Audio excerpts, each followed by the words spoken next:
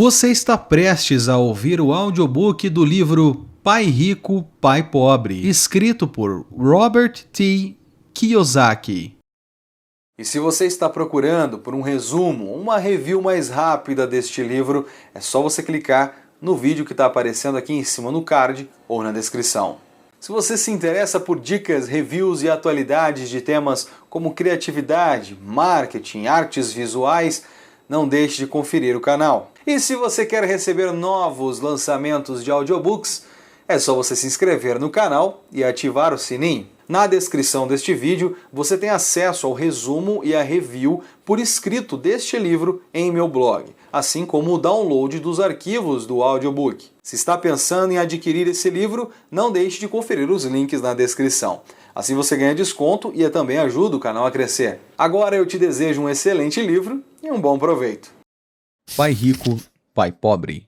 Nova edição, atualizada e ampliada, com 9 sessões de estudo inéditas, por Robert T. Kiyosaki.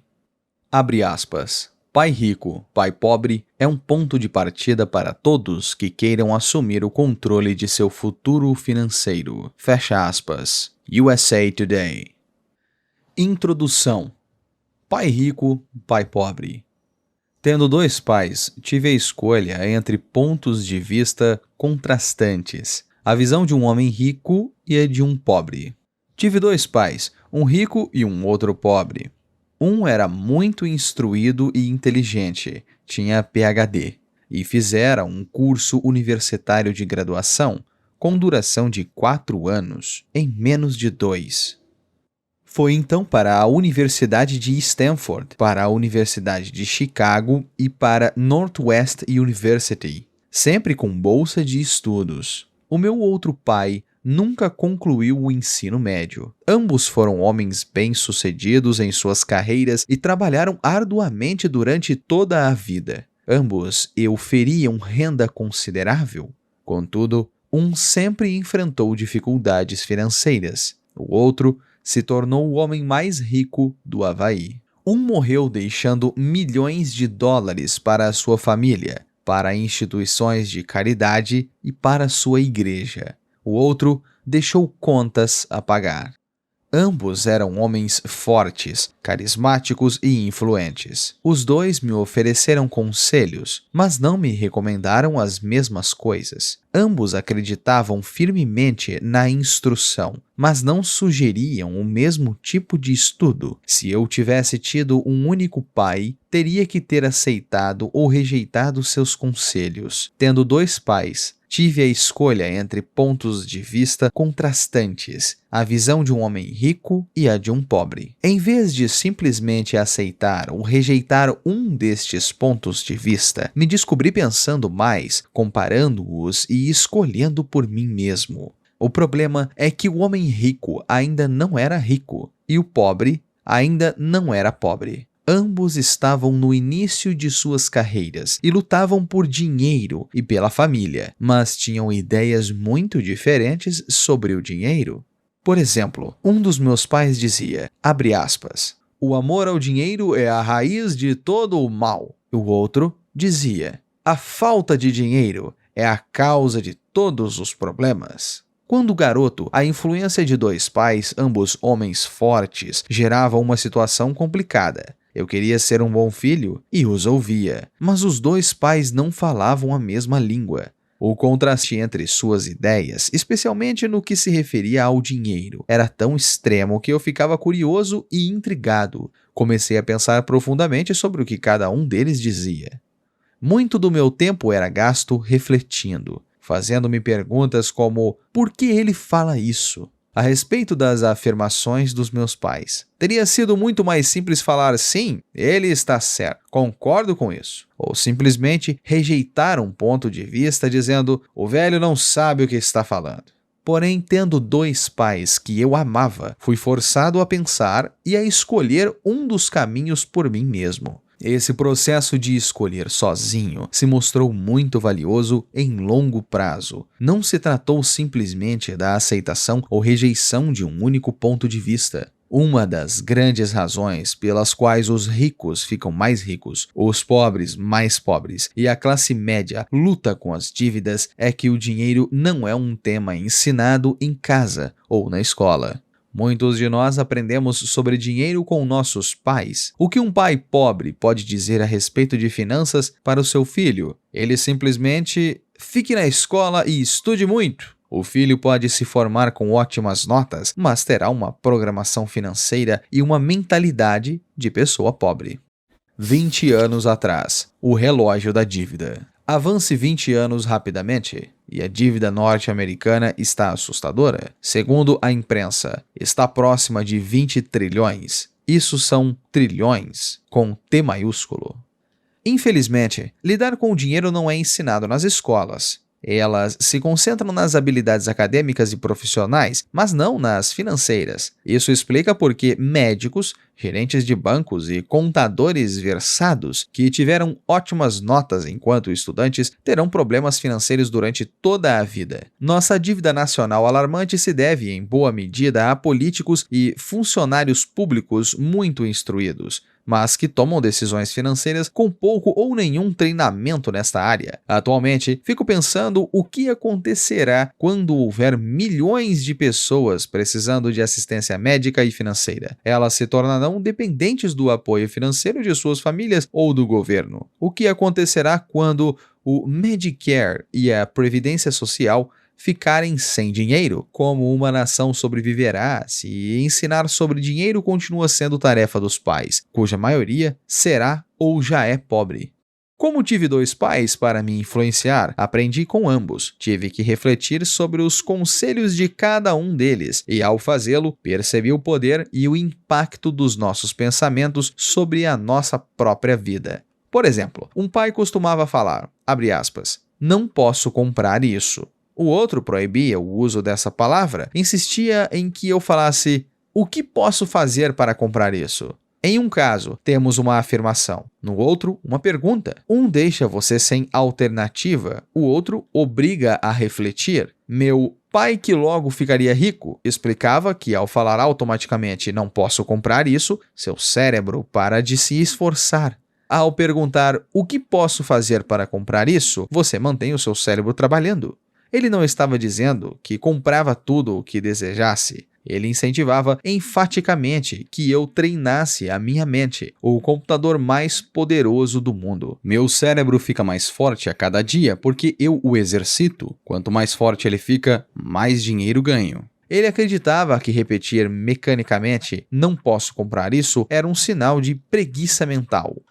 Embora ambos os meus pais trabalhassem com afinco, observei que um deles tinha o hábito de pôr seu cérebro para dormir quando o assunto era dinheiro, e o outro tinha o costume de exercitá-lo. O resultado era que, ao longo do tempo, um dos meus pais ficava financeiramente mais forte e o outro enfraquecido. Isso não é muito diferente do que ocorre quando uma pessoa faz exercícios físicos regulares, enquanto outra senta no sofá e assiste à televisão. O exercício físico adequado aumenta suas chances de ter uma boa saúde e o mental amplia suas chances de ficar rico. A preguiça reduz tanto a saúde quanto a riqueza. Meus 2 pais tinham atitudes mentais diferentes. Um acreditava que os ricos deviam pagar mais impostos para atender aos menos afortunados. O outro dizia, os impostos punem os que produzem e recompensam os que não o fazem.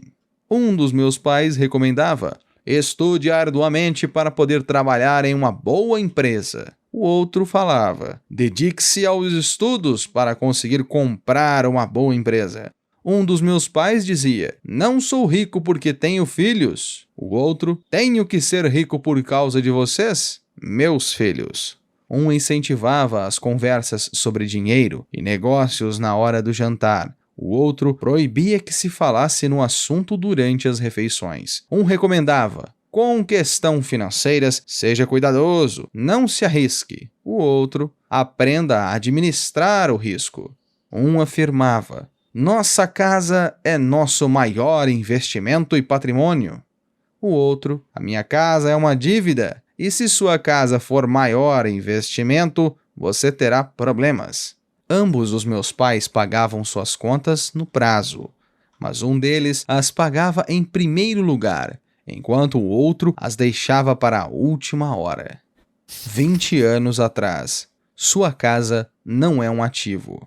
A crise do mercado imobiliário de 2008 foi uma mensagem clara de que a sua casa não é um ativo. Ela não só tira dinheiro do seu bolso, Como não podemos contar que se valorizará. Muitos imóveis em 2017 valem ainda menos do que valiam em 2007.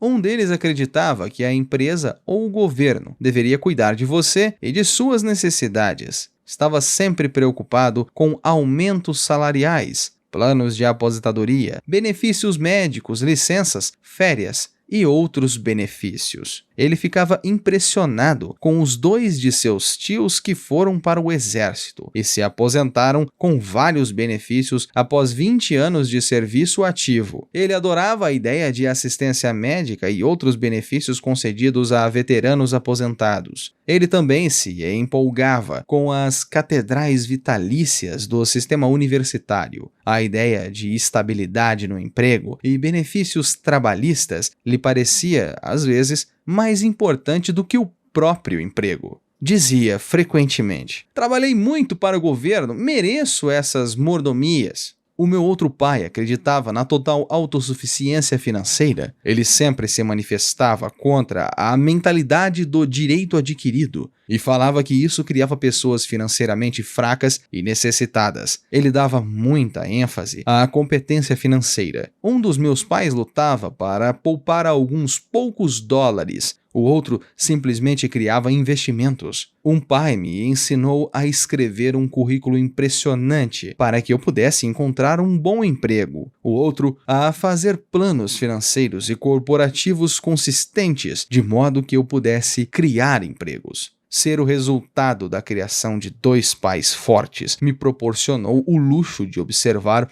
o impacto de diferentes formas de pensar sobre a própria vida.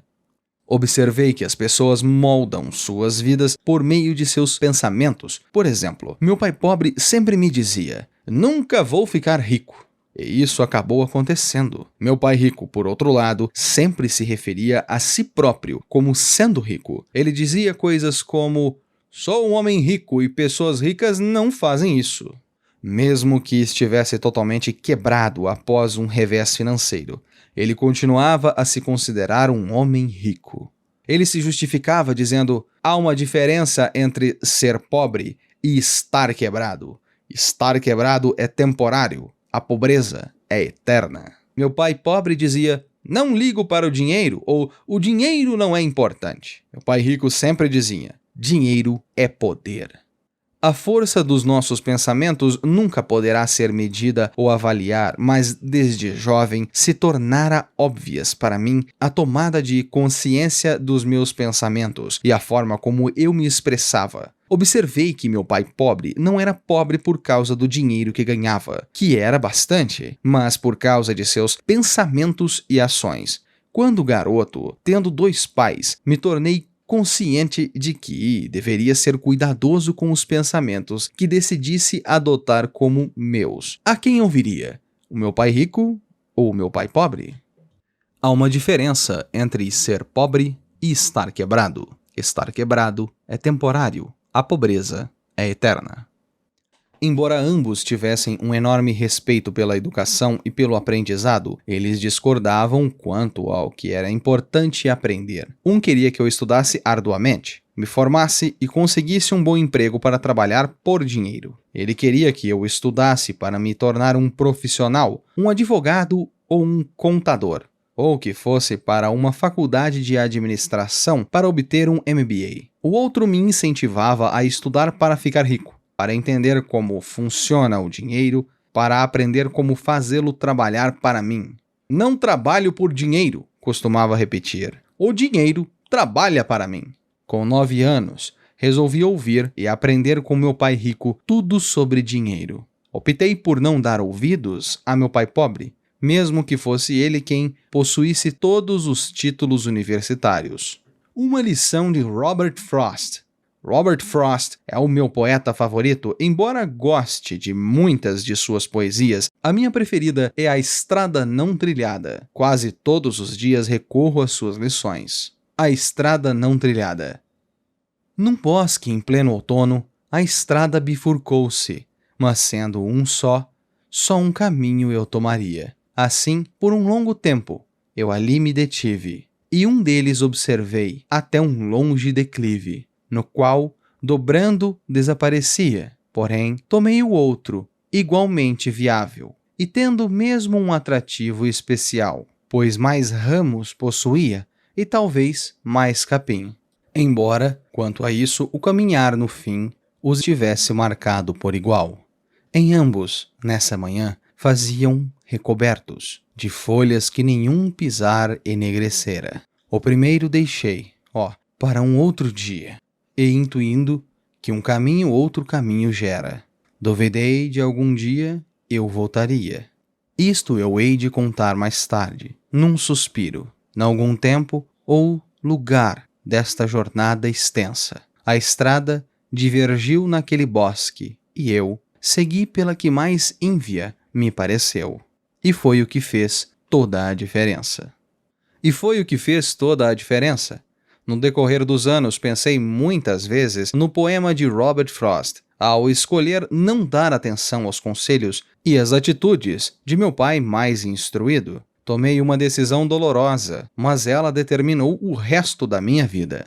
Com a decisão de a quem dar ouvidos, teve início a minha educação financeira. Meu pai rico me deu lições ao longo de um período de 30 anos, até que cheguei aos 39 anos de idade. Suas lições pararam quando ele percebeu que eu conheci e entendia plenamente o que ele estava tentando martelar na minha cabeça, às vezes bastante fechada. O dinheiro é uma forma de poder. Mais poderosa ainda, entretanto, é a educação financeira.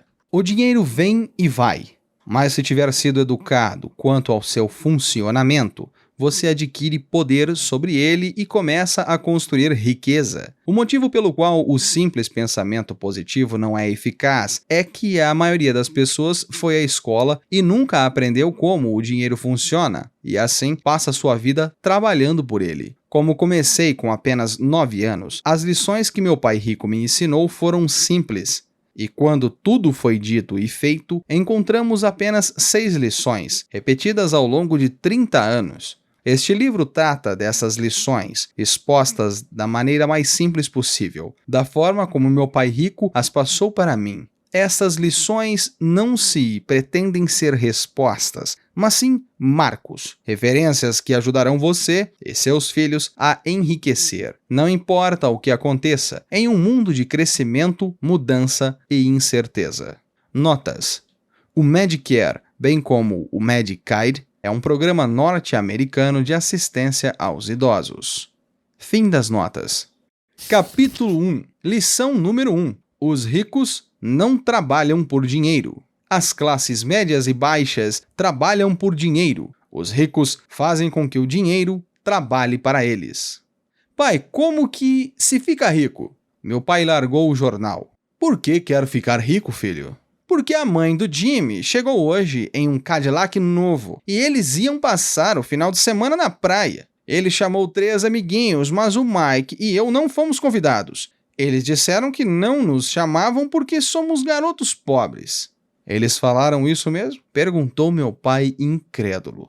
Disseram sim, respondi em um tom magoado. Meu pai balançou a cabeça em silêncio, ajeitou os óculos e voltou para a leitura do jornal. Fiquei esperando a resposta. Era o ano de 1956. Eu tinha 9 anos. Por um golpe de sorte, eu frequentava a mesma escola pública em que estudavam os filhos dos ricos. A cidade vivia, especialmente em função das usinas de açúcar. Os gerentes das usinas e outras pessoas influentes da cidade, como médicos, proprietários de estabelecimentos comerciais e gerentes de bancos, matriculavam os filhos nesta escola. Terminando o ensino fundamental em geral, eles iam para colégios particulares. Eu estudava naquela escola, simplesmente porque morava de um lado da rua. Se morasse do outro, teria ido para uma escola diferente e meus colegas seriam de famílias mais parecidas com a minha. Concluído o ensino fundamental, estes garotos e eu cursaríamos o ensino médio também em escolas públicas. Não havia colégios particulares para eles ou para mim. Meu pai finalmente largou o jornal. Senti que estava pensando. Filho, começou lentamente. Se quiser ficar rico, tem que aprender a ganhar dinheiro. E como é isso? Perguntei. Use sua cabeça, filho. Respondeu sorrindo. O que na verdade ele queria dizer era: isso é tudo o que vou lhe dizer. Ou, não sei a resposta, então não me perturbe. Uma parceria é formada. Na manhã seguinte, contei para meu melhor amigo Mike o que meu pai tinha falado. Tenho a impressão de que Mike e eu éramos os únicos garotos pobres da escola. Mike também estava naquela escola por um golpe de sorte. Alguém tinha traçado aleatoriamente a linha divisória dos distritos escolares e acabamos na escola dos garotos ricos. Não éramos pobres de verdade, mas sentíamos como se fôssemos porque os demais garotos tinham luvas de beisebol e bicicletas novas, tudo novo. Nosso pai nos dava o básico: comida, teto e vestimenta. Mas isso era tudo. Meu pai costumava falar: se quiser alguma coisa, trabalhe para obtê-la. Queríamos muitas coisas, mas não havia muito trabalho disponível para garotos de 9 anos.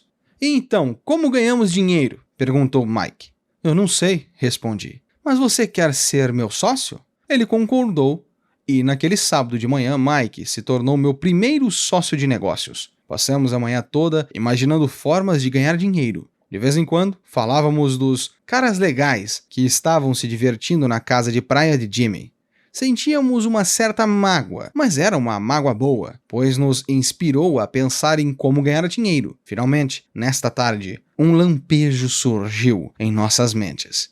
Era uma ideia que Mike havia tirado de um livro de ciências que lera. Empolgados, demos um aperto de mão e a sociedade agora tinha um objetivo. Durante as semanas seguintes, Mike e eu percorremos a vizinhança pedindo aos vizinhos que guardassem para nós os tubos vazios de pasta de dentes. Intrigados, muitos adultos concordavam sorrindo. Alguns perguntavam o que estávamos fazendo. Respondíamos: não dá para contar, é um segredo de negócios. Conforme as semanas passavam, mamãe ficava nervosa. Tínhamos escolhido um lugar perto da máquina de lavar roupas para estocar as nossas matérias-primas. Em uma caixa de papelão que contivera vidros de molho de tomate, acumulava-se agora a nossa pilha de tubos de pasta de dentes usados. Finalmente mamãe deu uma bronca. Não aguentava mais ver aquele monte de tubos espremidos na maior confusão. "O que estão fazendo, meninos?" perguntou. "E não me venham novamente com desculpas de que é um segredo de negócios. Dê um jeito nesta bagunça ou jogo tudo fora." Mike e eu argumentamos. Explicamos que em breve teríamos o suficiente para começar a produção. Dissemos que estávamos esperando alguns vizinhos acabarem de usar as suas pastas para que pudéssemos recolher os tubos. Mamãe nos deu uma semana de prazo. Antecipamos a data do início da produção. A pressão aumentava. Minha primeira sociedade já estava sendo ameaçada por uma notificação de despejo de nosso depósito, feita pela minha própria mãe. Mike se encarregou de apressar o consumo das pastas, informando que os dentistas recomendavam escovação mais frequente dos dentes. Comecei a instalar a linha de produção. Um dia, meu pai chegou em casa com um amigo para mostrar como aqueles garotos de 9 anos operavam a linha de produção a todo vapor, perto da garagem. Por todo o lugar havia uma fina poeira branca. Em uma mesa comprida, se alinhavam embalagens de leite oriundas da escola, e no forno japonês da família, as brasas de carvão brilhavam, gerando o máximo de calor. Papai caminhava com cuidado. O carro fora estacionado próximo aos portões da rua, porque a linha de produção estava na frente da porta da garagem. Quando ele e seu amigo se aproximaram, viram uma vasilha de aço em cima das brasas, e dentro dela os tubos de pasta de dente derretiam.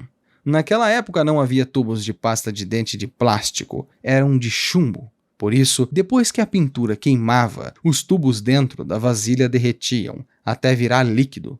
Com a ajuda do pegador de panela da mamãe, despejávamos o chumbo derretido através de um pequeno furo nas embalagens de leite que estavam recheadas de gesso. O pó branco do gesso, que ainda não tinha sido misturado à água, estava por toda a parte. Na pressa, tínhamos derrubado o saco de gesso e parecia que toda a área fora atingida por uma nevasca. As embalagens de leite vazias serviam para fazer os moldes. Meu pai e seu amigo nos observavam enquanto vestíamos o chumbo derretido em um pequeno buraco no topo do cubo de gesso. "Cuidado", meu pai disse. Fiz que sim com a cabeça, sem olhar para cima. Finalmente, quando terminei de colocar o chumbo derretido, larguei a vasilha e sorri para meu pai. "O que estão fazendo?" questionou com um sorriso cauteloso. "O que você mandou. Estamos nos tornando ricos." "Isso aí", disse Mike, sorrindo e balançando a cabeça. "Somos sócios." "E o que há nesses moldes de gesso?" perguntou o papai. "Veja", falei, "essa vai ser uma boa fornada." Com um pequeno martelo bati no lacre que dividia o cubo em dois. Com cuidado, puxei a parte de cima do molde de gesso e uma moedinha de chumbo caiu. "Minha nossa", falou o papai. "Vocês estão cunhando moedinhas de chumbo?" "Isso mesmo", disse Mike. "Estamos fazendo o que o senhor falou, fazendo dinheiro." O amigo do meu pai se virou e caiu na gargalhada. Meu pai sorriu e balançou a cabeça. À sua frente estavam, além do fogo e da caixa de tubos de pasta de dente vazias, dois garotos cobertos por uma poeira branca, rindo de orelha a orelha. Meu pai pediu que largássemos tudo e nos sentássemos com ele no degrau da frente da casa. Sorrindo, nos explicou carinhosamente o que significava a palavra falsificação. Nossos sonhos estavam desfeitos. "Quer dizer que isso é ilegal?" perguntou Mike, com um soluço na voz. "Deixa eles", disse o amigo do meu pai. "Podem estar desenvolvendo um talento natural." Meu pai o fuzilava com os olhos. "Sim, é ilegal", falou meu pai calmamente. "Mas vocês demonstraram muita criatividade e ideias originais. Continuem, estou orgulhoso de vocês."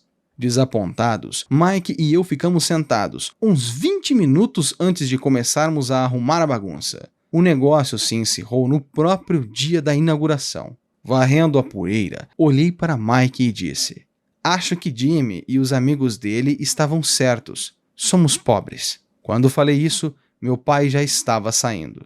"Garotos", falou, "vocês só serão pobres se desistirem. O mais importante é que fizeram alguma coisa. Muitas pessoas falam e sonham em ficar ricas. Vocês agiram.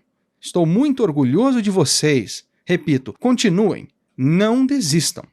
Mike e eu ficamos quietos, calados. Eram palavras amigáveis, mas ainda não sabíamos o que fazer. "Então por que você não é rico, papai?" perguntei. "Porque resolvi ser professor. Os professores não estão muito preocupados em ficar ricos. Gostamos de ensinar. Queria poder ajudar vocês, mas na verdade não sei como ganhar dinheiro." Mike e eu voltamos à arrumação. "É", falou meu pai, "se quiserem aprender a enriquecer, não perguntem a mim. Falem com o seu pai, Mike." "Meu pai?" perguntou Mike, surpreso. "Sim, seu pai", repetiu com um sorriso. "Seu pai e eu temos conta no mesmo banco e o gerente está impressionado com ele. Disse várias vezes que o seu pai é brilhante quando se trata de ganhar dinheiro." "Meu pai?" insistiu Mike, incrédulo. "Então por que não temos uma casa bonita e um carrão, como os garotos ricos da escola?" "Um carrão e uma casa bonita não querem necessariamente dizer que você é rico ou que tem muito dinheiro", respondeu meu pai. "O pai do Jimmy trabalha na usina. Ele não é muito diferente de mim. Trabalha para uma empresa e eu para o governo. A empresa compra o carro para ele. Se a usina tiver problemas financeiros, o pai de Jimmy pode acabar sem nada. Seu pai é diferente, Mike. Ele parece estar construindo um império e desconfio de que alguns anos será um homem muito rico." Ao ouvir isso, Mike e eu nos empolgamos novamente. Mais dispostos, limpamos a confusão provocada por nosso finado negócio. Enquanto limpávamos, fazíamos planos sobre quando e onde falar com o pai de Mike. O problema era que ele trabalhava muito e às vezes chegava muito tarde em casa. Era dono de armazéns, de uma empresa de construção, de uma cadeia de lojas e de 3 restaurantes. Eram os restaurantes que o faziam voltar para casa tarde. Acabada a limpeza, Mike se despediu. Falaria com seu pai à noite, para perguntar se podia nos ensinar a ficar ricos. Mike prometeu me ligar assim que tivesse uma resposta, mesmo que fosse tarde. Às 20h30, o telefone tocou. "Ok", falei. "Sábado que vem." E desliguei. O pai de Mike concordara em conversar conosco. Às 7h30 de sábado, peguei o ônibus para o lado pobre da cidade. As lições começam. Mike e eu encontramos o seu pai às 8 horas naquela manhã. Ele estava ocupado e trabalhava há mais de 1 hora. Seu supervisor de construção já estava saindo da caminhonete enquanto entrei naquela casa simples, pequena e arrumada. Mike me esperava na porta. "Papai está no telefone e falou para esperar na varanda dos fundos", disse Mike ao abrir a porta. O antigo assoalho de madeira chiou quando passei pela soleira da casa, já velha. Do lado de fora havia um capacho simples, escondendo os muitos anos de uso e os incontáveis passos que suportara. Apesar de limpo, precisava ser substituído. Quando entrei na casa estreita, senti falta de ar. O cômodo estava mobiliado com peças que hoje seriam objetos de colecionador. 2 mulheres estavam sentadas no sofá. Eram um pouco mais velhas do que a minha mãe. Em frente às mulheres estava um homem com trajes de operário. Vestia calça e camisa caqui, bem passadas, mas não engomadas. E calçava botas de trabalho bem engraxadas. Deveria ser uns 10 anos mais velhos que papai. Eles sorriram quando Mike e eu passamos em direção à cozinha, que dava para o pátio dos fundos. Timidamente, devolvi o sorriso. "Quem são essas pessoas?" perguntei. Eles trabalham para papai. O mais velho dirige seus armazéns e as mulheres são gerentes dos restaurantes. E você já viu o supervisor das construções? Ele está trabalhando em um projeto rodoviário a uns 80 quilômetros daqui. O outro supervisor que cuida das construções das casas saiu antes de você chegar. "Isso acontece o tempo todo?" perguntei. "Nem sempre, mas muitas vezes", disse Mike sorrindo enquanto puxava uma cadeira para sentar perto de mim. "Perguntei ao papai se ele vai nos ensinar a ganhar dinheiro", disse Mike. "E o que ele respondeu?" questionei com uma curiosidade cautelosa.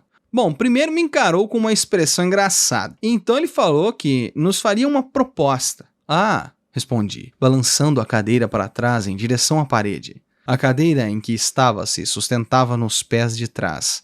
Mike fazia o mesmo. "Você sabe o que ele vai nos oferecer?" perguntei. "Não, mas a gente já vai descobrir." De repente, o pai de Mike passou pela porta de tela e pisou no alpendre. Mike e eu pulamos. Ficamos em pé, não por respeito, mas pelo susto que levamos. "Prontos, garotos?" perguntou o papai, puxando uma cadeira para se sentar perto de nós.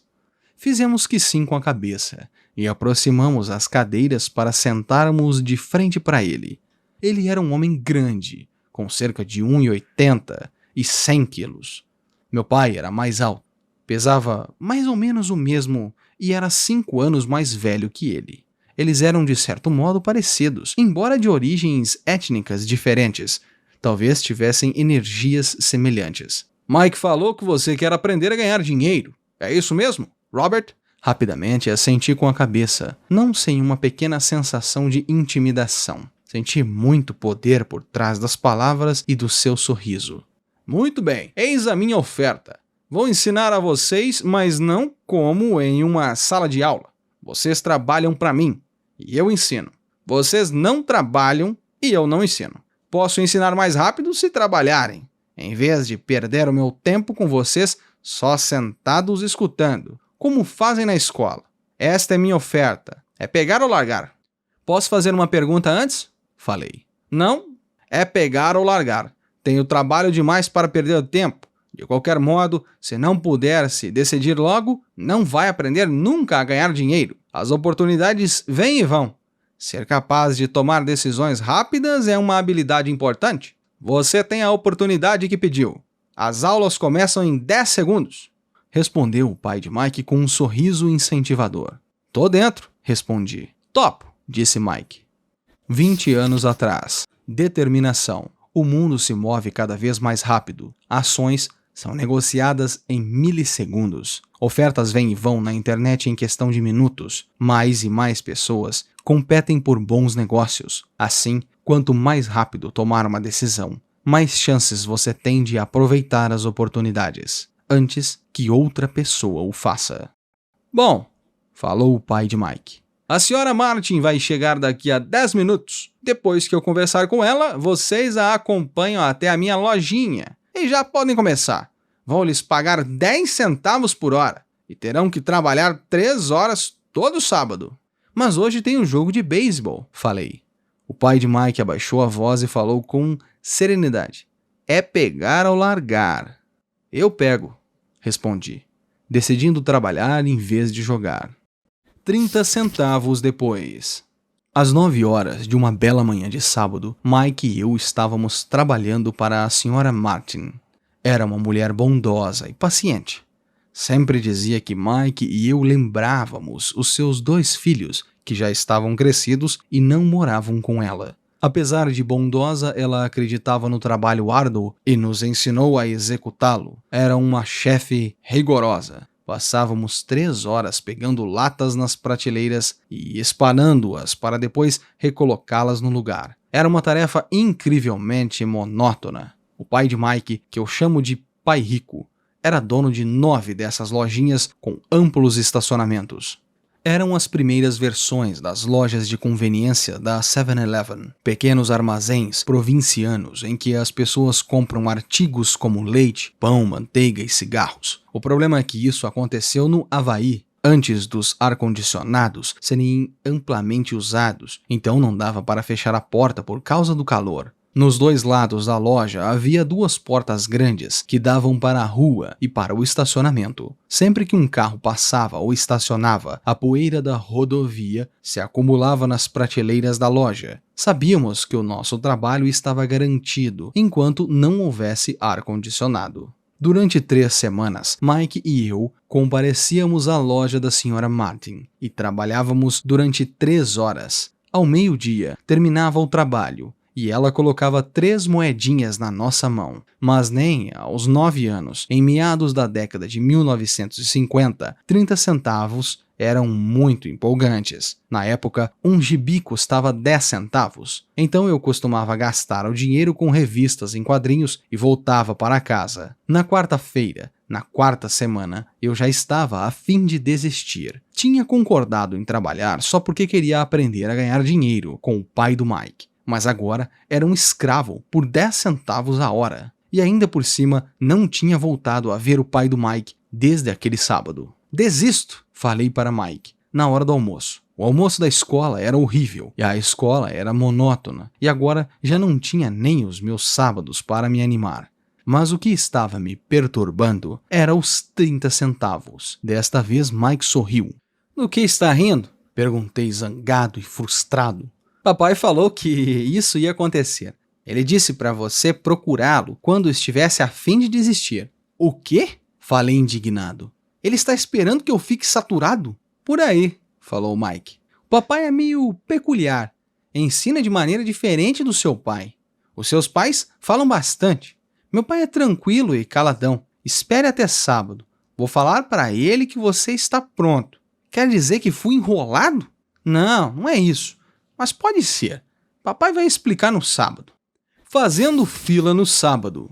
Estava pronto e preparado para enfrentá-lo. Até meu pai de verdade estava furioso com ele. Meu verdadeiro pai. Aquele que chamo de pai pobre. Pensou que meu pai rico estava infringindo a legislação quanto ao trabalho de menores e que deveria ser investigado. Meu pai pobre, que era altamente instruído, disse que eu deveria exigir o que merecia. Pelo menos 25 centavos por hora. Falou ainda que, se não conseguisse o aumento, deveria me demitir imediatamente. De qualquer maneira, você não precisa dessa droga de emprego, falou meu pai pobre, indignado. Às 8 horas da manhã de sábado, eu estava entrando pela velha porta da casa de Mike, quando o pai rico a abriu. Sente-se e espere na fila, falou o pai de Mike quando entrei. Ele então se virou e foi para o pequeno escritório que ficava ao lado de um dormitório. Olhei em volta e não vi Mike em lugar algum. Achando tudo meio esquisito, sentei perto daquelas 2 mulheres, as mesmas que estavam lá 3 semanas antes. Elas sorriram e me deram um lugar no sofá. Passaram-se 45 minutos e eu estava possesso. As 2 mulheres já tinham falado com ele e saído há meia hora. Um senhor mais velho ficou há 20 minutos e foi embora. A casa estava vazia, e eu sentado na sala antiquada, escura, em uma bela manhã do Havaí, esperando para falar com um explorador de menores avarento. Podia ouvi-lo se movimentando no escritório, falando ao telefone e me ignorando. Queria sair dali, mas por alguma razão fiquei. Finalmente, 15 minutos depois, exatamente às 9 horas, o pai rico apareceu, sem dizer nada, e me fez um sinal com a mão para entrar no modesto escritório. Parece que você está querendo um aumento ou vai se demitir? Falou o pai rico, rodando a cadeira giratória. Bem, o senhor não está cumprindo a sua parte no acordo? Falei quase aos prantos. Para um garoto de 9 anos, era de fato apavorante confrontar um adulto.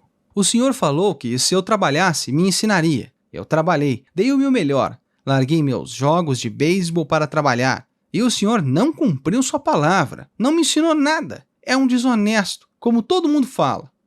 É ganancioso, só quer todo o dinheiro e não se preocupa com os seus empregados. O senhor me deixou esperando e não me respeita. Eu sou apenas um garoto e mereço ser tratado melhor.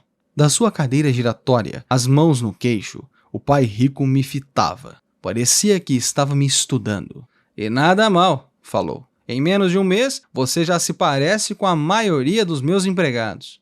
O quê? Exclamei. Como não entendia o que estava falando, continuei reclamando. Pensei que o senhor ia cumprir a sua parte no acordo e me ensinar. Em vez disso, quer me torturar. Isso é cruel, muito cruel. Estou lhe ensinando, falou calmamente o pai rico. O que o senhor ensinou? Nada, repliquei furioso. Nem falou comigo depois que eu aceitei trabalhar por uma merreca. 10 centavos por hora. Eu devia denunciar o senhor ao governo. Existem leis sobre o trabalho infantil. O senhor sabe disso. Meu pai trabalha para o governo. Nossa, disse o pai rico. Agora você parece com a maioria das pessoas que trabalham para mim, que eu mandei embora ou se demitiram. O que o senhor tem a dizer? Questionei, sentindo-me muito corajoso para um moleque. Mentiu para mim. Trabalhei e o senhor não manteve sua palavra. Não me ensinou nada. E como sabe que não lhe ensinei nada? Perguntou calmamente o pai rico. Bom, o senhor nunca falou comigo. Trabalhei 3 semanas e o senhor não me ensinou nada. Falei com cara de zangado. Ensinar significa falar ou dar uma aula? Perguntou o pai rico. 20 anos atrás. Cone de aprendizagem. É de Edgar Dale. O crédito por nos fazer entender que aprendemos melhor na prática, na execução ou em uma simulação. Isso se chama empirar. Dali e seu cone de aprendizagem nos mostra que ler e escrever são as formas menos eficazes de aprender. Porém, todos sabemos como a maioria das escolas ensina, lendo e escrevendo. Bem, sim, eu retruquei. É assim que a escola ensina, disse ele sorrindo. Mas não é assim que a vida ensina. E eu diria que a vida é o melhor dos mestres. Na maioria das vezes, a vida não fala com você. É mais como se lhe batesse. Cada pancada significa dizer, acorde, quero que aprenda alguma coisa. Notas do narrador. Logo abaixo este texto, há uma foto. Nela tem o esquema do cone de aprendizagem. Esta foto é complexa demais para ser descrita em áudio. Ela estará disponível no blog esote.com/blog, assim como o PDF deste livro para download. Confira os links na descrição para ter uma melhor imersão ao livro. O texto continua. Do que esse cara está falando? Perguntei a mim mesmo. A vida me bate e fala comigo? Agora tinha certeza que deveria largar o emprego. Eu estava falando com alguém que não regulava bem. Se aprender as lições da vida, você vai se dar bem. Senão a vida não vai economizar as pancadas. Algumas apenas deixam a vida bater neles. Outros ficam zangados e batem de volta. Mas eles devolvem para o patrão ou o emprego, o marido ou a mulher. Eles não sabem que é a vida que está batendo. Eu não tinha a menor ideia do que estava falando. A vida bate em todos nós. Alguns desistem, outros lutam. Alguns aprendem a lição e seguem em frente. Recebem satisfeito os trancos da vida. Para esses, isso significa que precisam e querem aprender alguma coisa. Então aprendem e continuam o seu caminho. A maioria desiste e uns poucos, como você, lutam. O pai rico ficou em pé e fechou a velha janela de madeira que precisava de conserto. Se aprender esta lição, se tornará um jovem mais sábio, rico e feliz. Se não aprender, passará a vida culpando o emprego, um baixo salário ou seu chefe pelos seus problemas. Passará sua vida esperando por um golpe de sorte que resolva seus problemas financeiros. Meu pai rico olhou para mim a fim de verificar se eu ainda estava ouvindo. Seus olhos encontraram os meus. Estabeleceu-se uma comunicação entre nossos olhares. Finalmente, me afastei ao perceber que tinha assimilado esta última mensagem. Sabia que ele estava certo. Eu o culpava, mas eu tinha pedido para aprender. Eu estava lutando. 20 anos atrás. A vida como mestre. As gerações de hoje estão aprendendo os fatos complexos da vida. Empregos são difíceis de se encontrar. Os robôs substituem os trabalhadores aos milhões. Aprender na prática, cometendo erros, é cada vez mais importante. O estudo se mostra pouco valioso no mundo real. A educação universitária não garante mais uma carreira. O pai rico continuou. Se for o tipo de pessoa que não tem garra, desistirá toda vez que a vida bater em você. Se for assim, passará sua vida buscando segurança, fazendo as coisas certas, esperando por algo que nunca vai acontecer. Então, morrerá como um velho tedioso. Terá um monte de amigos que gostam de você porque é um cara trabalhador, mas na verdade é que a vida o leva à submissão. No fundo, você tem pavor de se arriscar. Queria, na verdade, vencer, mas o medo de perder é maior do que o prazer da vitória. No seu íntimo, só você saberá que não foi atrás disso, escolheu a segurança.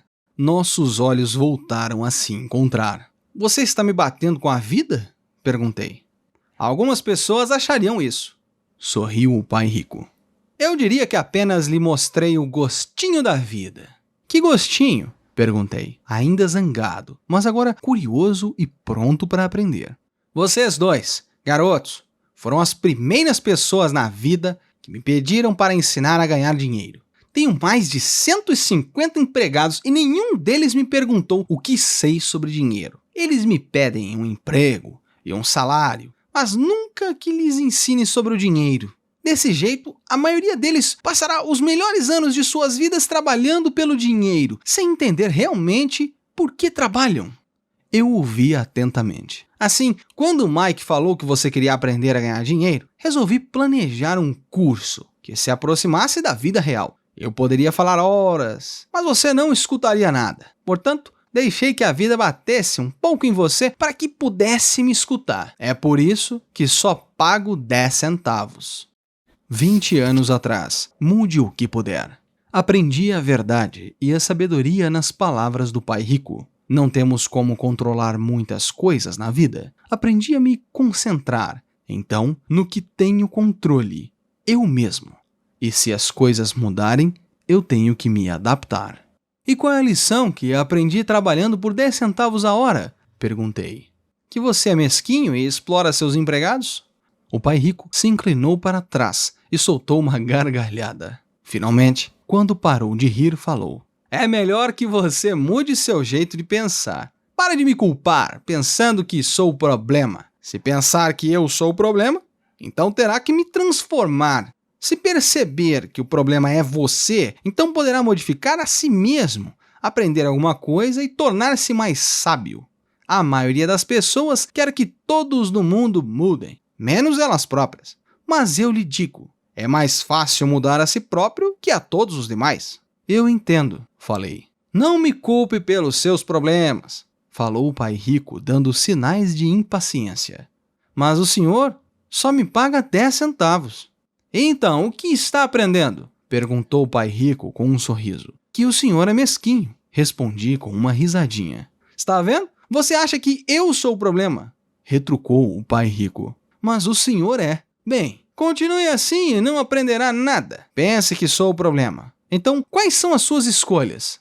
Bem, se o senhor não me pagar mais, ou não me respeitar e me ensinar, eu largo tudo. Muito bem, disse o pai rico. É isso exatamente o que a maioria das pessoas faz. Elas se demitem e começam a procurar outro emprego, uma oportunidade melhor e um salário mais alto, pensando que isso vai resolver o problema. Não é o que acontece na maioria dos casos. Então qual a solução? Perguntei. Pegar esses míseros 10 centavos por hora e assentir? O pai rico sorriu. Isso é o que as outras pessoas fazem. Mas por aí, elas esperam um aumento na ilusão de que mais dinheiro resolverá o problema. A maioria se conforma e alguns procuram um segundo emprego, trabalhando mais, mas continuam aceitando um pagamento ínfimo. Fiquei olhando para o chão, começando a entender a lição que o pai rico me apresentava. Podia sentir que tinha um gosto de vida. Finalmente, olhei para cima e repeti a pergunta. Então, o que resolve o problema? Isso, disse ele, me dando um ligeiro tapa na cabeça. Essa coisa que está entre as suas orelhas. Foi nesse momento que o pai rico me mostrou o ponto de vista central que o separava de seus empregados e do meu pai pobre, e que mais tarde o levou a se tornar um dos homens mais ricos do Havaí. Enquanto meu pai, muito instruído, mas pobre, lutou com problemas financeiros durante toda a sua vida. Era um ponto de vista singular, que faz toda a diferença durante uma vida inteira. O pai rico repetia esse ponto de vista exaustivamente. Aqui eu chamo de lição 1. As classes médias e baixas trabalham por dinheiro. Os ricos fazem com que o dinheiro trabalhe para eles.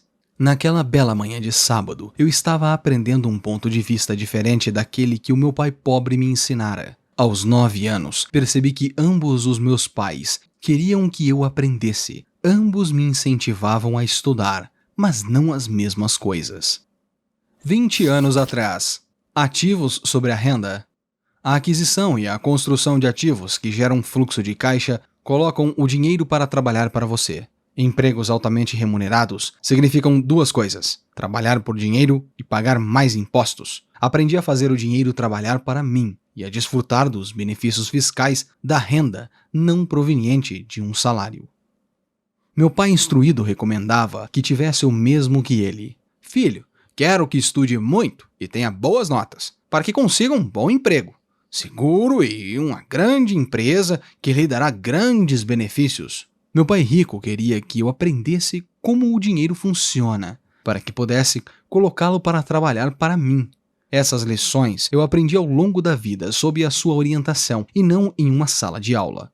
Meu pai rico continuou a primeira lição. Fico contente em ver que se enfureceu com o trabalho por 10 centavos a hora. Se não tivesse se zangado e tivesse aceitado de bom grado, teria que lhe dizer que não poderia lhe ensinar nada.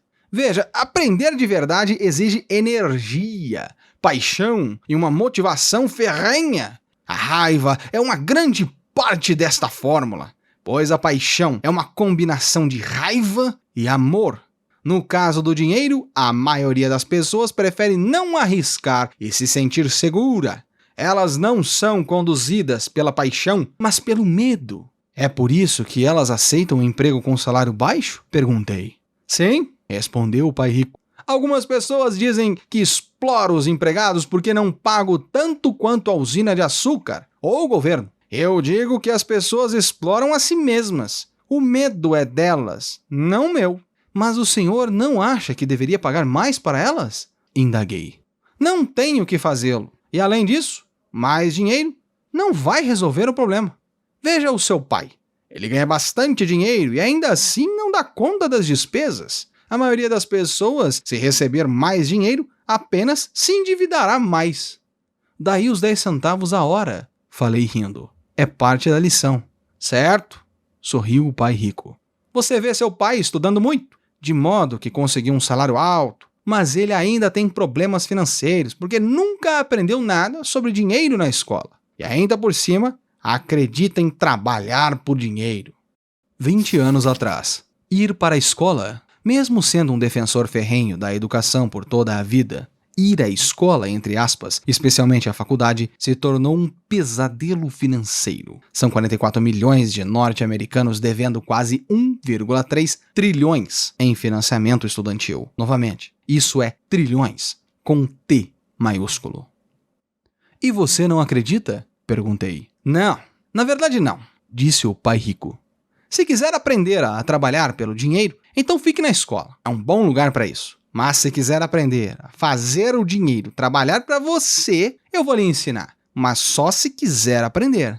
E todo mundo não quer aprender isso? Indaguei. Não, respondeu o pai rico. Simplesmente porque é mais fácil aprender a trabalhar pelo dinheiro, em especial se o medo é a principal emoção quando o assunto é dinheiro. Não estou entendendo, retruquei, franzindo as sobrancelhas. Não se preocupe com isso. Por enquanto, saiba apenas que é o medo que faz a maioria das pessoas trabalhar em um emprego. O medo de não pagar as contas, de ser mandado embora, de não ter dinheiro suficiente, de começar de novo. Esse é o preço de aprender uma profissão ou habilidade e então trabalhar pelo dinheiro. A maioria das pessoas se torna escrava dele e fica zangada com o patrão. Aprender e pôr o dinheiro para trabalhar é um tipo de assunto totalmente diferente? Perguntei. Absolutamente, respondeu o pai rico. Absolutamente. Ficamos sentados em silêncio, contemplando a bela manhã. Meus amigos deviam estar começando seu jogo de beisebol infantil e, por alguma razão, agora eu estava feliz de ter decidido trabalhar por 10 centavos a hora. Sentia que estava a ponto de aprender alguma coisa que meus colegas não aprenderiam na escola. Pronto para aprender? Perguntou o pai rico. Absolutamente, respondi com um risinho. Estou cumprindo minha promessa. Estive lhe ensinando de longe, falou o pai rico. Aos 9 anos, você teve um gostinho do que é trabalhar pelo dinheiro. Multiplique seu mês passado por 15 anos e terá uma ideia do que muitas pessoas passam a vida fazendo. Eu entendo, falei. Como você se sentiu esperando na fila para falar comigo? Uma vez para ser contratado e outra para pedir um aumento? Péssimo, falei. Quando se opta por trabalhar pelo dinheiro, essa é a vida que muitas pessoas levam, disse o pai rico. E como se sentiu quando a senhora Martin pôs na sua mão 30 centavos por 3 horas de trabalho? Achei que não eram suficientes. Parecia que não valia nada. Fiquei desapontado. Respondi. É assim que a maioria dos empregados se sentem quando recebem seus contra-cheques, especialmente com todos os descontos de impostos e análogos. Pelo menos você recebeu 100%. O senhor está dizendo que a maioria dos empregados não recebe tudo? Perguntei espantado. Claro que não, disse o pai rico. O governo sempre tira sua parte antes. Como? Perguntei. Impostos, disse o pai rico. Você paga impostos quando ganha, paga impostos quando gasta, quando poupa. Você paga impostos quando morre. 20 anos atrás. Impostos, impostos, impostos. Conforme os governos crescem e precisam de dinheiro, o lugar para obtê-lo é a classe média. Ou seja, os trabalhadores. Todo governo favorece investidores profissionais e empresários. Os assalariados pagam impostos, mas aqueles pagam bem pouco quando usam a lei fiscal como se deve, uma ferramenta para estruturar a economia. Por que as pessoas deixam que o governo faça isso com elas? Perguntei. Os ricos não deixam, disse o pai rico, com um sorriso. Os pobres e a classe média deixam. Aposto que ganho mais do que o seu pai e, apesar disso, ele paga mais impostos. E como isso é possível? Naquela idade, não fazia sentido para mim. Por que alguém deixaria o governo fazer isso consigo? O pai rico ficou sentado em silêncio na sua cadeira, apenas me encarando. Pronto para aprender? Perguntou. Fiz que sim com a cabeça lentamente. Como já falei, há muito a aprender. E aprender como se faz o dinheiro trabalhar para a gente é estudo para uma vida inteira. A maioria das pessoas ficam 4 anos em uma faculdade e aí encerram os estudos. Eu sei que o meu estudo sobre finanças vai continuar por toda a minha vida, simplesmente porque quanto mais sei, mais descubro que ainda tenho que aprender. As pessoas em geral nunca estudam um assunto. Trabalham-se, recebem o salário, conferem-se os canhotos dos talões de cheques e é isso tudo. E ainda se espantam porque têm problemas de dinheiro. Então pensam que mais dinheiro vai resolver a situação e não percebem que os problemas é a falta de instrução financeira. Então papai tem dificuldade com os impostos porque não entende de dinheiro? Perguntei confuso. Olha, disse o pai rico, os impostos são apenas uma pequena parte do aprendizado para fazer o dinheiro trabalhar para você. Hoje eu só queria descobrir se você ainda tem a paixão de aprender sobre dinheiro. A maioria das pessoas não tem. Elas querem ir para a escola, aprender uma profissão, divertir-se no trabalho e ganhar rios de dinheiro. um dia acordam com sérios problemas financeiros e então não podem parar de trabalhar.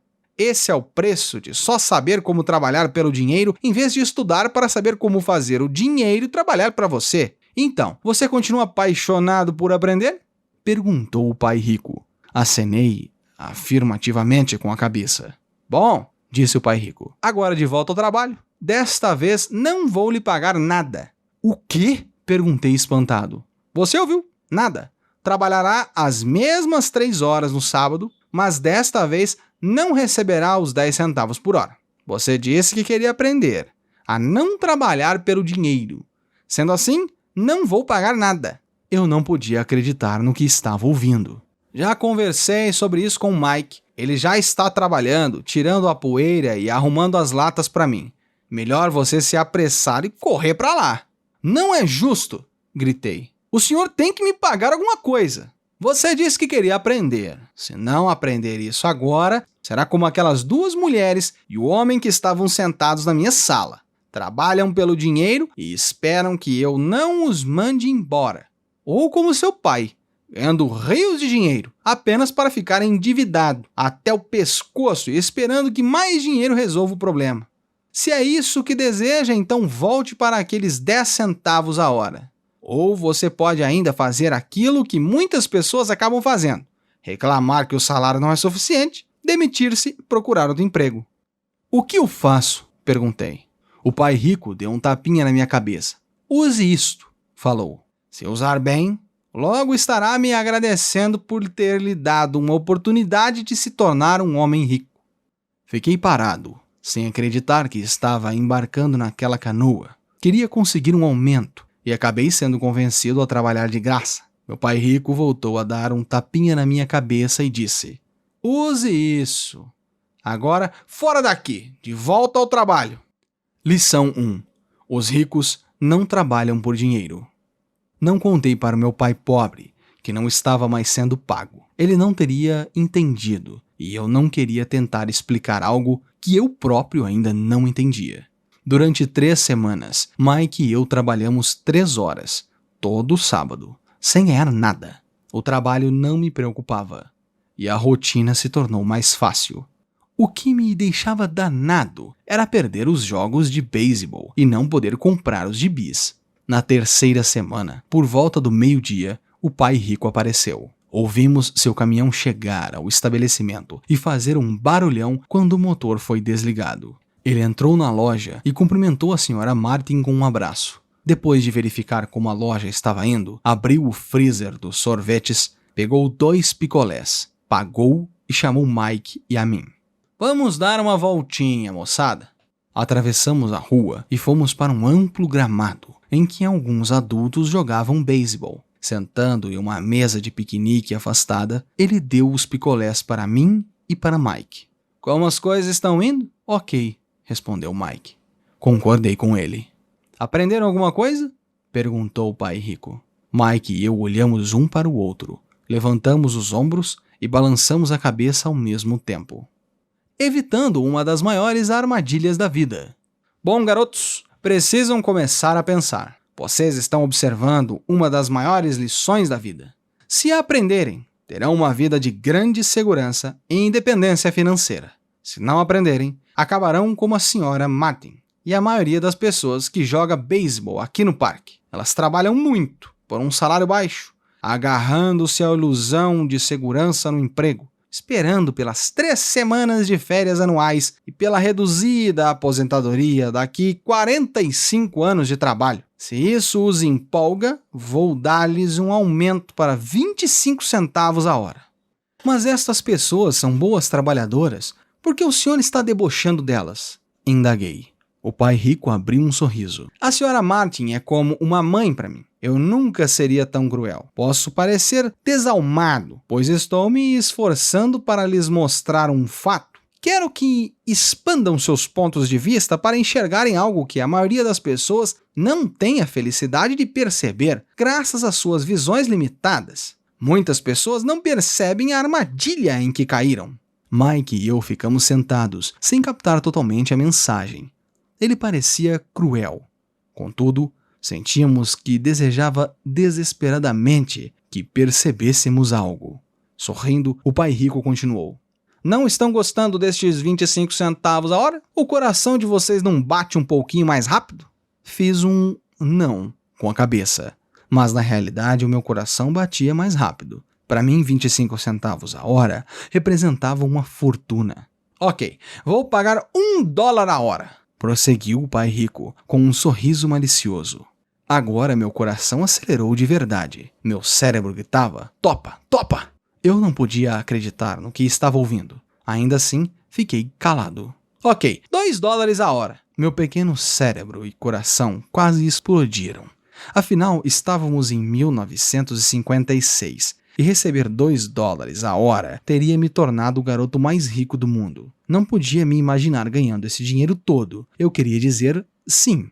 Queria fechar o negócio e podia ver a bicicleta e as luvas de beisebol novas e a adoração dos meus colegas quando eu mostrasse algum dinheiro. E ainda por cima, Jimmy e seus amigos ricos nunca poderiam voltar a me chamar de pobre, mas consegui me manter em silêncio. O sorvete estava derretendo e escorrendo pela minha mão. O pai rico olhava para os dois garotos, que o olhavam de volta estarrecidos, de olhos arregalados e mente vazia. Ele sabia que estava nos testando e que parte de nossas emoções queria topar a negociação.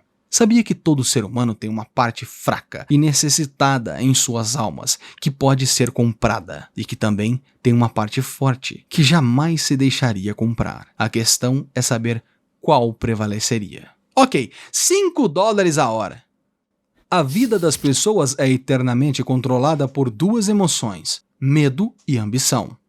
De repente, fez um silêncio dentro de mim. Alguma coisa tinha mudado. A oferta era grande demais e se tornara ridícula. Nem muitos adultos ganhavam $5 por hora em 1956. A tentação se esvaziou e a calma se instalou. Lentamente me virei para a esquerda para olhar Mike. Ele devolveu meu olhar. A parte da minha alma, que era fraca e necessitada, estava calada. A parte que não se vendia estava à frente. Então, uma calma e uma certeza sobre o dinheiro invadiram meu cérebro e minha alma.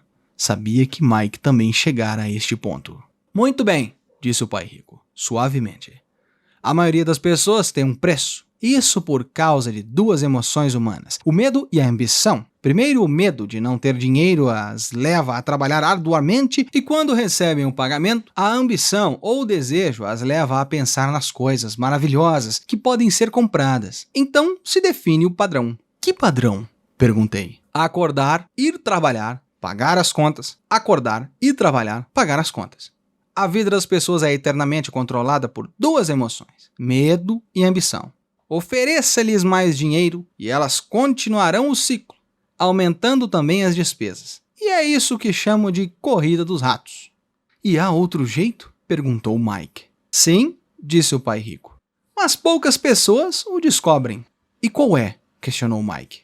É o que espero que vocês descubram enquanto trabalham e estudam comigo. É por isso que acabei com todas as formas de pagamento. Alguma dica? Perguntou Mike. Estamos um pouco cansados de trabalhar muito, especialmente sem receber. Bem, o primeiro passo é falar a verdade, disse o pai rico. Nós não mentimos, falei. Não disse que estavam mentindo. Disse para falarem a verdade, retrucou o pai rico. A verdade sobre o quê? Perguntei. Sobre como estão se sentindo, respondeu o pai rico. Vocês não precisam falar para mais ninguém, só para vocês mesmos. O senhor está dizendo que as pessoas que estão no parque, as pessoas que trabalham para o senhor, a senhora Martin, não fazem isso? Perguntei. Duvido, disse o pai rico. Elas têm medo de ficar sem dinheiro. Em vez de enfrentar o medo, resistem em vez de pensar. Elas reagem emocionalmente e não usam as suas mentes, disse o pai rico, batendo nas nossas cabeças. Então elas se veem com alguns dólares na mão e novamente as emoções de alegria, do desejo e da ambição se apossam delas e novamente reagem e não pensam. São suas emoções que pensam por elas? Falou Mike. Exatamente, falou o pai rico. 20 anos atrás, o principal medo. À medida que a população mundial envelhece e mais pessoas se aposentam, o principal medo, segundo relatos, é associado às finanças. Quase 50% dos entrevistados temem que vivam mais do que o seu dinheiro, ficando sem ele na, entre aspas, melhor idade. Em vez de falar a verdade sobre como se sentem, reagem a seus sentimentos sem refletir. Elas sentem um medo, vão para o trabalho esperando que ele aplaque esse medo. Mas não é isso que acontece. Esse medo antigo as assombra e elas voltam ao trabalho esperando novamente que o dinheiro acalme o seu temor, mas novamente nada. O receio as leva a essa armadilha de trabalhar, ganhar dinheiro, esperando que o medo vá embora. Mas a cada dia elas acordam e o velho medo acorda com elas. Para milhões de pessoas, esse velho temor as mantém acordadas de noite, perturbando-as com ansiedade e preocupação, de modo que se levantam e vão para o trabalho, esperando que o contra-cheque mate esse pavor que lhes rói a alma. O dinheiro conduz suas vidas e elas se recusam a aceitar esta verdade. Ele controla suas emoções e suas almas. O pai rico ficou sentado, quieto, deixando que assimilássemos suas palavras. Mike e eu havíamos escutado o que ele disse, mas na verdade não entendemos o que ele falou. Eu só sabia que muitas vezes ficava pensando em por que os adultos corriam para o trabalho. Percebendo que tínhamos absorvido o que era possível de suas palavras, o pai rico disse: "E quero que vocês, garotos, evitem essa armadilha. É isso que quero ensinar a vocês. Não apenas a ser rico, porque ser rico não resolve o problema." "Não resolve?" perguntei surpreso. "Não resolve. Deixem-me falar desta outra emoção que é o desejo. Alguns a chamam de ganância, mas eu prefiro desejo. É perfeitamente normal querer coisas melhores, mais bonitas, mais divertidas ou empolgantes. Portanto, as pessoas também trabalham por dinheiro, por causa do desejo. Elas desejam o dinheiro para a alegria que acreditam ele poder comprar. Mas a alegria que o dinheiro traz muitas vezes tem curta duração. E é preciso mais dinheiro para adquirir mais alegria, mais satisfação, mais conforto, mais segurança. Assim, continua-se trabalhando, pensando que o dinheiro um dia acalmará suas almas perturbadas pelo medo e pelo desejo. Mas o dinheiro não pode fazer isso. Mesmo para as pessoas ricas? Perguntou Mike. Incluindo os ricos, respondeu o pai rico. De fato, a razão pela qual muitas pessoas são ricas não é o desejo, mas o medo. Elas pensam que o dinheiro pode acabar com o receio de ficarem sem dinheiro, de serem pobres, de modo que acumulem fortunas para descobrirem que este temor só fica pior. Agora elas receiam perdê-lo. Tenho um amigo que continua trabalhando mesmo quando já tem muito. Sei de pessoas que têm milhões e estão mais apavoradas do que quando eram pobres. Então, estão aterrorizadas com a possibilidade de perder todo o seu dinheiro. Os medos que as levaram a se tornar ricas ficam maiores. Essa parte fraca e necessitada de suas almas, na verdade, grita ainda mais forte. Não querem perder suas mansões, seus carros, a vida de luxo que o dinheiro pode comprar. Preocupam-se com o que seus amigos dirão se perderem todo o seu dinheiro. Muitos estão emocionalmente desesperados e neuróticos, embora pareçam ricos e tenham grandes fortunas. Então um homem pobre é mais feliz? Perguntei. Não acho, replicou o pai rico. Evitar o dinheiro é tão neurótico quanto ser apegado a ele. Como se isso tivesse sido uma deixa, o mendigo da cidade passou perto da nossa mesa, parou junto ao cesto de lixo e começou a vasculhar. Nós três observamos com grande interesse, talvez antes o tivéssemos ignorado. O pai rico tirou da carteira uma nota de $1 e fez um gesto para o velho. Ao ver o dinheiro, ele aproximou imediatamente, pegou a nota, agradeceu profundamente e saiu encantado com sua boa sorte. Ele não é muito diferente da maioria dos meus empregados, disse o pai rico.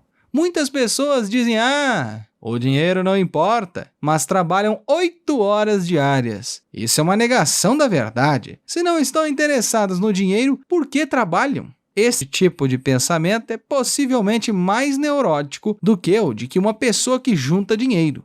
Muitas pessoas dizem: "Ah, o dinheiro não importa", mas trabalham 8 horas diárias. Enquanto eu estava ali sentado, ouvindo meu pai rico, minha mente recordava as inúmeras vezes em que meu próprio pai dizia: "Não estou interessado no dinheiro". Ele falava isso frequentemente. Também se justificava dizendo: "Trabalho porque gosto do que faço". "Então o que temos que fazer?", perguntei. "Não trabalhar pelo dinheiro até perder todos os resquícios de medo e ganância?" "Não, isso seria uma perda de tempo. As emoções são o que nos tornam humanos. Elas nos tornam reais. A palavra emoção representa a energia em ação. Seja sincero a respeito de suas emoções e use sua mente e suas emoções a seu favor, não contra você." "Nossa", exclamou Mike. "Não se preocupe com o que acabei de falar. Daqui a alguns anos vocês entenderão melhor. Observe suas emoções, não reaja a elas. A maioria das pessoas não percebe que está pensando com as emoções. Suas emoções são suas emoções, mas você precisa aprender a pensar por si próprio." "O senhor poderia me explicar um exemplo?", pedi. "Lógico", retrucou o pai rico. "Quando uma pessoa fala: 'Preciso procurar um emprego', o mais provável é que esteja pensando com a emoção. O medo de não ter dinheiro é que gera este pensamento. Mas as pessoas precisam de dinheiro se têm contas a pagar", falei. "Sem dúvida. Tudo o que estou dizendo é que, na maioria das vezes, são as emoções que comandam o pensamento." "Não estou entendendo", disse Mike. "Por exemplo, se existisse o medo de não ter dinheiro suficiente, em vez de sair correndo para procurar um emprego a fim de adquiri-lo, as pessoas poderiam se perguntar: o emprego seria, em longo prazo, a melhor solução para este medo? Na minha opinião, a resposta é não. O emprego é, na verdade, uma solução de curto prazo para um problema contínuo." "Mas meu pai sempre fala: 'Vá à escola, tire boas notas para que possa conseguir um emprego bom e seguro'", falei, um pouco confuso. "Sim, entendo o que ele diz", afirmou o pai rico sorrindo. "A maioria das pessoas aconselha isso e costuma considerar uma boa ideia, mas em geral é o medo que leva as pessoas a darem esse conselho." "O senhor quer dizer que o meu pai fala isso porque tem medo?" 20 anos atrás, dominando o dinheiro. Com o advento dos derivativos e uma economia cada vez mais complexa, dominar o dinheiro é essencial para sobreviver na economia mundial. Com baixas taxas de juros e um mercado de ações oscilante, os antigos adágios da poupança e investimento em longo prazo não fazem sentido. "Sim", respondeu o pai rico. "Seu pai está apavorado com a possibilidade de você não ser capaz de ganhar dinheiro e se enquadrar na sociedade. Não me entenda mal. Ele o ama e quer o melhor para você. E eu acho que o seu receio se justifica. Instrução e emprego são coisas importantes, mas elas não resolvem a questão do medo. Veja, é esse mesmo temor que o faz levantar todas as manhãs para ganhar alguns dólares e o que o leva a se preocupar tanto que vá para a escola." "E o senhor aconselha o quê?", perguntei. "Quero ensiná-lo a dominar o poder do dinheiro, a não ter medo dele. E isso não é ensinado na escola. Se não aprenderem isso, se tornarão escravos do dinheiro." Começava finalmente a fazer sentido. Ele queria abrir os nossos horizontes, mostrar-nos o que pessoas como a senhora Martin não viam. Ele usava exemplos que pareciam cruéis na época, mas nunca os esqueci. Naquele dia, a minha visão se ampliou e comecei a vislumbrar a armadilha que aguardava tanta gente. "Veja, em última análise, somos todos empregados, só que trabalhamos em níveis diferentes", disse o pai rico. "Eu só quero que vocês tenham a chance de escapar da armadilha. A armadilha é criada por essas duas emoções, o medo e o desejo. Usem-nas a seu favor, não contra. Isso é o que quero ensinar. Não estou interessado em ensinar apenas a ganhar rios de dinheiro. Isso não vai cuidar de medo e do desejo. Se primeiramente vocês não dominarem essas emoções e ficarem ricos, serão apenas escravos bem pagos." "E como escapar da armadilha?", perguntei. "A causa principal da pobreza ou das dificuldades financeiras está no medo e na ignorância, não na economia, no governo ou nos ricos. É o medo que instalamos em nós mesmos e a ignorância que mantém as pessoas presas nas armadilhas. Então vocês, garotos, vão para a escola e se formem. Eu lhes ensinarei como não cair na armadilha. As peças do quebra-cabeça começavam a se encaixar. Meu pai, instruído, tinha uma ótima formação e carreira, mas a escola nunca lhe dissera como lidar com o dinheiro ou com seus medos. Tornava-se claro que eu poderia aprender coisas diferentes e importantes com os dois pais. O senhor está falando do medo de não ter dinheiro. Como o desejo por dinheiro afeta nosso pensamento? Perguntou Mike. Como se sentiu quando eu o provoquei com um aumento no pagamento? Notou que o desejo crescia? Balançamos a cabeça afirmativamente. Ao não ceder às suas emoções, vocês foram capazes de adiar suas reações e pensar. Isso é o mais importante. Sempre sentiremos emoções de medo e ambição. Daqui para frente, o mais importante será usar suas emoções a seu favor e em longo prazo, e não apenas deixar que os conduzam e controlem seus pensamentos. A maioria das pessoas usam medo e ambição contra si mesmas. Isso é o começo da ignorância. Grande parte das pessoas passa a vida atrás de contra-cheques, aumentos salariais e segurança no emprego por causa destas emoções de desejo e medo, sem se questionar realmente para onde estes pensamentos conduzidos pela emoção os estão levando. E como a história do burro que movimenta a carroça enquanto seu dono fica balançando uma cenoura à frente do seu nariz, o dono do burro vai aonde deseja ir, mas o burro corre atrás de uma ilusão. Amanhã só haverá outra cenoura para o burro. O senhor quer dizer que no momento em que imaginei a nova luva de beisebol, os doces e os brinquedos, isso era como a cenoura para o burro? Perguntou Mike. Isso mesmo. E quando crescer os brinquedos serão mais caros? Um carro novo, uma lancha e uma casa grande para impressionar seus amigos? Disse o pai rico com um sorriso. O medo o empurra para fora da porta e o desejo o atrai. Esta é a armadilha. E qual a resposta? Perguntou Mike. O que aumenta o medo e o desejo é a ignorância. Por isso que pessoas ricas com muito dinheiro muitas vezes têm mais medo à medida que ficam mais ricas. O dinheiro é a cenoura, a ilusão. Se o burro pudesse entender todo o contexto, pensaria duas vezes antes de sair correndo atrás da cenoura. Meu pai rico passou a explicar que a vida humana é uma luta entre a ignorância e o esclarecimento. Explicou que, ao deixarmos de buscar informações e conhecimentos sobre nós mesmos, instala-se a ignorância. A luta é uma decisão feita, momento a momento, de aprender e abrir ou fechar a própria mente. Veja, a escola é muito importante. Vocês vão à escola para aprender uma habilidade ou uma profissão e a se tornar um membro útil da sociedade. Toda cultura necessita de professores, médicos, artistas, cozinheiros, homens de negócios, policiais, bombeiros, soldados. A escola os treina de modo que nossa cultura possa florescer. Infelizmente, para muita gente, a escola é um fim e não o início. Fez-se um longo silêncio. O pai rico sorria.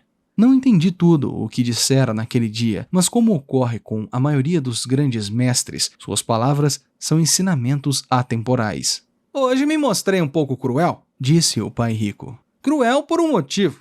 Queria que vocês se lembrassem desta conversa. Quero que pensem sempre na senhora Martin. Pensem sempre no burro. Não esqueçam nunca, porque as suas emoções, medo e desejo podem levá-los à maior armadilha da vida. Se não tiverem consciência de que estão controlando o seu pensamento, passar a vida com medo, sem jamais explorar os seus sonhos, é cruel. Trabalhar arduamente por dinheiro, pensando que comprará aquilo que lhes trará felicidade, é também cruel. Acordar no meio da noite apavorado com as contas a pagar é uma forma de vida horrível. Viver uma vida determinada pelo valor de seu contra-cheque não é realmente viver. Pensar que um emprego os fará se sentir seguros é mentir para vocês mesmos. É cruel. E é a armadilha que quero que evitem, se possível. Vê como o dinheiro conduz a vida das pessoas. Não deixem que isso aconteça com vocês. Não deixem o dinheiro dominar as suas vidas. Uma bola de beisebol rolou para nossa mesa. O pai rico a pegou e a lançou de volta. O que a ignorância tem a ver com a ambição e o medo? Perguntei. É a ignorância sobre o dinheiro que causa tanta ambição e tanto medo.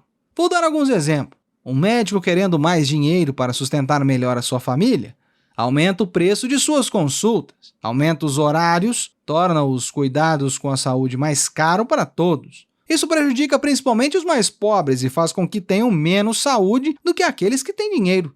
Conforme os médicos encarecem suas consultas, os advogados também aumentam seus honorários. Como os horários dos advogados subiram, os professores querem um aumento, o que provoca a elevação dos impostos e assim por diante. Logo, logo, a disparidade entre ricos e pobres será tão grande que se instalará o caos e a outra civilização entrará em colapso. As grandes civilizações entraram em colapso porque a distância entre os privilégios e os desvalidos era grande demais. Infelizmente, os Estados Unidos estão seguindo o mesmo caminho, provando mais uma vez que a história se repete, porque não aprendemos com ela. Só decoramos mecanicamente datas e nomes, e não a lição.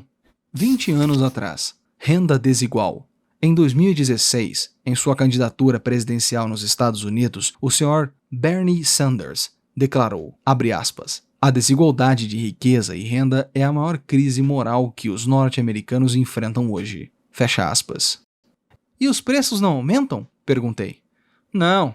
Em uma sociedade instruída, com o bom governo, os preços, na verdade, deveriam cair. Naturalmente, isso às vezes só é verdadeiro na teoria. Os preços sobem devido ao medo e à ambição gerada pela ignorância. Se as escolas ensinassem as pessoas sobre finanças, haveria mais dinheiro e preços mais baixos, mas as escolas estão preocupadas com ensinar as pessoas a trabalharem pelo dinheiro e não a controlarem o seu poder. Mas não existe faculdade de administração? Perguntou Mike. O senhor não está incentivando que eu faça o meu mestrado em uma faculdade de administração? Sim, falou o pai rico. Mas na maioria das vezes as faculdades de administração treinam empregados que são profissionais sofisticados. Que os céus não permitam que um contador administre uma empresa. Tudo o que fazem é olhar para os números, demitir gente e aniquilar o negócio. Sei disso porque contrato contadores. Tudo o que pensam é em cortar custos e aumentar os preços, o que causa mais problemas. A contabilidade é importante. Gostaria que mais gente a conhecesse, mas ao mesmo tempo ela não mostra tudo, acrescentou o pai rico furioso. Existe então uma resposta? Questionou Mike. Sim. Aprenda a usar as suas emoções para pensar e não a pensar com elas. Quando vocês, garotos, dominarem suas emoções, concordando em trabalhar de graça para mim, eu sabia que havia esperança. Quando novamente resistiram às suas emoções, quando os provoquei com mais dinheiro, vocês estavam novamente aprendendo a pensar em vez de se render às emoções. Este é o primeiro passo. Por que esse primeiro passo é tão importante? Perguntei. Isso vocês terão que descobrir. Quero que aprendam. Vou levá-los pelo caminho dos espinhos, em um lugar que quase todos evitam. Vou conduzi-los para esse lugar a que a maioria das pessoas tem medo de ir. Se forem comigo, abandonarão a ideia de trabalhar por dinheiro e aprenderão a fazer o dinheiro trabalhar para vocês. E o que recebemos se formos com o senhor? O que acontecerá se concordarmos em aprender? O mesmo que o irmão do coelho obteve, disse o pai rico, referindo-se à clássica história infantil. Existe um caminho de espinhos? Perguntei. Sim, o caminho de espinhos representa nosso medo e ambição, confrontar os temores, fraquezas e carências, selecionando os nossos pensamentos é a saída. Selecionar os nossos pensamentos? Perguntou Mike intrigado. Sim, escolher o que pensamos em vez de reagir a nossas emoções. Em vez de levantar da cama e ir para o trabalho, para resolver os problemas, porque está assombrado pelo medo de não ter dinheiro para pagar as contas, pergunte-se, trabalhar com mais afinco seria a melhor solução para este problema? A maioria das pessoas tem muito medo de racionalizar as coisas e acabar correndo porta fora para um trabalho que odeia. A boneca de Peach está no controle. Isso é o que quero dizer quando falo em escolher os pensamentos. E como fazemos isso? Perguntou Mike. Isso é o que eu vou ensinar a vocês. Vou lhes ensinar como escolher seus pensamentos, em vez de reagir apavorados, tomando o café da manhã afobadamente e disparando porta fora. 20 anos atrás. Emoções e inteligência. Trabalho constantemente para controlar meus pensamentos e emoções. Vi este jogo se repetir na minha vida quando a emoção é intensa, a inteligência sai de cena. Lembrem-se do que disse antes. Um emprego é apenas uma solução de curto prazo para um problema de longo prazo. A maioria das pessoas só tem um problema em mente, e é de curto prazo. São as contas no fim do mês. A boneca de piche. O dinheiro passa a conduzir suas vidas, ou melhor dizendo, o medo e a ignorância em relação ao dinheiro. Seguindo o passo dos pais, elas acordam toda manhã e vão trabalhar por dinheiro. Não tem tempo de se perguntar a outra maneira. Suas emoções estão no controle de seus pensamentos, não a razão. O senhor pode distinguir entre pensar com as emoções e com a cabeça? Perguntou Mike. Sim, eu ouço isso o tempo todo. Ouço coisas como, bem, todo mundo deve trabalhar. Os ricos são desonestos. Vou procurar outro emprego. Mereço esse aumento. Eles não vão me passar para trás. Gosto deste emprego porque é seguro. Ninguém se pergunta, o que estou perdendo aqui? O que interromperia o pensamento emocional e daria tempo de pensar com clareza? Enquanto caminhávamos de volta à loja, o pai rico explicou que os ricos realmente faziam dinheiro. Eles não trabalhavam por ele. E continuou explicando que quando Mike e eu estávamos cunhando moedas de 5 centavos com o chumbo, pensando que estávamos fazendo dinheiro, pensávamos quase como os ricos. O problema é que estávamos praticando um ato ilegal. Era legal quando o governo e os bancos faziam, mas não quando nós fazíamos. Ele explicou que havia formas legais e ilegais de fazer dinheiro. O pai rico continuou explicando que os ricos sabiam que o dinheiro era uma ilusão, como a cenoura para o burro. É em virtude do medo e da ambição que milhões de pessoas aceitam a ilusão de que o dinheiro é real. Não é. Ele é uma ficção. Somente a ilusão da confiança e a ignorância das massas permitem que o castelo de cartas fique em pé. Ele falou do padrão ouro que vigorava nos Estados Unidos e que, na verdade, cada nota de dólar era um certificado de prata. O que o preocupava é que algum dia o país pudesse abandonar o padrão ouro e os dólares deixassem de ser certificados por algo tangível. O que aconteceria, garotos? Seria uma grande confusão. Os pobres, a classe média e os ignorantes teriam suas vidas arruinadas simplesmente porque continuariam acreditando que o dinheiro é real e que a empresa para o qual trabalham ou o governo cuidaria deles. Naquele dia, não entendemos do que estava falando, mas com o decorrer dos anos, isso passou a fazer cada vez mais sentido. Vendo que os outros não veem.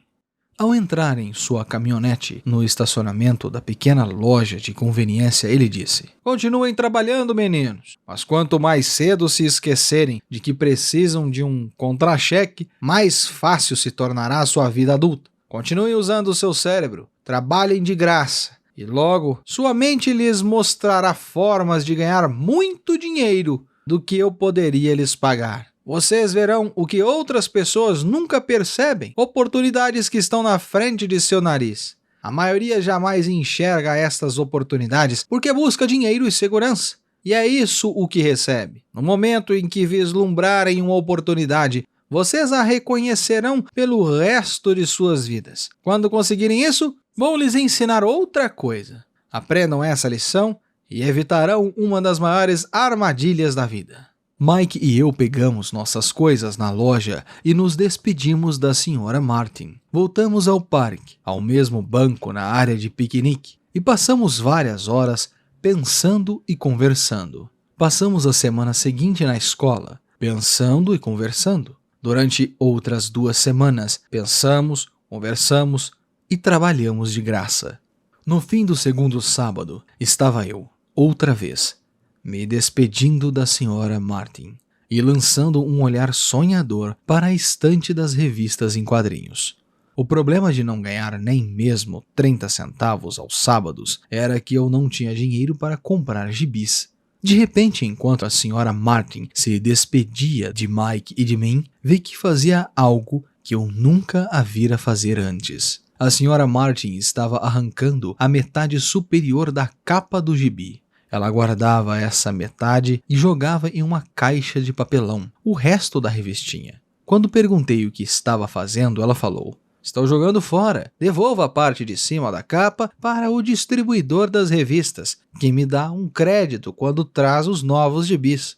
Ele vai chegar aqui daqui a 1 hora. Mike e eu esperamos 1 hora. Quando ele chegou, perguntei se podíamos ficar com os gibis velhos. Ele respondeu: vocês podem ficar se trabalharem nessa loja e não os revenderem. Lembre-se de nossa antiga parceria? Bem, Mike e eu a ressuscitamos. Usando um quarto vazio no porão de Mike, começamos a empilhar ali centenas de gibis. Em pouco tempo, nossa biblioteca de gibis estava aberta ao público. Contratamos a irmã caçula de Mike, que adorava estudar, para ser bibliotecária. Ela cobrava de cada criança um ingresso de 10 centavos e a biblioteca permaneceria aberta depois das aulas, das 2h30 às 4h30, todos os dias. Os frequentadores, as crianças da vizinhança, podiam ler quantos gibis conseguissem nessas 2 horas. Era uma pechincha. Cada gibi custava 10 centavos e era possível ler 5 ou 6 nessas 2 horas.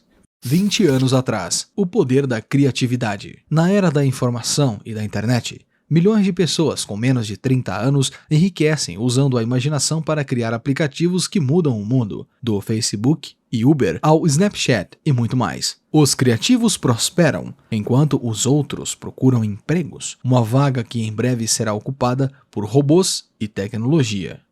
A irmã de Mike controlava a saída da garotada, para se assegurar de que ninguém estivesse levando uma revista emprestada. Ela também controlava os livros, registrava quantas crianças compareciam diariamente, quem eram elas e os comentários que faziam. Mike e eu recebemos uma média de $9,50 por semana, durante um período de 3 meses. Pagávamos $1 por semana à sua irmã e deixávamos que lesse de graça quantos gibis desejasse, o que ela raramente fazia, porque estava sempre estudando. Mike e eu mantivemos o acordo de trabalhar todo sábado na loja e arrecadarmos os gibis descartados. Mantivemos nosso acordo com o distribuidor, pois não revendíamos nenhum gibi. Quando eles ficavam muito rasgados, os queimávamos. Tentamos abrir uma filial, mas nunca encontramos alguém tão dedicado e confiável quanto a irmã do Mike para cuidar dela. Nessa idade precoce, descobrimos como era difícil conseguir bons funcionários.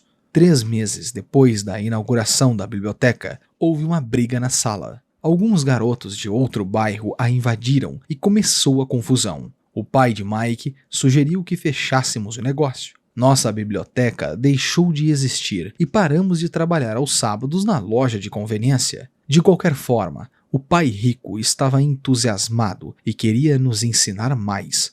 Ele estava feliz porque tivemos um êxito na primeira lição. Aprendemos a fazer o dinheiro trabalhar para nós. Como não tínhamos recebido pagamento pelo trabalho da loja, forçamos nossa imaginação e identificamos uma oportunidade de ganhar dinheiro. Ao começar nosso próprio negócio, a biblioteca de gibis, estávamos controlando nossa própria finança e não dependíamos de um empregador. A melhor parte é que nosso negócio rendia dinheiro para nós, mesmo que não estivéssemos fisicamente presentes. Nosso dinheiro trabalhava para nós. Em vez de nos pagar em dinheiro, o pai rico tinha nos dado muito mais.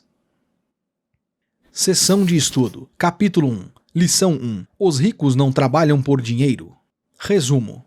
Quando estava com 9 anos, Robert Kiyosaki e seu amigo de infância não foram convidados para a praia pelos seus colegas de classe porque eram garotos pobres, em uma escola abastada. Depois de seu pai pobre, que era professor e construiu uma vida confortável, mas sempre lutou para pagar suas contas, lhe fala que ele simplesmente devia fazer dinheiro. Ele e seu amigo Mike fizeram o seguinte: coletaram tubos vazios de pasta de dentes que na época eram feitos de chumbo. Eles os fundiram e usaram moldes de gesso para fazer moedas falsas. Eles foram rapidamente repreendidos pelo pai de Robert, que disse a eles que deveria conversar com o pai de Mike, que apesar de nunca ter terminado o ensino médio, administrava vários negócios bem-sucedidos. O pai de Mike, o pai rico, do título deste livro, concordou em ensiná-los, mas sob os seus termos. Ele os colocou para trabalhar por 3 horas, todas as manhãs dos sábados em uma loja de conveniência, espanando as comidas empacotadas e fazendo a limpeza. Ele pagava 10 centavos por hora, que Robert geralmente gastava em revistas em quadrinhos. Rapidamente, Robert ficou frustrado com o trabalho entediante e a baixa remuneração. Quando falou que pretendia parar, Mike disse a ele que o seu pai já previa que aquilo aconteceria, o que Robert precisava encontrá-lo. O pai de Robert era um professor universitário letrado, mas o pai de Mike era um homem de poucas palavras, que ensinava de uma maneira muito diferente, que Robert estava prestes a descobrir. Na manhã do sábado seguinte, Robert foi encontrar o pai de Mike, mas ficou esperando-o por 1 hora em uma sala escura e empoeirada. Ele estava entediado e irritado quando o pai de Mike chegou e o acusou de ser arrogante e desrespeitoso. Quando Robert lhe disse que não havia aprendido nada, o pai de Mike calmamente discordou. Seu pai rico explicou que a vida não ensina com palavras, mas batendo em você. Algumas pessoas apenas se deixam levar, outras descontam isso em seu chefe ou nos entes queridos. Mas algumas pessoas aprendem uma lição com isso e recebem bem as pancadas da vida, porque representam um aprendizado. Os que não entendem a lição desperdiçam suas vidas culpando os outros e esperando pelo pote de ouro no final do arco-íris, ou decidem torná-los seguras e nunca assumem grandes riscos ou vitórias. O pai rico disse a Robert que ele e Mike foram as primeiras pessoas que lhes pediram para ensinar como fazer dinheiro. Ele tinha mais de 150 empregados que, embora já tivesse lhe pedido emprego, nunca pediram a orientação que Robert e Mike queriam. Então o pai rico decidiu criar um curso inspirado no mundo real para simular para os meninos as pancadas da vida. Robert questionou que lição havia aprendido, além de que o pai de Mike era mesquinho e explorava seus funcionários. O pai rico o desafiou, dizendo que a maioria das pessoas culpava os outros, quando, na verdade, suas atitudes eram o problema. Como solucionar o problema? Sua mente? O pai de Mike disse a ele. Ele queria que Robert aprendesse como o dinheiro funciona, para fazê-lo trabalhar para ele. Ele ainda ficou feliz que Robert estivesse irritado, porque a raiva, combinada ao amor, cria a paixão, um componente chave do aprendizado. O dinheiro não resolve os problemas das pessoas, ele continuou. Muitas pessoas que têm um emprego bem remunerado lutam com problemas financeiros, como o pai pobre de Robert, porque não sabem como fazer o dinheiro trabalhar para elas. Ele disse que as emoções que Robert sentiu ao trabalhar por 10 centavos a hora, frustração e impotência, o acompanhariam para toda a sua vida, se não aprendesse logo aquelas lições. Ele apresentou Robert ao conceito de impostos, mostrando que as classes médias e baixas permitem que o governo as tribute, mas os ricos não. Ele perguntou se Robert ainda tinha paixão pelo aprendizado. Quando respondeu que sim, seu pai rico disse que pararia de pagá-lo pelo trabalho na loja. Ele falou a Robert para refletir e tentar compreender. Robert e Mike trabalharam de graça por 3 semanas. O pai de Mike apareceu e os chamou para uma conversa, perguntando se ainda não havia aprendido nada. Eles não tinham.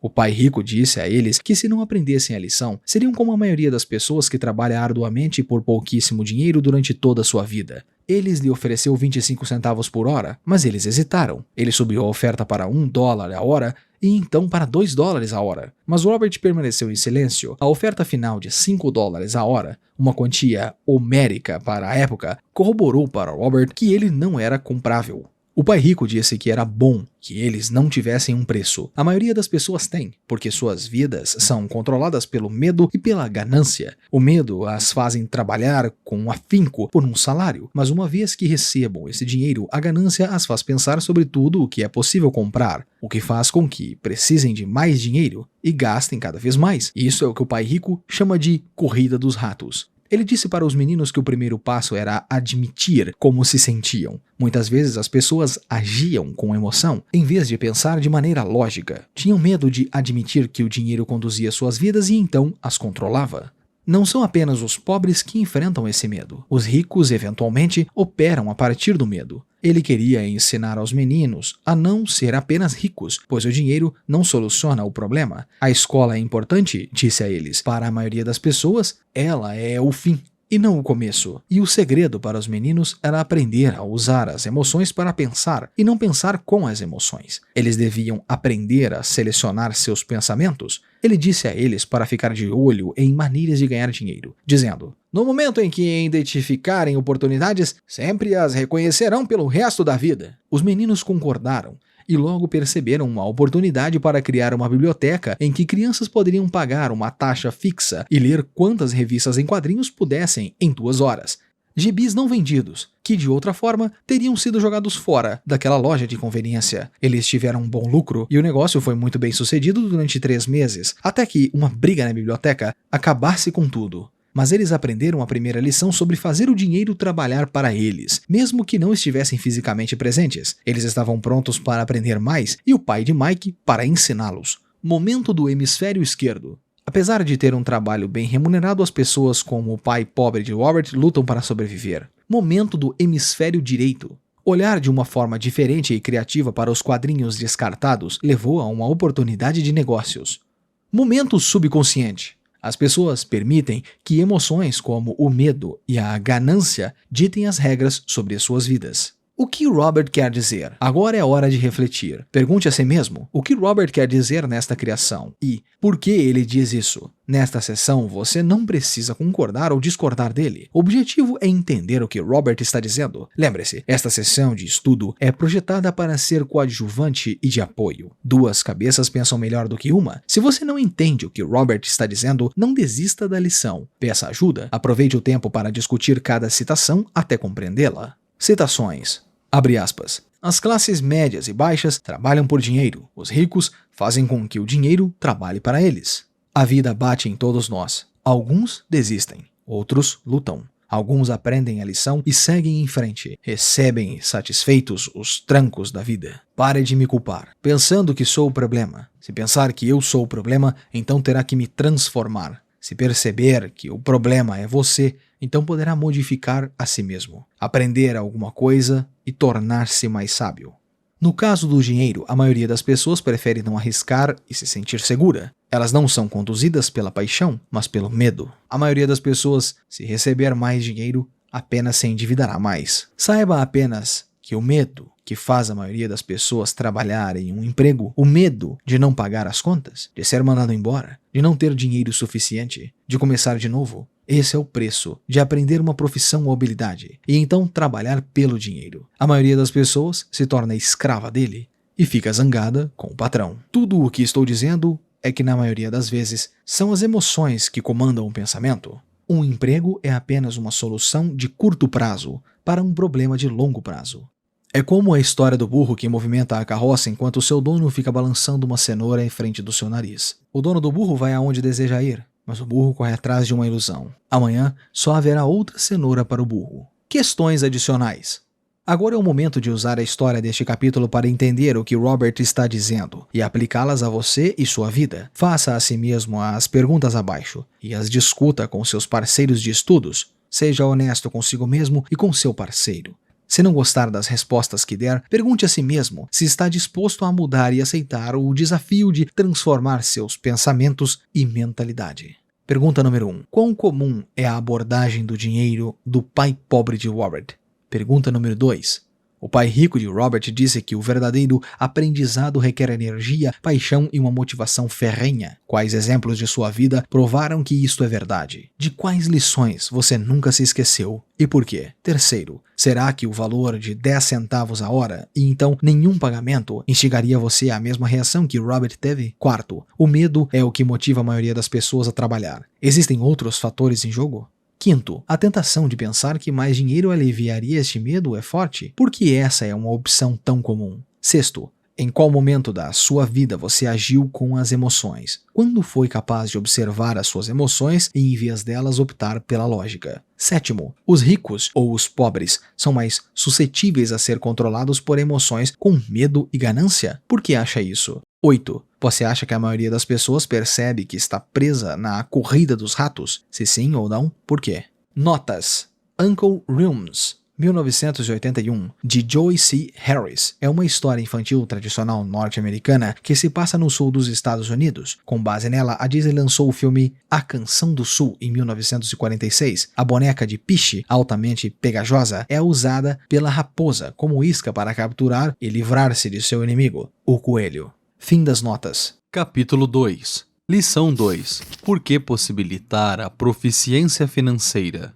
Não importa quanto dinheiro você faz, mas quanto conserva. Em 1990, Mike assumiu o império de seu pai e está fazendo de fato um trabalho melhor do que o dele. Encontramo-nos 1 ou 2 vezes ao ano no campo de golfe. Ele e sua mulher são muito mais ricos do que você possa imaginar. O império do pai rico está em excelentes mãos. O Mike está agora preparando seu filho para ocupar seu lugar, tal como seu pai nos preparou. Em 1994, me aposentei. Eu estava com 47 anos e minha mulher Kim com 37. A aposentadoria não significa deixar de trabalhar. Para minha mulher e para mim, quer dizer que, se não houve mudanças cataclísmicas inesperadas, podemos trabalhar ou não, e nossa riqueza continuará aumentando automaticamente, ficando bem à frente da inflação. Acho que isso representa liberdade. Nossos ativos são suficientemente grandes para crescer por si próprios. É como plantar uma árvore. Você a rega durante anos e então um dia ela não precisa mais disso. Suas raízes são suficientemente profundas, então a árvore lhe proporciona sombra ao seu bel prazer. Mike opta por dirigir seu império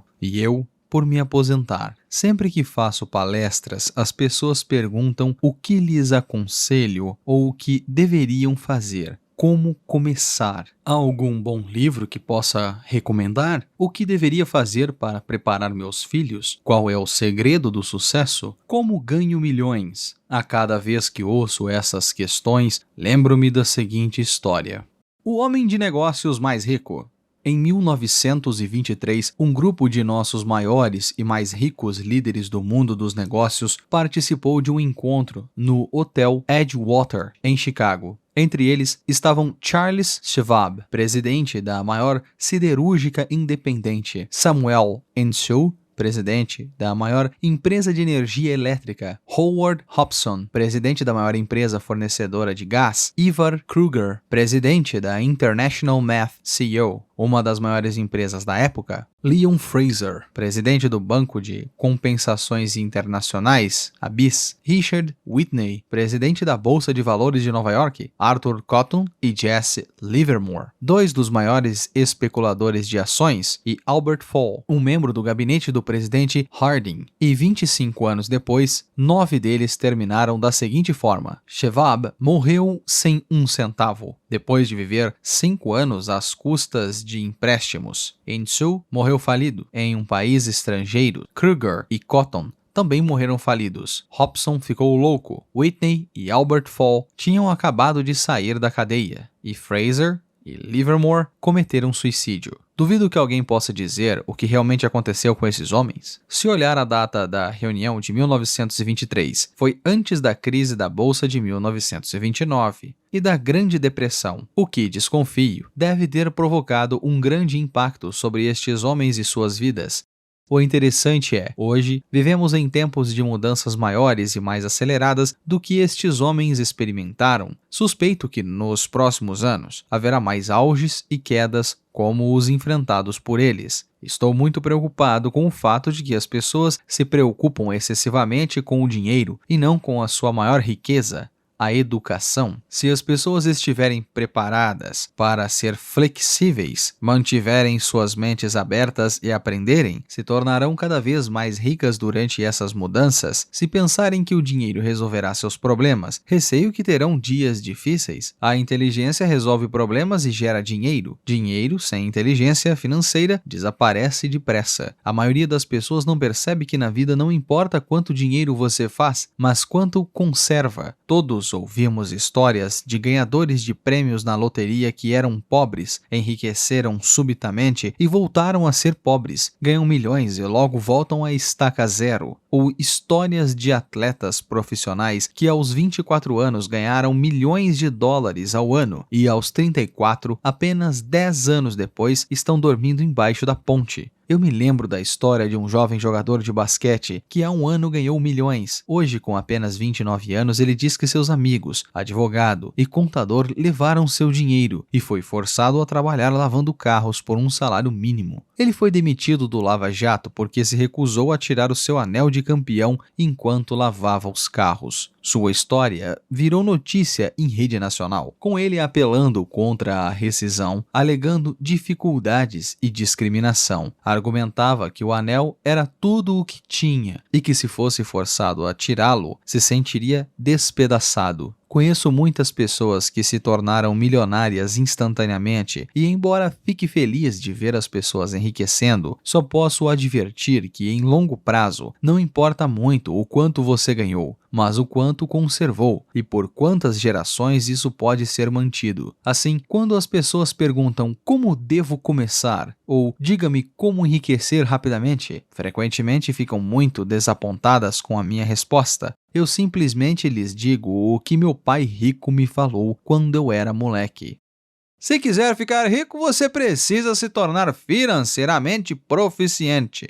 A ideia era martelada na minha cabeça toda vez que nos encontrávamos. Como já disse, meu pai instruído destacava a importância da leitura de livros, enquanto meu pai rico ressaltava a necessidade de ser financeiramente proficiente. Se quiser construir um Empire State Building, a primeira coisa a fazer é cavar profundamente o terreno e construir alicerces sólidos. Se for construir uma casa na periferia, tudo o que tem a fazer é assentá-la em uma laje de concreto de 15 centímetros. A maioria das pessoas, em sua ânsia de enriquecer, tenta construir um Empire State Building sobre uma laje de 15 centímetros. Nosso sistema escolar, por ter sido criado na era agrícola, ainda acredita em casas sem alicerces. Chão de terra batida ainda está na moda. Assim, a garotada sai da escola sem qualquer arcabouço financeiro.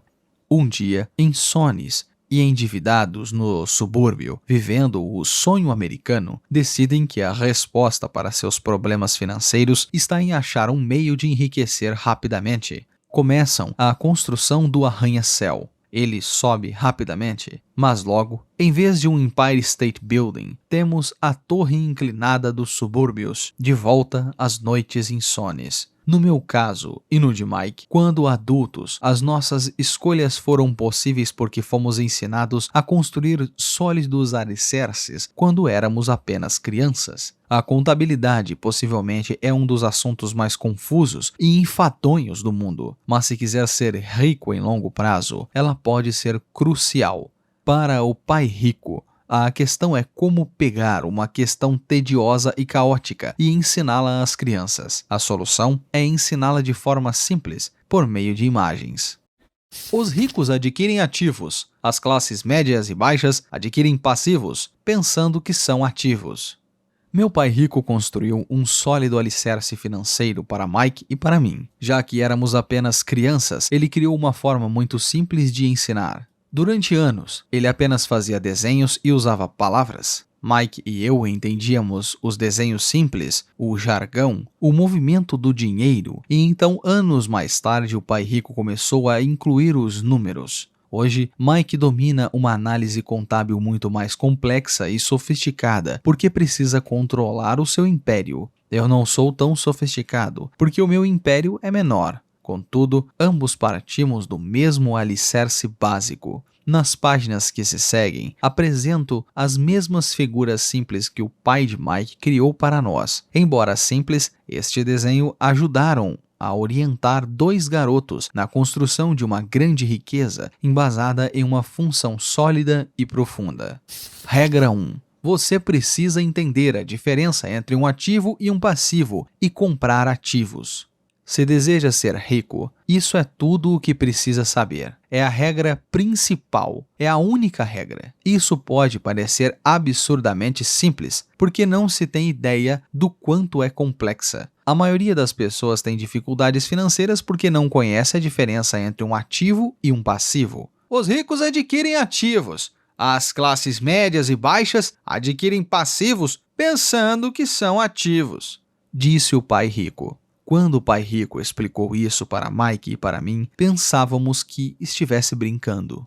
Lá estávamos, quase adolescentes, esperando pelo segredo do enriquecimento. E essa era a resposta. Era tão simples que precisamos parar por um longo tempo para pensar a respeito. O que é um ativo? Perguntou Mike. Não se preocupa agora, disse o pai rico. Deixa a ideia amadurecer. Se puder entender a simplicidade, sua vida terá um rumo e será fácil do ponto de vista financeiro. É simples. É por isso que não costumam prestar atenção. O senhor quer dizer que tudo o que precisamos conhecer são ativos. Comprá-los então ficaremos ricos? Perguntei. O pai rico balançou a cabeça afirmativamente. É simples assim. Se é tão simples assim, por que todos não ficam ricos? Perguntei. Meu pai rico sorriu. Porque as pessoas não sabem distinguir um ativo de um passivo. Lembro-me de ter perguntado. Como os adultos podem ser tão ignorantes, ser tão simples, tão importante? Por que todo mundo não procura descobrir a diferença? O pai rico levou apenas alguns minutos para explicar o que eram ativos e passivos. Já adulto, tive dificuldade para explicar isso a outros adultos. A simplicidade da ideia escapa aos adultos porque eles foram educados de maneira diferente. Eles foram ensinados por outros profissionais instruídos, como banqueiros, contadores, agentes imobiliários, planejadores financeiros e assim por diante. A dificuldade está em levar os adultos a desaprender ou torná-los outra vez crianças. Um adulto inteligente frequentemente se sente diminuído ao prestar atenção em definições simplistas, o que provoca o conflito? Ou como algo tão simples pode parecer tão enrolado? Por que alguém compraria um ativo que na verdade era um passivo? A resposta se fundamenta na instrução básica. Um ativo coloca dinheiro no meu bolso, um passivo tira. O que define se algo é um ativo ou um passivo não são as palavras. De fato, se quiser ficar realmente confuso, procure as palavras ativo e passivo no dicionário. Sei que um contador pode achar boa a definição, porém para uma pessoa mediana não faz sentido. E nós adultos, muitas vezes, somos orgulhosos demais para admitir que algo não faz sentido. Quando éramos garotos, o pai rico falava: "O que define um ativo não são as palavras, mas os números. E se não puder entendê-los, você não pode distinguir um ativo de um buraco no chão, na contabilidade", dizia o pai rico. Não importam os números, mas o que eles contam, assim como as palavras. Elas não importam, mas sim as histórias que elas nos contam. 20 anos atrás. Aprender, desaprender, reaprender. Esta citação do visionário Alvin Toffler reflete o que o pai rico me disse há 2 décadas. Os iletrados do século XXI não serão os que não leem ou escrevem, mas os que não conseguem aprender, desaprender e reaprender. Se quiser ficar rico, você tem que ler e entender os números. Ouvi meu pai rico repetir isto 1000 vezes e também aprendi. Os ricos adquirem ativos e os pobres e a classe média, passivos. Aqui está a maneira de distinguir ativos de passivos. A maioria dos contadores e profissionais de finanças não concordam com as definições, mas estes desenhos simples foram o único de uma base financeira sólida para 2 garotos. Este é o fluxo de caixa padrão de um ativo. Notas do narrador. Logo abaixo a este texto há uma figura. Esta figura estará disponível no blog esote.com/blog. Confira os links na descrição. Assim como as figuras do livro, também estará disponível o PDF desta leitura. A figura demonstra 2 quadrados.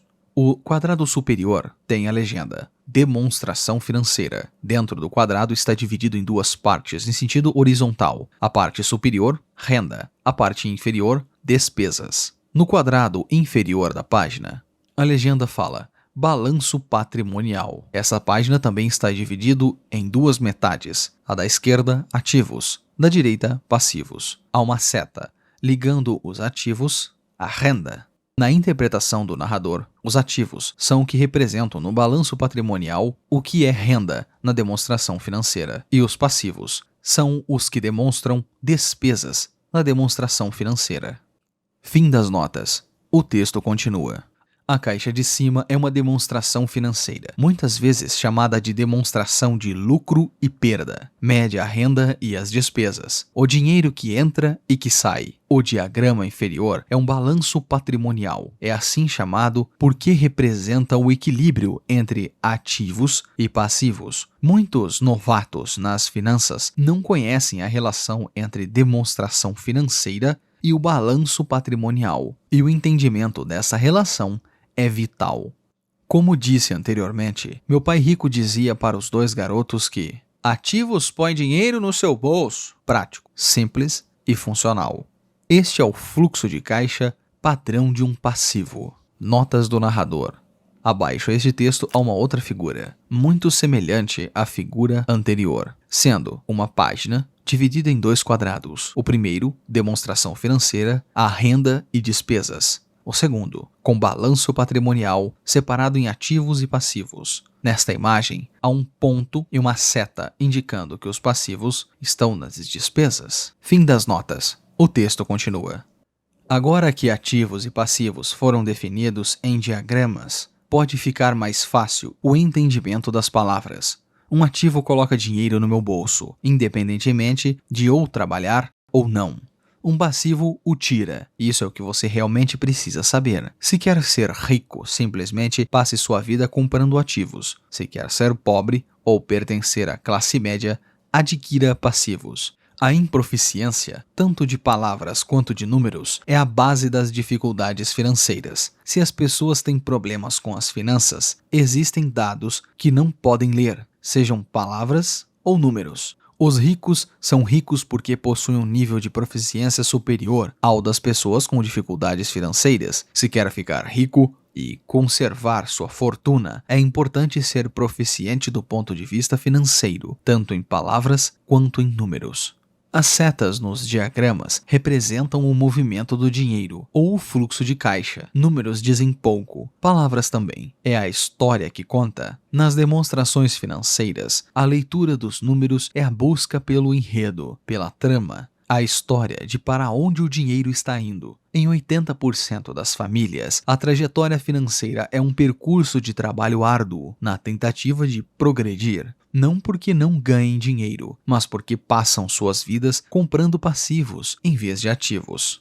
Este é o fluxo de caixa padrão de uma pessoa pobre. Notas do narrador. Logo abaixo este texto há uma outra figura, semelhante às 2 figuras anteriores, aonde no primeiro quadrado é a demonstração financeira, o segundo logo abaixo, balanço patrimonial. Porém, nesta imagem, não há nenhuma marcação em balanço patrimonial. A única marcação existente está em demonstração financeira. Fora deste esquema está o emprego. Dentro da seção de salário há um outro ponto e dentro da seção despesas outro ponto e uma seta que percorre por todos eles. Nas despesas, as legendas, impostos, aluguel, alimentação, transporte e vestuário. Na interpretação do locutor que vos fala, o autor exemplifica que as pessoas pobres, em sua demonstração financeira, retiram seu salário do emprego e entra na classificação renda, e este salário vai para as despesas, em impostos, aluguel, alimentação, transporte e vestuário. Esta imagem, assim como todas as outras, estarão disponíveis no blog. Confira os links na descrição. Fim das notas. O texto continua.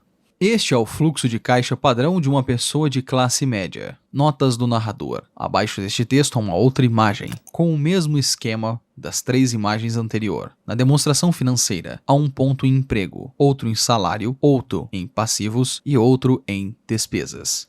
Na interpretação do locutor, o autor demonstra que as pessoas de classe média retiram as suas rendas dos seus empregos, colocam o dinheiro nos passivos, que são financiamento, empréstimos de carro, despesas do cartão de crédito, dívida do financiamento infantil. Depois, vai para as despesas, como impostos, pagamento do financiamento, prestação do carro, pagamento do cartão de crédito e pagamento de financiamento estudantil. Fim das notas. O texto continua. Este é o fluxo de caixa padrão de uma pessoa rica.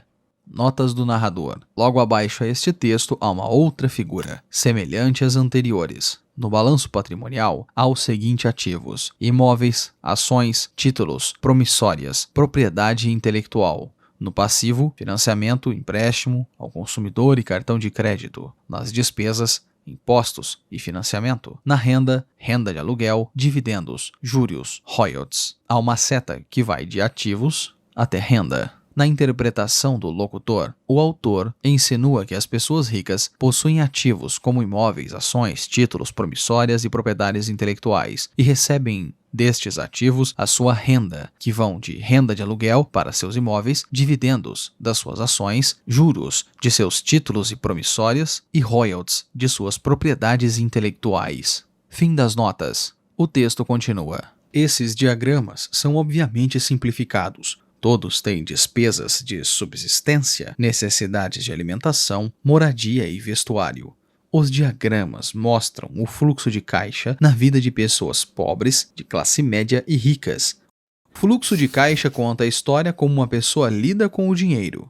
A razão por que eu comecei com a história dos homens mais ricos nos Estados Unidos é ilustrar a falha quando se acredita que o dinheiro vai resolver todos os problemas. É por isso que me encolho sempre que ouço as pessoas me perguntarem como enriquecer mais rápido ou por onde devem começar. Muitas vezes ouço: estou em dívida, então preciso ganhar mais dinheiro. Porém, mais dinheiro nem sempre resolve o problema. Na verdade, pode até aumentá-lo. O dinheiro muitas vezes expõe nossas falhas humanas. É como um holofote sobre aquilo que desconhecemos. É por isso que, com muita frequência, uma pessoa que tem um ganho súbito de dinheiro, uma herança, um aumento salarial ou um prêmio de loteria, volta rapidamente ao mesmo caos financeiro, ou até pior, que se encontrava antes de receber o montante. O dinheiro só acentua o padrão de fluxo de caixa que está em sua mente. Se seu padrão for gastar tudo o que ganha, o mais provável é que um aumento de renda apenas resulte em mais despesas. Como se diz popularmente, um tolo e seu dinheiro fazem uma grande festa. Repeti inúmeras vezes que vamos à escola para adquirir habilidades acadêmicas e profissionais, ambas muito importantes. Aprendemos a ganhar dinheiro com elas. Na década de 1960, quando eu frequentava o ensino médio, se alguém fosse bem-sucedido academicamente, quase imediatamente imaginava-se que esse estudante brilhante se tornaria um médico, porque era uma profissão que prometia a maior recompensa financeira. Hoje, os médicos enfrentam dificuldades financeiras que eu não desejaria aos meus piores inimigos. Seguradoras controlam os negócios, cuidados de saúde administrativos, intervenção governamental e processos por erro médico. Atualmente, as crianças querem ser atletas famosos, estrelas de cinema e de rock, misses e CEOs, porque a fama, o dinheiro e o reconhecimento estão nessas carreiras. Eis o motivo por que é tão difícil motivar a garotada na escola. Eles sabem que o sucesso profissional já não depende apenas do êxito acadêmico, como em outros tempos. Como os estudantes deixam a escola sem habilidades financeiras, milhões de pessoas instruídas alcançam o sucesso em suas profissões, mas depois se deparam com dificuldades financeiras, trabalham muito, mas não progridem. O que falta em sua educação não é saber como ganhar dinheiro, mas como gastá-lo. O que fazer com ele depois de ganhá-lo é o que se chama aptidão financeira. O que você faz com o dinheiro depois que o ganha? Como evitar que as pessoas lhe tomem o dinheiro? Quanto tempo você o conserva e o quanto dele trabalha para você? A maioria das pessoas não descobre o motivo de suas dificuldades financeiras porque não entende o fluxo de caixa. Uma pessoa pode ser muito instruída, bem-sucedida profissionalmente e ser improficiente no ponto de vista financeiro. Essas pessoas muitas vezes trabalham mais do que seria necessário porque aprendem a trabalhar arduamente, mas não a fazer o dinheiro trabalhar para elas. Como a conquista de um sonho financeiro se torna um grande pesadelo. A visão cinematográfica de pessoas trabalhadoras tem um padrão definido. Recém-casados, jovens altamente instruídos, felizes, mudam-se para um de seus pequenos apartamentos alugados e imediatamente percebem que estão poupando dinheiro, porque dois podem viver com quase a mesma despesa de um. O problema é que o apartamento é apertado. Decidem, então, economizar para comprar a casa de seus sonhos e ter filhos. Eles têm duas rendas e se concentram em suas carreiras. Suas rendas começam a aumentar. Conforme suas rendas aumentam, suas despesas também. Notas do narrador. Logo abaixo deste texto, há uma figura. A figura é semelhante às anteriores. Em renda, há uma seta para cima, assim como em despesas. Fim das notas. O texto continua. A principal despesa para a maioria são tributos. Muitas pessoas pensam que se trata de impostos de renda, mas para grande parte dos norte-americanos, o que pesa mais é a previdência social. Para o empregado, parece que a contribuição para a previdência social, combinada com o de Medicare, é de cerca de 7,5%, mas na verdade é de 15%, porque o empregador deve dar uma contrapartida no mesmo montante. Essencialmente, esse é o dinheiro que o empregador não pode pagar a você. Além disso, você ainda paga impostos de renda sobre a quantidade deduzida de seu salário para a previdência social. Renda essa que você nunca recebeu, porque foi transferida ainda na fonte. 20 anos atrás. Programas de impostos e direitos. Os impostos em todo o mundo estão cada vez mais altos, uma vez que as demandas sociais exigem tributos maiores sobre propriedade, renda e vendas. Valor agregado. As vendas mais elevadas criam ainda um escalamento da alíquota sem aumento real. À medida que as taxas se tornam progressivas, acentuadas para arcar com serviços sociais ou direitos. Hoje, o governo enfrenta sérios desafios com programas assistenciais como a Previdência Social e o Medicare, indo à insolvência. Voltando ao caso do jovem casal, em consequência do aumento de sua renda, eles resolvem comprar a casa de seus sonhos. Uma vez adquirida através de financiamento, eles pagam um novo imposto, o chamado Imposto sobre a Propriedade. Então, eles compram um carro novo, novos móveis e novos eletrodomésticos para montar o novo lar. E de repente acordam, e a coluna dos passivos está entulhada de dívidas no financiamento imobiliário e do cartão de crédito. Os seus passivos cresceram. Notas do narrador. Logo abaixo este texto há uma figura, semelhante às figuras anteriores. Agora, a renda há uma seta para cima. As despesas há também uma seta para cima. E o acréscimo, no balanço patrimonial, os passivos há uma seta para cima. Fim das notas. O texto continua. 20 anos atrás, dívida do cartão de crédito. Com base nas estatísticas de 2016, hoje a dívida do cartão de crédito está mais alta do que nunca nos Estados Unidos, 779 bilhões. São todas as dívidas ruins ou boas? Sabe a diferença? Agora eles estão aprisionados na corrida dos ratos. Logo chega o primeiro filho, e eles trabalham ainda mais. O processo se repete. Mais dinheiro e mais impostos. O chamado escolamento da alíquota sem aumento real. Um cartão de crédito chega pelo correio. Eles o utilizam até estourar o limite. Uma financeira telefona e diz que o seu maior ativo, sua casa, teve o seu valor aumentado. A empresa oferece um refinamento imobiliário para quitar as dívidas, porque sua ficha é tão boa. Eles diz que o mais inteligente a fazer é zerar os altos juros ao consumidor liquidando seu débito junto ao cartão de crédito. E além de tudo, os juros pagos sobre o financiamento imobiliário podem ser deduzidos do imposto de renda. Eles aceitam e zeram os débitos de seu cartão de crédito, onerados pelos elevados juros ao consumidor. Suspiram aliviados. A dívida com o cartão de crédito está encerrada. Agora, suas dívidas de consumo estão somadas ao financiamento de sua casa própria. As prestações mensais são reduzidas porque ampliaram o financiamento para 30 anos. É o melhor a fazer. O vizinho os convida para ir às compras. A liquidação do Memorial Day, cuja explicação está no fim deste trecho, está começando. Eles prometem a si mesmos que só vão olhar as vitrines, mas levam o cartão de crédito, só por desencargo de consciência.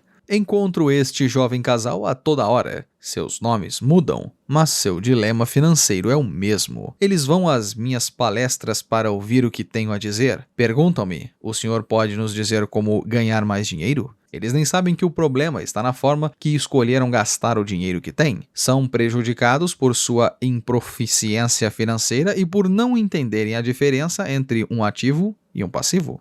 Os problemas financeiros das pessoas não são resolvidos com mais dinheiro, mas com inteligência. Um amigo meu costuma repetir uma frase para as pessoas endividadas. Se você descobrir que se enterrou em um buraco, pare de cavar. Quando criança, meu pai, pobre, dizia frequentemente que os japoneses conheciam 3 poderes: o da espada, o das joias e o do espelho. A espada simboliza o poder das armas. Os Estados Unidos têm gastado trilhões de dólares em armamento e por isso são a presença militar suprema no mundo. As joias representam o poder do dinheiro. Há uma certa verdade no ditado. Lembre-se da regra de ouro. Quem tem o ouro faz as regras.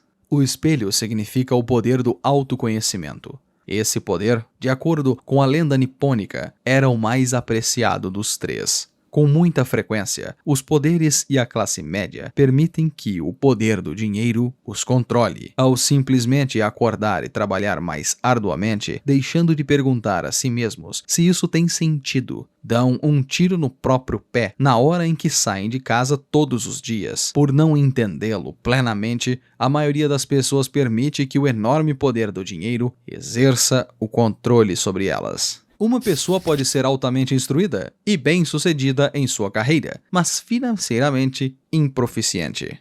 Se usássemos o poder do espelho, teriam se perguntado: isso tem sentido? Com muita frequência, em vez de confiar em sua sabedoria íntima, a maioria das pessoas acompanha a multidão. Fazem apenas o que todos fazem. Conformam-se em vez de questionar. Muitas vezes repetem sem pensar o que lhes foi dito. Diversifique. Sua casa é um ativo. Sua casa é seu maior investimento. Você terá uma redução nos impostos endividando-se mais. Consiga um emprego seguro. Não assuma riscos.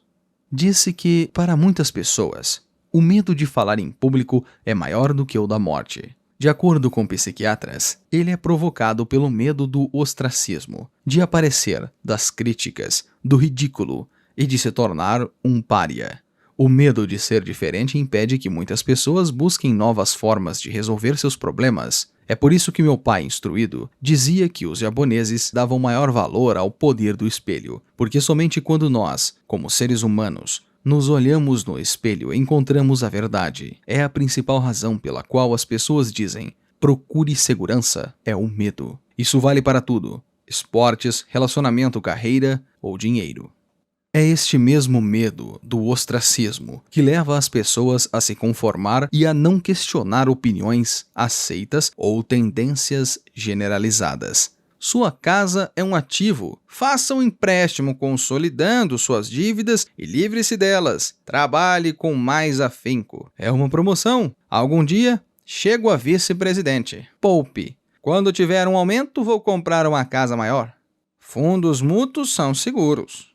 Muitos dos grandes problemas financeiros são causados pelo desejo de se acompanhar a maioria e não querer ficar atrás do vizinho. Ocasionalmente, todos nós precisamos nos olhar no espelho e seguir nossa sabedoria interior, e não nossos medos. 20 anos atrás, quem está na sua equipe? O pai rico se cercou de homens e mulheres qualificados, advogados, contadores, corretores e banqueiros. E Kim e eu fizemos o mesmo. Hoje nosso time de contadores é um dos nossos maiores ativos. O que é mais importante do que o dinheiro? Uma equipe de empreendedores. Quem está na sua? Quando Mike e eu estávamos com uns 16 anos, começamos a ter problemas na escola. Não éramos maus garotos, apenas começamos a nos distanciar da maioria. Trabalhávamos para o pai do Mike depois das aulas e nos fins de semana. Muitas vezes Mike e eu passávamos horas depois do trabalho sentados juntos do seu pai, enquanto ele se reunia com diretores de banco, advogados, contadores, corretores, investidores, gerentes e empregados. Ele era um homem que deixara a escola aos 13 anos e agora dirigia, instruía, comandava, questionava pessoas com alto nível de escolaridade. Elas acorriam a seu chamado e se preocupavam quando ele não as aprovava. Esse era um homem que não tinha acompanhado a multidão, que pensava por si próprio e detestava as palavras. Temos que fazer assim porque todos fazem desse jeito. Ele também odiava ouvir. Não é possível. Se quisesse convencê-lo a fazer alguma coisa, bastava dizer: acho que o senhor não consegue. Mike e eu aprendemos mais assistindo a estas reuniões do que em anos no ensino tradicional, incluindo a faculdade. O pai de Mike não tinha uma instrução formal, mas tinha conhecimento financeiro e, em consequência, era bem-sucedido. Ele costumava repetir para nós: uma pessoa inteligente contrata pessoas mais inteligentes do que ela. Portanto, Mike e eu tínhamos o privilégio de passar horas ouvindo e, no processo, aprendendo com pessoas inteligentes. Mas por causa disso, Mike e eu não conseguíamos nos encaixar no dogma padrão que nossos professores pregavam. E isso criava problemas. Sempre que um professor falava: "Se não tiverem boas notas, vocês não se sairão bem no mundo real", Mike e eu franzíamos as sobrancelhas. Quando nos diziam para seguir as normas e não nos desviar das regras, víamos porque este processo de ensino desestimulava de fato a criatividade. Começamos a entender porque o pai rico nos dizia que as escolas se destinavam a formar bons empregados em vez de bons empregadores. De vez em quando, Mike e eu perguntávamos a nossos professores como se aplicava na prática o que estávamos estudando, ou por que não estudávamos o dinheiro e o seu funcionamento. Esta última pergunta era muitas vezes respondida com a afirmação de que o dinheiro não era importante, que se tivéssemos uma educação impecável, o dinheiro iria atrás. Quanto mais sabíamos sobre o poder do dinheiro, mais nos distanciávamos dos nossos mestres e colegas. Meu pai instruído nunca me pressionou em relação às notas, porém, começou a discutir sobre o dinheiro. Com 16 anos, eu provavelmente já tinha uma base de conhecimento sobre dinheiro melhor do que a de meus pais. Eu sabia escriturar livros contábeis, ouvia especialistas em tributação, advogados especializados em questões empresariais, gerentes de bancos, corretores imobiliários e investidores. Meu pai falava com professores. Certo dia, meu pai falou que a nossa casa era o seu maior investimento. Uma discussão um tanto desagradável teve início quando eu lhe mostrei por que não achava que uma casa era um bom investimento. Notas do narrador. Logo abaixo este texto, há uma figura, bem semelhante às figuras anteriores, aonde há no topo um quadrado com o seguinte legenda superior: balanço patrimonial. Este quadrado está separado em dois, ativos e passivos. Do lado esquerdo há a frase pai rico, e no meio há uma figura de uma casa, que se situa na área de passivos. Logo abaixo há um outro quadrado, na área de balanço patrimonial. O pai pobre diz que a casa está na área de ativos. Fim das notas. O texto continua.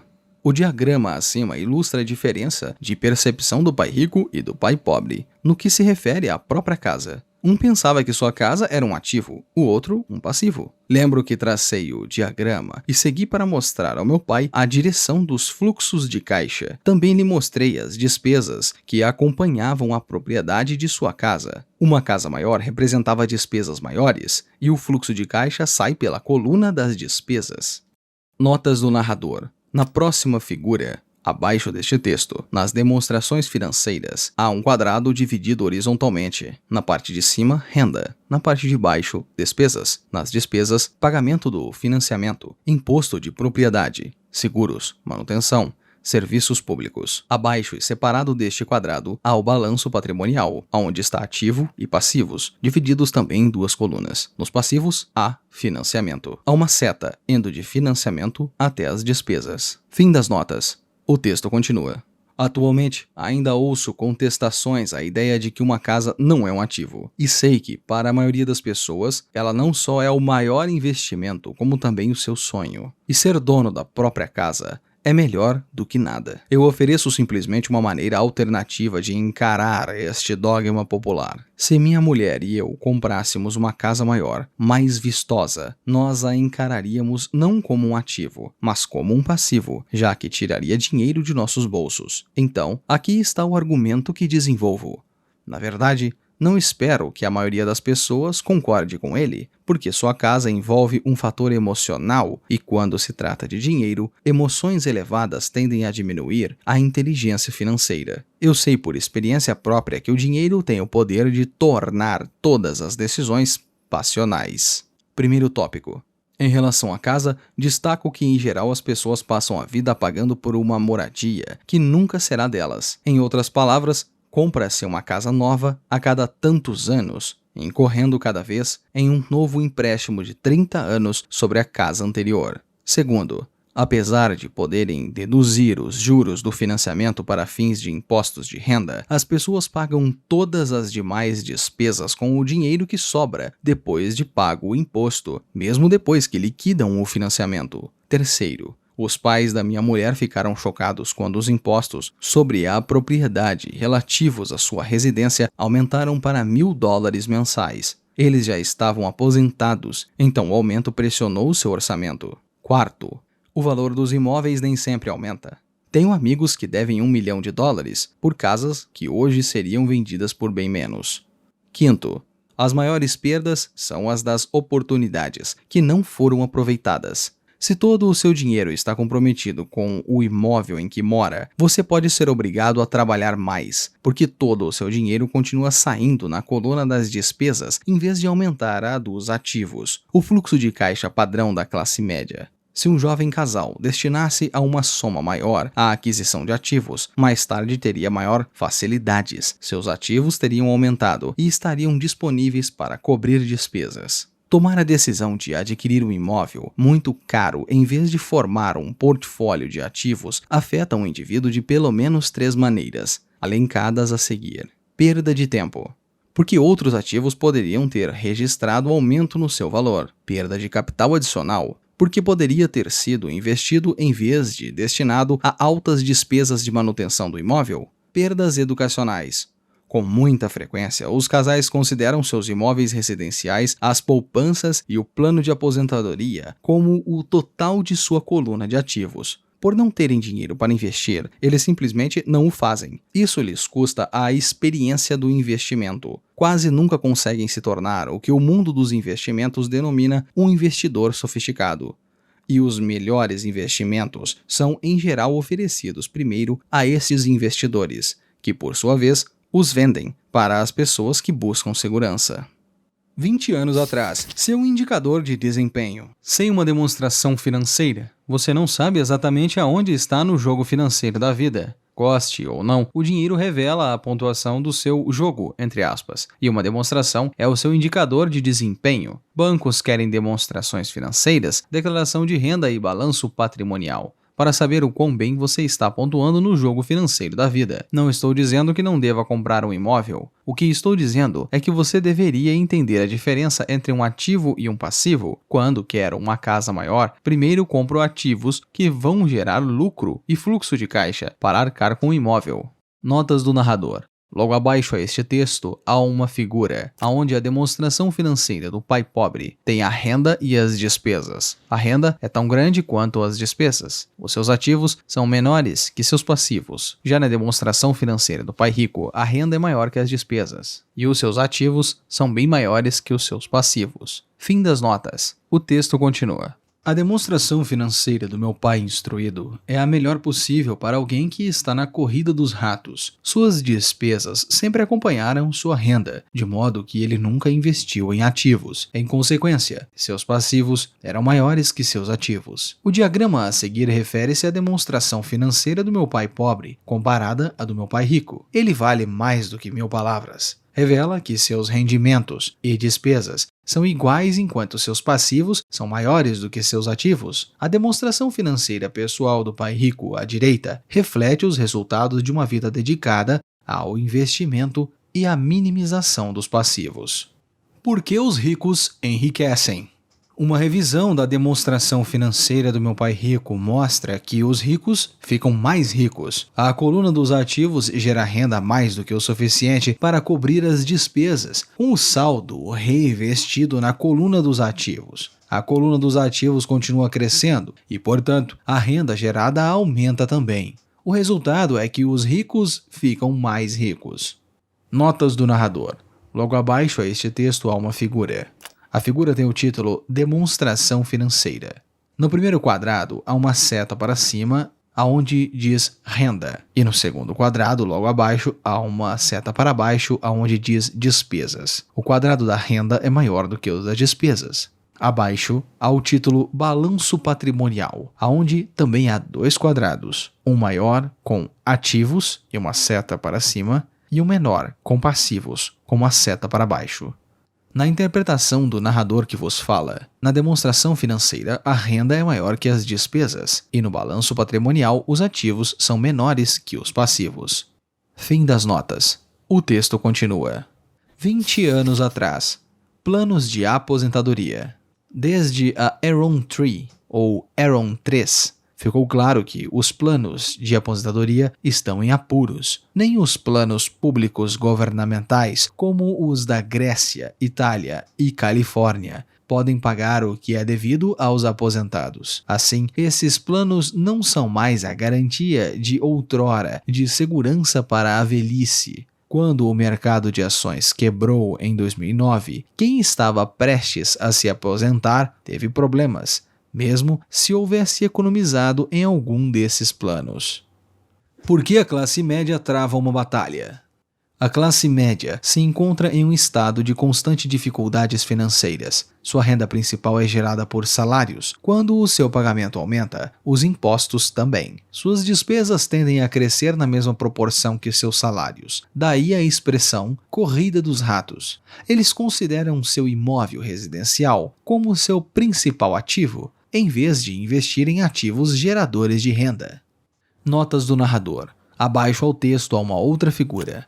No título Demonstração Financeira, os blocos de renda e despesa estão com a seta para cima e do mesmo tamanho. Na interpretação do locutor, isso sinaliza que a renda e as despesas são iguais. E no balanço patrimonial não há nenhum ativo, mas há uma seta para cima indicando que há muitos passivos. Fim das notas. O texto continua. O padrão de se considerar o imóvel residencial como investimento e a filosofia de que um aumento de salário representa poder adquirir uma casa maior ou gastar mais são a base do atual endividamento da sociedade. Este processo de despesa crescente faz com que as famílias se endividem mais e tenham mais instabilidade financeira, mesmo quando progridem no emprego e recebem aumentos salariais regulares. Esta é uma vida muito arriscada, decorrente da precária instrução financeira. A recente e maciça perda de empregos trouxe à luz a fragilidade financeira da classe média. De repente, os planos de aposentadoria das empresas foram substituídos por planos 401k. A Previdência Social está obviamente com problemas e não pode ser considerada uma alternativa de aposentadoria. O pânico se instalou na classe média. Atualmente, os fundos mútuos são populares porque representam segurança. Os aplicadores médios dos fundos de pensão estão demasiadamente ocupados trabalhando para pagar impostos e financiamentos imobiliários e têm dificuldade em poupar para a faculdade dos filhos e liquidar as dívidas do cartão de crédito. Não têm tempo de aprender a investir, de modo que confiam na experiência do administrador do fundo mútuo. Como o fundo também inclui muitos tipos diferentes de investimentos, tem-se uma sensação de segurança, porque ele é diversificado, entre aspas. Este grupo de classe média instruída aceita o dogma defendido por corretores de fundos mútuos e consultores financeiros. Abre aspas. Procure a segurança, evite o risco. Fecha aspas. A verdadeira catástrofe, contudo, é a falta de instrução financeira precoce, responsável pelo risco enfrentado pela pessoa comum da classe média.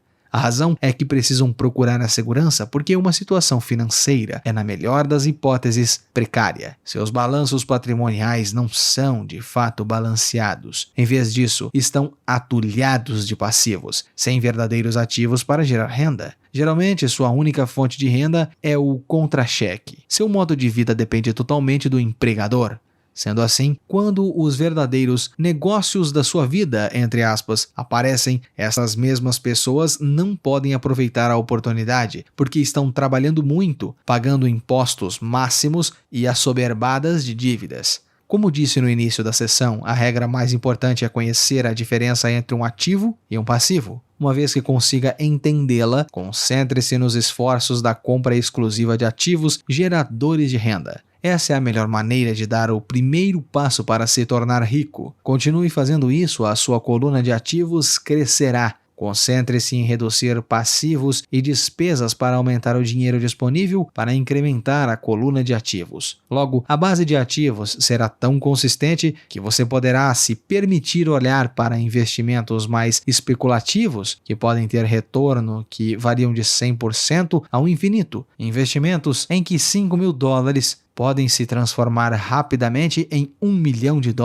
ou mais, em investimentos que a classe média considera, entre aspas, demasiado arriscado. O investimento não é arriscado se há a proficiência financeira. Se fizer o que as massas fazem, você estará na seguinte situação. Notas do narrador. Abaixo esse texto, uma outra imagem. No quadrante que se diz renda, está trabalho para uma empresa privada, salário. E nas despesas, trabalho para o governo, impostos. No balanço patrimonial, o quadrante de ativos não há nada. E nos passivos, trabalho para o banco, financiamento. Fim das notas. O texto continua.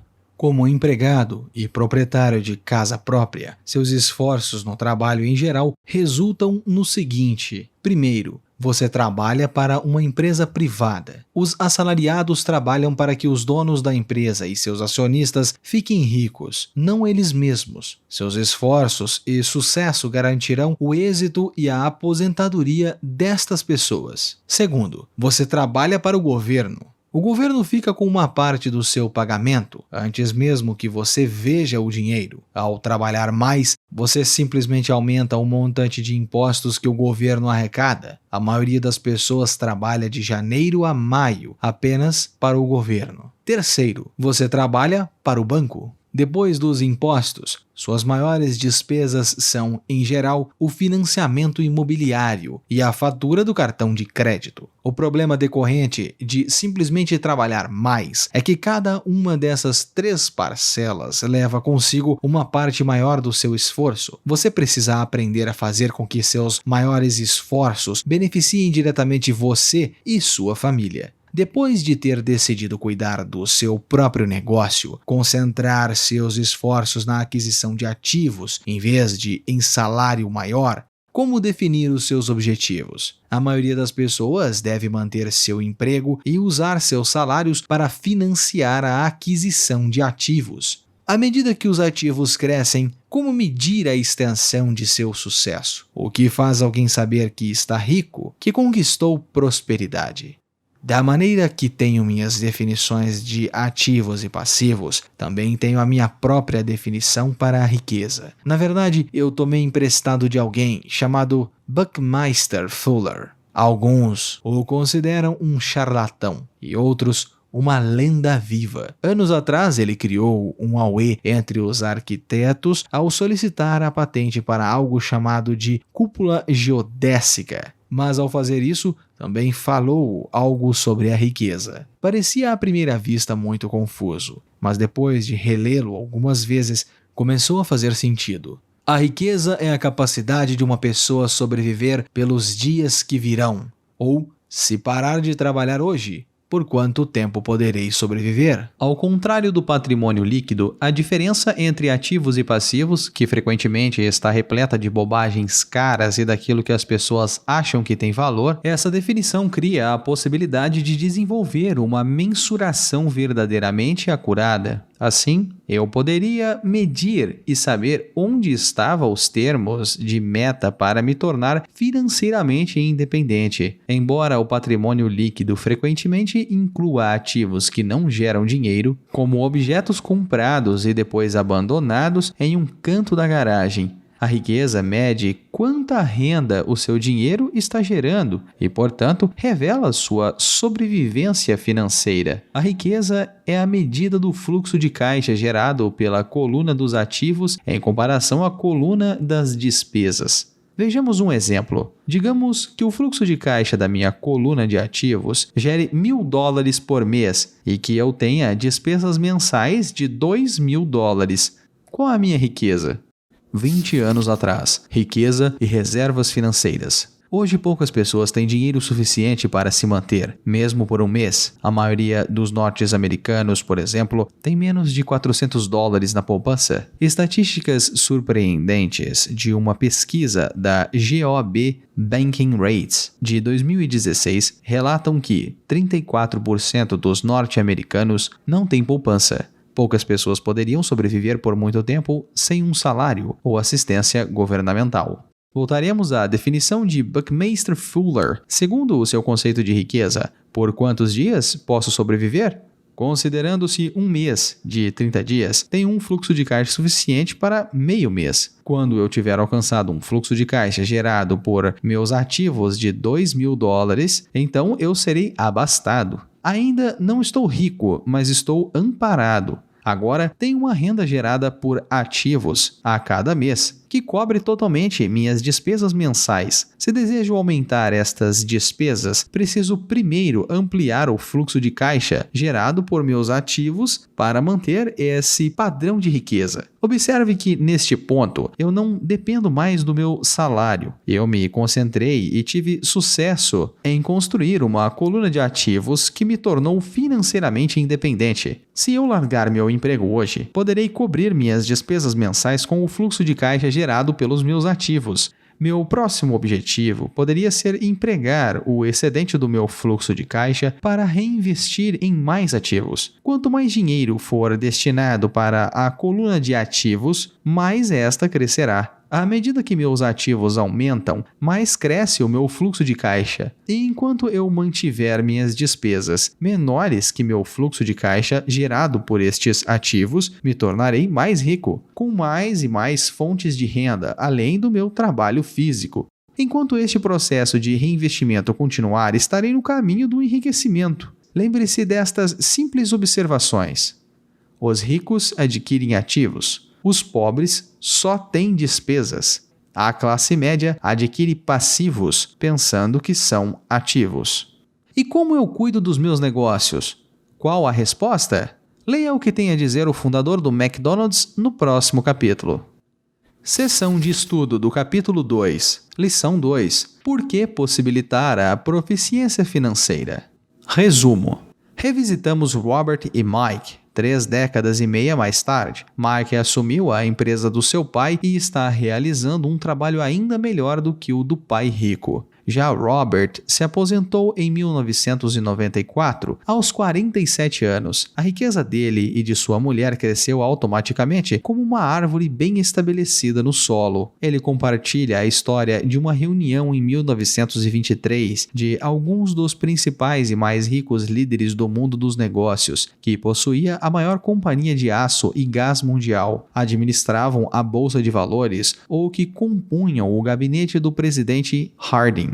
E 25 anos depois, a vida da maioria deles terminou em tragédia, com eles falidos, exilados ou presos. A crise da Bolsa de 1929 e a Grande Depressão exerceram um papel relevante em seus destinos, mas hoje vivemos uma realidade mais caótica e fugaz do que foram a deles. Mais importante do que o dinheiro para sobreviver é a nossa educação e capacidade de aprender. O que importa não é quanto você ganha, mas quanto conserva e por quantas gerações. Assim, quando as pessoas perguntam a Robert como começar a enriquecer, ele lhes dá a mesma resposta que o pai rico lhe deu. Se quiser ficar rico, precisa se tornar financeiramente proficiente. Robert compara a maneira como muitas pessoas agem a construir arranha-céus em uma laje feita por uma pequena casa. Como as crianças saem da escola com uma educação financeira deficiente, entram na vida adulta perseguindo o sonho americano, mas acabam se afundando em dívidas. A única saída é uma estratégia para enriquecer. Mas sem um bom alicerce advindo da proficiência financeira, seus esforços são como construir um arranha-céu sob uma fundação fraca, e em vez de criarem o Empire State Building, acabam com a torre inclinada dos subúrbios.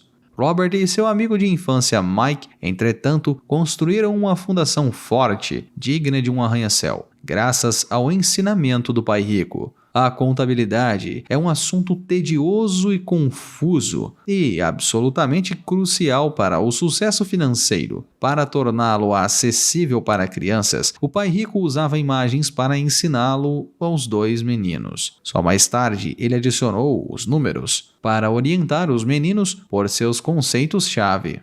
Robert dizia: é que você deve saber a diferença entre um ativo e um passivo e só adquirir ativos. Isso é tudo o que precisa saber. Mas apesar de tão simples, é algo que muitas pessoas não compreendem. Quando o pai rico expôs isso aos 2 adolescentes, eles pensaram que ele estava brincando. Como os adultos podiam não entender? Todos não deveriam ser ricos? Notas do narrador.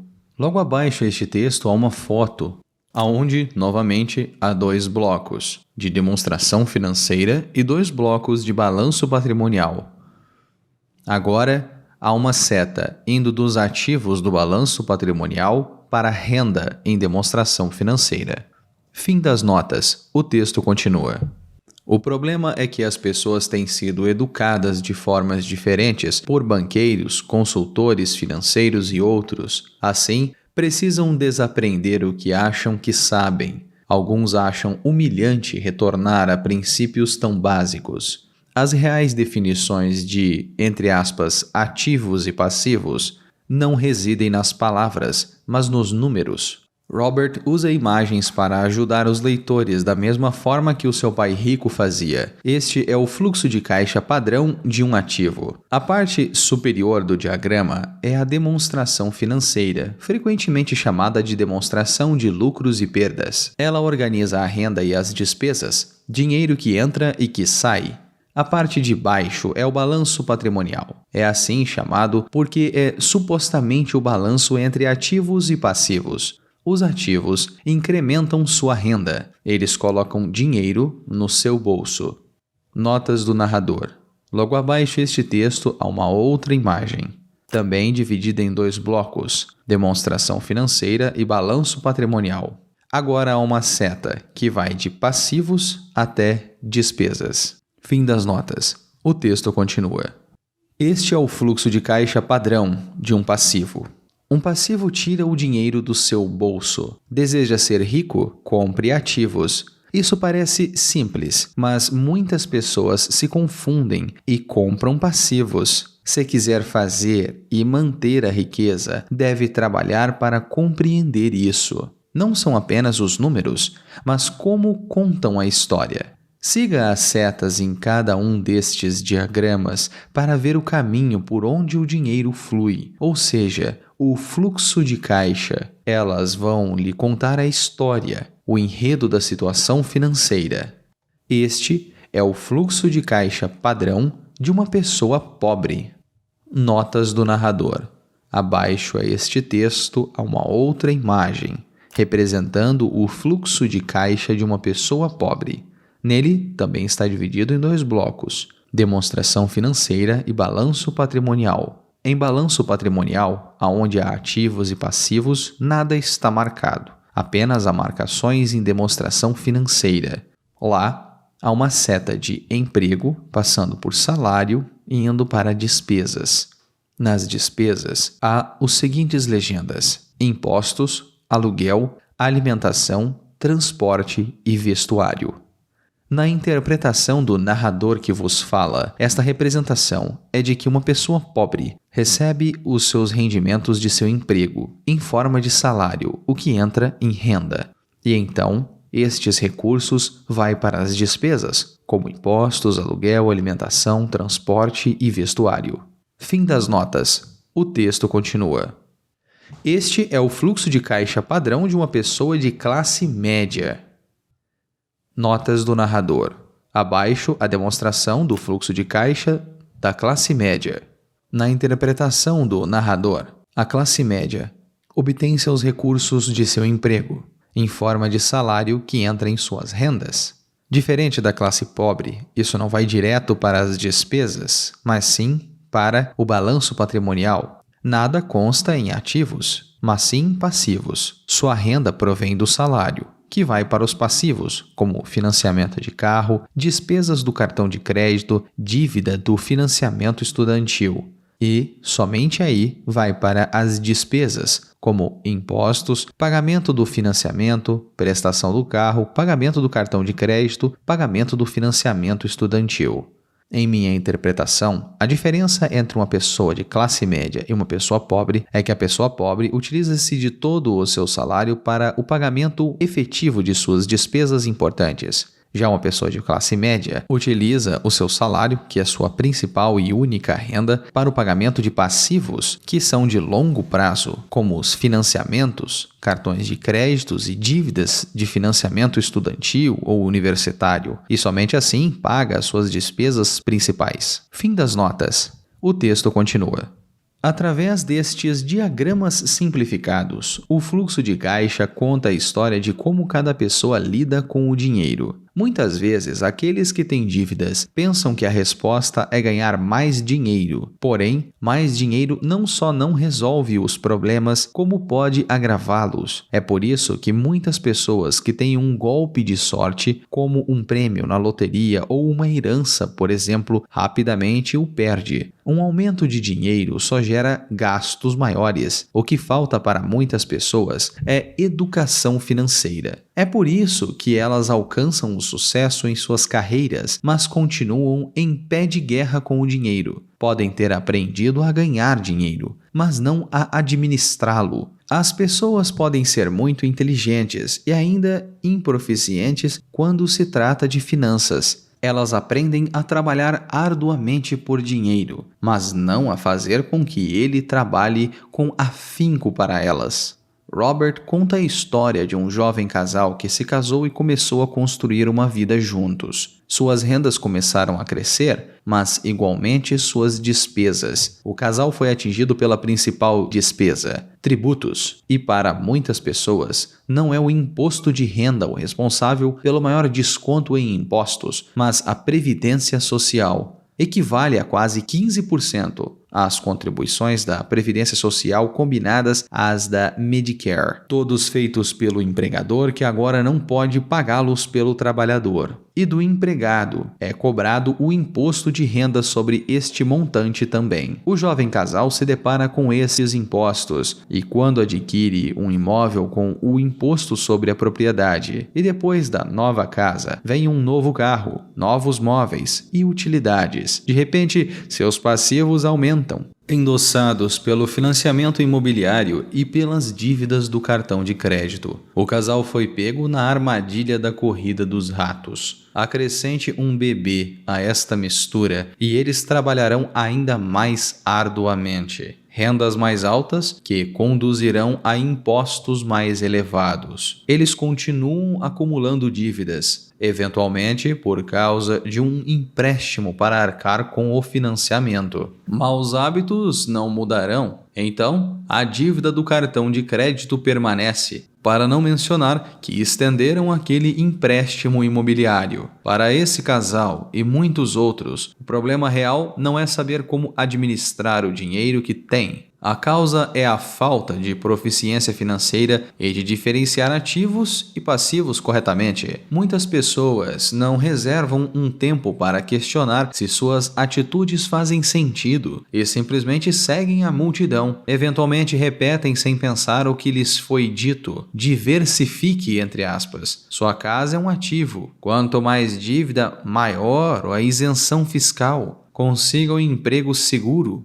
Não cometa erros, não assuma riscos. Conforme Robert e Mike passavam seu tempo sentados em encontros com o pai rico, que construía conhecimento através da inteligência das pessoas que o cercavam, também eles aprendiam e passaram a questionar os dogmas padronizados ensinados em sua escola. Isso causou um problema e os deixou cada vez mais distantes de seus professores. Robert começou a discordar também do seu pai pobre, em termos financeiros, especialmente com sua visão de que um imóvel é o maior investimento de alguém. Em contrapartida, o pai rico dizia que sua casa é um passivo. Muitas pessoas ainda acreditam que sua casa é um ativo, mas Robert ensina que ela é um passivo, porque tira dinheiro do seu bolso, não só com impostos e despesas, mas porque ela se desvaloriza e você perde oportunidades se o seu dinheiro está todo preso num financiamento do imóvel. E isso faz com que você perca o aprendizado advindo da experiência de investir. Isso não significa que você não deva comprar uma boa casa, mas certifique-se de antes comprar ativos que proverão fluxo de caixa para arcar com o imóvel, quando existem ativos suficientes para gerar mais renda do que o necessário para cobrir as despesas. Este saldo deve ser reinvestido em ativos, o que incrementa a coluna de ativos em um balanço patrimonial e produz mais renda. O resultado é que os ricos, que compreendem a diferença entre ativos e passivos, ficam ainda mais ricos. A classe média fica presa na corrida dos ratos porque trata sua casa como ativo, em vez de investir em ativos reais, geradores de renda. Isso também acontece porque seu salário é sua fonte primária de renda, e, portanto, quando ele aumenta, também os impostos sobem. Muitos investem em fundos mútuos, pagando um gestor para administrar suas contas, porque não tem tempo ou experiência para fazê-lo. Eles pensam que os fundos mútuos são garantidos e desejam esta segurança, porque seus balanços patrimoniais são desbalanceados. Não conseguem tirar proveito das oportunidades porque estão afundados em dívidas e só têm seu salário fazendo o dinheiro entrar. Quer enriquecer? Concentre seus esforços na compra de ativos geradores de renda. Quando realmente entender o que é um ativo, reduza os passivos e as despesas. Você avultará sua coluna de ativos. Então, como você sabe que é rico? Robert usa a definição de Buckminster Fuller. A riqueza é a capacidade de uma pessoa sobreviver pelos dias que virão, ou, se parar de trabalhar hoje, por quanto tempo poderei sobreviver. Outra maneira de afirmar isto é, entre aspas, a riqueza é medida pelo fluxo de caixa gerado pela coluna de ativos em comparação à coluna de despesas. Quando seus ativos geram renda suficiente para cobrir as suas despesas, você é abastado, mesmo que ainda não seja rico. Momento do hemisfério esquerdo. Olhe os números e aprenda a ler a história que contam. Os ativos colocam dinheiro no seu bolso. Se algo o tira, não é um ativo, é um passivo. Momento do hemisfério direito. O desenho do balanço patrimonial ajuda a mostrar o fluxo do dinheiro conforme o estilo de vida de diferentes pessoas. Momento subconsciente. O modelo do ostracismo leva as pessoas a se conformarem e não questionarem opiniões advindas do senso comum ou de tendências populares, ainda que isto os prejudique em termos financeiros. O que Robert quer dizer? Agora é hora de refletir. Pergunte a si mesmo o que Robert quer dizer nesta citação e por que ele diz isso. Nesta sessão, você não precisa concordar ou discordar dele. O objetivo é entender o que Robert está dizendo. Lembre-se, esta sessão de estudo é projetada para ser coadjuvante e de apoio. Duas cabeças pensam melhor do que uma. Se você não entender o que o Robert está dizendo, não desista desta lição. Peça ajuda. Aproveite o tempo para discutir cada citação até compreendê-las. Abre aspas.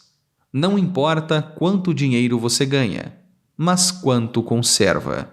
A inteligência resolve problemas e gera dinheiro. Dinheiro sem inteligência financeira desaparece depressa. Se quiser construir um Empire State Building, a primeira coisa a fazer é cavar profundamente o terreno e construir alicerces sólidos. Se for construir uma casa na periferia, tudo o que tem a fazer é assentá-la em uma laje de concreto de 15 centímetros. A maioria das pessoas, em sua ânsia de enriquecer, tenta construir o Empire State Building sobre uma laje de 15 centímetros. Os ricos adquirem ativos, a classe média e baixa adquirem passivos, pensando que são ativos. Se seu padrão for gastar tudo o que ganha, o mais provável é que um aumento de renda apenas resulte em mais despesas. Em 80% das famílias, a trajetória financeira é um percurso de trabalho árduo na tentativa de progredir, não porque não ganham dinheiro, mas porque passam suas vidas comprando passivos em vez de ativos. Por não entendê-los plenamente, a maioria das pessoas permite que o enorme poder do dinheiro exerça o controle sobre elas. Questões adicionais. Agora é o momento de usar a história deste capítulo para entender o que Robert estava dizendo e aplicá-las a você e sua vida. Faça a si mesmo as perguntas a seguir e as discuta com o seu parceiro de estudos. Seja honesto consigo mesmo e com seu parceiro. Se não gostar das respostas que der, pergunte a si mesmo se está disposto a mudar e aceitar o desafio de transformar seus pensamentos e mentalidade. Pergunta número 1. Quando sua educação financeira começou? A partir deste livro ou de outra fonte? 2. Como você reagiu ao ler pela primeira vez a definição de Robert de ativos e passivos? 3. Qual foi sua reação quando ele afirmou que sua casa não é um ativo? Você a via assim? Depois do argumento dele, você mudou de ideia? 4. Qual fluxo de caixa mais representa o padrão da sua vida? 5. Além da sua casa, há algo que pensou ser um ativo e mais tarde se revelou um passivo? 6. Sobre a seguinte afirmação: o que falta na educação das pessoas não é aprender a ganhar dinheiro, mas administrá-lo. Você concorda ou discorda? 7. O pai rico disse aos meninos que não são os números que importam na contabilidade, mas o que dizem. O que os números revelam sobre sua vida? 8. Em que momento da sua vida houve uma realização aparentemente positiva, como uma promoção ou um aumento, mas que não deu ao seu balanço patrimonial o resultado esperado? 9. Você teria dinheiro para sobreviver por quantos dias se parasse de trabalhar hoje? Este número o surpreende ou o assusta? Capítulo 3. Lição número 3. Cuide do seu negócio. Os ricos se concentram na coluna dos ativos, enquanto todos os outros focam em suas demonstrações financeiras. Em 1974, Ray Kroc, fundador do McDonald's, foi convidado a fazer uma palestra para a turma de MBA da Universidade do Texas, em Austin. Um amigo meu, muito querido, Kate Cunningham, era aluno desta turma. Depois de uma exposição forte e inspiradora, os estudantes perguntaram a Ray se gostaria de se juntar a eles em um bar que frequentavam, para tomar uma cerveja. Ray aceitou gentilmente. "Qual é o meu negócio?" perguntou Ray quando todo mundo já estava com o seu copo de cerveja. Todos riram, conta Kate. A maior parte da turma pensou que Ray estivesse brincando. Ninguém respondeu e Ray repetiu a pergunta. "Em que negócio vocês pensam que eu atuo?" Os estudantes soltaram uma gargalhada e finalmente uma alma corajosa gritou: "Ray, há alguém no mundo que não saiba que você está no ramo dos hambúrgueres?" Ray deu uma risada. "Achei que vocês fossem responder isso mesmo." Fez uma pausa e rapidamente acrescentou: "Senhoras e senhores, não atuo no ramo de hambúrgueres. Meu negócio são imóveis." Kate conta que Ray passou um bom tempo explicando seu ponto de vista. Em seu plano de negócios, Ray sabia que o principal foco era a venda de franquias de hambúrguer, mas nunca perdeu de vista a localização de uma delas. Ele sabia que os imóveis e sua localização era o principal fator de sucesso das franquias. Basicamente, a pessoa que compra a franquia paga pelo imóvel em que ela está situada para a organização de Ray Kroc. 20 anos atrás. Avanço rápido. 2017. McDonald's, 7-Eleven e KFC se mantêm no ranking como as 3 principais franquias nos Estados Unidos. No total, em 2016, as 200 maiores marcas de franquias aumentaram suas vendas em 2,2% ou 12,5 bilhões de dólares. Atualmente, o McDonald's é o maior proprietário individual de terrenos no mundo, superando até a Igreja Católica. O McDonald's é proprietário de alguns dos cruzamentos e esquinas mais valiosos não só dos Estados Unidos, como também de outras partes do mundo. Kate diz que essa foi uma das mais importantes lições que recebeu em sua vida. Atualmente, Kate é proprietário de lava-rápidos, mas seu negócio são os terrenos que estão por baixo deles. O capítulo anterior terminou com diagramas ilustrando que a maioria das pessoas trabalha para todo mundo, menos para elas mesmas. Elas trabalham em primeiro lugar para os donos das empresas, depois para o governo, ao pagar impostos, e finalmente para o banco em que fizeram o financiamento imobiliário. Quando garoto, não havia nenhum McDonald's por perto. Contudo, meu pai rico ensinou a mim e ao Mike a mesma lição que Ray Kroc deu na Universidade do Texas. A lição número 3 dos ricos. O segredo é: cuide do seu negócio. Os problemas financeiros geralmente resultam no trabalho de uma vida toda feito para outras pessoas. Muita gente chegará sem nada ao fim de uma vida inteira de trabalho. Nosso atual sistema de ensino se concentra em preparar a juventude para os empregos por meio de desenvolvimento de habilidades acadêmicas. Suas vidas girarão em torno de seus salários, ou como mostrado anteriormente na coluna de renda. Depois de desenvolvidas as habilidades acadêmicas, os estudantes vão para o nível mais elevado de ensino, a fim de desenvolver suas habilidades profissionais. Eles estudam para se tornar engenheiros, cientistas, cozinheiros, policiais, artistas, escritores e etc. Suas habilidades profissionais lhe permitirão ingressar na força de trabalho e trabalhar por dinheiro.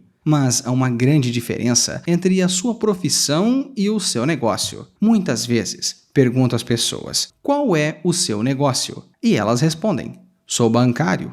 Então, lhes pergunto se são donas de banco. Em geral, retrucam, não, eu trabalho para o banco. Nesse caso, está se confundindo profissão com negócio. Sua profissão pode ser a de bancário, mas elas ainda não são donas da empresa. Um dos problemas com a escola é que, frequentemente, você se transforma naquilo que estuda. Se você estuda, digamos, culinária, se torna um chefe. Se estuda direito, se torna um advogado. E se você estuda mecânica de automóveis, se torna um mecânico. O erro de se tornar aquilo que estuda é que muitas pessoas se esquecem de cuidar do seu negócio.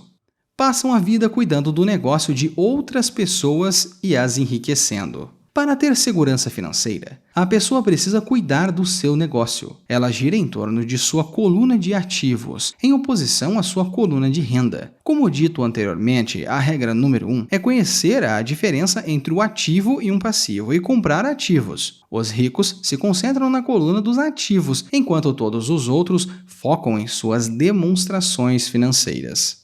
Os problemas financeiros gerados resultam no trabalho de uma vida toda feita para outras pessoas. É por isso que ouvimos com tanta frequência, entre aspas, preciso de um aumento. Se pelo menos conseguisse uma promoção. Vou voltar a estudar para arrumar um emprego melhor. Vou fazer hora extra. Quem sabe consigo mais um emprego. Vou me demitir em 2 semanas. Encontrei um emprego com um salário melhor. Em alguns círculos, essas são ideias sensatas. Contudo, se prestar atenção em Ray Kroc, verá que ainda não está cuidando do seu negócio. Todas estas ideias ainda focam a coluna de renda e só ajudarão a pessoa a ter mais segurança financeira se o dinheiro adicional for utilizado na aquisição de ativos geradores de renda. A principal razão pela qual os pobres e a classe média são conservadores do ponto de vista financeiro, o que significa não posso me arriscar, é que não tem um embasamento financeiro, apenas agarra-se a seus empregos, fazem o que é seguro.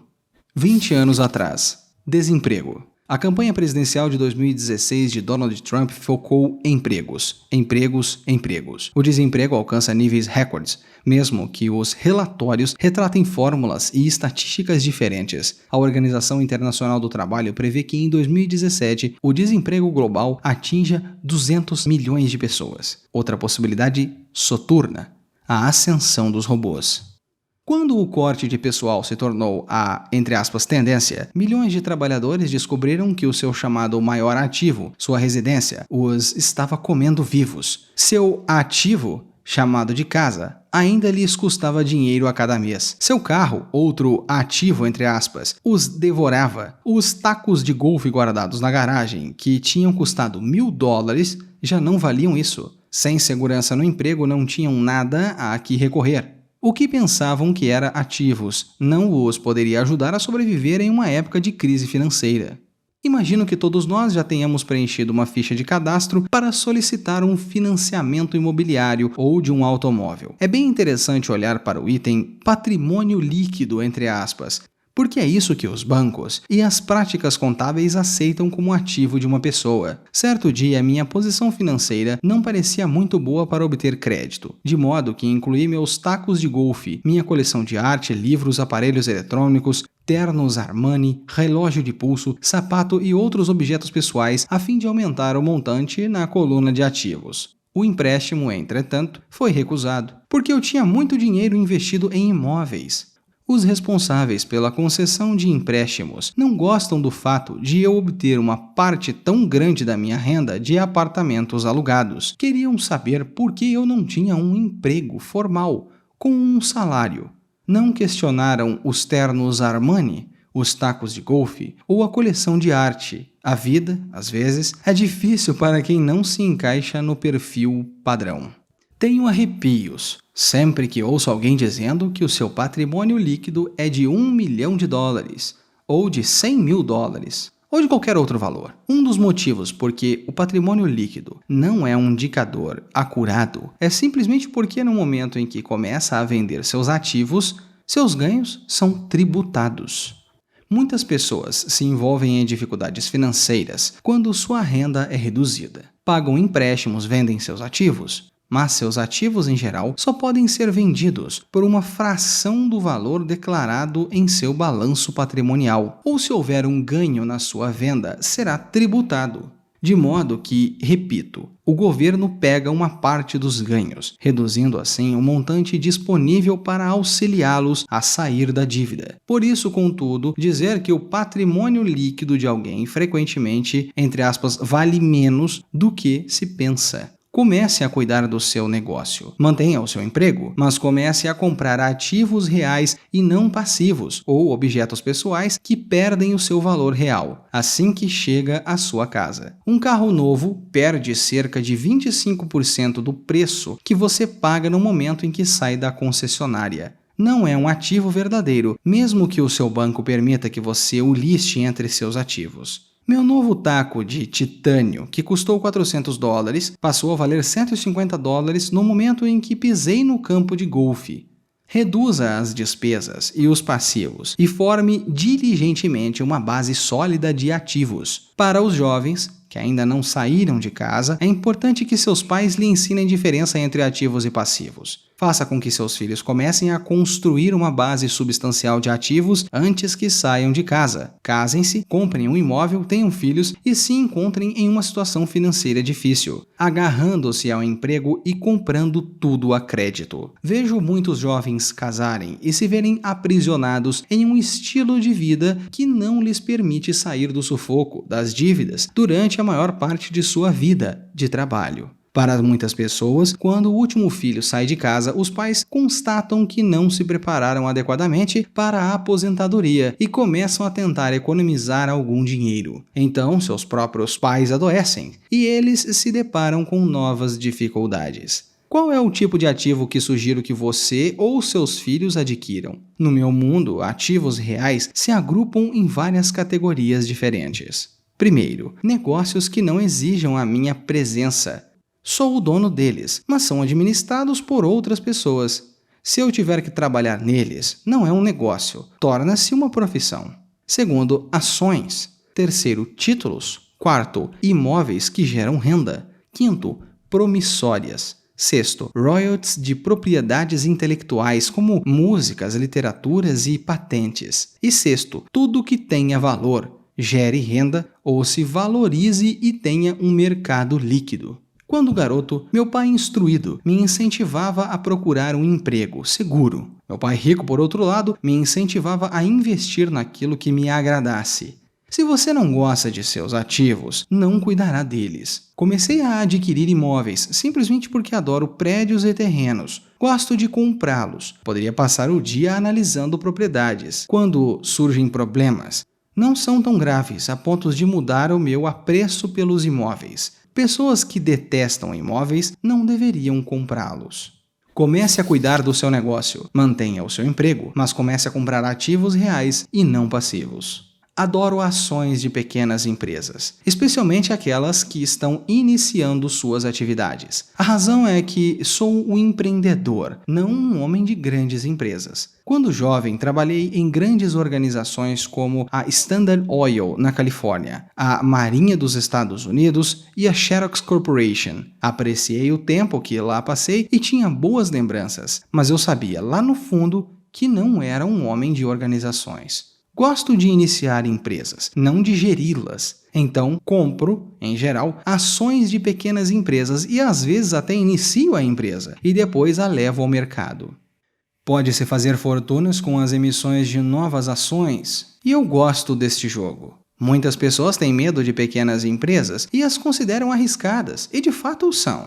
Mas o risco sempre é menor se você gosta daquilo em que está investindo, compreender e conhecer o jogo. Com pequenas empresas, minhas estratégias é de investimento e me desfazer das ações no prazo de 1 ano. Por outro lado, minha estratégia para os imóveis é começar com pouco, depois trocá-los por imóveis maiores e, portanto, adiar o pagamento dos impostos sobre os ganhos. Isso permite que seu valor aumente acentuadamente. Costumo ficar com os imóveis no máximo 7 anos. Durante anos, mesmo quando estava na Marinha ou na Xerox, fiz o que o meu pai rico aconselhava. Fiquei no meu emprego, mas ainda assim cuidava dos meus negócios. Estava atento à minha coluna de ativos, negociava com imóveis e ações. O pai rico sempre destacava a importância da proficiência financeira. Quanto mais eu entendesse a contabilidade e a gestão do dinheiro, melhor poderia analisar investimentos e, por fim, construir a minha própria empresa. Eu não incentivaria ninguém a iniciar uma nova empresa, a menos que realmente o deseje.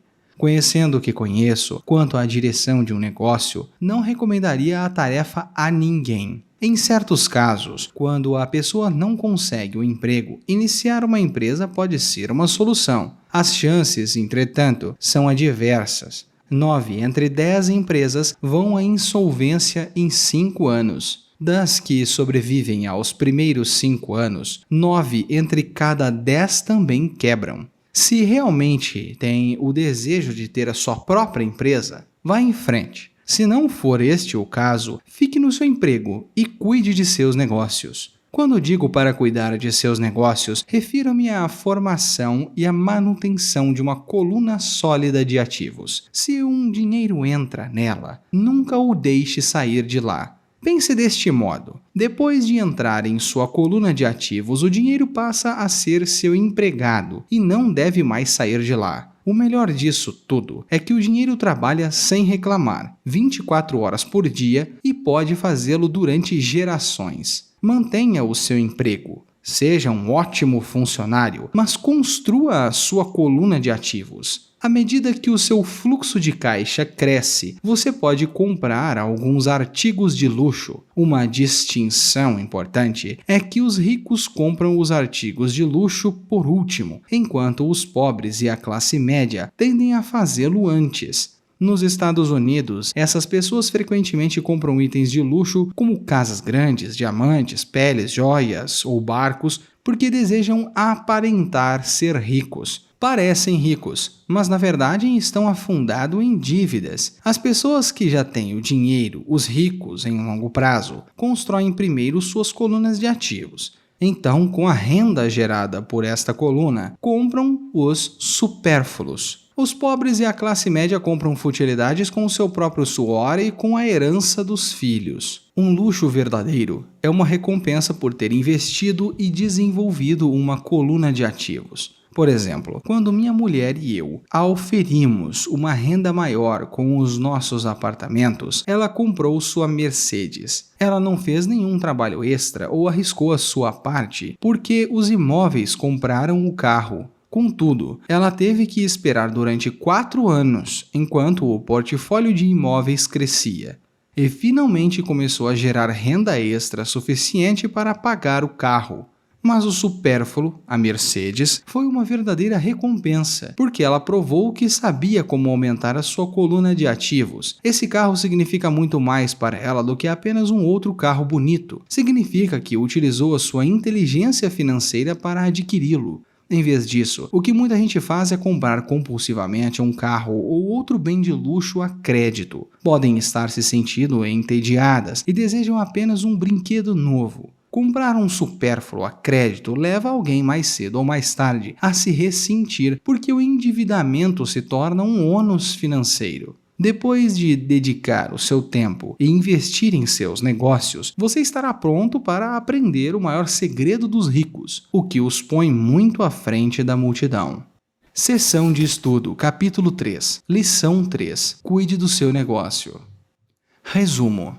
Em 1974, um amigo de Robert vai a uma palestra de Ray Kroc sobre a fama do McDonald's na Universidade do Texas em Austin. Depois disso, Ray aceitou se juntar aos ouvintes em seu lugar favorito para uma cerveja. Ele perguntou aos estudantes em que setor de negócios estava. Primeiro eles riram e então responderam que o seu ramo de atuação era o de hambúrgueres, claro. Mas Ray falou que estavam errados. Seus negócios eram os imóveis. Ele sabia que o terreno e a localização de cada franquia eram os principais fatores para o sucesso. Atualmente, o McDonald's é o maior proprietário de imóveis do mundo, dominando algumas das esquinas e cruzamentos mais valiosos ao redor do globo. O amigo de Robert levou a lição a sério e hoje é proprietário de Lava Rápidos, mas seu negócio é o imóvel em que eles estão localizados. Muitas pessoas trabalham para outras, seus empregadores, o governo como tributos e o banco, seus financiamentos. O Ray Kroc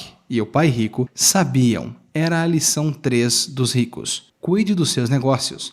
Não desperdice a sua vida inteira trabalhando para outras pessoas. Há uma grande diferença entre a sua profissão e o seu negócio. Frequentemente Robert perguntava, qual é o seu negócio? E as pessoas respondem, sou bancário. Então ele pergunta a elas se são donas do banco. Eles geralmente respondem, não, eu trabalho lá. Neste caso, elas confundem a sua profissão com o seu negócio. Sua profissão pode ser a de bancário, mas elas ainda precisam de um negócio próprio. Muitas pessoas passam a sua vida cuidando dos negócios de outras pessoas e as deixando ricas. Cuidar de seu negócio não significa começar uma empresa, como muitas pessoas pensam. Na verdade, o seu negócio envolve a coluna de ativos, não a de renda. Promoções ou de trabalho melhor só vão ajudar na sua estabilidade financeira, se você usar o dinheiro extra para adquirir ativos geradores de renda. A razão principal pela qual as classes médias e baixas são conservadoras do ponto de vista financeiro é que não têm um bom conhecimento na área. Eles precisam se apegar a seus trabalhos e à ideia de segurança. Não conseguem assumir riscos. E quando os tempos difíceis surgem, o que muitas pessoas percebem é que seus ativos não vão ajudá-las a sobreviverem a uma crise financeira. O carro se desvalorizou. Aqueles tacos de golfe? Também. Com muita frequência, o que o banco permite que uma pessoa considere como um ativo em uma demonstração financeira não é um ativo legítimo. Robert teve uma proposta de empréstimo recusada porque o banco não gostou de quanta renda provinha de aluguéis e estava preocupado por ele não ter um emprego formal. Mas eles aceitaram que o Robert elencasse seus ternos, uma coleção de arte e outros bens pessoais como se fossem ativos. O patrimônio líquido não é medido como as pessoas pensam. Muitos bens considerados ativos, com o que as pessoas mensuram o seu patrimônio, não são tão valiosos quanto acham, ou se adquirem valor, desencadearão impostos sobre eles quando vendidos. Assim, Robert diz às pessoas para começar a cuidar do próprio negócio, manter o seu trabalho formal, mas começar a comprar ativos legítimos, não passivos ou bens pessoais que perdem valor após a aquisição. Reduza despesas e passivos e construa diligentemente uma base de ativos consistentes. Os pais precisam educar os jovens antes que saiam de casa. Assim, vão entender o que é um ativo legítimo e evitar as armadilhas das dívidas. Robert diz que os ativos legítimos se encontram nas seguintes categorias: negócios que não exijam a minha presença. Sou dono deles, mas eles são administrados por outras pessoas. Se eu tiver que trabalhar neles, não é um negócio, torna-se uma profissão. Ações, títulos, imóveis que geram renda, promissórias. Royalties de propriedade intelectual, como de músicas, literatura e patentes, e tudo que tenha valor, gere renda ou se valorize e tenha liquidez de mercado. Adquira ativos que você ama. Robert é apaixonado por imóveis, então passa muito do seu tempo analisando e comprando. Se não gosta de imóveis, não invista nisso. Robert também ama ações e pequenas empresas, porque ele é um empreendedor. Alguns têm medo do risco das empresas iniciantes, mas ele as vê como locais para se produzir riqueza. Sua estratégia é sair do mercado de ações depois de um ano. Sua estratégia imobiliária, por outro lado, é começar por baixo e continuar negociando até chegar às grandes propriedades e diferir aos impostos sobre os ganhos, conservando o imóvel por, no máximo, 7 anos. Mesmo quando trabalhava para a Marinha e a Xerox, Robert já cuidava de seus negócios. Ele mantinha o seu trabalho formal, mas movimentava sua coluna de ativos, negociando imóveis e pequenas ações. Quanto mais entendia de contabilidade e gestão financeira, melhor analisava os investimentos e eventualmente cuidava de sua empresa. Ele não recomenda que as pessoas comecem um negócio, a menos que realmente desejem. Por outro lado, aconselha a manter o trabalho formal enquanto constrói sua empresa, construir e manter uma coluna de ativos substancial. Conforme o fluxo de caixa cresce, as pessoas podem se render a certas futilidades, mas só se o fluxo de caixa puder arcar com elas. Consolide a coluna de ativos e deixe que os ativos geradores de renda paguem seus luxos. Momento do hemisfério esquerdo. Quando os ativos geram renda suficiente para arcar com os supérfluos, então você pode comprá-los. Momento do hemisfério direito. Pense criticamente sobre o que o seu negócio é. Ele não é sua profissão. Momento subconsciente. Adquira ativos pelos quais é apaixonado, porque assim você cuidará melhor e se divertirá aprendendo sobre eles. O que Robert quer dizer? Agora é hora de refletir. Pergunte a si mesmo: o que Robert quer dizer nessa citação? E por que ele diz isso? Nessa sessão você não precisa concordar ou discordar dele. O objetivo é entender o que Robert está dizendo. Lembre-se, esta sessão é de estudo. É projetada para ser coadjuvante e de apoio. Duas cabeças pensam melhor do que uma. Se você não entende o que Robert está dizendo, não desista da lição. Peça ajuda. Aproveite o tempo para discutir cada lição e citação até compreendê-las. Abre aspas. Para ter segurança financeira, a pessoa precisa cuidar do seu negócio. Os ricos se concentram na coluna dos ativos, enquanto todos os outros focam em suas demonstrações financeiras. Os problemas financeiros geralmente resultam no trabalho de uma vida toda feita para outras pessoas. Muita gente chegará sem nada ao fim de uma vida inteira de trabalho. Um dos motivos por que o patrimônio líquido não é um indicador acurado é simplesmente porque no momento em que começa a vender seus ativos, seus ganhos são tributados. Se um dinheiro entrar nela, nunca a deixe sair de lá.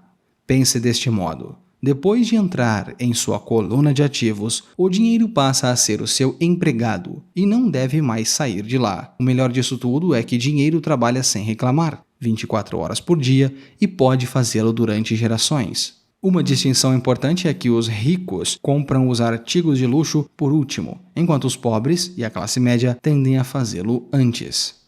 Os pobres e a classe média compram futilidades com o seu próprio suor e com a herança dos filhos. Fecha aspas. Questões adicionais. Agora é o momento de usar as histórias deste capítulo para entender o que Robert estava dizendo e aplicá-las a você e sua vida. Faça a si mesmo as perguntas abaixo e as discuta com seu parceiro de estudos. Seja honesto consigo mesmo e com o seu parceiro. Se não gostar das respostas que der, pergunte a si mesmo se está disposto a mudar e aceitar o desafio de transformar seus pensamentos e mentalidade. Pergunta número 1. Qual é a sua profissão e o seu negócio? Em que se diferem? 2. O que você elencava em seu patrimônio líquido antes de ler este capítulo? Como você o vê agora? 3. Os ativos que adquirem são do tipo que mais ama? Se não, como pode mudar isso? 4. Houve alguma vez que você comprou um supérfluo com que seu fluxo de caixa não pôde arcar? E em que você comprou depois de poder? Compare como se sentiu em ambas as situações, tanto no momento da compra quanto depois. 5. Há pessoas em sua família que gastam toda a sua vida de trabalho para os outros para terminar sem nada? Como você as aconselharia se pudesse? Capítulo 4.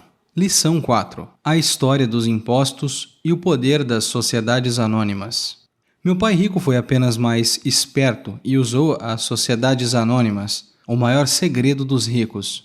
Lembro-me de ter ouvido na escola a história de Robin Hood. Meu professor pensava que fosse uma maravilhosa história de um herói romântico tipo Kevin Costner, que roubava dos ricos para dar aos pobres. Meu pai rico não via Robin Hood como um herói. Ele o chamava de trapaceiro. Robin Hood pode ter desaparecido há muito tempo, mas seus seguidores perduraram. Quantas vezes ouço as pessoas dizerem: por que os ricos não pagam por isso? Ou os ricos deveriam pagar mais impostos para atender aos pobres. Essa ideia de Robin Hood, ou de tirar dos ricos para dar aos pobres, é que provoca os maiores sofrimentos para os pobres e para a classe média. A razão pela qual a classe média paga impostos tão pesados está no ideal de Robin Hood. Na verdade, os ricos não são tributados. É a classe média que paga pelos pobres, especialmente a classe média alta e instruída. Novamente, para entender bem como tudo acontece, precisamos adotar uma perspectiva histórica. Temos que conhecer a história dos tributos. Meu pai, muito instruído, era especialista em história da educação. Já meu pai rico se tornou um especialista na história dos impostos. O pai rico explicou a Mike e a mim que originalmente na Inglaterra e nos Estados Unidos não havia impostos. De vez em quando era lançado impostos eventuais para financiar as guerras. O rei ou o presidente anunciava o acontecido e convocava todos para rachar, entre aspas, as despesas. Os impostos foram lançados na Grã-Bretanha para financiar as lutas contra Napoleão de 1799 a 1816 e nos Estados Unidos para financiar a Guerra Civil entre 1861 e 1865. Em 1874, a Inglaterra instituiu um imposto de renda permanente para seus cidadãos. Em 1913, o imposto de renda se tornou permanente nos Estados Unidos com a adoção da 16ª Emenda à Constituição. Durante certo tempo, os norte-americanos eram contrários aos impostos. Foi o excessivo imposto sobre o chá que levou à famosa Festa do Chá no Porto de Boston. Um incidente que ajudou a desencadear a Guerra Revolucionária. Foram necessários cerca de 50 anos, tanto na Inglaterra quanto nos Estados Unidos, para se consolidar a ideia de um imposto de renda rotineiro. O que esses dados históricos não revelam é que em ambos os casos, os impostos foram inicialmente lançados sobre os ricos. Era isso o que o pai rico queria que Mike e eu entendêssemos. Ele explicou que a ideia de impostos se tornou popular e foi aceita pela maioria, passando para os pobres e a classe média a ideia de que foram criados para punir os ricos. Foi assim que as massas votaram a favor da lei e ela se tornou constitucionalmente válida. Embora fosse idealizada para punir os ricos, na realidade acabou castigando aquelas pessoas que votaram a seu favor,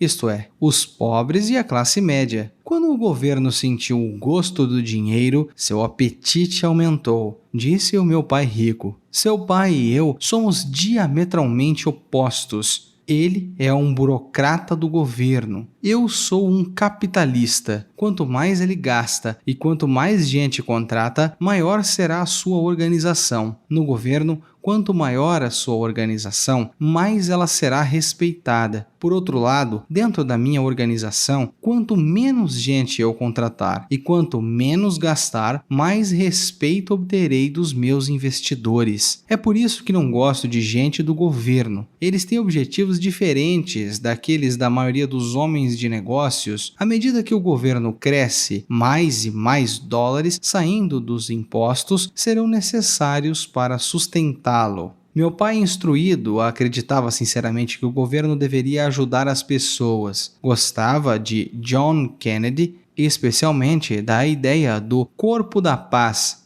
Gostava tanto dessa ideia que ele e mamãe trabalhavam para o Corpo da Paz, treinando voluntários para a Malásia, Tailândia e Filipinas. Ele sempre lutava por doações adicionais e aumento no orçamento, de modo que pudesse contratar mais gente, tanto no seu cargo no Departamento de Educação, quanto no Corpo da Paz. Meu pai rico não via Robin Hood como um herói, ele o chamava de trapaceiro. Desde os meus 10 anos, ouvi meu pai rico dizer que os funcionários do governo eram um bando de ladrões preguiçosos, e meu pai pobre falava que os ricos eram bandidos gananciosos e deveriam ser obrigados a pagar mais impostos. Ambos os lados tinham argumentos válidos. Era difícil trabalhar para um dos maiores capitalistas da cidade e chegar em casa onde o pai era um proeminente líder do governo. Não era fácil saber em quem acreditar. 20 anos atrás, os ricos não são tributados. Os ricos nunca serão tributados. Cada vez mais, vemos os governos usando as leis fiscais para incentivar empresários e investidores a criar empregos e moradia. Estes incentivos reduzem os impostos dos ricos. Assim, a classe média é o único lugar em que o governo pode impulsionar a receita fiscal. Contudo, quando você estuda a história dos impostos, aparece uma perspectiva interessante. Como já disse, a aprovação dos impostos só foi possível porque as massas acreditavam na teoria Robin Hood da economia, que era tirar dos ricos para distribuir aos demais. O problema é que o apetite do governo por dinheiro era tão grande que logo os impostos precisaram ser lançados sobre a classe média, e a partir daí, passou a atingir também os pobres. Os ricos, por outro lado, viram nisso uma oportunidade. Eles não jogam pelas mesmas regras. Os ricos já sabiam sobre as sociedades anônimas que se tornaram populares na época das navegações. Os ricos a criaram como um veículo para limitar o risco dos ativos a cada viagem. Os ricos colocavam seu dinheiro em uma sociedade anônima para financiar a viagem. A sociedade anônima então contratava uma tripulação para ir ao Novo Mundo em busca de tesouros. Se a embarcação se perdesse, a tripulação perdia a vida, mas a perda para os ricos se limitava apenas ao dinheiro investido em cada viagem. O diagrama que se segue mostra como a estrutura da sociedade anônima fica fora de sua demonstração pessoal de renda e do seu balanço patrimonial. Notas do narrador. Logo abaixo este texto há uma outra figura, a demonstração financeira pessoal e o balanço patrimonial pessoal. Há dois quadrantes, um de renda e outro de despesa. No balanço patrimonial pessoal, uma seta sai de ativos e vai até renda na demonstração financeira empresarial, e depois passa pelas despesas e então vai para a renda novamente na demonstração financeira pessoal. Nesta, sai uma seta de despesas para despesas em demonstração financeira empresarial. Se não conseguiu compreender esta imagem, pode acessar o link na descrição, aonde será encaminhado para o blog esote.com/blog. Lá você encontrará o PDF deste livro para download, assim como todas as imagens no tempo correto deste áudio, para que você possa compreender e ter uma melhor imersão no livro. Fim das notas. O texto continua. É o reconhecimento do poder da estrutura legal da sociedade anônima que dá aos ricos uma grande vantagem sobre os pobres e a classe média. Tendo dois pais a me ensinar, um socialista e outro capitalista, rapidamente percebi que a filosofia dos capitalistas fazia mais sentido para mim em termos financeiros. Tinha a impressão de que os socialistas, em última análise, puniam a si próprio, em decorrência de sua falta de instrução financeira. Não importava o que a turma do tire dos ricos inventasse, eles sempre encontravam uma forma de vencê-la. E desta forma, os impostos acabaram onerando a classe média. Os ricos conseguiram vencer os intelectuais somente porque eles entendiam o poder do dinheiro, um tema não abordado pela escola. Como os ricos passaram para trás os intelectuais? Quando o imposto tire dos ricos foi implementado, o dinheiro começou a fluir para os cofres do governo. Inicialmente, as pessoas ficaram felizes. O dinheiro foi repassado para os funcionários do governo e para os ricos. Foi para os funcionários da forma de empregos e aposentadorias. Foi para os ricos quando as empresas receberam contratos do governo. O governo se tornou uma grande fonte de dinheiro, mas o problema era a administração fiscal destes recursos. A política do governo era evitar ter excesso de dinheiro. Se não conseguisse gastar a verba recebida, você se arriscava a perdê-la no próximo orçamento. Certamente, não haveria reconhecimento para você se fosse eficiente. Os homens de negócios, por outro lado, são recompensados pelo dinheiro que sobra e reconhecidos pela sua eficiência. À medida que este ciclo de despesas públicas crescente continuava, a demanda por dinheiro aumentava e a ideia de tire dos ricos se ajustava agora para incluir níveis de renda mais baixos, chegando aos que tinham votado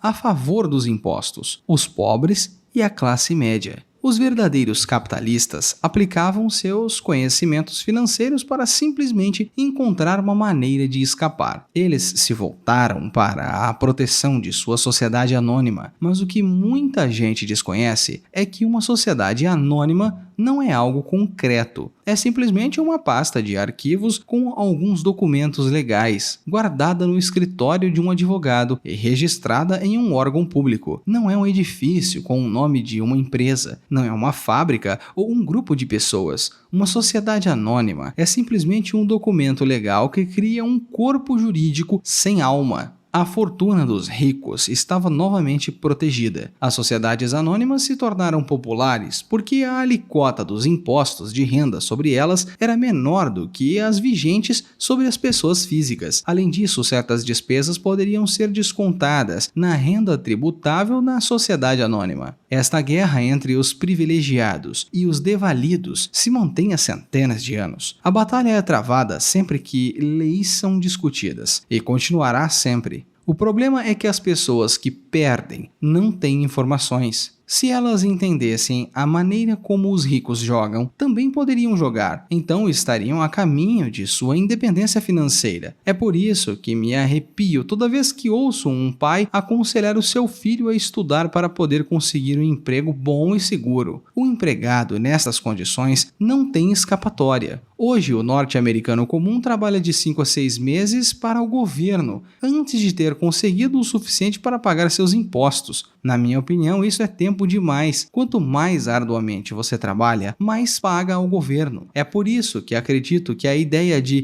tire dos ricos acabou sendo um tiro pela culatra para aqueles que a votaram. Toda vez que as pessoas tendem a punir os ricos, estes não apenas não obedecem, como reagem. Eles têm o dinheiro, o poder e a intenção de mudar as coisas. Não ficam sentados pagando voluntariamente mais impostos. Pelo contrário, buscam maneiras de minimizar a sua carga tributária. Contratam advogados e contadores competentes e convencem os políticos a mudar as leis ou a criar artifícios legais. Eles têm os recursos para fazer mudanças. O Código Tributário dos Estados Unidos também oferece outras formas de reduzir os impostos. Muitos desses instrumentos estão à disposição de qualquer um, mas são, em geral, os ricos que tiram proveito deles, porque cuidam do seu negócio. Por exemplo, 1031 é um jargão para a seção 1031 do Código da Receita Federal, que permite a um vendedor diferir, ou seja, adiar o pagamento dos impostos sobre o ganho do capital resultante da venda de um imóvel, se este for trocado por um imóvel mais caro. Se continuar aumentando o seu patrimônio mediante a troca de imóveis, seus ganhos não serão tributados enquanto não liquidar a transação. As pessoas que não se beneficiam desta economia nos impostos, permitida legalmente,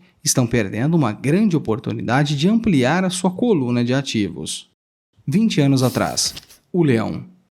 O leão levará tudo o que você permitir. Em última instância, o sistema tributário é justo, à medida que nivela todos os que estão na mesma situação. Se está disposto a investir, as leis fiscais vão trabalhar a seu favor. Se quiser apenas gastar dinheiro e comprar passivos, elas não lhe darão qualquer folga, e é provável que você pague o máximo de imposto possível. Os pobres e a classe média não têm os mesmos recursos. Ficam sentados e deixam que o governo espete em seus braços as agulhas que drenam o seu sangue. Atualmente fico chocado com o número de pessoas que pagam mais impostos ou aplicam menos deduções simplesmente porque têm medo do governo. E sei como um agente tributário do governo pode ser apavorante e intimidador. Tenho amigos cujos negócios foram fechados e destruídos, para só depois descobrirem que se tratava de um erro do governo. Tenho consciência disso tudo, mas o preço de trabalhar de janeiro a meados de maio é muito alto para essa intimidação. Meu pai pobre nunca se rebelou, nem meu pai rico. Ele foi apenas mais esperto e usou as sociedades anônimas, o maior segredo dos ricos.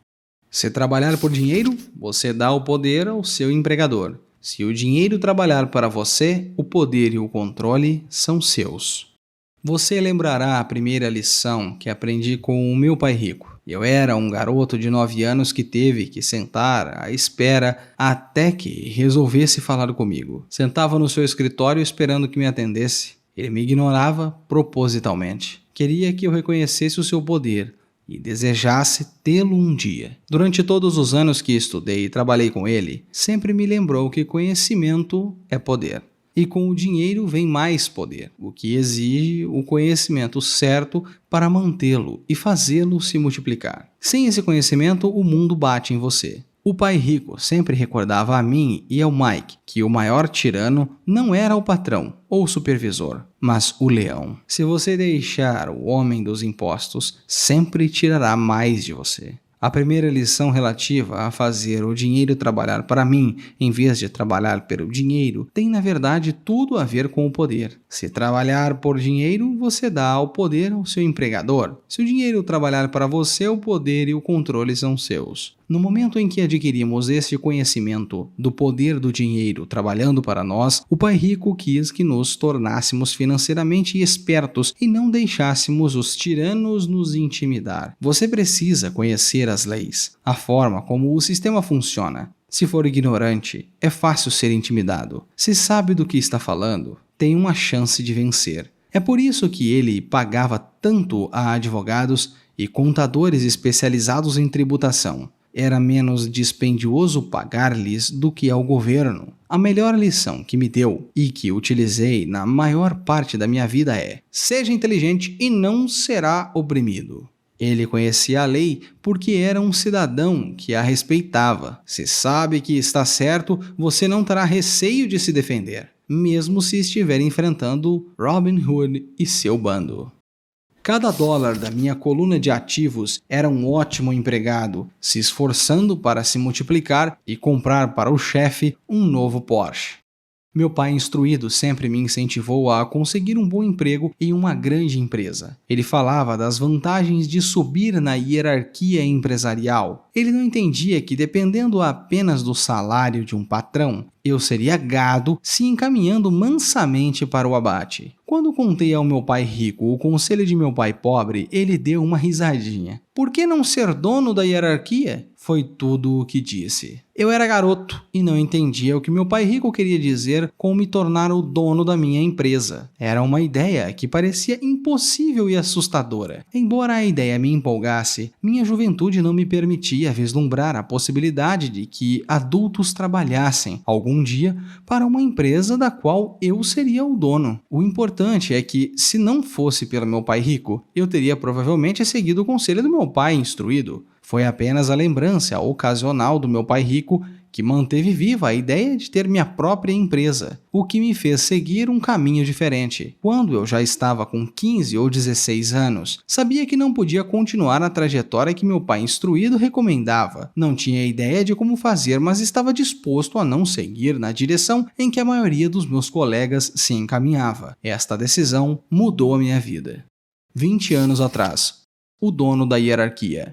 Hoje, à medida que a tecnologia muda a forma como trabalhamos e fazemos negócios, falo com mais e mais pessoas que se perguntam: como posso me tornar um dono da hierarquia? O capitalismo está prosperando e o sistema de livre mercado significa que os empresários que oferecem um produto melhor a um preço mais acessível têm uma boa chance de sucesso.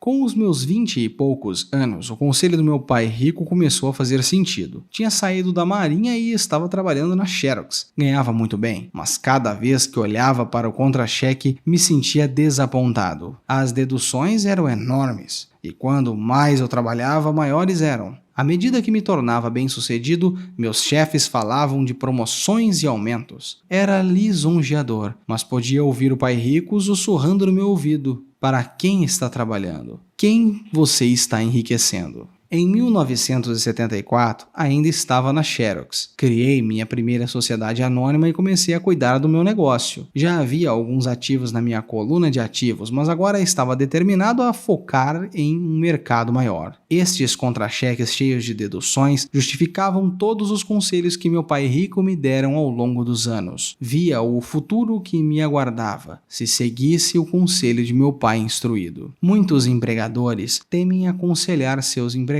a cuidar de seus próprios negócios. Estou certo de que isso pode ser válido para certas pessoas, mas no meu caso, a atenção dada aos meus negócios, ao aumento de ativos, tornou-me um empregado melhor. Agora, eu tinha um objetivo. Chegava cedo e trabalhava diligentemente, juntando todo o dinheiro possível para poder começar a adquirir imóveis. O Havaí estava começando a crescer e havia fortunas a serem feitas. Quanto mais eu percebia os estágios iniciais da expansão, mais máquinas Xerox vendia. Quanto mais vendia, mais dinheiro ganhava e, naturalmente, mais deduções apareciam no meu contra-cheque. Era inspirador. Estava tão ansioso para fugir da armadilha que eu trabalhava mais e não menos. Por volta de 1978, costumava ocupar um dos 5 primeiros lugares entre os vendedores. Às vezes, o primeiro. Estava louco para sair da corrida dos ratos.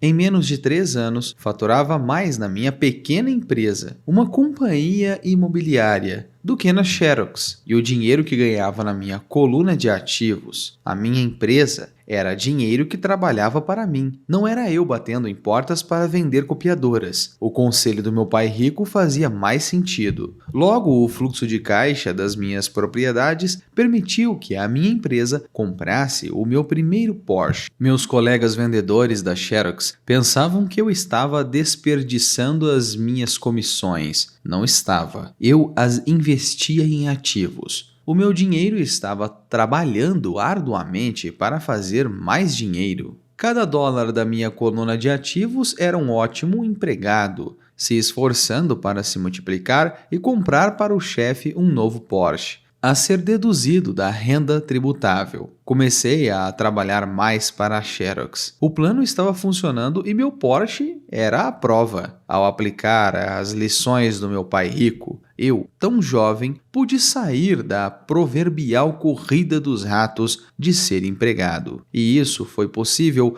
dado aos sólidos conhecimentos financeiros adquiridos com estas lições. Sem esses conhecimentos, a que chamo de QI financeiro, o meu caminho para a independência financeira teria sido muito mais difícil. Agora, divido com os outros, por meio de seminários, tudo o que eu aprendi. Lembro aos ouvintes de que o QI financeiro se compõe de 4 grandes áreas de conhecimento. Primeira, contabilidade. É o que chamo de proficiência financeira, ou habilidade para ler os números. Uma habilidade vital se quiser construir um império. Quanto mais dinheiro estiver sob sua responsabilidade, mais acuidade é exigida, ou a casa desmorona. É o lado esquerdo do cérebro em ação, ou a atenção aos detalhes. A proficiência financeira é a capacidade de ler e entender demonstrações financeiras, o que lhe permite identificar os pontos fortes e fracos de qualquer negócio. 2.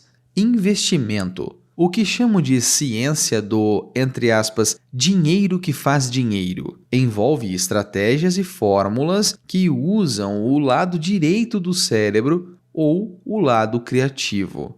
3. Entendimento de mercado. A ciência da oferta e da procura. A necessidade de se conhecer os aspectos técnicos do mercado, o que está relacionado à emoção, para além dos aspectos fundamentais e econômicos do investimento. O investimento se justifica ou não com base nas condições concorrentes de mercado. 4. A lei. Uma sociedade anônima tem os artifícios técnicos contábeis e o investimento, e os mercados podem permitir um crescimento explosivo. Uma pessoa com conhecimento das vantagens tributárias e a proteção oferecida por uma sociedade anônima pode enriquecer muito mais rapidamente do que alguém que é simplesmente um empregado ou um único proprietário de uma empresa. É como a diferença entre alguém que caminha e uma pessoa que pode voar. A diferença é muito profunda quando se trata de riqueza de longo prazo. Vantagens tributárias. Uma sociedade anônima pode fazer muitas coisas que uma pessoa física não pode, como pagar despesas antes dos impostos. Essa é uma área da especialização muito empolgante. Os empregados ganham e o imposto é descontado na fonte. Assim, eles têm que tentar sobreviver com o que sobra. Uma sociedade anônima fatura, gasta tudo o que pode e paga impostos sobre o que resta. É uma das principais brechas tributárias de que os ricos se valem. É fácil constituí-las e não são dispendiosas de seus próprios investimentos. Geram um bom fluxo de caixa. Por exemplo, se você é dono de uma sociedade anônima, as suas férias podem ser reuniões de conselho no Havaí. Prestação do carro, seguro e consertos são despesas da sociedade. A mensalidade da academia de musculação também. A maioria das refeições em restaurantes pode ser considerada uma despesa e assim por diante. Mas faça isso legalmente antes de pagar o imposto. Proteção contra processos judiciais. Vivemos em uma sociedade litigiosa. Todos querem uma parte do seu dinheiro. Os ricos escondem boa parte de sua fortuna por meio de sociedades anônimas e fundos difusiários para proteger-se os ativos dos credores. Quando alguém processa uma pessoa rica, depara-se frequentemente com camadas de proteção legal e descobre, finalmente, que a pessoa rica não possui, de fato, nada. Os ricos controlam tudo, mas não possuem nada. Os pobres e a classe média tentam ser donos de tudo, mas perdem para o governo ou para cidadãos que gostam de processar os ricos. Eles aprenderam com a história de Robin Hood, tirar dos ricos, dê aos pobres. Não é o objetivo deste livro entrar nos detalhes da propriedade de uma sociedade anônima, mas se você possui qualquer tipo de ativo legítimo, eu sugeriria que pensasse o mais rápido possível em saber mais a respeito da proteção e dos benefícios oferecidos por uma sociedade anônima. Há muitos livros sobre o assunto que lhes mostrarão até os passos necessários para formá-la. Os livros de Garrett Sutton. Notas do narrador. O nome Garrett Sutton é complexo para ser falado e não tenho a certeza de sua originalidade, portanto vou soletrá-lo. G-A-R-R-E-T-T, espaço S-U-T-T-O-N. Fim das notas. O texto continua. Os livros de Garrett Sutton sobre sociedades anônimas fornecem uma visão maravilhosa sobre o seu poder. O QI financeiro é, na verdade, a sinergia de várias competências e talentos, mas eu diria que é uma combinação de 4 habilidades técnicas mencionadas anteriormente e que constituem a inteligência financeira básica. Se você aspira a uma grande fortuna, é a combinação destas habilidades que ampliará sua inteligência financeira. Resumo. Empresários da sociedade anônima. 1. Ganham. 2. Gastam. 3. Pagam impostos. Trabalhadores da sociedade anônima. 1. Ganham. 2. Pagam impostos. 3. Gastam. Como parte de sua estratégia financeira geral, recomendo firmemente que agrupe seus ativos sob o manto de uma sociedade anônima. Seção de estudo. Capítulo 4. Lição 4. A história dos impostos e o poder das sociedades anônimas. Resumo. Muitas pessoas veem Robin Hood como um herói, tirando dos ricos para dar aos pobres. O pai rico não compartilha desta opinião, ele chama Robin Hood de trapaceiro. Embora o sentimento popular seja de que os ricos deveriam pagar mais impostos e doar aos pobres, na realidade a classe média, que é altamente tributada, especialmente a parcela instruída e de alta renda. Para entender como isso acontece, Robert expõe uma breve história dos impostos. Na Inglaterra e nos Estados Unidos, originalmente não havia impostos, apenas contribuições temporárias ocasionais para arcar em situações como a guerra. Em 1974, a Inglaterra tornou os impostos de renda permanentes para seus cidadãos. Nos Estados Unidos, a terra em que o imposto sobre o chá levou à festa do chá de Boston e ajudou a insurgir a Guerra Revolucionária, a adoção da 16ª Emenda de 1913 decretou a permanência do imposto de renda. Esses países obtiveram adesão da maioria quanto aos impostos, porque inicialmente eles foram cobrados apenas dos ricos. Entretanto, embora o imposto de renda tenha sido designado para punir os ricos, acabou castigando os que votaram por ele, as classes média e baixa. O pai rico explicou que ele e o pai pobre eram diametricamente opostos. O pai pobre, como um funcionário do governo, era recompensado se gastasse dinheiro e contratasse pessoas, ampliando a sua empresa. Mas para o pai rico, quanto menos pessoas contratasse e menos dinheiro gastasse, mais respeitado era por seus investimentos. E à medida que o governo se expande, aumenta a quantidade necessária de dinheiro advindo de impostos para sustentá-lo. O pai pobre acredita piamente que o governo deveria ajudar as pessoas. Ele e a mãe de Robert trabalharam para o Corpo da Paz, treinando voluntários para ir à Malásia, Tailândia e Filipinas. Eles estavam sempre buscando mais subsídio e maiores orçamentos para contratar mais pessoas. Para Robert, foi um desafio trabalhar para um dos maiores capitalistas da cidade e ir para a casa de um proeminente líder do governo. Não era fácil decidir em qual pai acreditar. Ao longo do tempo, conforme Robert estudava a história dos impostos, observou uma perspectiva interessante. À medida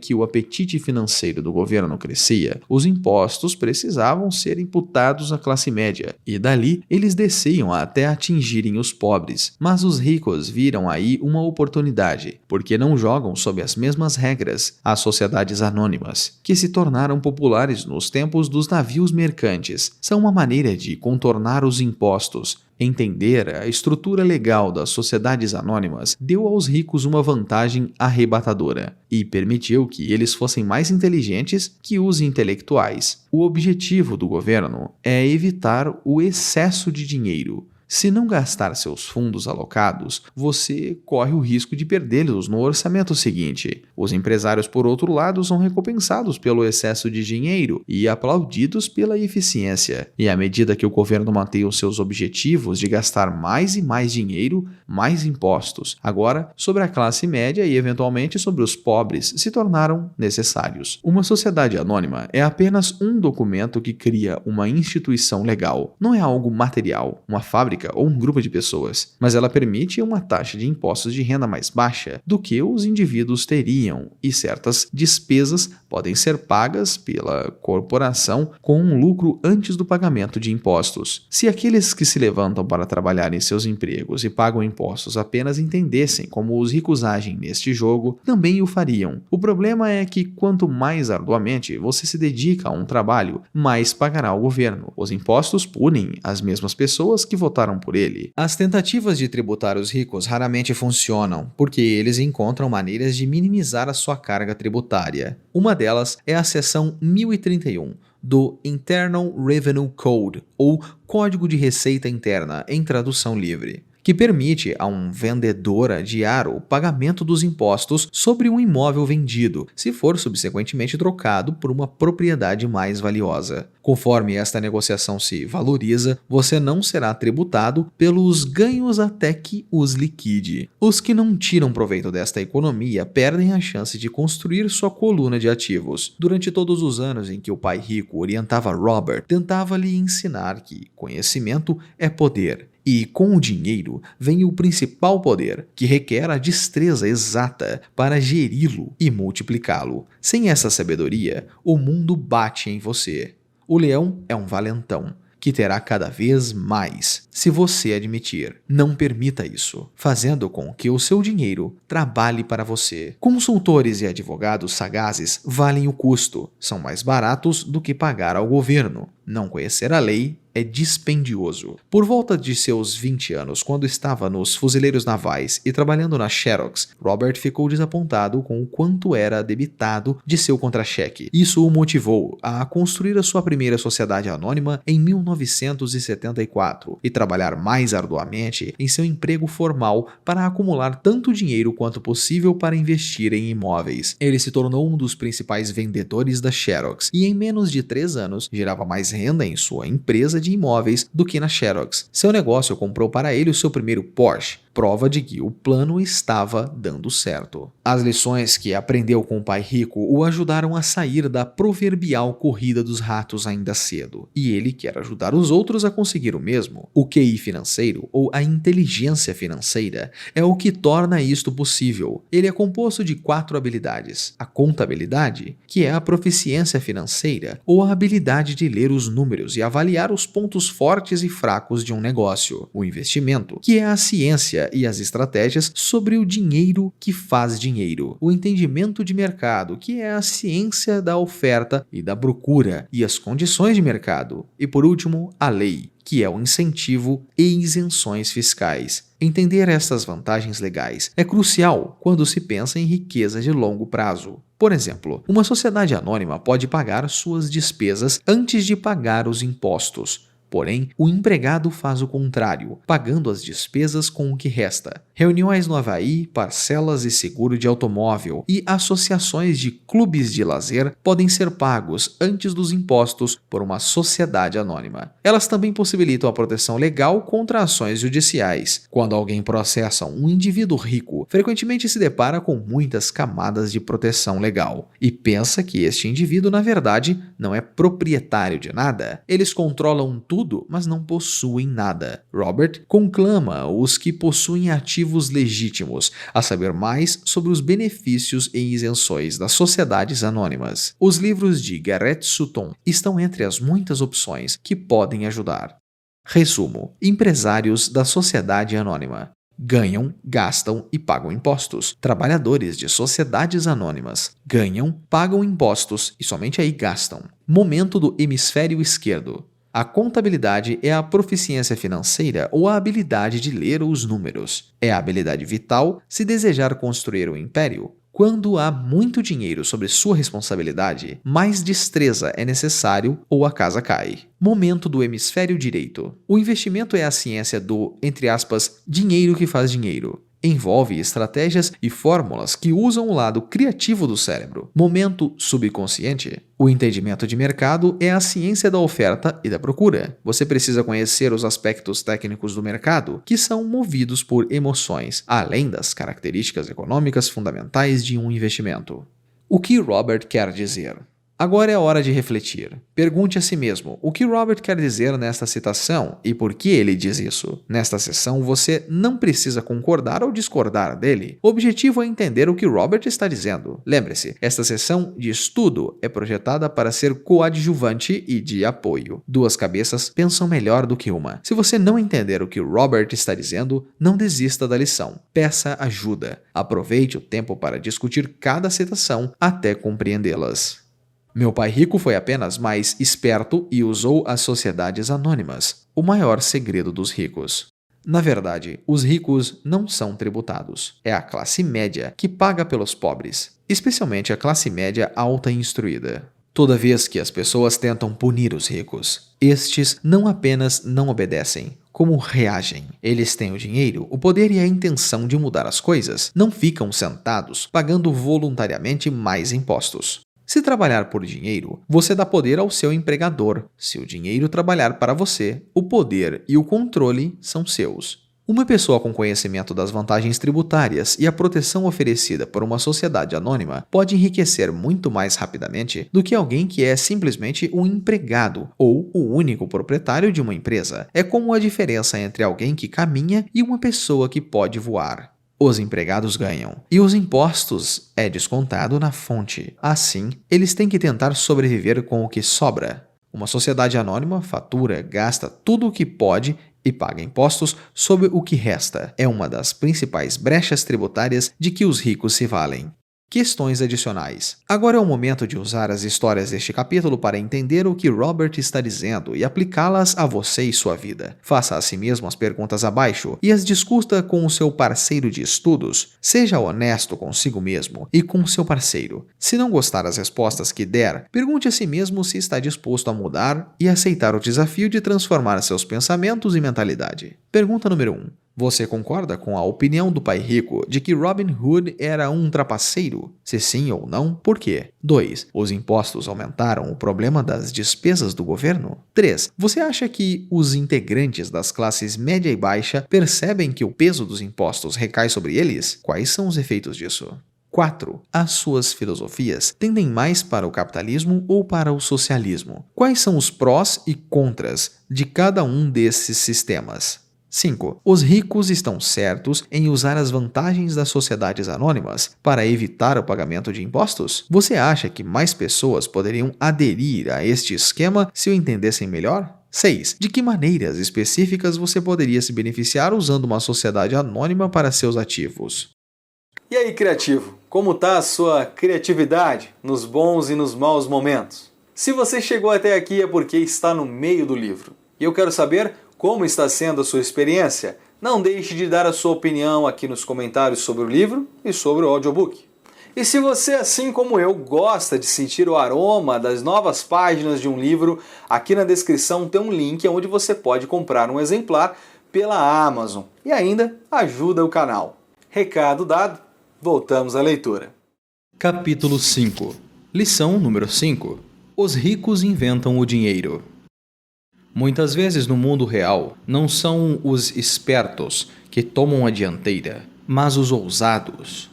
Ontem à noite, fiz uma pausa na escrita e fui assistir a um programa de televisão sobre a história de um jovem chamado Alexander Graham Bell. Assim que Bell patenteou o telefone, se viu em dificuldades crescentes em função da grande demanda pelo seu novo invento. Precisando ampliar suas atividades, ele procurou o gigante da época, a Western Union, para perguntar se havia interesse na compra de sua patente e da sua pequena empresa. Ele desejava $100 mil por todo o pacote. O presidente da Western Union zombou dele e recusou a oferta, afirmando que o preço era ridículo. O resto é história. Surgiu uma indústria multibilionária e nascia a AT&T. Quando terminou a história de Alexander Graham Bell, veio o noticiário noturno. Entre as notícias estava a redução de custos de outra empresa local. Os trabalhadores estavam furiosos e reclamavam que os donos das empresas estavam sendo injustos. Um gerente demitido, de cerca de 45 anos, estava na fábrica com sua mulher e 2 crianças, pedindo aos guardas que o deixassem entrar para falar com os proprietários,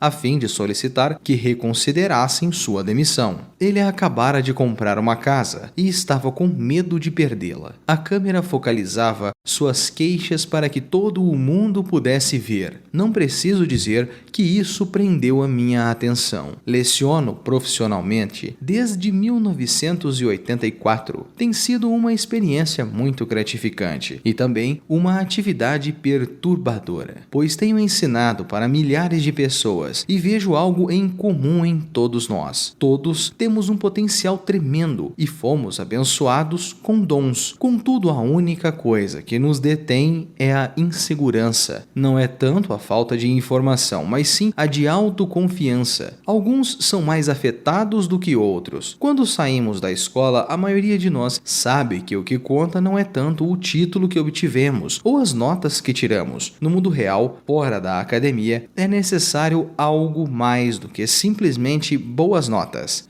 Já ouvi falar de raça, cara de pau, atrevimento, audácia, coragem, astúcia, ousadia, tenacidade e vivacidade. Este fator, qualquer que seja o nome que se atribua, é mais decisivo, em última instância, para o nosso futuro do que as notas obtidas ao longo dos estudos. Dentro de cada um de nós há algumas dessas características. Existe também o reverso das mesmas pessoas que, se necessário, se ajoelhariam suplicantes. Depois de passar um ano no Vietnã como piloto da Marinha, passei a conhecer intimamente estes dois aspectos dentro de mim. Nenhum deles é melhor do que o outro. Contudo, como professor, reconheço que são o medo excessivo e a falta de autoconfiança os grandes empecilhos à manifestação do gênio pessoal. Partia-me o coração ver estudantes que sabiam as respostas e que, no entanto, não tinham a coragem de colocá-las em prática. Muitas vezes, no mundo real, não são os espertos que tomam a dianteira, mas os ousados. Na minha experiência pessoal, o gênio financeiro exige tanto conhecimento técnico quanto ousadia. Se o medo for muito intenso, o gênio se extingue. Nas aulas, incentivo os estudantes a aprenderem a assumir riscos, a serem ousados e a deixar seu gênio converter o medo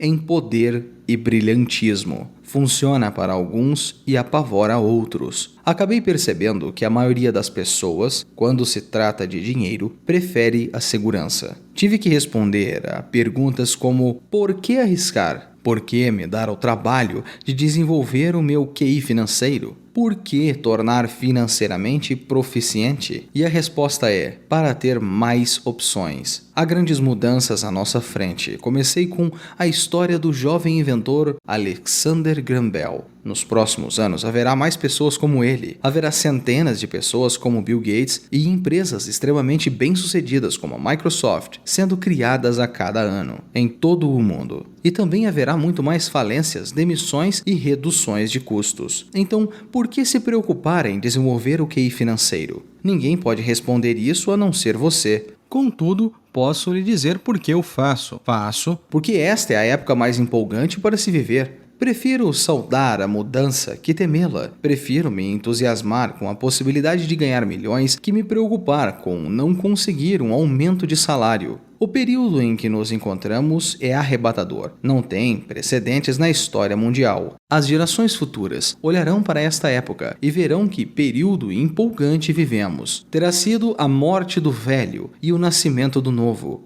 Terá sido tumultuada e empolgante.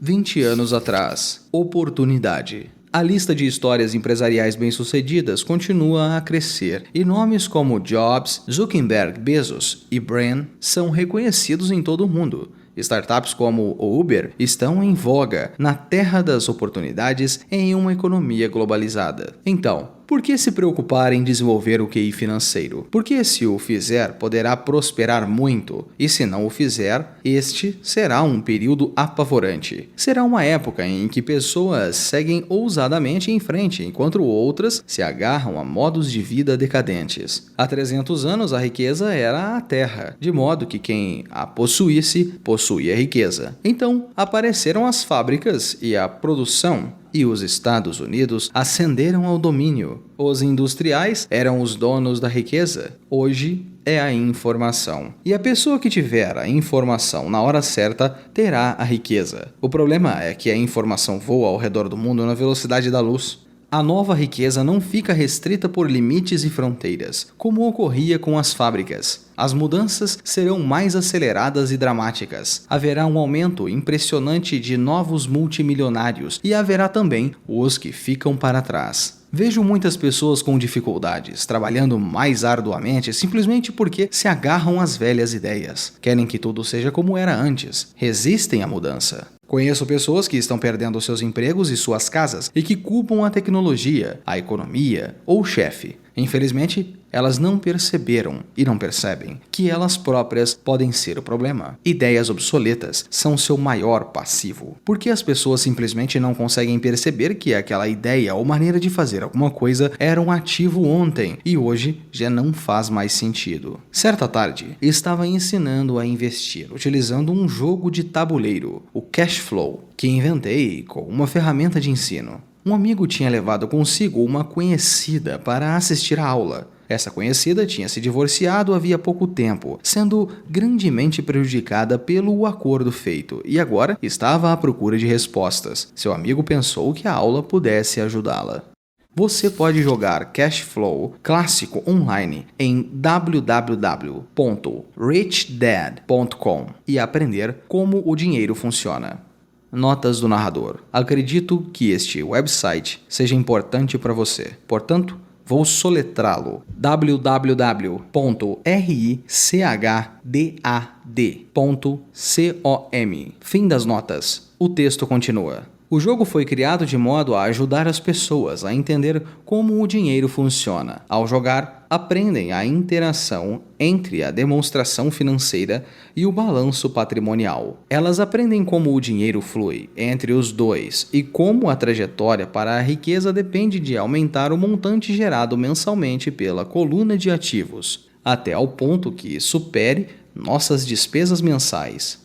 Uma vez atingido este ponto, você abandona a corrida dos ratos e entra na pista de alta velocidade. Como disse, algumas pessoas odeiam o jogo, outras o adoram e algumas não o entendem. Esta mulher perdeu uma valiosa oportunidade de aprender. Logo no começo do jogo, tirou um cartão em que aparecia uma lancha. No início ficou feliz. Ah, ganhei uma lancha. Então, quando seu amigo tentou lhe explicar como funcionavam as contas da sua demonstração financeira e do seu balanço patrimonial, ela ficou frustrada, porque nunca gostara de matemática. O restante dos jogadores de sua mesa ficou esperando enquanto seu amigo lhe explicava a relação entre demonstração financeira, balanço patrimonial e fluxo de caixa mensal. De repente, ela percebeu como os números se encaixavam e que a lancha a estava comendo viva. No decorrer do jogo, também foi atingida pela redução de custos e teve um filho. Para ela, foi um jogo terrível.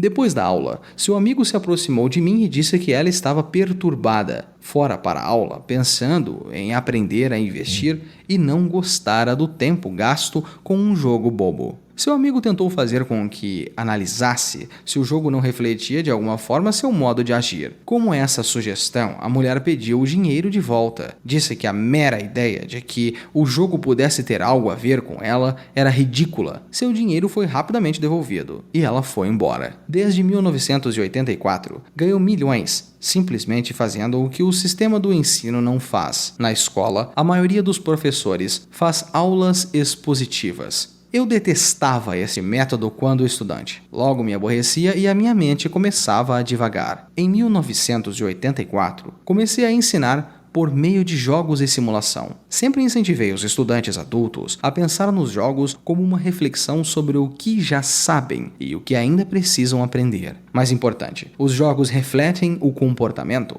São sistemas de feedback instantâneo. Em vez de um professor fazendo uma exposição para o aluno, o jogo lhe devolve uma exposição personalizada, feita sob medida. Os jogos refletem o comportamento. São sistemas de feedback instantâneo. O amigo da mulher que foi embora me ligou mais tarde, contando o que estava acontecendo. Ele disse que a amiga estava ótima e se acalmara, mas tranquila. Ela começou a ver algumas relações entre o jogo e sua vida. Embora ela e o marido não possuíssem uma lancha, tinham tudo o que se podia imaginar. Ela estava furiosa depois do divórcio, tanto porque ele a deixara por uma mulher mais nova, quanto pelo fato de que em 20 anos de casamento eles terem acumulado poucos ativos. Não havia quase nada a dividir. Os 20 anos de casamento tinham sido muito divertidos, mas tudo o que tinham acumulados era um monte de badulaques. Ela percebeu ao fazer as contas, a demonstração financeira e o balanço patrimonial, que sua raiva decorria do fato de não entendê-las. Ela acreditava que as finanças eram assunto de homem, cuidava da casa e da vida social, e seu ex-marido tratava das finanças. Agora, tinha certeza de que nos últimos 5 anos de casamento, ele escondera dinheiro dela. Estava furiosa consigo mesmo por não ter visto para onde o dinheiro ia, como por não ter descoberto a existência da amante. Da mesma maneira que o jogo de tabuleiro, o mundo está sempre nos dando um feedback instantâneo. Aprenderíamos muito se prestássemos mais atenção. Um dia, não muito tempo atrás, queixei-me com a minha mulher de que a lavanderia devia ter encolhido as minhas calças. Ela sorriu gentilmente e cutucou a minha barriga para me mostrar que as calças não tinham encolhido. Alguma coisa tinha se expandido. O jogo Cash Flow foi projetado para oferecer a cada jogador um feedback pessoal. O seu objetivo é apresentar opções. Se tirar um cartão que o endivide, a questão é: o que posso fazer agora? Quantas opções financeiras diferentes você pode imaginar? Este é o objetivo do jogo: ensinar os jogadores a pensar e criar novas e variadas opções financeiras. Milhares de pessoas no mundo jogam este jogo. Aquelas que saem da corrida dos ratos mais rapidamente são as que têm um bom conhecimento dos números e uma mente criativa do ponto de vista financeiro. Reconhecem as diferentes opções financeiras. Os ricos, comumente, são criativos e assumem riscos calculados. As pessoas que demoram mais são as que não têm familiaridade com números e que frequentemente não entendem o poder do investimento. Jogue o Cash Flow clássico online em www.richdad.com, o que o fará conhecer o seu verdadeiro comportamento. Há muita gente que ganha rios de dinheiro no jogo Cash Flow, mas não sabe o que fazer com ele. A maioria destas pessoas também não é bem sucedida nas finanças na vida real. Todos parecem passar à sua frente. São muitos os que, apesar da quantidade de dinheiro que possuem, não progridem financeiramente. Limitar suas ações é o mesmo que se agarrar a ideias antiquadas. Tenho um amigo do tempo do ensino médio que trabalha em 3 empregos. 20 anos atrás, era o mais rico da minha turma. Quando a usina de açúcar local fechou, a empresa em que ele trabalhava quebrou junto com ela. Na sua cabeça, ele só tinha uma opção, e era a tradicional: trabalhar arduamente. O problema é que não conseguia encontrar um emprego que reconhecesse sua experiência na empresa falida. Em consequência, ele tem uma qualificação superior ao necessário do emprego atual e o seu salário é, portanto, inferior. Então ele trabalha em 3 empregos para conseguir sobreviver. Observei pessoas que jogam o Cash Flow se queixarem de que as cartas não lhes oferecem as oportunidades certas e assim ficam estagnadas. Conheço quem faça isso na vida real. Esperam pela oportunidade certa. Observei pessoas que tinham a carta certa, mas não têm dinheiro suficiente. Então se queixam de que poderiam ter saído da corrida dos ratos se tivessem mais dinheiro e assim ficam paralisadas. Na vida real, há quem faça o mesmo. Vêem todos os grandes negócios, mas não tem dinheiro. E já vi pessoas tirarem uma carta com uma grande oportunidade, lê-la em voz alta e não terem ideia do que se tratava. Tem o dinheiro e a carta. A época é oportuna, mas não veem a chance que está na sua frente. Não conseguem ver como isso se encaixa em seu plano financeiro para sair da corrida dos ratos. E ainda há as que parecem todos esses tipos combinados. A maioria tem uma oportunidade única bem na sua frente e não consegue vê-la. Um ano depois descobre que todos os outros ficaram ricos. Inteligência financeira é simplesmente ter mais opções. Se as oportunidades não aparecem na sua frente, que outra coisa você pode fazer para melhorar a sua posição financeira?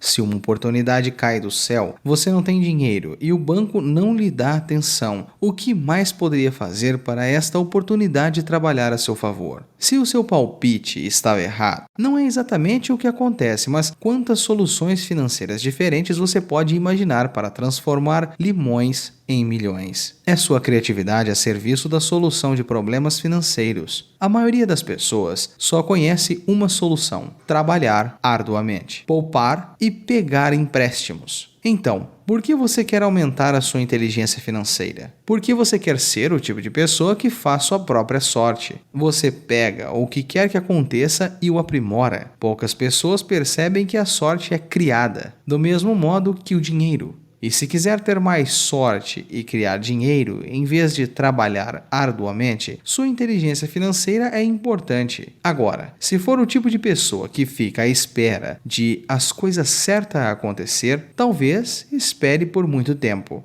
É como aguardar que todos os semáforos fiquem verdes 5 quilômetros antes de começar a viagem. Quando éramos garotos, Mike e eu ouvíamos meu pai rico dizer que o dinheiro não é real, entre aspas. O pai rico, de vez em quando, nos lembrava de que, como chegamos perto do segredo do dinheiro naquele primeiro dia em que começamos a fazê-lo com gesso. Os pobres e a classe média trabalham pelo dinheiro, dizia. Os ricos ganham dinheiro. Quanto mais real vocês pensarem que o dinheiro é, mais arduamente trabalharão por ele. Se perceberem que o dinheiro não é algo tangível, enriquecerão mais rápido. Então o que é? Era a pergunta que Mike e eu repetíamos frequentemente. O que é a moeda se não é real?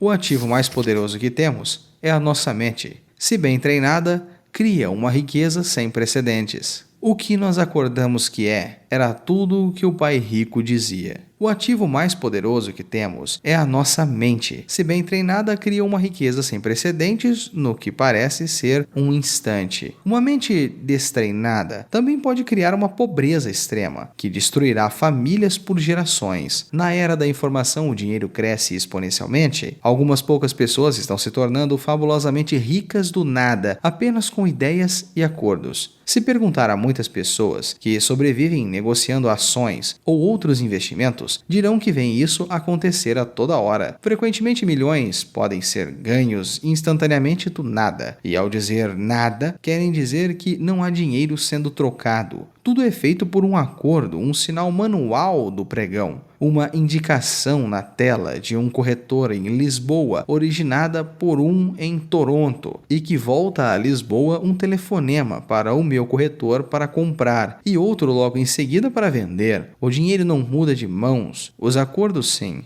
Então, por que desenvolver o seu gênio financeiro? Só você pode responder a isso? Eu só posso dizer que venho desenvolvendo esta área na minha inteligência. Eu o faço pois quero ganhar dinheiro rapidamente, não por precisar, mas porque quero. É um processo de aprendizado fantástico. Desenvolvo o meu QI financeiro porque quero participar do maior jogo do mundo. E da minha maneira simplória, gostaria de ser parte desta evolução sem precedentes da humanidade, a era em que os seres humanos não trabalham com seus corpos, mas apenas com suas mentes. Aliás, a ação está aí. É o que está acontecendo, é fantástico, é apavorante e é divertido. Por isso invisto na minha inteligência financeira, desenvolvendo o ativo mais poderoso que possuo. Quero estar junto das pessoas que tomam ousadamente a dianteira na vida. Não quero estar entre os que ficam para trás.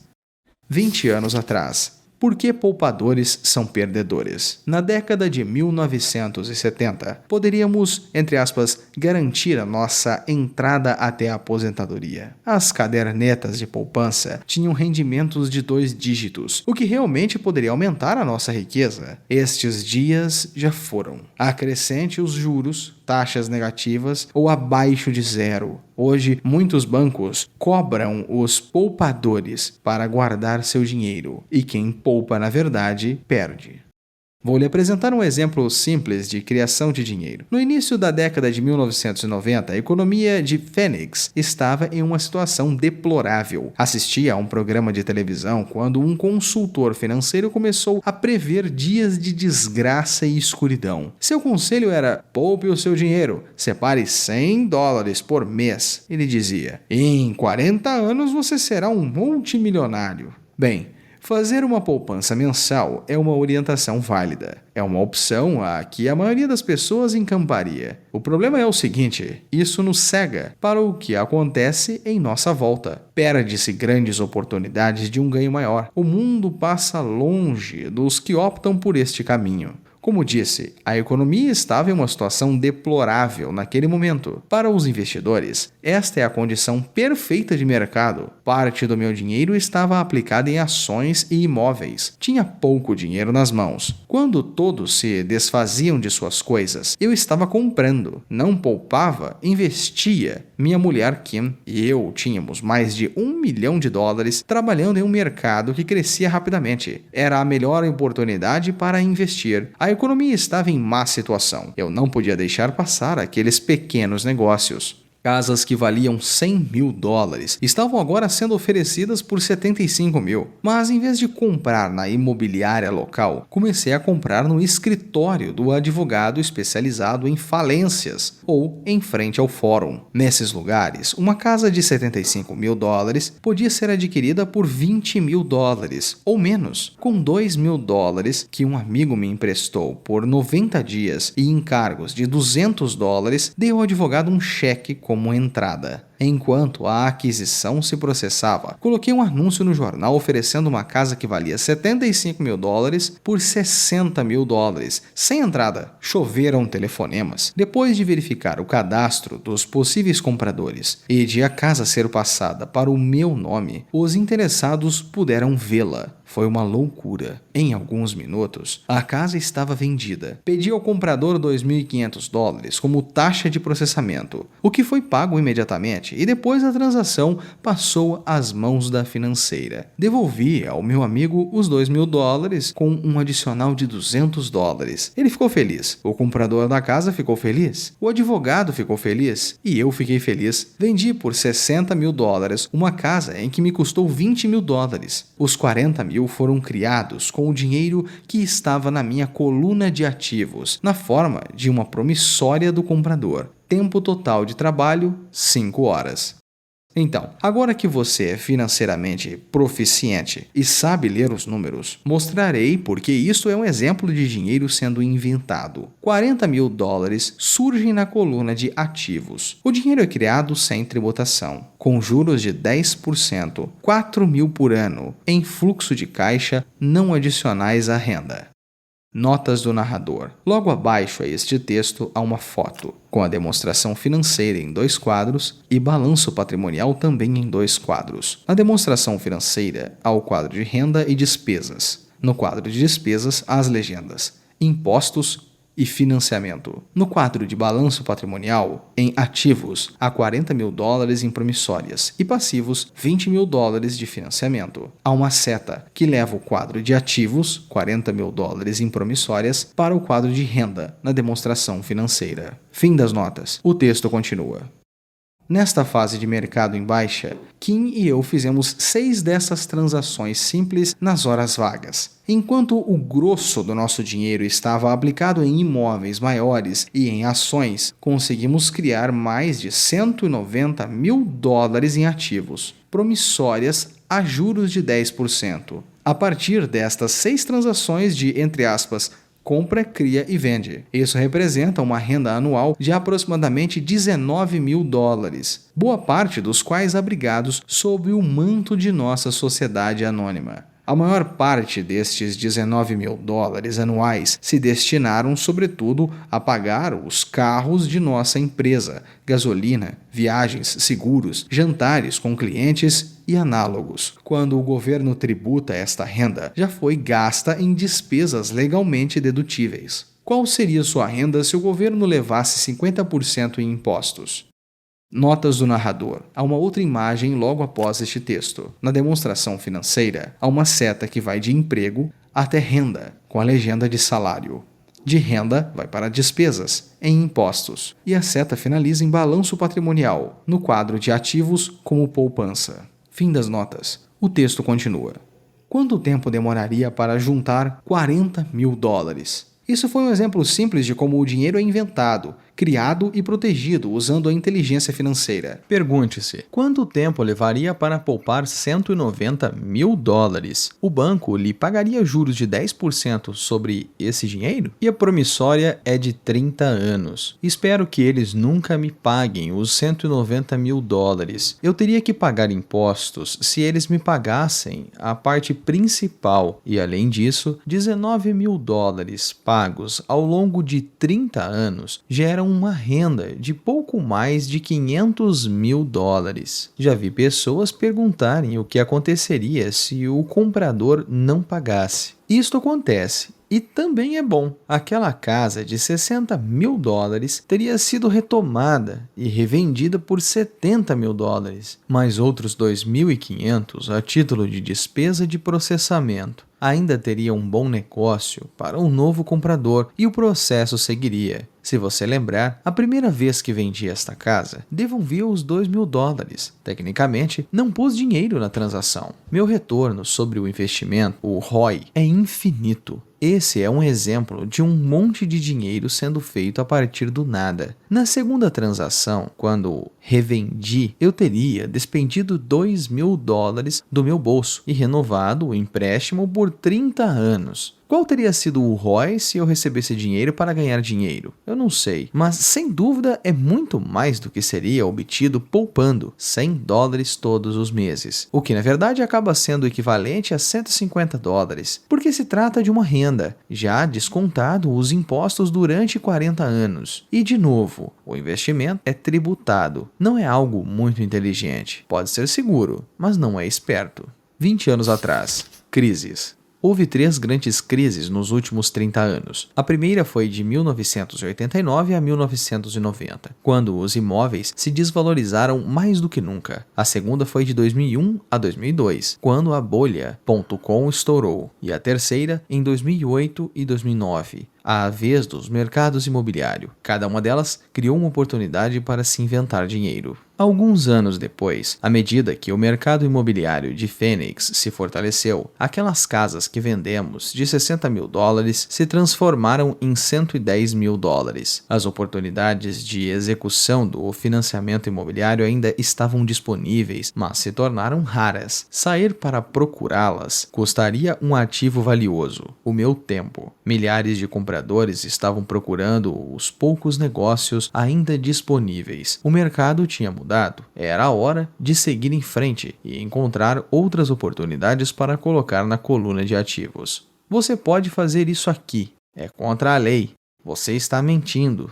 Ouço estes comentários com muito mais frequência do que "pode me mostrar como fazer isso?" A matemática é simples. Você não precisa de álgebra ou de cálculo. A financeira cuida do lado legal da transação e do controle do pagamento. Não preciso consertar tetos ou instalações hidráulicas porque os proprietários cuidam disso. É a casa deles. De vez em quando, alguém não paga. E isso é muito bom, porque há multas de mora ou eles se mudam e a propriedade é vendida de novo. O sistema judiciário cuida disso. Pode até não funcionar na sua região. As condições de mercado podem ser diferentes, mas o exemplo ilustra como um processo financeiro simples cria centenas de milhares de dólares com pouco dinheiro e baixo risco. É um exemplo do dinheiro sendo apenas um contrato. Qualquer pessoa com instrução secundária pode fazer isso. Contudo, muitos não o fazem. Seguem o conselho padrão: trabalhe arduamente e poupe dinheiro. Com cerca de 30 horas de trabalho, foram criados aproximadamente $190 mil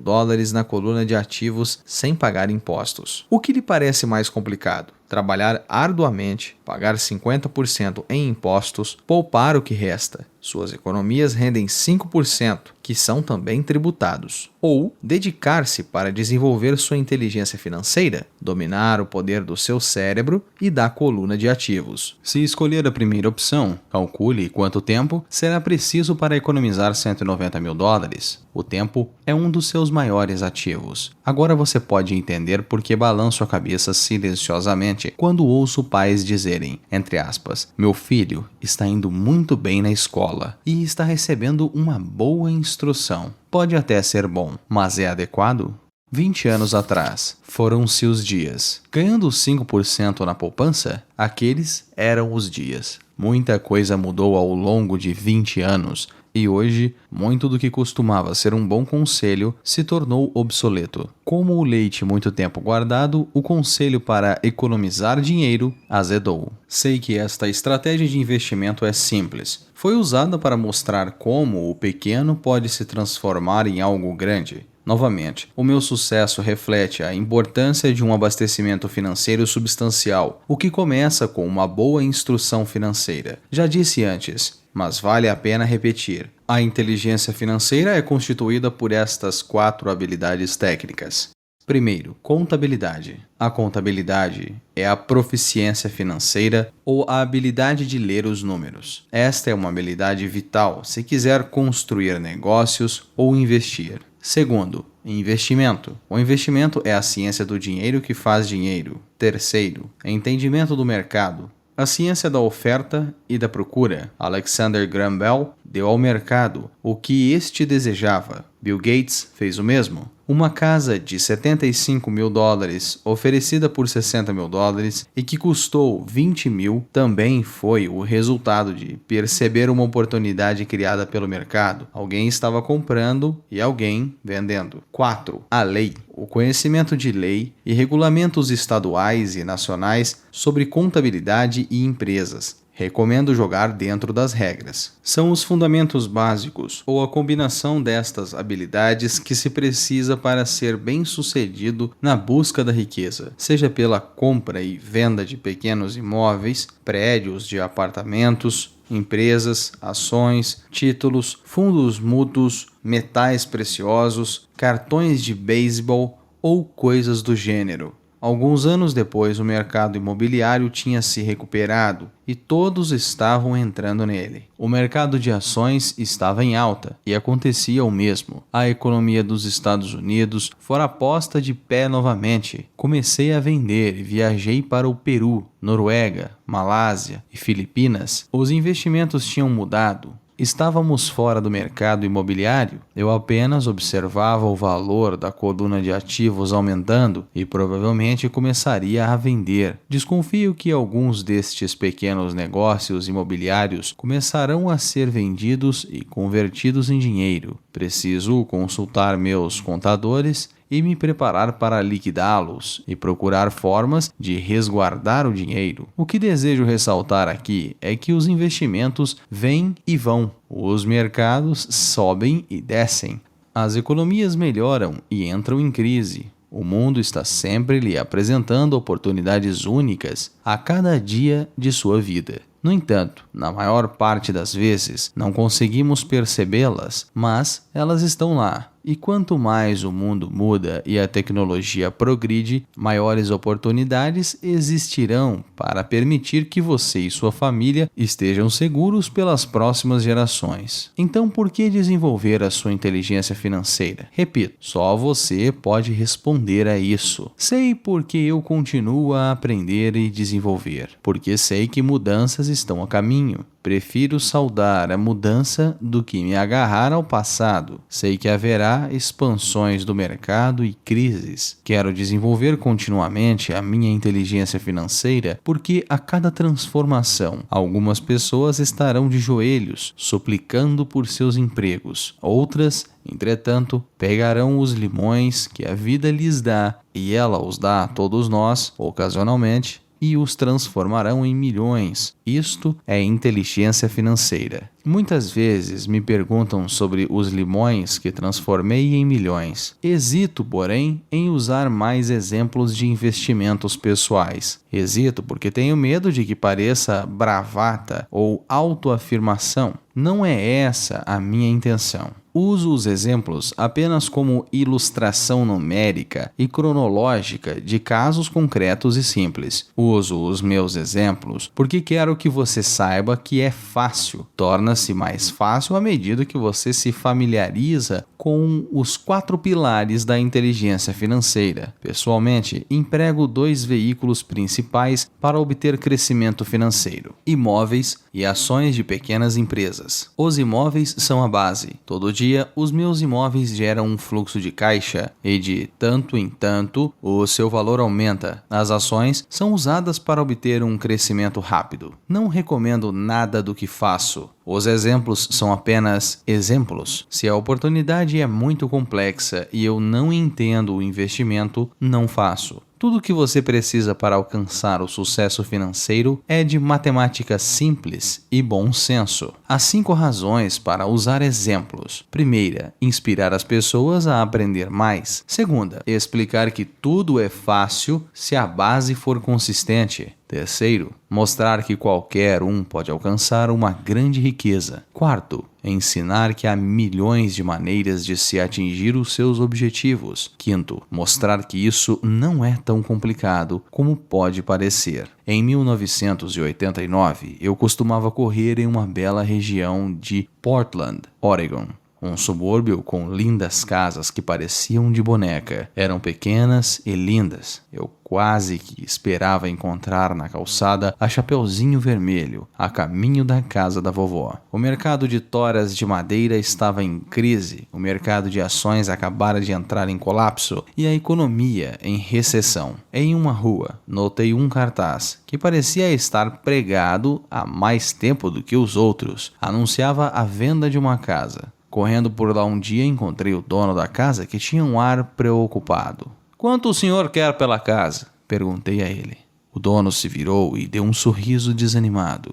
Faça uma oferta, ele disse. Está à venda há 1 ano e ninguém mais parece para vê-la. Vou olhar, eu falei. E meia hora depois, comprei a casa por $20.000 a menos do valor pedido originalmente. O problema com os investimentos, entre aspas, seguros, é que muitas vezes são herméticos, ou seja, tão seguros que os ganhos são reduzidos. Era uma bela casinha de 2 quartos, com enfeites de madeira em todas as janelas. Ela era azul, com detalhes em cinza, e fora construída em 1930. Em seu interior, uma lareira de pedra, uma casa perfeita para se alugar. Dei uma entrada de $5.000 por uma casa de 45 mil, mas que realmente valia 65 mil, embora ninguém quisesse comprá-la. O proprietário a desocupou em 1 semana, feliz de se ver livre dela, e logo chegou o meu inquilino, um professor da escola local. Depois de pagar o financiamento e as despesas diversas, eu ficava com $40 ao fim de cada mês. Nada muito empolgante. 1 ano depois, o mercado imobiliário deprimido de Oregon começou a se recuperar. Os investidores da Califórnia, cheios de dinheiro oriundos de seus mercados imobiliários ainda em expansão, se deslocavam para o norte e compravam imóveis em Oregon e em Washington.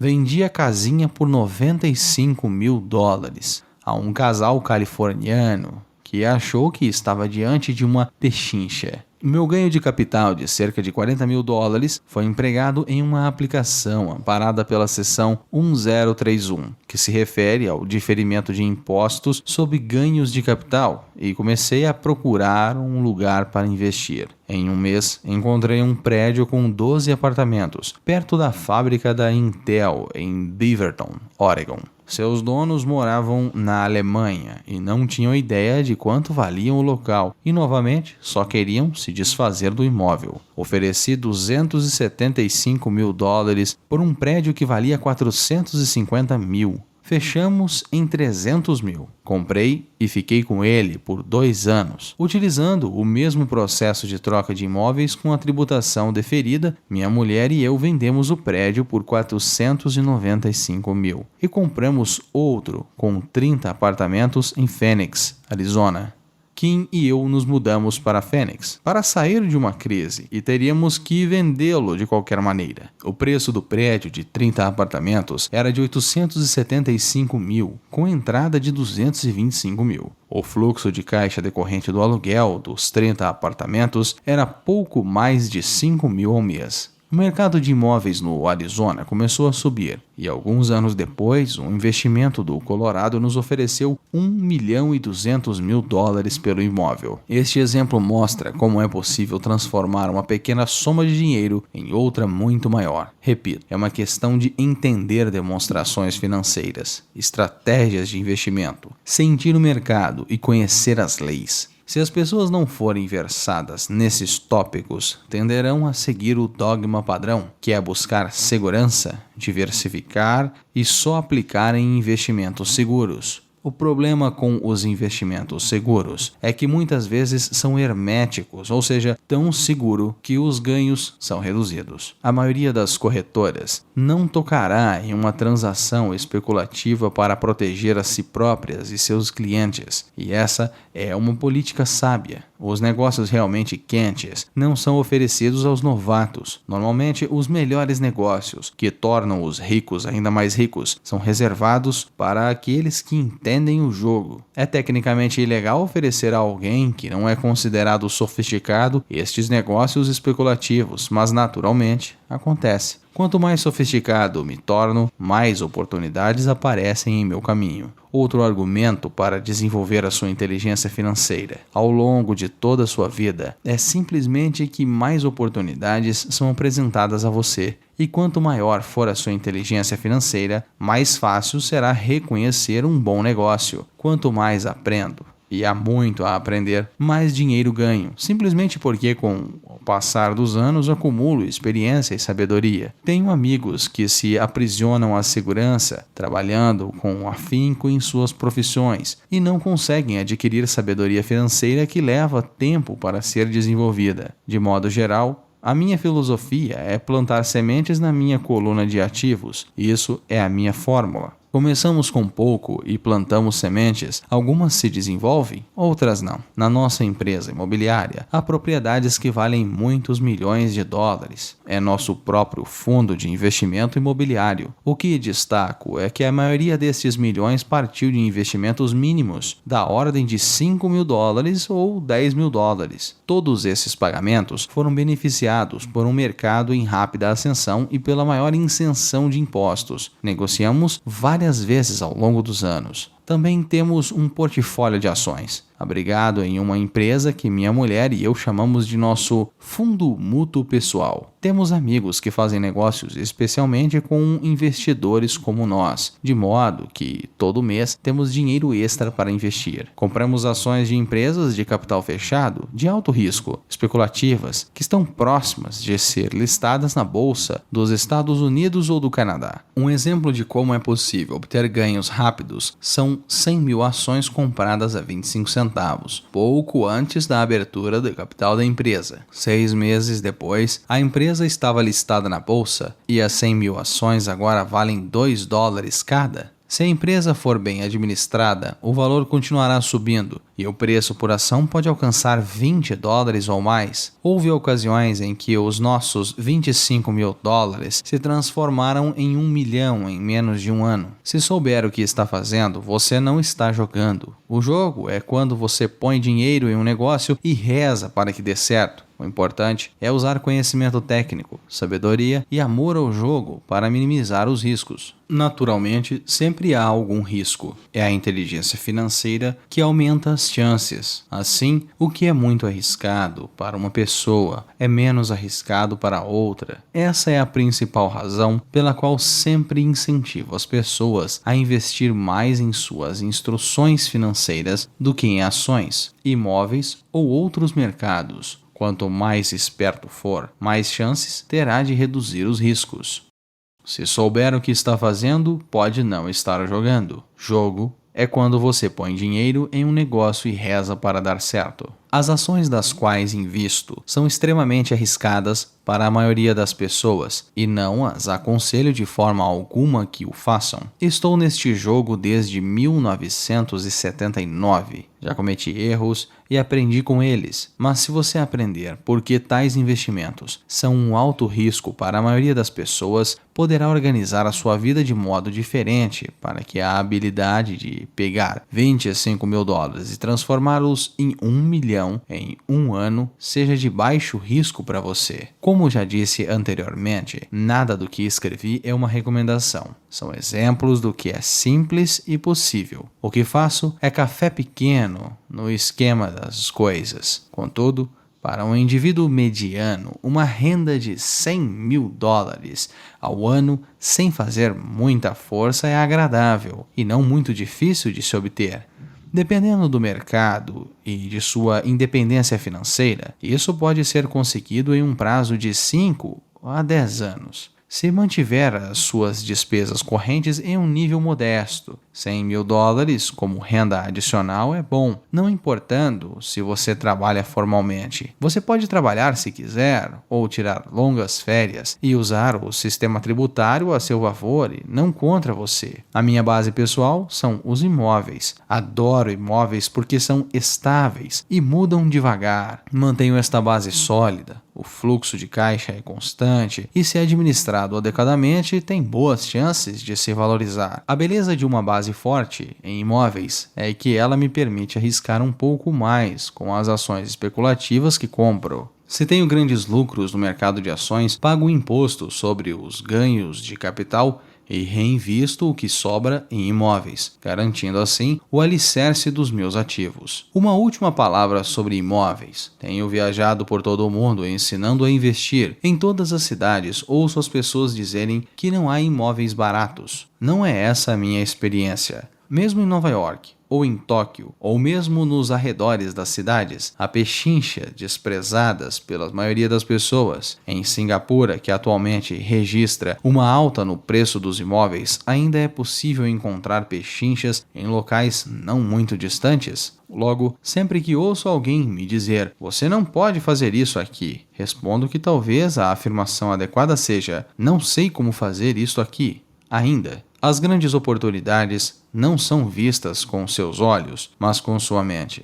Muita gente nunca ficará rica simplesmente porque não tem o treinamento financeiro para reconhecer oportunidades que estão bem na sua frente. Muitas vezes me perguntam, como começo? As grandes oportunidades não são vistas com seus olhos, mas com sua mente. No último capítulo, mostro 10 passos que segui na trajetória para a minha independência financeira, mas sempre lembro que é preciso que seja divertido. É apenas um jogo. Algumas vezes você ganha, em outras, aprende. Mas divirta-se. A maioria das pessoas jamais vence porque tem medo de perder. É por isso que a escola é tão tola. Na escola aprendemos que os erros são maus e somos punidos por cometê-los. Contudo, se prestar atenção à maneira como os seres humanos aprendem, verá que aprendemos errando. Aprendemos a andar caindo. Se não cairmos, nunca andaremos. O mesmo vale para andar de bicicleta. Ainda tenho cicatrizes nos joelhos, mas hoje ando de bicicleta de maneira automática. O mesmo vale para enriquecer. Infelizmente, a principal razão pela qual a maioria das pessoas não é rica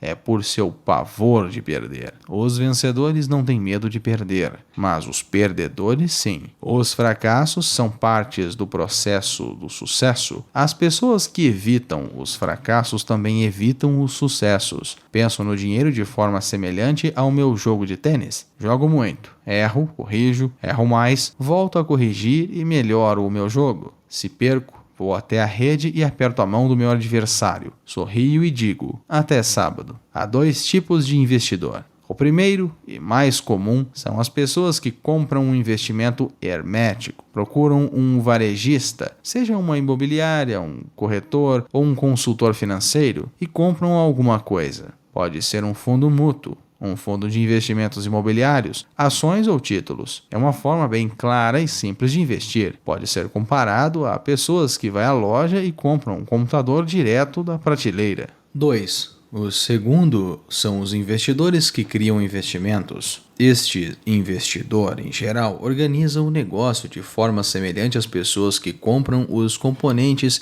e mostram o seu computador. É algo sob medida. Eu não sei como juntar componentes de computador, mas sei como juntar oportunidades ou conheço quem saiba. É esse segundo tipo que tem mais probabilidade de se tornar um investidor profissional. Algumas vezes são necessários anos para que se junte todas as peças, e às vezes nunca se consegue isso. Meu pai rico me incentivou a ser este tipo de investidor. É importante aprender a juntar as peças, porque é aí que os grandes ganhos estão, e se a maré é adversa, as grandes perdas. Se quiser ser o segundo tipo de investidor, precisa desenvolver 3 habilidades principais. Encontre a oportunidade que os outros deixam passar. Você vê com sua mente o que os outros veem com os olhos. Por exemplo, um amigo comprou uma casa caindo aos pedaços. Era assustador olhar para ela. Todos se perguntavam por que ele a comprara. O que ele viu, e nós não, foi que a compra da casa incluía mais 4 lotes de terreno vazio. Ele verificou isso ao cartório de registros. Depois de comprar a casa, a demoliu e vendeu os 5 lotes para um construtor por 3 vezes o que tinha pagado. Ele ganhou $75 mil em 2 meses de trabalho. Não é muito dinheiro, mas sem dúvida é muito mais do que um salário mínimo. E não há muitas dificuldades técnicas. Levante dinheiro. As pessoas comuns só procuram o banco. Este segundo tipo de investidor precisa saber aonde levantar recursos, e há muitas formas de fazê-lo sem ir ao banco. Para começar, aprendi a comprar imóveis sem precisar do banco. não tanto pelos imóveis, mas pelo aprendizado de como conseguir o dinheiro, o que não tem preço. Muito frequentemente, ouço as pessoas dizerem: o banco não me dá um empréstimo, ou não tenho dinheiro para comprar isso. Se quiser se tornar um investidor do segundo tipo, precisará aprender a fazer o que atrapalha muita gente. Em outras palavras, a maioria das pessoas deixa que a falta de dinheiro as impeça de fechar um negócio. Se puder evitar este obstáculo, estará anos à frente dos que não aprenderam estas habilidades. Muitas vezes, adquirir uma casa, ações ou um prédio residencial sem ter um tostão no banco. Uma vez comprei um prédio por 1,2 milhões. O que fiz se chama amarrar a transação com um contrato escrito entre comprador e vendedor. Então consegui o necessário para pagar o depósito de $100 mil, o que me permitiu obter 90 dias para levantar o resto do dinheiro. Por que eu fiz isso? Simplesmente sabia que o prédio valia $2 milhões. Não levantei o dinheiro. Em vez disso, a pessoa que depositou os $100 mil me deu 50 mil por ter encontrado o prédio, assumiu a minha posição e saí do negócio. Total de tempo de trabalho: 3 dias. Repito, conta mais o que você sabe do que o que compra. Investir não é comprar, é mais um caso de conhecer. Reúna pessoas espertas. Pessoas inteligentes são aquelas que trabalham com ou contratam alguém mais versado do que elas. Quando precisam de orientação, assegure-se de escolher sabiamente o seu conselheiro. Há muito o que aprender, mas a recompensa pode ser astronômica. Se você não quiser aprender essas habilidades, então é aconselhável ser um investidor de primeiro tipo. Sua maior riqueza é o que você sabe. O seu maior risco é o que você desconhece. Sempre há risco, então aprenda a administrá-lo em vez de evitá-lo. Seção de estudo. Capítulo 5. Lição 5. Os ricos inventam o dinheiro. Resumo. Robert apresenta 2 exemplos contrastantes. Primeiro, a história de Alexander Graham Bell, sobrecarregado pela demanda de sua invenção e tentando vender a sua empresa para a Western Union por $100 mil. A Western Union não percebeu a oportunidade e a recusou, e uma indústria multibilionária surgiu. O segundo exemplo é a reportagem televisiva sobre a redução de custos de uma empresa local e um gerente demitido implorando em frente às câmeras para ter o seu emprego de volta. Ele tinha acabado de comprar uma casa e estava aterrorizado com a ideia de perdê-la. O medo e a insegurança estão em todos nós. Robert tem ensinado profissionalmente desde 1984 a perceber isto em milhares de indivíduos, inclusive nele mesmo. Todos nós temos um potencial tremendo e todos temos insegurança. A ousadia pode fazer a diferença na condução de uma vida bem-sucedida. Robert diz que, como professor, parte o seu coração ver alunos que sabem as respostas, mas têm o medo de torná-las reais. Desenvolver o gênio financeiro requer conhecimento técnico tanto quanto coragem. Assuma riscos, seja destemido, deixe o seu gênio converter o medo em poder e vivacidade. Conselho que vai amedrontar alguns, porque muitos procuram a segurança quando se trata do seu dinheiro. Há muitas transformações por vir em nosso mundo, e desenvolver o seu QI financeiro permite que perceba este futuro de mudanças com os olhos do entusiasmo, não do temor. Você verá as oportunidades e as aproveitará em contraposição àqueles que deixam que seus medos os mantenham às margens, assistindo aos que avançam destemidos. A riqueza há 300 anos era a terra. Posteriormente, a riqueza estava nas fábricas e linhas de produção. Hoje a informação é o tesouro, mas a informação voa ao redor do mundo na velocidade da luz e as transformações serão mais rápidas e drásticas. Haverá um aumento exponencial no número de multimilionários. Também haverá os que ficam para trás. Alguns se apegam a ideias obsoletas. Quando se veem em conflitos, culpam a tecnologia ou a economia. O que não conseguem enxergar é que os velhos conceitos são os seus maiores passivos. Uma ideia ou maneira de agir que era um ativo ontem, hoje já não é mais. Robert mostra o exemplo de uma mulher que foi a uma de suas aulas e que ensinava com o jogo de tabuleiro que criou, o Cash Flow. O jogo ensina as pessoas como o dinheiro funciona e a interação entre a demonstração financeira e o balanço patrimonial. Algumas pessoas amam o jogo, outras o odeiam, e há as que não o compreendem. A mulher do seu exemplo teve dificuldades para entender que as coisas que normalmente via como um ativo, como um barco, a afetavam negativamente significativamente o seu fluxo de caixa. Ela puxou algumas cartas desafiadoras e fez um jogo horrível. No final estava irritada e queria um reembolso, recusando-se a ver como o jogo a refletia. Os jogos são uma maneira poderosa de ensinar, já que refletem o comportamento e são sistemas instantâneos de feedback. Mais tarde, Robert conversou com a mulher que estava chateada.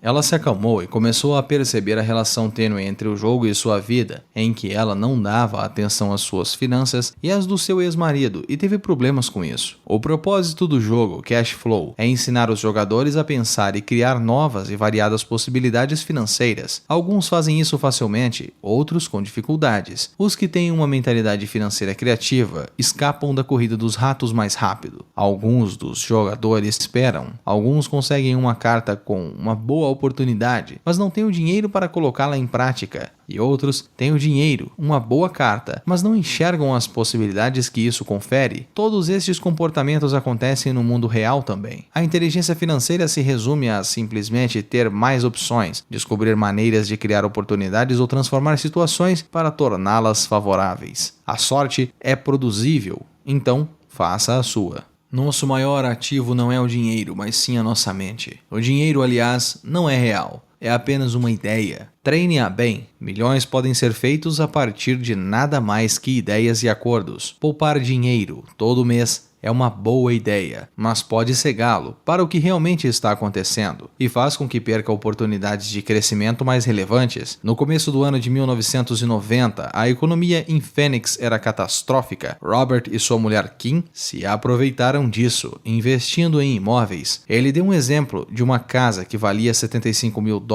comprada por $20 mil, usando $2 mil como pagamento de um empréstimo que um amigo lhe fizera com encargos de $200 ao mês.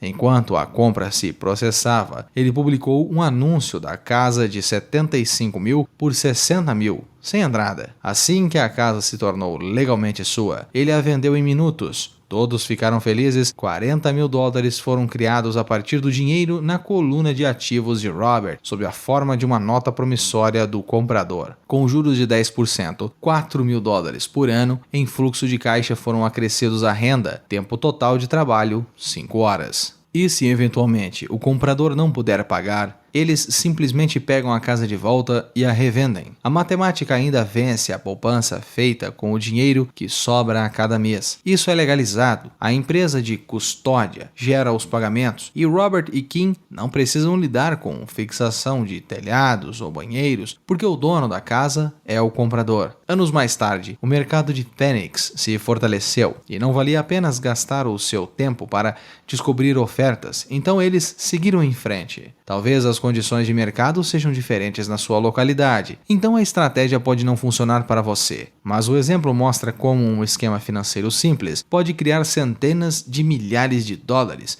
com pouco dinheiro e risco mínimo. É uma amostra de como o dinheiro pode ser apenas um acordo. Você prefere trabalhar com afinco, pagar impostos e economizar o que sobra com qualquer acréscimo na renda sendo tributado, ou despender tempo para desenvolver a sua inteligência financeira? Os mercados têm altas, baixas, e o mesmo ocorre com os investimentos. O mundo está sempre lhe entregando oportunidades durante a vida. Você precisa apenas ser capaz de vê-las. Robert compartilha outro exemplo. A compra de uma casa por $45 mil no mercado falido de Portland, em Oregon, a alugando com um pequeno lucro. Mas um ano mais tarde, o mercado se aqueceu e ele a vendeu por $95 mil, reinvestindo o ganho de capital em um condomínio residencial de 12 apartamentos em Beaverton, em Oregon também. 2 anos depois, ele o vendeu e o lucro foi colocado em um prédio de 30 apartamentos de $875 mil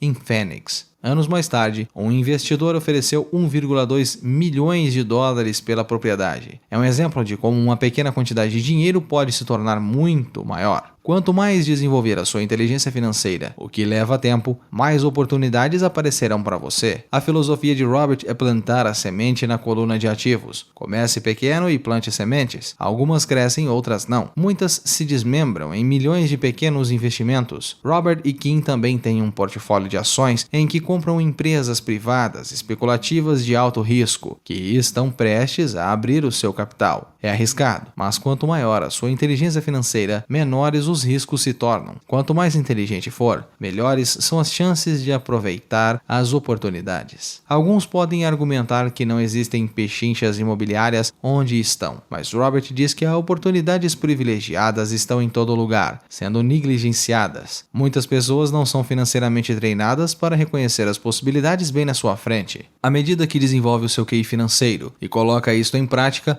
lembre-se de se divertir. Às vezes você ganha, às vezes você perde, mas se divirta sempre. Não tenha medo de perder, porque falhar é parte de um processo de sucesso. Há dois tipos de investidor. O primeiro, os que adquirem investimentos herméticos de um ponto de venda, como um planejador financeiro. E segundo, aqueles que os criam, também conhecidos como investidores profissionais. Se quiser ser o segundo tipo de investidor, você deve desenvolver 3 habilidades. A primeira, de encontrar oportunidades que os outros deixam passar. A segunda, levantar dinheiro. E a terceira, gerir pessoas e contratar aqueles que são mais inteligentes que você. Sempre existe risco, então você deve aprender a administrá-los em vez de evitá-los. Momento do hemisfério esquerdo.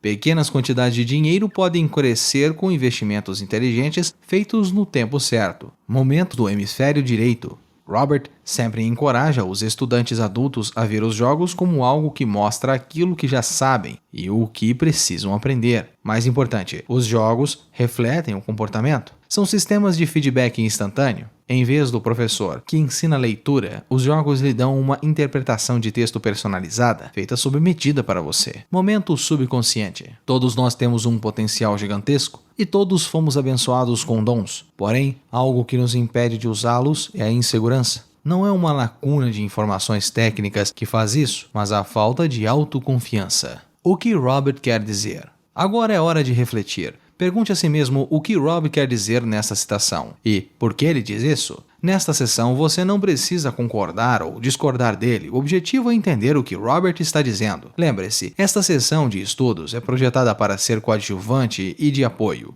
2 cabeças pensam melhor do que uma. Se você não entende o que Robert está dizendo, não desista da lição. Peça ajuda. Aproveite o tempo para discutir cada citação até compreendê-las. Abre aspas. Muitas vezes no mundo real, não são os espertos que tomam a dianteira, mas os ousados. Como professor, reconheço que são o medo excessivo e a falta de autoconfiança os grandes empecilhos à manifestação do gênio pessoal. Partia-me o coração ver estudantes que sabiam as respostas e que, no entanto, não tinham a coragem de colocá-las em prática. Ideias obsoletas são o seu maior passivo, porque as pessoas simplesmente não conseguem perceber que aquela ideia ou maneira de fazer alguma coisa era um ativo ontem e hoje já não faz mais sentido. Os ricos comumente são criativos e assumem riscos calculados. Então, por que você quer aumentar a sua inteligência financeira? Por que você quer ser o tipo de pessoa que faz sua própria sorte? O ativo mais poderoso que temos é a nossa mente. Se bem treinada, cria uma riqueza sem precedentes no que parece ser um instante. Uma mente destreinada também pode criar uma pobreza extrema que destruirá famílias por gerações. Se a oportunidade é muito complexa e eu não entendo o investimento, não faço. Tudo o que você precisa para alcançar o sucesso financeiro é matemática simples e bom senso. O problema com os investimentos, entre aspas, seguros, é que muitas vezes são herméticos, ou seja, tão seguros que os ganhos são reduzidos. Se souber o que está fazendo, você não está jogando. Jogo é quando você põe dinheiro em um negócio e reza para que dê certo. As grandes oportunidades não são vistas com seus olhos, mas com sua mente. Sua maior riqueza é o que você sabe. O seu maior risco é o que desconhece. Fecha aspas. Questões adicionais. Agora é o momento de usar as histórias deste capítulo para entender o que Robert estava dizendo e aplicá-la a você e sua vida. Faça a si mesmo as perguntas abaixo e as discuta com seu parceiro de estudos. Seja honesto consigo mesmo e com o seu parceiro. Se não gostar das respostas que der, pergunte a si mesmo se está disposto a mudar e aceitar o desafio de transformar seus pensamentos e mentalidade. Primeira pergunta. Robert diz que não é uma lacuna de informação técnica que nos trava, mas a falta de autoconfiança. Em que momento da sua vida ou de outra pessoa a insegurança o impediu de aproveitar uma grande oportunidade? Pergunta número 2. Algumas pessoas têm muito dinheiro, mas não progridem financeiramente. Por que isso acontece? 3. Como desenvolver a sua inteligência financeira o ajuda a perceber se uma negociação é boa? 4. A filosofia de Robert é plantar a semente na coluna dos ativos, começando pequeno e vendendo-a grande. Como você está plantando sementes na sua coluna de ativos agora? Se não estiver, como poderia se capacitar para começar? 5. Robert elenca 2 tipos de investidor: os que compram investimentos herméticos e aqueles que os criam. Você é de que tipo? É este o tipo que deseja ser? 6. Como o medo do fracasso interferiu em sua vida e como o impediu de aproveitar oportunidades? O que pode fazer para vencer este medo no futuro? Capítulo 6. Lição 6. Trabalhe para aprender, não por dinheiro.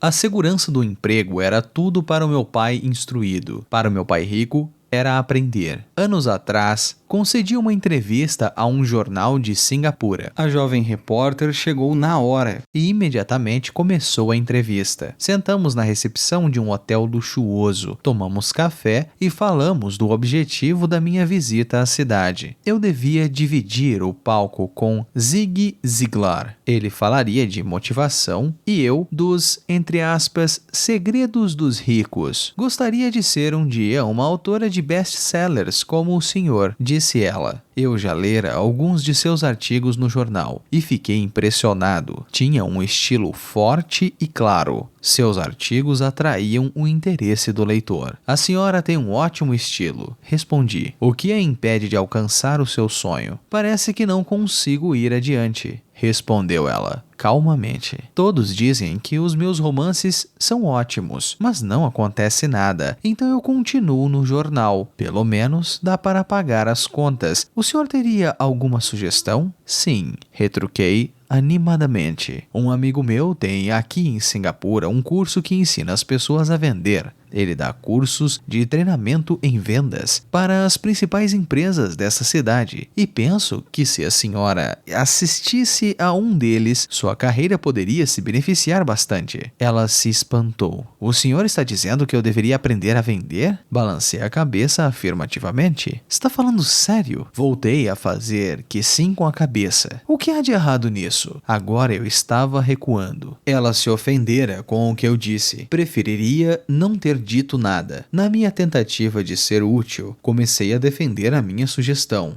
A repórter disse para mim: tem um mestrado em literatura inglesa. Por que frequentaria um curso de vendas? Sou uma profissional. Fui para a universidade para não ser vendedora. Odeio vendedores. Eles só pensam em dinheiro. Diga-me para que vou estudar vendas. Ela começou a arrumar as suas coisas. A entrevista tinha acabado. Na mesa, em frente ao sofá, estava um exemplar de um best-seller que eu publicara. Peguei o livro e algumas notas que ela fizera em um bloco. Está vendo isso? Disse eu apontando para suas anotações. Ela olhou para o bloco. O quê? Disse, confusa. Novamente apontei para suas anotações. No bloco escrevera Robert Kiyosaki, autor de best-sellers. Aqui fala autor de best-sellers. Não diz melhor escritor. Falei calmamente. Seus olhos se arregalaram de imediato. Sou um péssimo escritor. Você é uma grande escritora. Eu frequentei cursos de vendas. Você tem um mestrado. Junte as duas coisas e você terá uma autora de best-sellers e uma boa escritora. Seu olhar estava enfurecido. Nunca me rebaixarei tanto quanto chegar a aprender a vender. Pessoas como o senhor não têm nada que ficar escrevendo.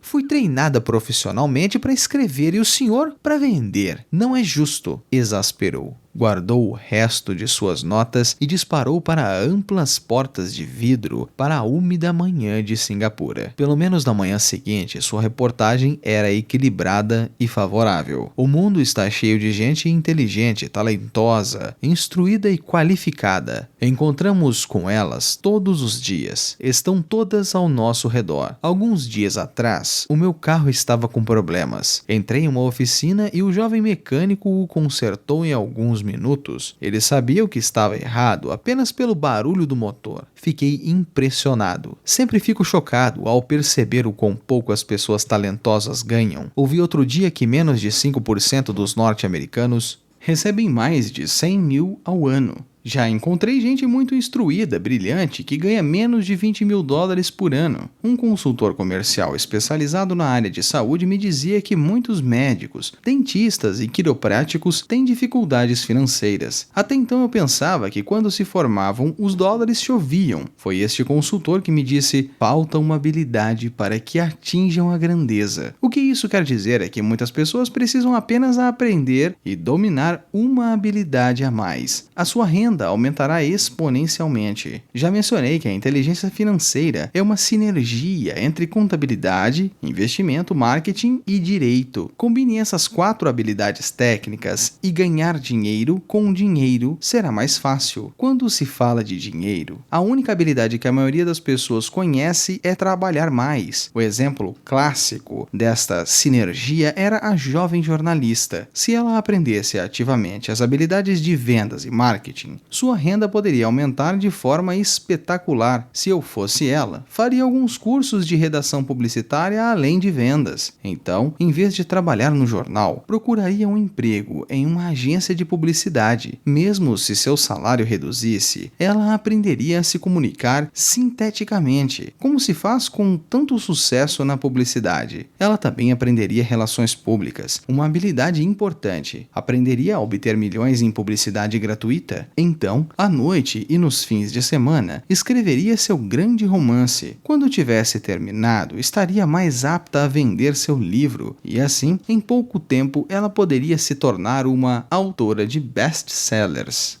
20 anos atrás, por que a educação fracassa? Muitos professores não têm experiência prática. Eles não viveram de fato o que ensinam, cometeram erros, aprenderam com eles ou aplicaram esta vivência conforme praticavam e se aprimoravam. As escolas nos ensinam a ler e memorizar. Acredito que estudar, entre aspas, é a chave para implementar o que aprendemos. Kim e eu nos reuníamos com nossos conselheiros várias vezes por ano e escolhemos livros para ler e estudar juntos. Como o cone de aprendizagem, no capítulo 1, mostra, discutir e interagir são ótimas maneiras de aprender.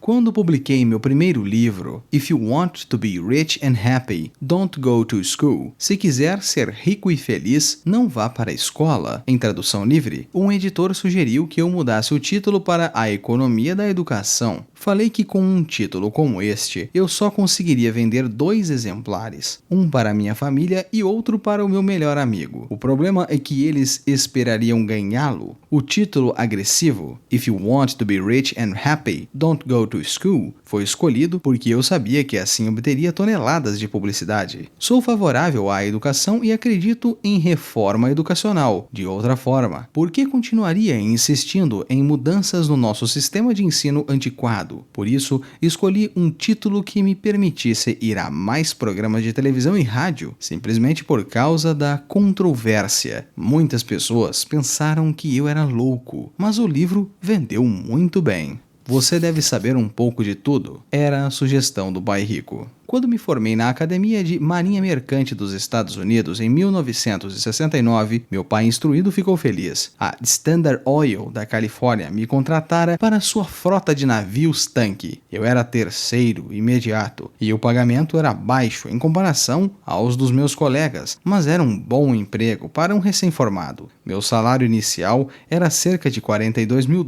ao ano, incluindo as horas extras, e eu só trabalhava durante 7 meses. Tinha 5 meses de férias. Se eu quisesse, poderia ter ido para o Vietnã com uma empresa de navegação subsidiária e teria, com facilidade, dobrado o meu salário, em vez de descansar nas férias. Tinha uma grande carreira na minha frente, contudo me demiti 6 meses depois e fui para a Marinha dos Estados Unidos para aprender a voar. Meu pai instruído ficou arrasado. Meu pai rico me deu parabéns. Nos contextos, tanto escolar quanto profissional, estava na moda a especialização. Isto é, para ganhar mais ou obter uma promoção era necessário se especializar. É por isso que médicos começam a residência imediatamente em uma área específica, como ortopedia ou pediatria. O mesmo se aplica a contadores, arquitetos, advogados, pilotos e outros. Meu pai instruído acreditava no mesmo dogma. Ficou empolgado quando finalmente concluía o doutorado. Ele muitas vezes admitia que as escolas recompensavam as pessoas que estudam mais e mais a respeito de menos e menos. O pai rico me incentivava a fazer exatamente o oposto. Você deve saber um pouco de tudo, era a sugestão. É por isso que durante anos trabalhei em diferentes áreas das suas empresas. Por um tempo trabalhei no departamento de contabilidade. Embora eu provavelmente nunca chegasse a ser um contador, ele queria que eu aprendesse por osmose. O pai rico sabia que eu pegaria o jargão e uma noção daquilo que é importante e do que não é. Também trabalhei como ajudante de garçom e como operária de construção civil, bem como em vendas, reservas e marketing.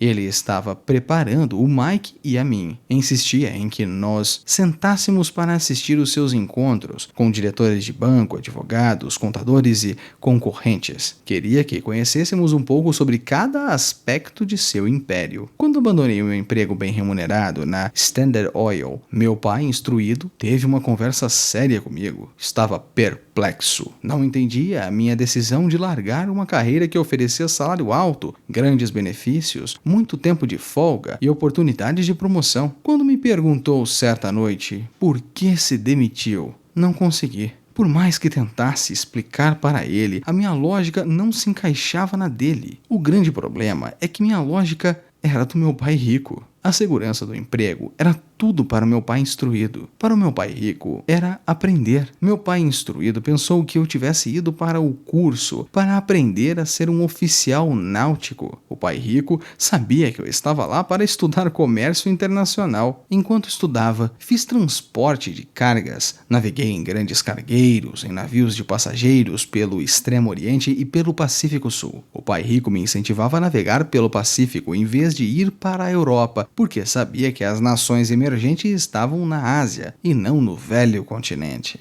A maioria dos meus colegas de turma, incluindo Mike, ainda participava de festas nas suas fraternidades e eu já estudava comércio, pessoas, estilos de negócios e culturas no Japão, Taiwan, Tailândia, Singapura, Hong Kong, Vietnã, Coreia, Tahiti, Samoa e Filipinas. Eu também frequentava festas, mas não em fraternidades. Cresci rapidamente. Meu pai instruído não conseguia entender porque eu me demitira do emprego e entrara para a Marinha dos Estados Unidos. Disse-lhe que queria aprender a voar, mas realmente queria aprender a comandar tropas. O pai rico me explicara que a parte mais difícil da condução de uma empresa é a gestão de pessoas. Ele passara 3 anos no exército. Meu pai instruído fora dispensado do serviço militar. O pai rico me falou do valor de aprender a liderar pessoas em situações difíceis. Liderar é o que você precisa aprender agora, dizia. Se não for um bom líder, receberá um tiro pelas costas, como ocorre nos negócios. Ao voltar do Vietnã em 1973, me desliguei, embora adorasse voar. Consegui um emprego na Xerox Corporation. Fui para lá por uma razão, e não eram os benefícios. Eu era bastante tímido, e a ideia de vender me parecia a coisa mais apavorante do mundo. A Xerox tem um dos melhores programas de treinamento em vendas dos Estados Unidos. O pai rico ficou muito orgulhoso de mim. Meu pai instruído ficou envergonhado. Sendo um intelectual, considerava que os vendedores estavam abaixo dele. Trabalhei na Xerox durante 4 anos, até que superei o medo de bater as portas e ser rejeitado. Ao alcançar permanentemente um lugar entre os 5 maiores vendedores, me demiti e fui em frente, deixando para trás outra grande carreira em uma ótima empresa. Ser empregado é estar pregado em dívidas. Em 1977, formei minha primeira empresa. O pai rico preparara Mike e eu para assumirmos empresas, de modo que agora eu precisava formá-las e colocá-las para funcionar. Meu primeiro produto, uma carteira de nylon, e velcro. Era fabricado no Extremo Oriente e remetido para um armazém em Nova York, perto da escola que eu frequentara. Minha educação formal estava completa e era tempo de testar as minhas asas. Se eu fracassasse, estaria falido. O pai rico achava que era melhor quebrar antes dos 30. Você ainda tem tempo de se recuperar, era o seu conselho. Na véspera do meu 30º aniversário, a primeira remessa saiu da Coreia para Nova York. Hoje, ainda faço negócios internacionais. E conforme o pai rico me incentivou, procuro os países emergentes. Atualmente, a minha empresa de investimentos abarca países na América do Sul e da Ásia, além da Noruega e da Rússia. Existe um trocadilho que define bem, abre aspas, ser empregado é estar pregado em dívidas, fecha aspas. Infelizmente, eu diria que isso se aplica a milhões de pessoas. Como a escola não acha que a inteligência financeira é inteligência, a maioria dos trabalhadores vive dentro de suas posses, trabalham e pagam as contas. 20 anos atrás, quem são seus professores? Uma lição do pai rico que se tornou clara como água ao longo dos últimos 20 anos é a importância de escolher os professores que realmente realizaram o que você deseja. A outra terrível teoria da administração que diz os empregados trabalham apenas o suficiente para não serem demitidos e os empregadores pagam apenas o suficiente para os trabalhadores não irem embora. E se você observa a escala salarial da maioria das empresas, dirá que há uma certa verdade nesta afirmação. A consequência prática é que, em geral, os trabalhadores não progridem. Eles fazem o que foram ensinados a fazer, conseguir um emprego seguro. A maioria dos empregados se concentra em salários e benefícios que os remuneram em curto prazo, mas que são frequentemente desastrosos em longo prazo. Já eu recomendo aos jovens que procurem empregos pelas oportunidades de aprendizado, mais do que pelo que possam receber. É preciso ver que habilidades se deseja adquirir antes de escolher uma profissão específica e cair na corrida dos ratos. Uma vez aprisionadas em um processo permanentemente de pagamento de contas, as pessoas se tornam os pequenos hamsters correndo em suas gaiolas. Suas pequenas pernas peludas correm agitadas. A roda gira furiosamente. Mas dia vai, dia vem, ainda estão na mesma gaiola. Ótimo emprego. No filme Jerry Maguire, A Grande Virada, com Tom Cruise, há grandes bordões. Talvez o mais memorável seja "Me mostre o dinheiro", mas a outra frase, que me parece mais verdadeira, aparece na cena em que Tom Cruise está saindo da empresa. Ele acaba de ser demitido e pergunta para toda a empresa: "Quem quer me acompanhar?" E todos permanecem silenciosos e petrificados. Apenas uma mulher se levanta e diz: "Eu gostaria, mas daqui a 3 meses serei promovida." A afirmação é provavelmente a mais verdadeira de todo o filme. É o tipo de frase que as pessoas usam para continuar trabalhando de forma a pagar suas contas. Sei que meu pai instruído aguardava por seu aumento anual e todo ano ficava desapontado. Então ele voltava a estudar para se tornar mais qualificado, na esperança de ganhar outro aumento, mas novamente sofria uma decepção.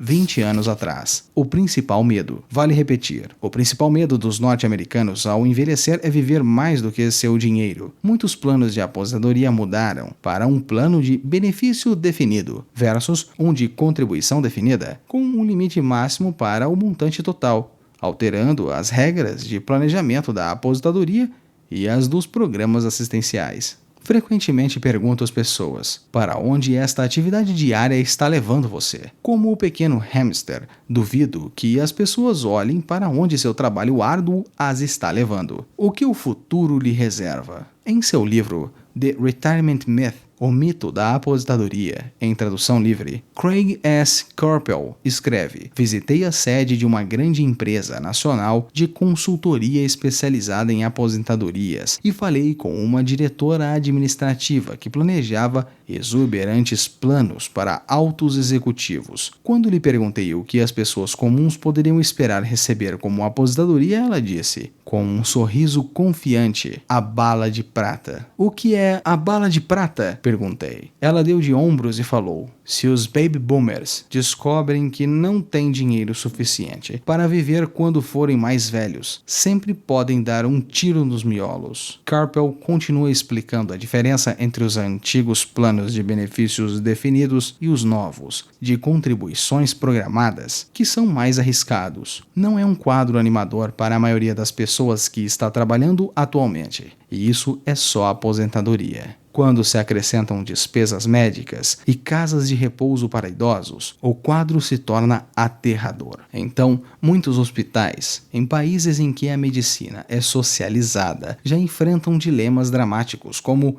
quem permanecerá vivo e quem vai morrer. Eles tomam estas decisões com base no orçamento e na idade dos pacientes. Os cuidados médicos são destinados aos pacientes mais jovens. O paciente mais velho fica para o fim da fila. Assim como os ricos podem se permitir uma educação, eles também podem se manter vivos enquanto aqueles com pouca fortuna morrem. 20 anos atrás, os custos médicos sobem. As pessoas estão vivendo mais tempo e os cuidados de saúde ficam cada vez mais caros. Os fabricantes de medicamentos cobram mais e as companhias de seguros pagam menos. Quase todos sentem o aperto do orçamento. Embora as especificidades e estatísticas variem, a maioria das pesquisas aponta que as falências nos Estados Unidos resultam de custos médicos descontrolados. Então, eu penso, há trabalhadores focados no futuro ou a preocupação é apenas o próximo contra-cheque, sem questionamento algum sobre o que virá mais adiante? Quando falo com adultos que querem ganhar mais dinheiro, sempre dou o mesmo conselho. Sugiro que pensem a longo prazo, em vez de trabalhar simplesmente pelo dinheiro e pela segurança, que são, admito, importantes. Sugiro que procurem um segundo emprego e que possam aprender outras habilidades. Muitas vezes recomendo que se integrem a uma empresa de marketing de rede, também chamada de marketing multinível, se quiserem adquirir habilidades de venda. Algumas dessas empresas têm excelentes programas de treinamento que ajudam as pessoas a suportar o medo do fracasso e da rejeição, que são as principais razões pelas quais a maioria das pessoas não é bem-sucedida. A instrução vale mais do que o dinheiro, em longo prazo. Quando ofereço esta sugestão, ouço muitas vezes: "Ah, isso é muito trabalhoso", ou "só quero fazer o que me interessa". Quanto à primeira resposta, retruco: "Então o senhor prefere passar a vida entregando 50% do que ganha ao governo?" Quanto à segunda observação, digo: "Eu não tenho interesse em ir à academia de musculação, mas vou para me sentir melhor e viver mais." Infelizmente, há verdade no velho ditado: não se pode ensinar truques novos a um cachorro velho. A menos que a pessoa esteja acostumada a se reinventar, é difícil mudar. Mas para aqueles que ainda estão em cima do muro em relação à ideia de trabalhar para aprender algo novo, ofereço esta palavra de incentivo: viver é como ir à academia. A parte mais difícil é se decidir a começar. Uma vez feito isso, fica fácil. Em muitas ocasiões, ficava aborrecido de ter que ir para a academia, mas chegando lá em movimento era ótimo. Depois dos exercícios, fico feliz de ter me decidido a ir. Se não estiver disposto a trabalhar para aprender algo novo e insiste em se especializar em sua área, assegure-se de trabalhar em uma empresa sindicalizada. Os sindicatos foram planejados para proteger especialistas. Meu pai, instruído depois de ter caído em desgraça junto ao governador, tornou-se presidente do Sindicato de Professores do Havaí. Ele dizia que esse era o trabalho mais pesado que já tivera na vida. Meu pai rico, por outro lado, passou toda a sua vida fazendo o possível para que suas empresas não fossem sindicalizadas. Ele foi bem-sucedido, embora os sindicatos fizessem força.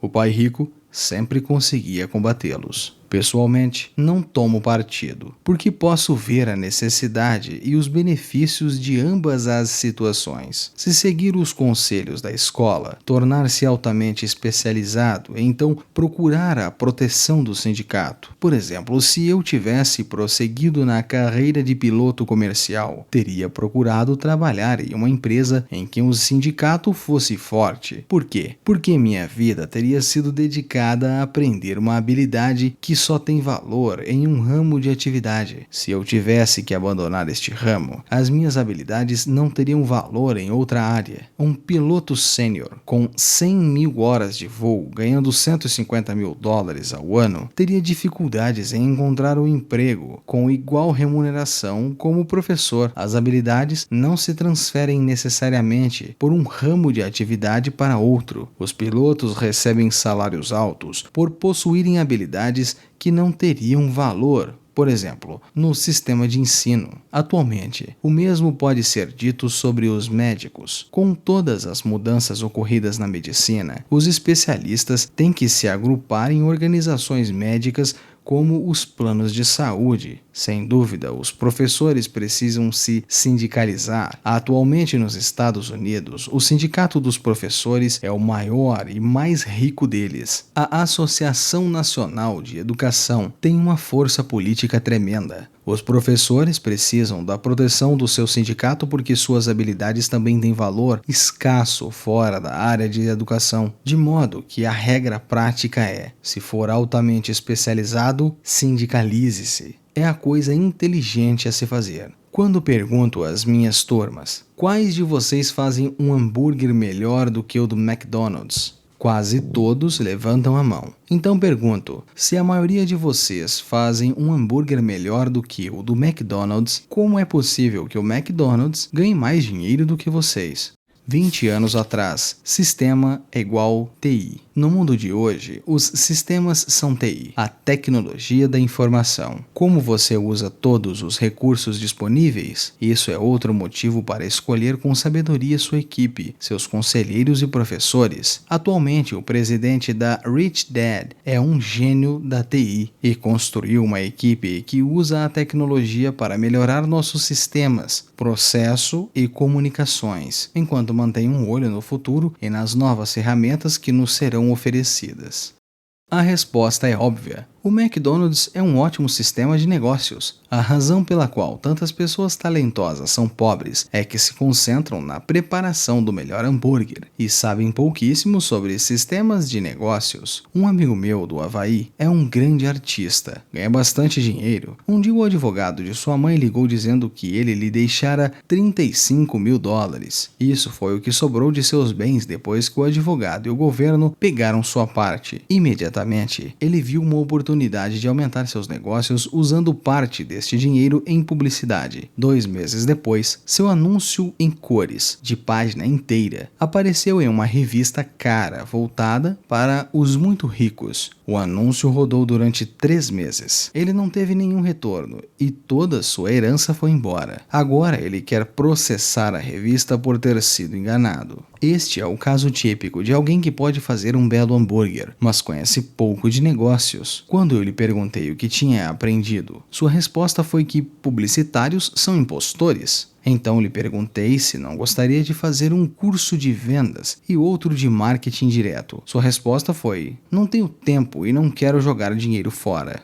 O mundo está repleto de pessoas talentosas. Com frequência, são pobres, têm dificuldades financeiras ou ganham menos do que poderiam. Não pelo que sabem, mas pelo que desconhecem. Concentram-se em aperfeiçoar suas habilidades de fazer um hambúrguer melhor em vez de pensar em como vender e entregá-lo. Talvez o McDonald's não faça o melhor hambúrguer, mas é o melhor na distribuição de um sanduíche mediano básico. O pai pobre queria que eu me especializasse. Era assim que ele acreditava que eu ganharia mais. Mesmo depois de ouvir do governador do Havaí que não poderia mais trabalhar no governo do estado, meu pai instruído continuou me incentivando a me especializar. O pai pobre, então, tomou posse da causa do Sindicato dos Professores, fazendo campanhas por mais proteção e maiores benefícios para estes profissionais altamente especializados e instruídos. Ele nunca entendeu que quanto mais especializado você se torna, mais fica amarrado e depende desta especialização. O pai rico aconselhava Mike e a mim a nos prepararmos. Muitas grandes empresas fazem o mesmo, procuram jovens jovens recém-formados nas faculdades e começam a preparar estas pessoas para exercerem um dia altos cargos nas organizações. Esses jovens brilhantes não se especializam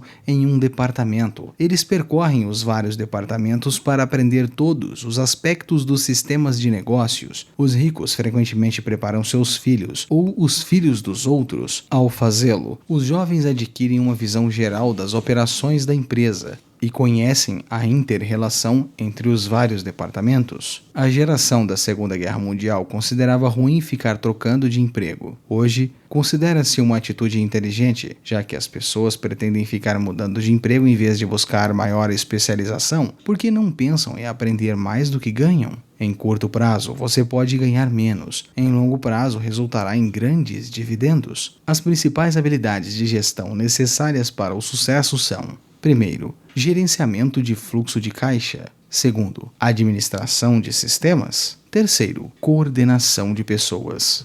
20 anos atrás, vendas é igual renda. O consultor da Rich Dad e grande amigo Blair Singer, nosso especialista em vendas, tem martelado na minha cabeça por 30 anos. Vendas é igual renda. Sua capacidade de vender, comunicar e ressaltar seus pontos fortes afeta diretamente o seu sucesso. As habilidades especializadas mais importantes são vendas e compreensão da comercialização. É a habilidade de vender, portanto, de comunicar-se com outro ser humano, seja cliente, funcionário, chefe, cônjuge ou filho. A base para o sucesso pessoal. São habilidades de comunicação como redigir, falar e negociar que são cruciais para uma vida de sucesso. São habilidades que exercito constantemente, fazendo cursos ou comprando materiais educacionais para expandir o meu conhecimento. Como já mencionei, meu pai instruído, quanto mais competente se tornava, mais arduamente trabalhava. Ele também se via cada vez mais encurralado, conforme se especializava. Embora o seu salário aumentasse, suas opções diminuíam. Pouco depois de ter sido mandado embora do trabalho no governo, descobriu como era vulnerável profissionalmente. É semelhante ao que acontece com os atletas profissionais, que de repente sofrem uma lesão ou ficam velhos demais para o esporte. Sua posição bem remunerada é perdida e eles têm habilidades limitadas às quais recorrer. Penso que é por isso que o meu pai instruído se envolveu tanto com os sindicatos a partir daí. Ele percebeu o quanto o sindicato poderia tê-lo favorecido. O pai rico incentivou Mike e a mim a saber de tudo um pouco. Ele nos encorajou a trabalhar com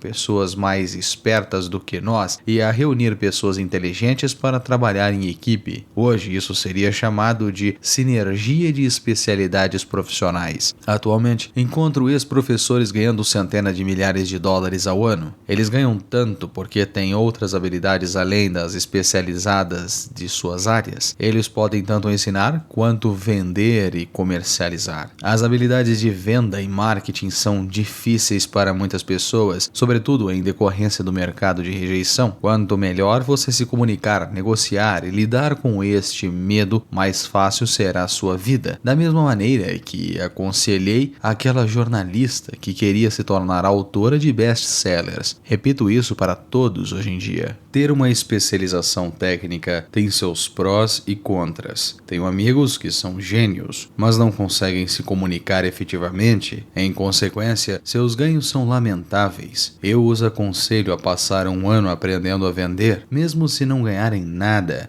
A sua capacidade de comunicação melhorará, e isso não tem preço. Além de sermos bons aprendizes e vendedores, e de entendermos de marketing, devemos ser tanto bons professores quanto excelentes alunos. Para sermos verdadeiramente ricos, devemos ser capazes tanto de doar quanto de receber. Em casos de dificuldade financeira, frequentemente o que falta é esta troca. Sei de muita gente que é pobre porque não é nem bom estudante, nem bom mestre. Ambos os meus pais eram homens generosos. Ambos tinham doar como primeira regra. A educação era uma de suas formas de doação. Quanto mais doavam, mais recebiam. Uma diferença evidente estava na doação de dinheiro. Meu pai rico doava altos montantes. Doava para a igreja, para instituições de caridade, para sua fundação. Ele sabia que para receber dinheiro, você deve doá-lo. A doação de dinheiro é o segredo da maioria das grandes famílias ricas. É por isso que existem instituições como a Fundação Rockefeller e a Fundação Ford. São organizações destinadas a pegar a própria riqueza e aumentá-la, bem como a distribuí-la permanentemente.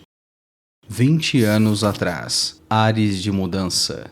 Os ventos da transição, da educação e de seus sistemas estão soprando, com sangue jovem em Washington. Há um novo requisito para a escolha da escola, e os estudantes procuram e até exigem professores com experiência prática. Eu sempre acreditei que mudar as coisas requer primeiro que eu me transforme. Hoje, muitas pessoas escolhem a mudança e a defendem em um sistema antiquado, obsoleto. Os verdadeiros vencedores serão as crianças, que poderão finalmente aprender sobre o dinheiro na escola. O meu pai instruído costumava dizer sempre: quando tiver algum dinheiro sobrando, vou doá-lo. O problema é que nunca havia um extra. Trabalhava sempre mais para conseguir mais dinheiro em vez de se concentrar no principal lei do dinheiro. Dê, então receberá. Em vez disso, ele acreditava em receba para poder doar. Concluindo, me tornei meus dois pais. Uma parte de mim é um capitalista convicto que adora o jogo do dinheiro fazendo dinheiro. A outra é o mestre socialmente responsável que está profundamente preocupado com o crescente hiato que separa os privilegiados dos desvalecidos. Acredito que o principal responsável por este abismo é o sistema de ensino obsoleto. Seção de estudo, capítulo 6. Lição 6. Trabalhe para aprender, não por dinheiro. Resumo. Robert foi entrevistado uns anos atrás em Singapura por uma jornalista que durante a conversa revelou que queria ser autora de best-sellers, como ele. Mas seus romances, que todos diziam ser excelentes, nunca chegaram a lugar algum. Robert sugeriu a ela um treinamento em vendas. Aquilo ofendeu a jornalista, que disse ter um mestrado em literatura inglesa e não entendia como aprender a vender a ajudaria. Na verdade, ela odiava vendedores. Quando Robert apontou que ele era um autor de best-sellers e não um exímio autor, ela respondeu que nunca se rebaixaria tanto quanto um vendedor e encerrou a entrevista. Há pessoas talentosas ao redor de todos nós que travam batalhas financeiras, tal como aquela jornalista. Nas palavras de um consultor empresarial, falta uma habilidade para que atinjam a grandeza. Isso significa que muitos de nós nos especializamos. Se aprendermos e dominarmos apenas mais uma habilidade, a nossa renda se multiplicará exponencialmente. Quando se trata de dinheiro, a única habilidade que a maioria das pessoas conhece é trabalhar arduamente. Se aquela repórter fizesse alguns cursos de marketing e vendas e depois conseguisse um emprego em uma agência de publicidade, aprenderia a fazer milhões com publicidade gratuita. Uma habilidade que poderia usar para transformar seu romance em um best-seller. Quando Robert lançou seu primeiro livro, If You Want to Be Rich and Happy, Don't Go to School. Se quiser ser rico e feliz, não vá para a escola. Em tradução livre, um editor sugeriu que alterasse o título para A Economia da Educação. Mas Robert sabia que aquele título não venderia. Mesmo sendo a favor da educação, escolheu um título controverso, porque sabia que daria mais mídia, e funcionou. Quando se formou na Academia de Marinha Mercante dos Estados Unidos, em 1969, foi contratado como oficial náutico por uma frota de petroleiros de Standard Oil. O pagamento era razoável, tinha 5 meses de férias anuais, poderia ter sido uma boa carreira, mas, depois de 6 meses, Robert saiu para integrar o corpo de fuzileiros navais e aprender a voar. Em vez de se especializar, como muitos fazem, incluindo o pai pobre, Robert buscava novas habilidades. O pai rico o encorajava, dizendo para ele aprender um pouco de tudo. Foi por isso que Robert e seu amigo Mike trabalharam em diversas áreas na juventude para ter experiências diversificadas. O pai pobre não entendia a decisão de deixar o trabalho na Standard Oil. Ele pensava que Robert fora à escola para se tornar um oficial naval. Mas o que o pai rico sabia era que Robert ia à escola para aprender sobre negociações internacionais e entrou para os fuzileiros navais para aprender a liderar tropas. Aquela habilidade de liderança o ajudaria em qualquer negócio que surgisse em seu caminho. Em 1973, Robert deixou a marinha e conseguiu um emprego como vendedor na Xerox Corporation. Apesar de ser uma pessoa tímida, na verdade porque era tímido que aceitou o trabalho, a Xerox tinha um dos melhores programas de treinamento em vendas do país, e lá Robert pôde superar o seu medo de bater de porta em porta e ser rejeitado. Quando se tornou um dos vendedores mais produtivos, ele saiu. Robert montou sua primeira empresa em 1977, vendendo carteiras fabricadas no Extremo Oriente, que eram enviadas para um armazém em Nova York. Era hora de testar suas asas. Atualmente, ele ainda fecha negócios internacionais. Muitas pessoas trabalham com afinco para conseguir um emprego seguro, focando o pagamento e os benefícios em curto prazo. O que deveria fazer é procurar um trabalho que os ensine as habilidades de que precisam. As pessoas estão mirando o horizonte ou só o próximo pagamento. Em seu livro The Retirement Myth, de Chris S. Carpel, escreve sobre os muitos desafios que aguardam as pessoas na aposentadoria e o quadro assustador que será a realidade de muitas pessoas. Robert recomenda ter uma visão de longo alcance. Em vez de simplesmente trabalhar por dinheiro e segurança, arranjar um segundo emprego para adquirir uma segunda habilidade. Muitos resistem a essa ideia porque não estão preparados para mudanças. Mas é como ir à academia. Você pode ter que se forçar a começar, mas se sentirá realizado por tê-lo feito depois que o treino terminar. Se não estiver disposto a trabalhar para aprender algo novo, em vez disso, insistir em se tornar altamente especializado na sua área. Certifique-se de que a empresa em que trabalha é sindicalizada. Sua especialização pode ser inútil em outros campos. Robert pergunta a seus alunos quantos deles fazem um hambúrguer melhor do que o do McDonald's. Muitos levantam as mãos, mas a razão pela qual o McDonald's faz milhões é porque é um sistema de negócios impecável. O mundo está cheio de pessoas pobres que são talentosas. Para ter sucesso, elas precisam despender de seu tempo adquirindo mais habilidades, como o sistema comercial do McDonald's. O pai pobre queria que Robert se especializasse, mesmo que isso não fosse aplicável para sua vida. Ele nunca entendeu que, quanto mais especializado se torna, mais você se prende e depende daquela área restrita. O pai rico, por outro lado, encorajava Mike e Robert a se preparar e aprender sobre diferentes áreas de negócios. Para a geração da Segunda Guerra Mundial, era considerado ruim ficar trocando de emprego. Hoje isso é algo sagaz, faz com que aprenda mais e gera dividendos em longo prazo. As principais habilidades de gestão necessárias para o sucesso são: primeiro, gerenciamento do fluxo de caixa; segundo, administração de sistemas; e terceiro, coordenação de pessoas. E as habilidades específicas mais importantes são vendas e marketing. A habilidade de comunicação, como escrever, falar e negociar,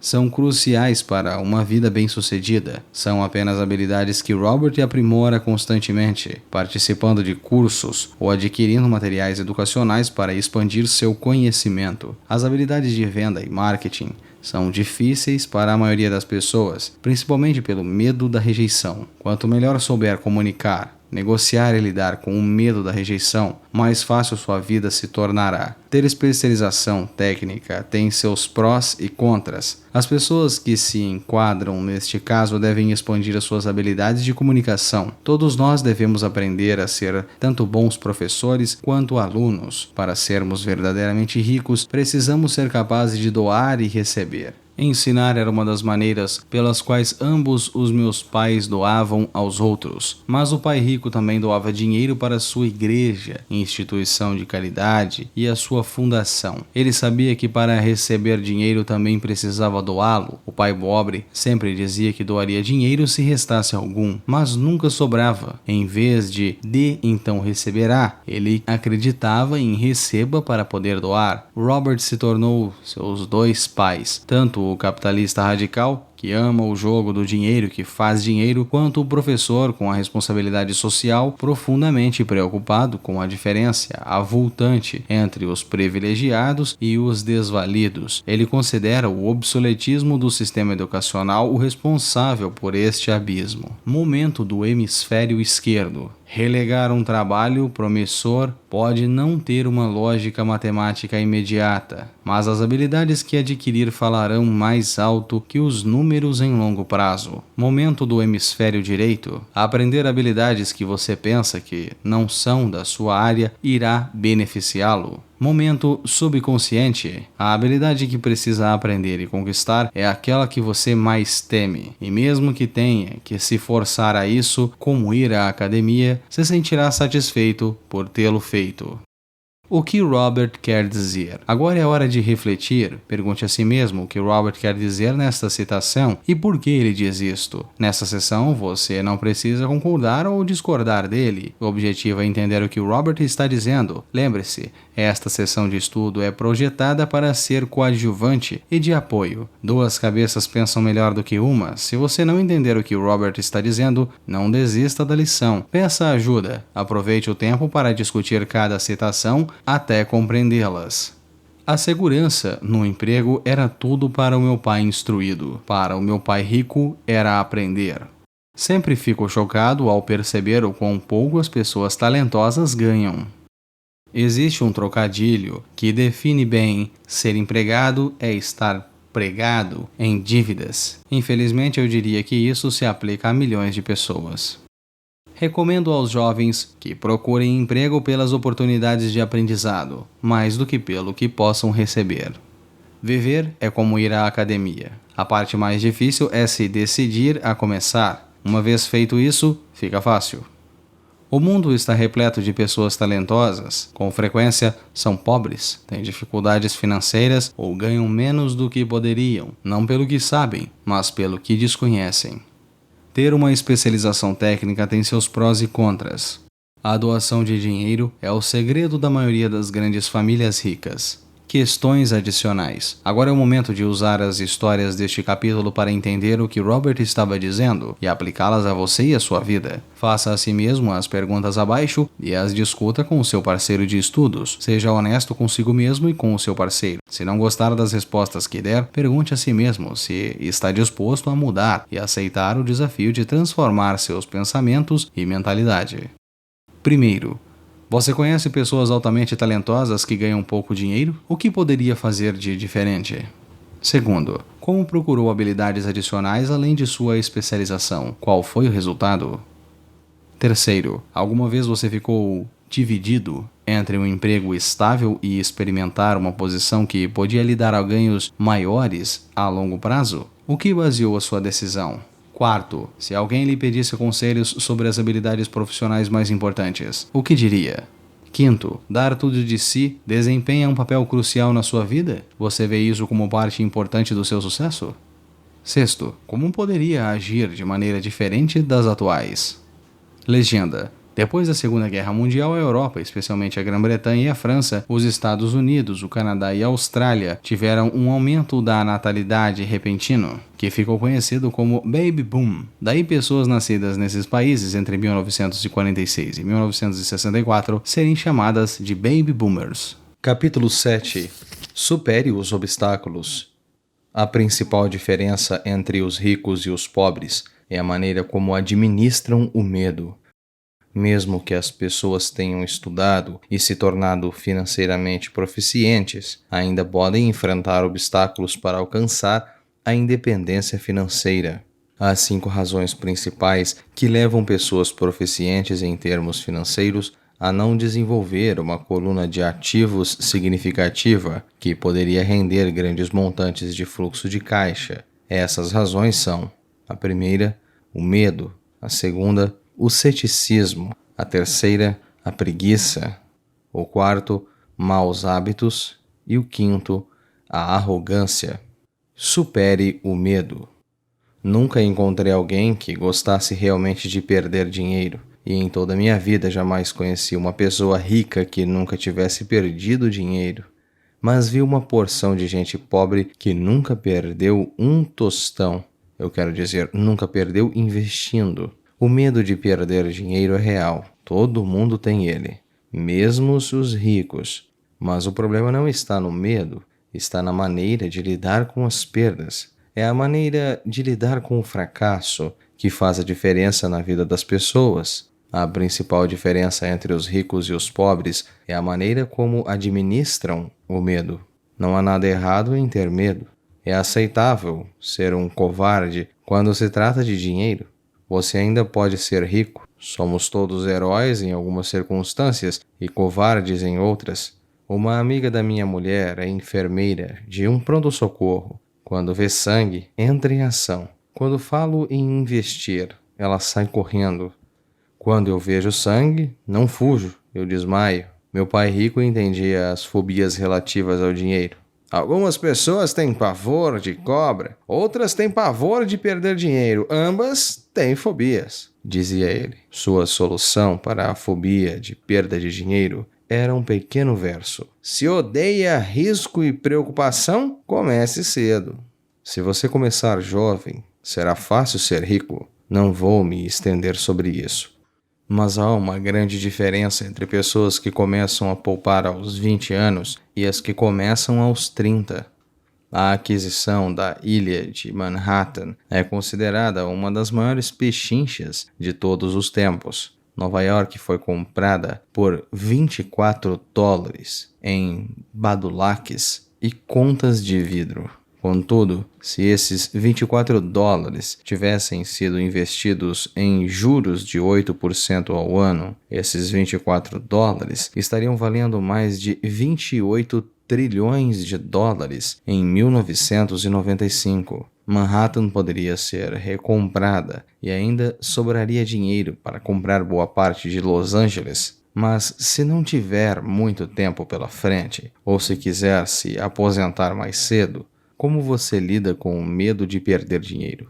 Meu pai pobre não fez nada. Ele simplesmente evitava o assunto, recusando-se a discuti-lo. O pai rico, por outro lado, recomendava que eu pensasse como um texano. Gosto do Texas e dos texanos, falava ele. Do Texas tudo é maior. Quando os texanos ganham, eles ganham muito. E quando perdem, é espetacular. Eles gostam de perder? Perguntei. Não estou dizendo isso. Ninguém gosta de perder. Mostre-me um perdedor feliz e eu lhe mostro um fracassado, respondeu o pai rico.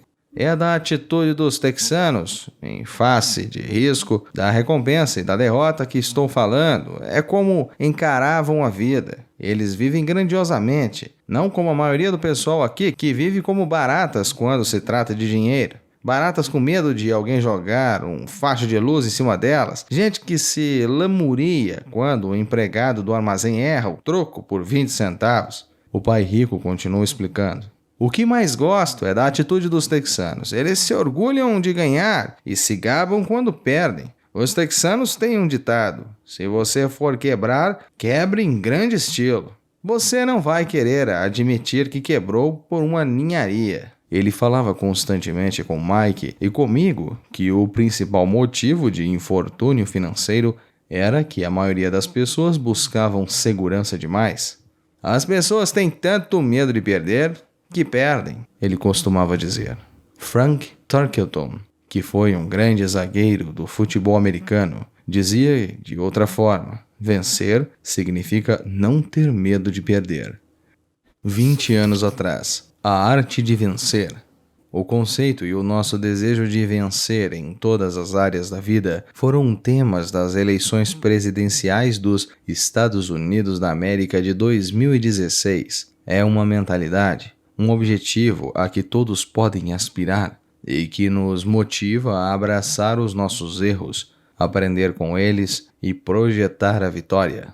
Ao longo da vida, observei que os ganhos em geral se seguem às perdas. Antes de aprender a andar de bicicleta, levei muitas quedas. Nunca encontrei um jogador de golfe que não tenha alguma vez perdido uma bola. Nunca conheci alguém apaixonado que nunca teve o coração despedaçado. E nunca vi um rico que não tivesse perdido dinheiro. Muitas pessoas não vencem financeiramente porque a dor de perder dinheiro supera a alegria de ser rico. Muitas pessoas não vencem financeiramente porque a dor de perder dinheiro supera a alegria de ser rico. Outro ditado no Texas é: todos querem ir para o céu, mas ninguém quer morrer. Todos sonham em ser ricos, mas têm pavor de perder dinheiro, então nunca chegarão ao céu. O pai rico costumava contar para Mike e para mim as histórias das suas viagens ao Texas. Se quiser realmente aprender a lidar com o risco, com as perdas e com os fracassos, vá para San Antonio e visite o Álamo. O Álamo representa uma grande história de gente corajosa que optou por lutar sabendo que não havia esperança de sucesso contra a superioridade do inimigo. Eles preferiram morrer a se entregar. É uma história inspiradora que merece ser estudada. Contudo, não deixa de ser uma trágica derrota militar. Eles fracassaram, perderam. Então, como é que os texanos lidam com o fracasso? Eles ainda gritam: "Lembra-se do Álamo." Os fracassos inspiram os vencedores e frustram os perdedores. Mike e eu ouvimos essa história muitas vezes. O pai rico sempre a repetia quando estava entrando em um grande negócio e ficava nervoso. Depois que tinha estudado tudo e era pegar ou largar, ele nos contava a história. Toda vez que sentia medo de cometer um erro ou de perder dinheiro, a narrava para nós. Ela lhe dava força, lembrava-lhe de que sempre é possível reverter uma perda financeira em um ganho. O pai rico sabia que este fracasso o tornaria mais forte e esperto. Não é que ele quisesse perder, apenas sabia que era como aceitaria a perda. Ele transformaria a perda em vitória. Isso era o que o tornava um vencedor e outros perdedores. A história lhe dava coragem para avançar quando os outros recuavam. É por isso que gosto tanto dos texanos. Eles pegaram um grande fracasso e os transformaram em uma grande atração turística que lhes rende milhões. Provavelmente as palavras que mais significam para mim nos dias de hoje são estas: os texanos não escondem seus fracassos, são inspirados por eles. Pegam suas derrotas e as transformam em gritos de guerra. O fracasso inspira os texanos a se tornar vencedor. Mas isso não é apenas uma fórmula para os texanos, é uma fórmula para todos os vencedores. É como andar de bicicleta. As quedas foram parte do meu aprendizado. Lembro que elas aumentavam a minha determinação para aprender, não a diminuíam. Também disse que nunca encontrei um jogador de golfe que nunca tivesse perdido uma bola. Perder uma bola ou um torneio serve de inspiração aos jogadores de golfe para serem melhores, praticarem e estudarem mais. Isso é o que os aperfeiçoa. Para os vencedores, os fracassos são uma inspiração. Para os perdedores, é uma derrota. Eu gosto da citação de John D. Rockefeller, que diz: "Sempre tentei transformar cada fracasso em uma oportunidade." Sendo nipo-americano, posso falar o seguinte: muitas pessoas dizem que Pearl Harbor foi um erro norte-americano. Eu digo que foi um erro nipônico. No filme Tora Tora Tora, um sombrio almirante japonês diz a seus subordinados: "Receio que tenhamos acordado um gigante adormecido." Lembre-se de Pearl Harbor. Tornou-se um grito de guerra. Transformou uma das maiores derrotas dos Estados Unidos em uma razão para vencer. Este grande fracasso deu força aos Estados Unidos, que logo se transformaram em uma potência mundial. Os fracassos inspiram os vencedores e frustram os perdedores. É o maior segredo dos ganhadores. É o segredo que os perdedores não conhecem. A maior artimanha dos vencedores é que o fracasso inspira a vitória. Por isso, eles não têm medo de perder. Repetindo Fran Tarkenton, vencer significa não ter medo de perder. Pessoas como Tarkenton não têm esse temor porque sabem quem são. Odeiam perder de modo que sabem que o fracasso apenas a incentivará a se tornar melhores. Há uma grande diferença entre detestar e temer perder. A maioria das pessoas tem tanto medo de perder dinheiro que acaba perdendo. Elas quebram por uma ninharia. Financeiramente desejam segurança demais e têm um horizonte estreito. Compram casas e carros grandes, mas não fazem investimentos relevantes. A principal razão que leva 90% dos americanos a ter problemas financeiros é que eles jogam para não perder, não jogam para ganhar. Eles procuram seus consultores financeiros, contadores ou corretores e adquirem um portfólio equilibrado. Muitos aplicam altas somas em certificados de depósito, em títulos de baixo rendimento, em fundos mútuos e em uma porção de ações. É um portfólio seguro e inteligente, mas não é um portfólio vencedor. É o portfólio de quem não quer perder. Não me entenda mal, é provavelmente um portfólio melhor do que o de 70% da população, mas isto é apavorante. É um grande portfólio para quem adora a segurança, mas buscar a segurança e o equilíbrio em seu portfólio de aplicações não é a forma como os investidores bem-sucedidos jogam. Se você tem pouco dinheiro e quer ficar rico, deve estar focado, não equilibrado. Ao observar qualquer pessoa bem-sucedida, verá que no início elas não estavam equilibradas. Pessoas equilibradas não vão a lugar algum, ficam estagnadas. Para progredir é preciso, pelo menos no início, de algum desequilíbrio. Basta ver como se chega longe apenas caminhando. Thomas Edison não estava equilibrado, estava focado. Bill Gates não estava equilibrado, estava focado. Donald Trump é focado. George Soros é focado. George Penton não distribuiu seus tanques por uma área ampla. Ele os focou e arrasou os pontos fracos das linhas alemãs. Os franceses se espalharam pela linha Maginot. E você sabe o que aconteceu com eles? Se deseja ser rico, você deve ter foco. Não fazer o que fazem os pobres e a classe média. Apostam todas as suas fichas. Aposte aos poucos e pense em foco. Fomentar o sucesso criando oportunidades. Se odeia perder, procure a segurança. Se perder ou enfraquece, procure a segurança. Encontre aplicações equilibradas. Se você tem mais de 25 anos e está apavorado em assumir riscos, não mude. Procure a segurança. Mas comece cedo.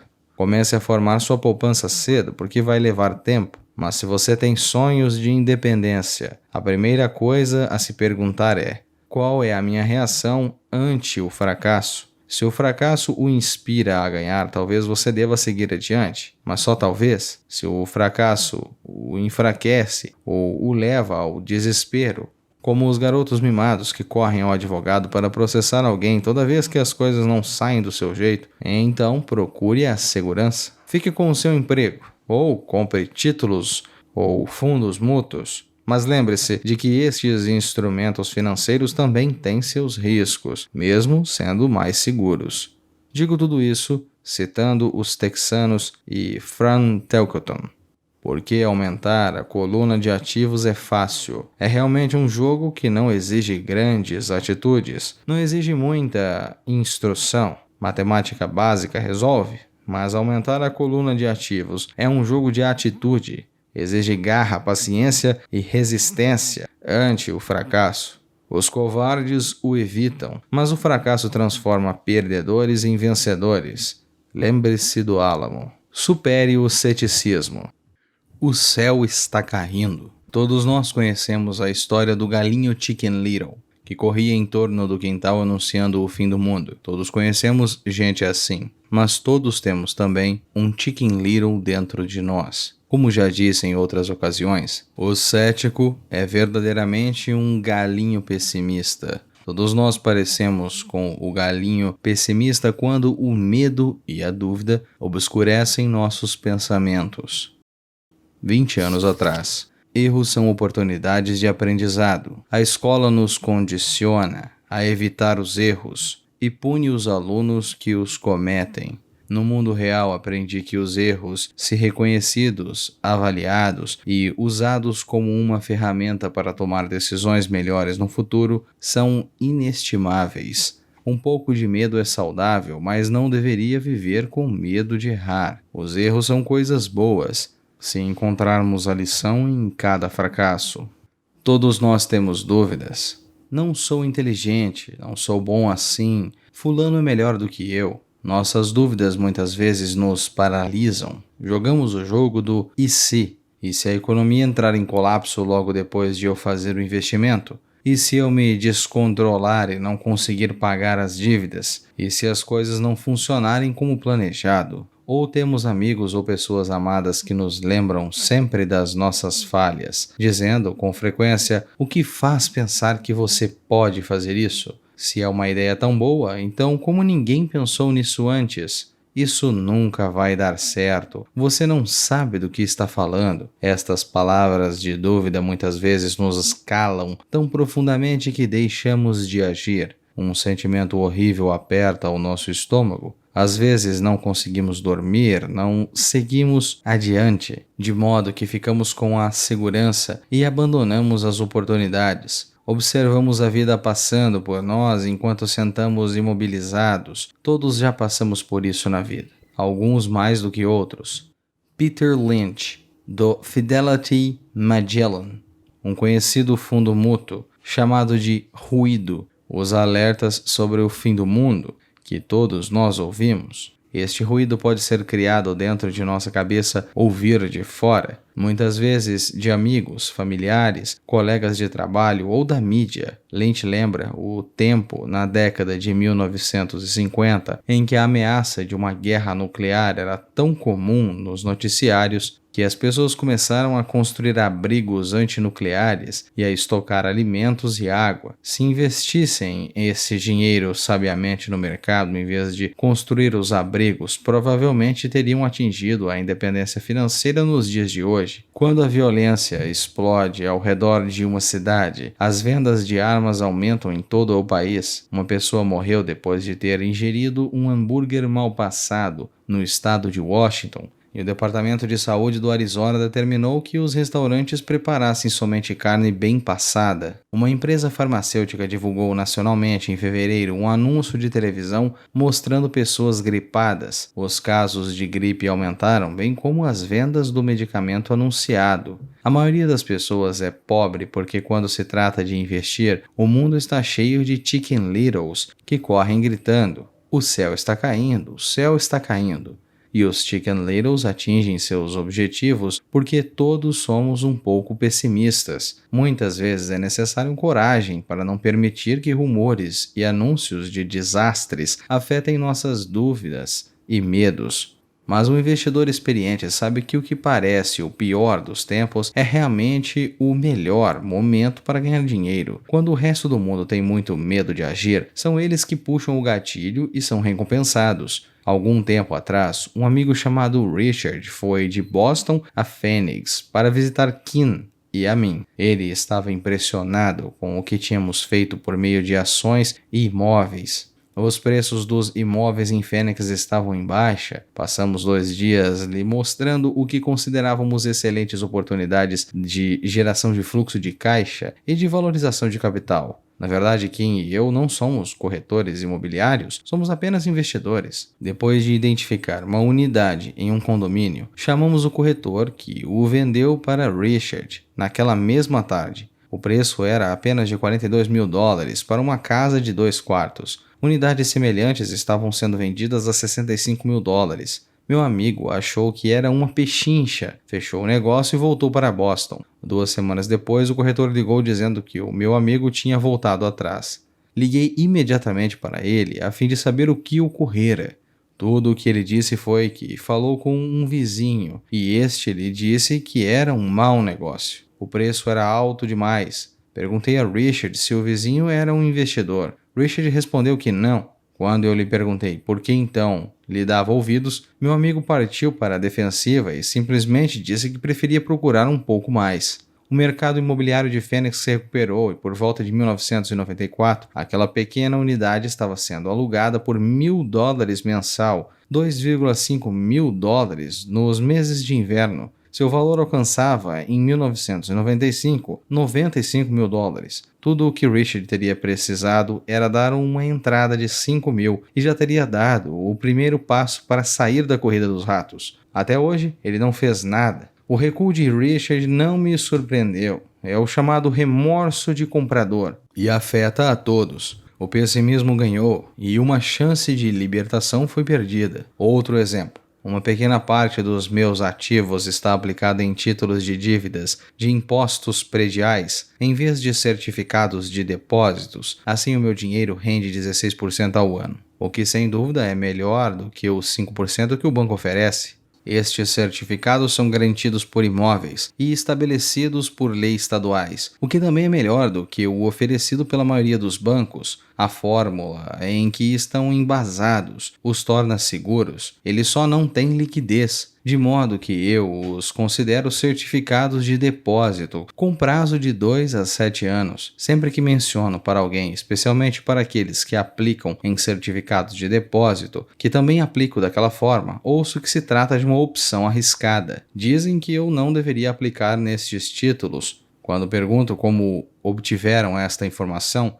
mencionam um amigo, uma revista de negócios. Eles nunca aplicaram nisso e falam para quem o faz que é um equívoco fazê-lo. O rendimento mais baixo que procuro é 16%, mas pessoas cheias de dúvidas se conformam com 5%. A dúvida é cara. Quero ressaltar que são essas dúvidas e este ceticismo que mantêm muitas pessoas na pobreza, correndo atrás da segurança. O mundo real está aí esperando que você enriqueça. Só as dúvidas mantêm as pessoas na pobreza. E como já disse, sair da corrida dos ratos é tecnicamente fácil, não requer muita instrução, mas as dúvidas são um obstáculo para muita gente. Os céticos nunca vencem, dizia o pai rico. A dúvida não esclarecida e o medo criam o cético. Os céticos criticam e os vencedores analisam. Era outra das suas frases favoritas. O pai rico explicava que a crítica cegava, enquanto a análise abria os olhos. A análise permitia que os vencedores vissem aquilo que os críticos não conseguiam e que percebessem oportunidades que todos os demais não enxergavam. E encontrar o que os outros deixam passar é a chave para o sucesso. 20 anos atrás, usando dívidas e leis tributárias. Hoje, muitas pessoas dão conselhos financeiros. Alguns orientam as pessoas a cortar seus cartões de créditos, outros para se livrar das dívidas. Atualmente, Kim e eu continuamos seguindo as lições do pai rico, de usar dívidas e impostos para aumentar a nossa riqueza. A educação financeira, o entendimento das diferenças entre dívidas boas e ruins e o uso das leis fiscais como os ricos o fazem são parte de nossa fórmula. Os imóveis são uma poderosa ferramenta de investimento para quem busca a independência financeira. É um instrumento único. Contudo, sempre que menciono imóveis como meio de investimento, ouço alguém dizer: não quero consertar vasos sanitários. Isso é o que Peter Lynch chama de ruído. É o que o pai rico chamava de conversa de cético. Alguém que critica e não analisa. Alguém que deixa que suas dívidas e medos fechem a sua mente em vez de abrir os seus olhos. Quando alguém fala, não quero consertar vasos sanitários, tenho vontade de retrucar. E o que faz pensar que eu quero? Eles estão dizendo que um vaso é mais importante do que os seus desejos. Eu falo da libertação da corrida dos ratos e eles pensam em vasos sanitários. Esse é o padrão de pensamento que mantém muita gente na pobreza. Criticam em vez de analisar. A chave do seu sucesso está nos não quero, dizia o pai rico. Eu também não estou a fim de consertar vasos sanitários. Procuro sempre um bom administrador de imóveis que o faça. E ao encontrar um que cuide bem dos imóveis, o meu fluxo de caixa aumenta. Mais importante ainda, um bom administrador me permite comprar ainda mais imóveis, pois não preciso me preocupar com o conserto dos vasos sanitários. Ele é o segredo para o sucesso com imóveis. É mais importante do que o próprio imóvel. Ele muitas vezes sabe de bons negócios antes dos corretores, o que os torna ainda mais valiosos. É isso que o meu pai rico queria dizer quando falava: a chave de seu sucesso está nos não quero. Como eu também não quero consertar vasos, descobri uma forma de comprar mais imóveis e apressar a minha saída da corrida dos ratos. As pessoas que continuam falando não quero consertar vasos sanitários muitas vezes se privam deste poderoso instrumento de investimento. Os vasos são mais importantes do que a sua independência financeira. No mercado de ações, ouço muita gente declarar: não quero perder dinheiro. Bom, o que os leva a pensar que eu ou qualquer outra pessoa gostamos de perder dinheiro? Eles não ganham dinheiro porque optam por não perder. Em vez de analisar, fecham suas mentes a outro poderoso meio de investimento, o mercado de ações. Eu estava passando com um amigo pelo posto de gasolina do bairro. Ele olhou e viu que o preço da gasolina estava aumentando. Meu amigo é um cara encucado, um chicken little. Para ele, o céu está sempre a ponto de cair e, em geral, cai sobre sua cabeça. Quando chegamos em minha casa, ele me expôs todas as estatísticas que mostravam por que o preço do petróleo deveria aumentar nos próximos anos. Estatísticas que eu nunca vira antes, mesmo já possuindo um grande número de ações de uma empresa petrolífera. Com estas informações em mãos, comecei a procurar e achei uma nova empresa petrolífera, ainda não muito valorizada, que estava a ponto de descobrir algumas jazidas de petróleo. Meu corretor ficou entusiasmado com esta nova empresa e eu comprei 15.000 ações por 65 centavos cada. 3 meses depois, esse amigo e eu passamos pelo mesmo posto de gasolina. E de fato, o preço do combustível subira cerca de 15%. Novamente, o Chicken Little se preocupou e se queixou. Eu sorri, porque um mês antes, aquela pequena empresa havia conseguido chegar ao petróleo. E o preço daquelas 15.000 ações subiram para $3 desde que ele me dera a dica. E o preço da gasolina deverá continuar aumentando se o que o meu amigo diz for verdade. Se a maioria das pessoas entendessem como uma ordem de stop funciona nos investimentos em ações, haveria mais gente investindo para ganhar do que para não perder. A ordem de stop é simplesmente um comando de computador que vende automaticamente suas ações se o preço começar a cair, ajudando-o a minimizar as perdas e a maximizar alguns ganhos. É uma grande ferramenta para aqueles que têm pavor de perder. Por isso, sempre que ouço pessoas preocupadas com os não quero, em vez de pensar no que querem, sei que o ruído nas suas cabeças deve ser grande. O Chicken Little incorporou nelas e grita: o céu está caindo e os vasos sanitários estão enguiçando. Assim, elas evitam seus não quero, mas pagam um preço alto. Nunca conseguirão o que querem na vida. Em vez de analisar, permitem que seu Chicken Little interior feche suas mentes. O pai rico me mostrou uma maneira de olhar o Chicken Little. Faça o que fez o Coronel Sanders. Com 66 anos, ele perdeu seu negócio e começou a viver da aposentadoria da Previdência Social. Não era o suficiente. Começou a percorrer o país tentando vender a sua receita de frango frito. A proposta foi recusada 1.009 vezes antes que alguém dissesse sim, e ele acabou se tornando um multimilionário em uma idade em que a maioria das pessoas está desistindo. Ele era um homem corajoso e tenaz, dizia o pai rico, a respeito de Harland Sanders. Assim, quando estiver em dúvida em um ponto receoso, faça o que o Coronel Sanders fez com seu frango pessimista. Ele o fritou. Supere a preguiça. Pessoas ocupadas são, com frequência, as mais preguiçosas. Todos nós conhecemos histórias de homens de negócios que trabalham arduamente para ganhar dinheiro. Ele se esforça para ser um bom provedor para sua família, passa longas horas no escritório e leva trabalho para casa nos fins de semana. Um dia, ao chegar em casa, encontra-a vazia. Sua esposa foi embora com as crianças. Ele sabia que estava tendo problemas com a esposa, mas em vez de se esforçar para fortalecer a relação, se dedicou ao trabalho. Desiludido, seu desempenho no emprego declina e ele é demitido.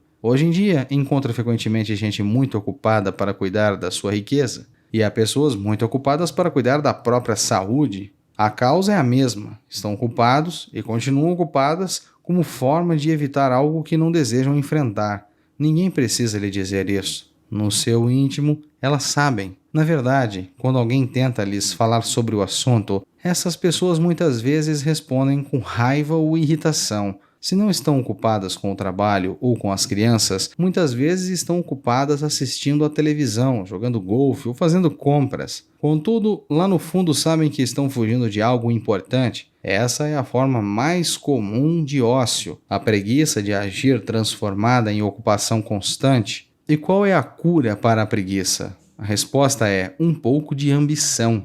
Muitos de nós fomos educados pensando que a ambição ou a ganância são ruins. Pessoas gananciosas são más, dizia minha mãe. Contudo, todos nós temos o desejo de possuir coisas belas, novas ou empolgantes. Para manter esta emoção do desejo sob controle, muitas vezes os pais encontram formas de suprir este sentimento com culpa. Você só pensa em você mesmo. Não sabe que tem irmãos e irmãs? Era uma das frases favoritas da minha mãe. Ou, você quer que eu compre o que para você? Repetia o meu pai. Pensa que fabricamos dinheiro? Que dinheiro dá em árvore? Você sabe que não somos ricos. Não eram tanto as palavras, mas o sentimento de culpa que as acompanhava, o que me deixava possesso. O pai rico acreditava que as palavras "não posso arcar com isso" fecham seu cérebro. Já "como posso fazê-lo" cria possibilidades, obstinação e sonhos. O reverso da criação deste sentimento de culpa era: sacrifico minha vida para lhe comprar isso. Estou comprando para você porque nunca tive coisas assim quando criança. Tem um vizinho que está totalmente falido, mas que não consegue colocar o carro na sua garagem. A garagem está cheia dos brinquedos das crianças. Esses garotos mimados têm tudo o que sonham. Não quero que saibam o que é passar necessidade, diz o pai. Ele não tem um tostão guardado para mandar os filhos para a universidade ou para ele mesmo se aposentar, mas seus filhos têm todos os brinquedos possíveis. Recentemente recebeu, pelo correio, um novo cartão de crédito e levou os filhos para conhecer Las Vegas. Faço isso pelos garotos, diz com ar de profunda abnegação. O pai rico proibia que se dissesse "não posso comprar". Na casa da minha família de verdade, escutava isso a toda hora. Já o pai rico queria que seus filhos dissessem "como posso comprar isso?". O pai rico acreditava que as palavras "não posso arcar com isso" fecham seu cérebro. Já "como posso fazê-lo" cria possibilidades, obstinação e sonhos. Obrigava você a pensar e buscar alternativas.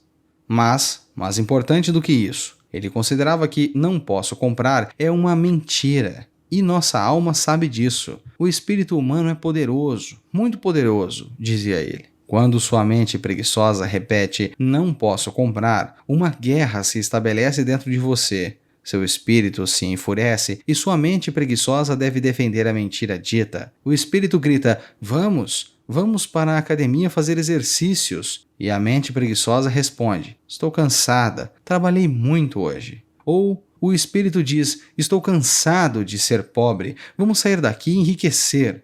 E a mente, pessoas ricas são gananciosas. Além disso, dá muito trabalho, não é seguro, posso perder dinheiro. Já trabalho demais, tenho que fazer coisas demais no meu emprego. Veja o que tenho que fazer hoje à noite. O chefe quer que eu entregue de manhã. Não posso arcar com isso. Também traz tristeza. Uma sensação de desamparo que leva ao desânimo e muitas vezes à depressão. Apatia é outra palavra que se aplica. Como posso arcar com isso? Abre oportunidades, empolgação e sonhos. O pai rico não estava tão preocupado com o que queríamos comprar desde que entendêssemos que "como posso comprar isso?" fortalece a mente e dinamiza o espírito. Assim, raramente ele dava alguma coisa a Mike ou a mim. Em vez disso, perguntava "como você pode arcar com isso?". E isso incluía a mentalidade da universidade que tínhamos que pagar com o nosso dinheiro. O que ele procurava passar para nós não era o objetivo almejado, mas o processo de atingi-lo.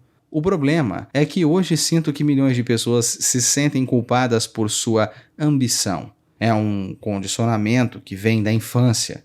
Desejam ter as melhores condições que a vida pode oferecer. A maioria foi condicionado, entretanto, a dizer subconsciente "você não pode ter isso" ou "você nunca conseguirá comprar isso". Quando decidi sair da corrida dos ratos, havia uma questão simples: como posso conseguir nunca mais ter que trabalhar? E a minha mente começou a disparar respostas e soluções. A parte mais difícil foi romper com os dogmas da minha família de verdade. Não podemos comprar isso. Pare de pensar só em você. Ou por que não pensa nos outros? E outras expressões parecidas que se destinavam a criar culpa e suprimir a minha ambição. Assim, como combater a preguiça? A resposta é ter um pouco de ganância. É como diz aquela estação de rádio, o IFM. O que tem aí pra mim? A pessoa precisa sentar e pensar: como seria minha vida se eu nunca tivesse que voltar a trabalhar? O que seria de mim se eu tivesse todo o dinheiro que preciso? Sem esse pouco de ambição, não há um desejo de ter algo melhor, de progredir.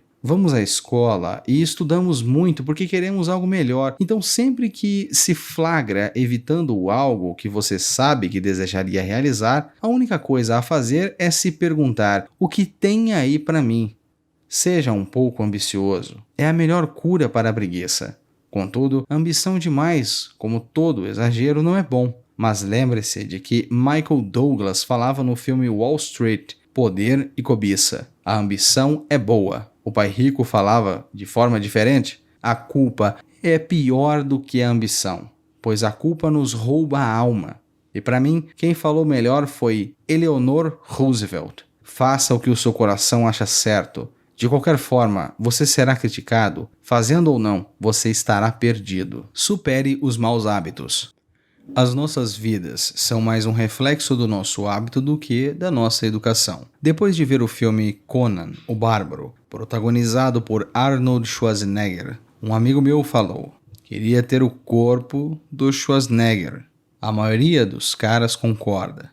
Ouvi dizer que antes ele era magro e fracote, acrescentou outro amigo. Também já ouvi isso, reforçou outro. Dizem que ele malha todos os dias na academia. Aposto que sim. O quê? Exclamou o debochado do grupo. Aposto que é assim de nascença. Vamos mudar de assunto e tomar umas cervejas. Este é um exemplo de comportamento controlado pelos hábitos. Lembro-me de fazer perguntas ao pai rico sobre as habilidades dos ricos. Em vez de dar uma resposta direta, ele tentou ensinar pelo exemplo, como costumava fazer.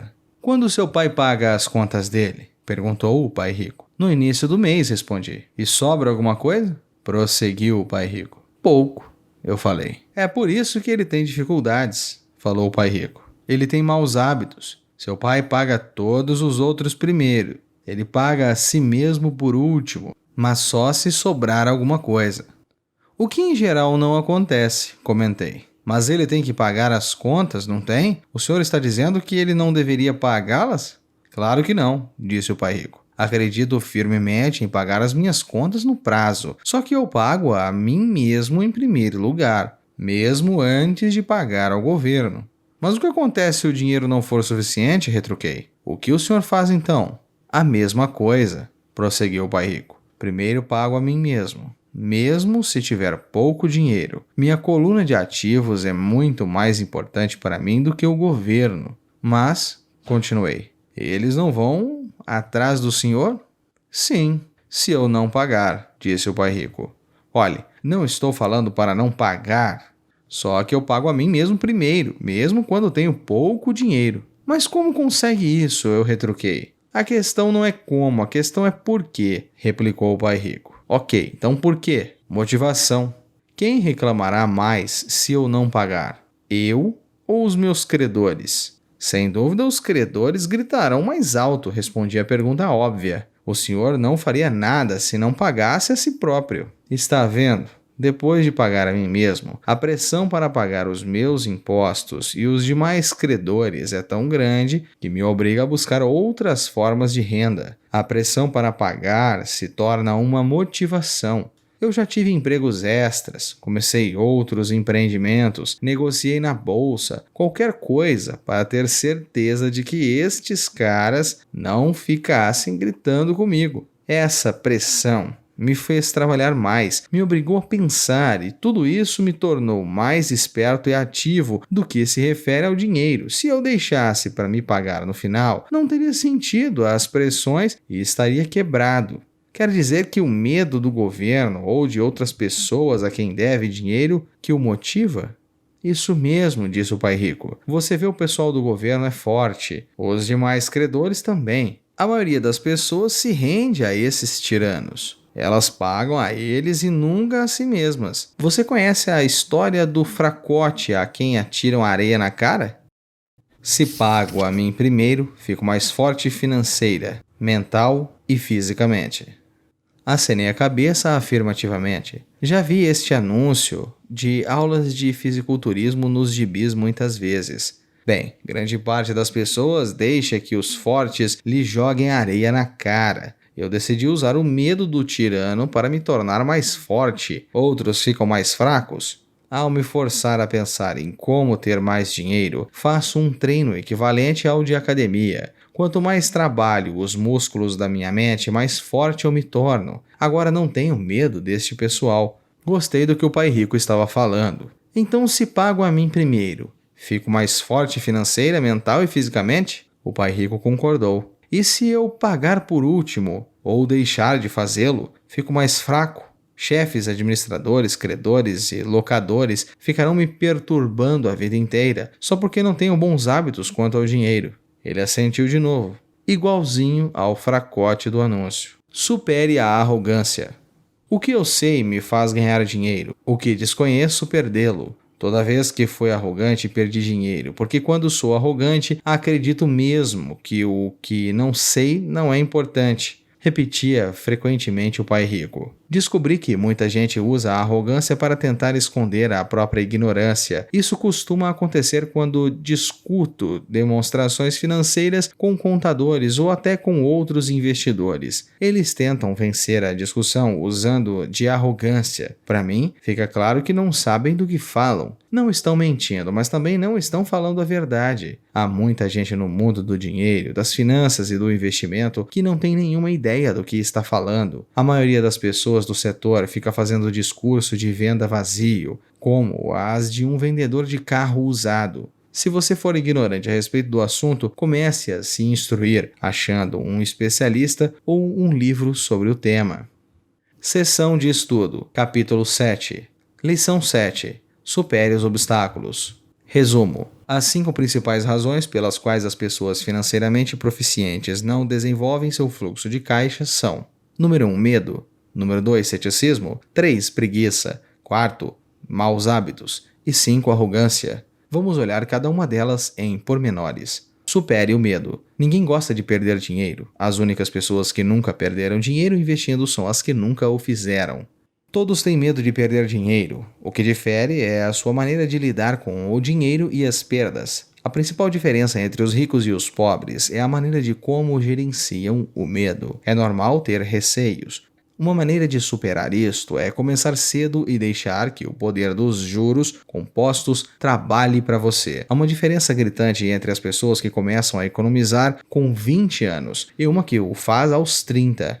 Mas, e se não tiver tempo sobrando para investir ou quiser se aposentar mais cedo? Pai Rico recomenda pensar como um texano. Vença grandiosamente, perca em grande estilo. É sua atitude diante das perdas que importa. Os texanos se orgulham quando vencem e se gabam de quanto perdem. Na vida de Robert, uma vitória é comumente seguida de um fracasso. Ele nunca conheceu alguém que já não tenha perdido dinheiro, mas eles não deixam o medo tirá-los do jogo. A queda do Álamo foi uma trágica derrota militar, mas os texanos a transformaram em um grito de guerra. Lembre-se do Álamo, para motivá-los para grandes vitórias. Assim como os texanos, não esconda suas falhas, inspire-se por elas. Para os vencedores, as perdas são inspiradoras. Para os perdedores, frustrantes. John D. Rockefeller disse certa vez: "Sempre tentei transformar cada fracasso em uma oportunidade." Mesmo que Pearl Harbor tenha sido uma das principais perdas norte-americanas,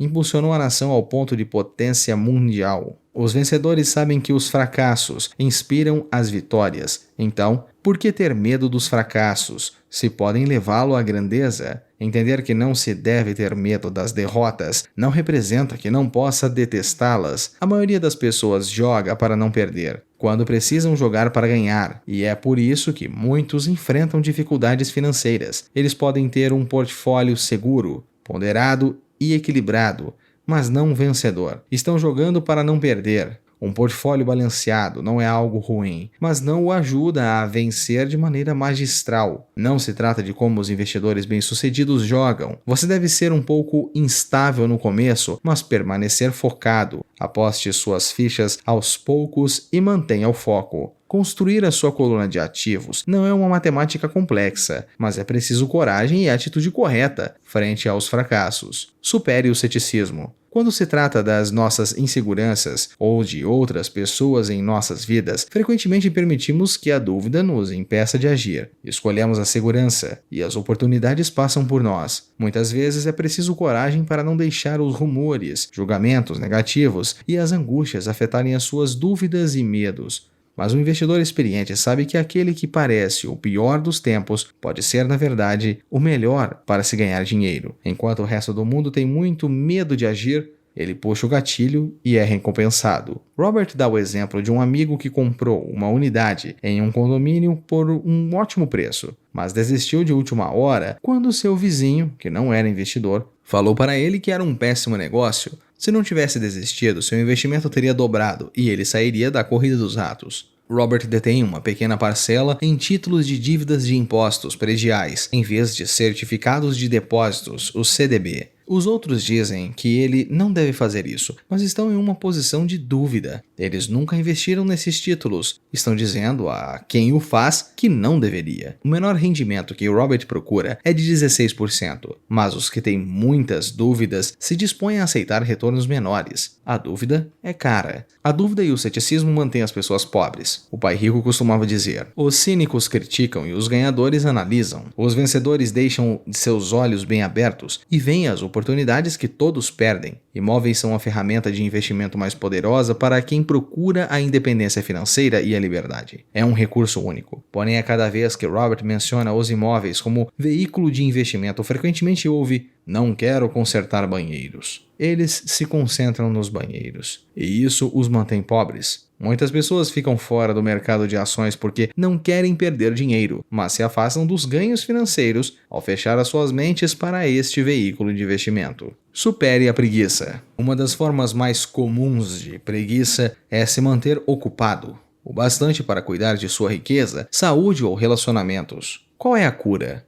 Um pouco de ambição. Isso pode ser difícil de digerir porque muitos de nós fomos criados para achar que a ganância é um desejo ruim. Em vez de dizer: não posso arcar com isso, mude sua percepção. Como torná-lo possível? Abra sua mente e o força a pensar em soluções. Não posso arcar com isso é uma mentira. O espírito humano sabe que pode fazer qualquer coisa. Ao dizer que não pode fazer algo, você cria um conflito entre o seu espírito e a sua mente preguiçosa. Como tornar isto real? Cria uma mente forte e um espírito dinâmico. Quando Robert decidiu sair da corrida dos ratos, se perguntou: como posso conseguir nunca mais ter que trabalhar? Sua mente começou a propor soluções, mas a parte mais difícil era lutar contra o dogma tradicional que tentava inculcar culpa para suprimir sua ambição. Sem esta pequena ganância, o desejo de fazer algo melhor, o progresso, não acontece. Nosso mundo avança porque todos nós desejamos uma vida melhor. Novas invenções acontecem porque queremos melhorias. Vamos à escola e estudamos porque almejamos ter mais. Muita ambição é ruim, mas um pouco o estimula.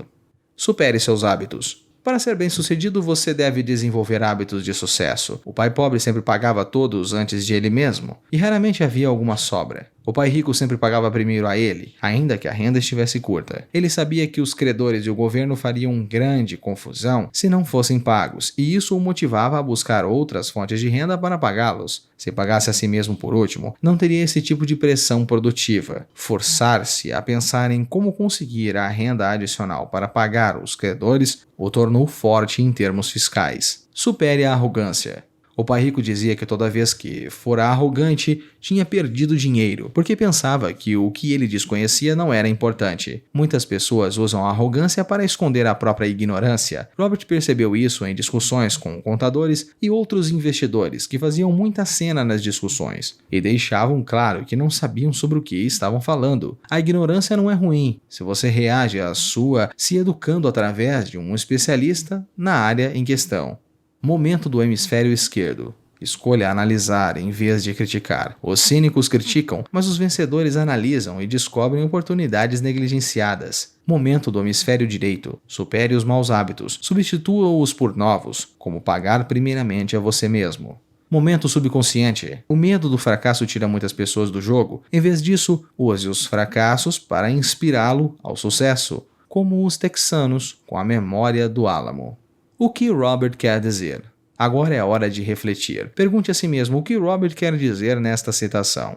E por que ele diz isso? Nesta sessão, você não precisa concordar ou discordar dele. O objetivo é entender o que Robert está dizendo. Lembre-se, esta sessão de estudo é projetada para ser coadjuvante e de apoio. Duas cabeças pensam melhor do que uma. Se você não entender o que Robert está dizendo, não desista da lição. Peça ajuda. Aproveite o tempo para discutir cada citação até compreendê-las.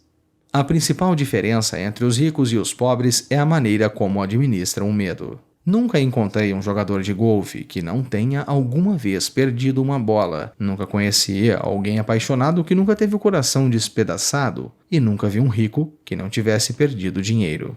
Muitas pessoas não vencem financeiramente porque a dor de perder dinheiro supera a alegria de ser rico. O pai rico sabia que esse fracasso o tornaria mais forte e esperto. Não é que ele quisesse perder, apenas sabia quem era e como aceitaria a perda. Ele transformaria a perda em vitória. Os texanos não escondem seus fracassos, são inspirados por eles, pegam suas derrotas e as transformam em gritos de guerra.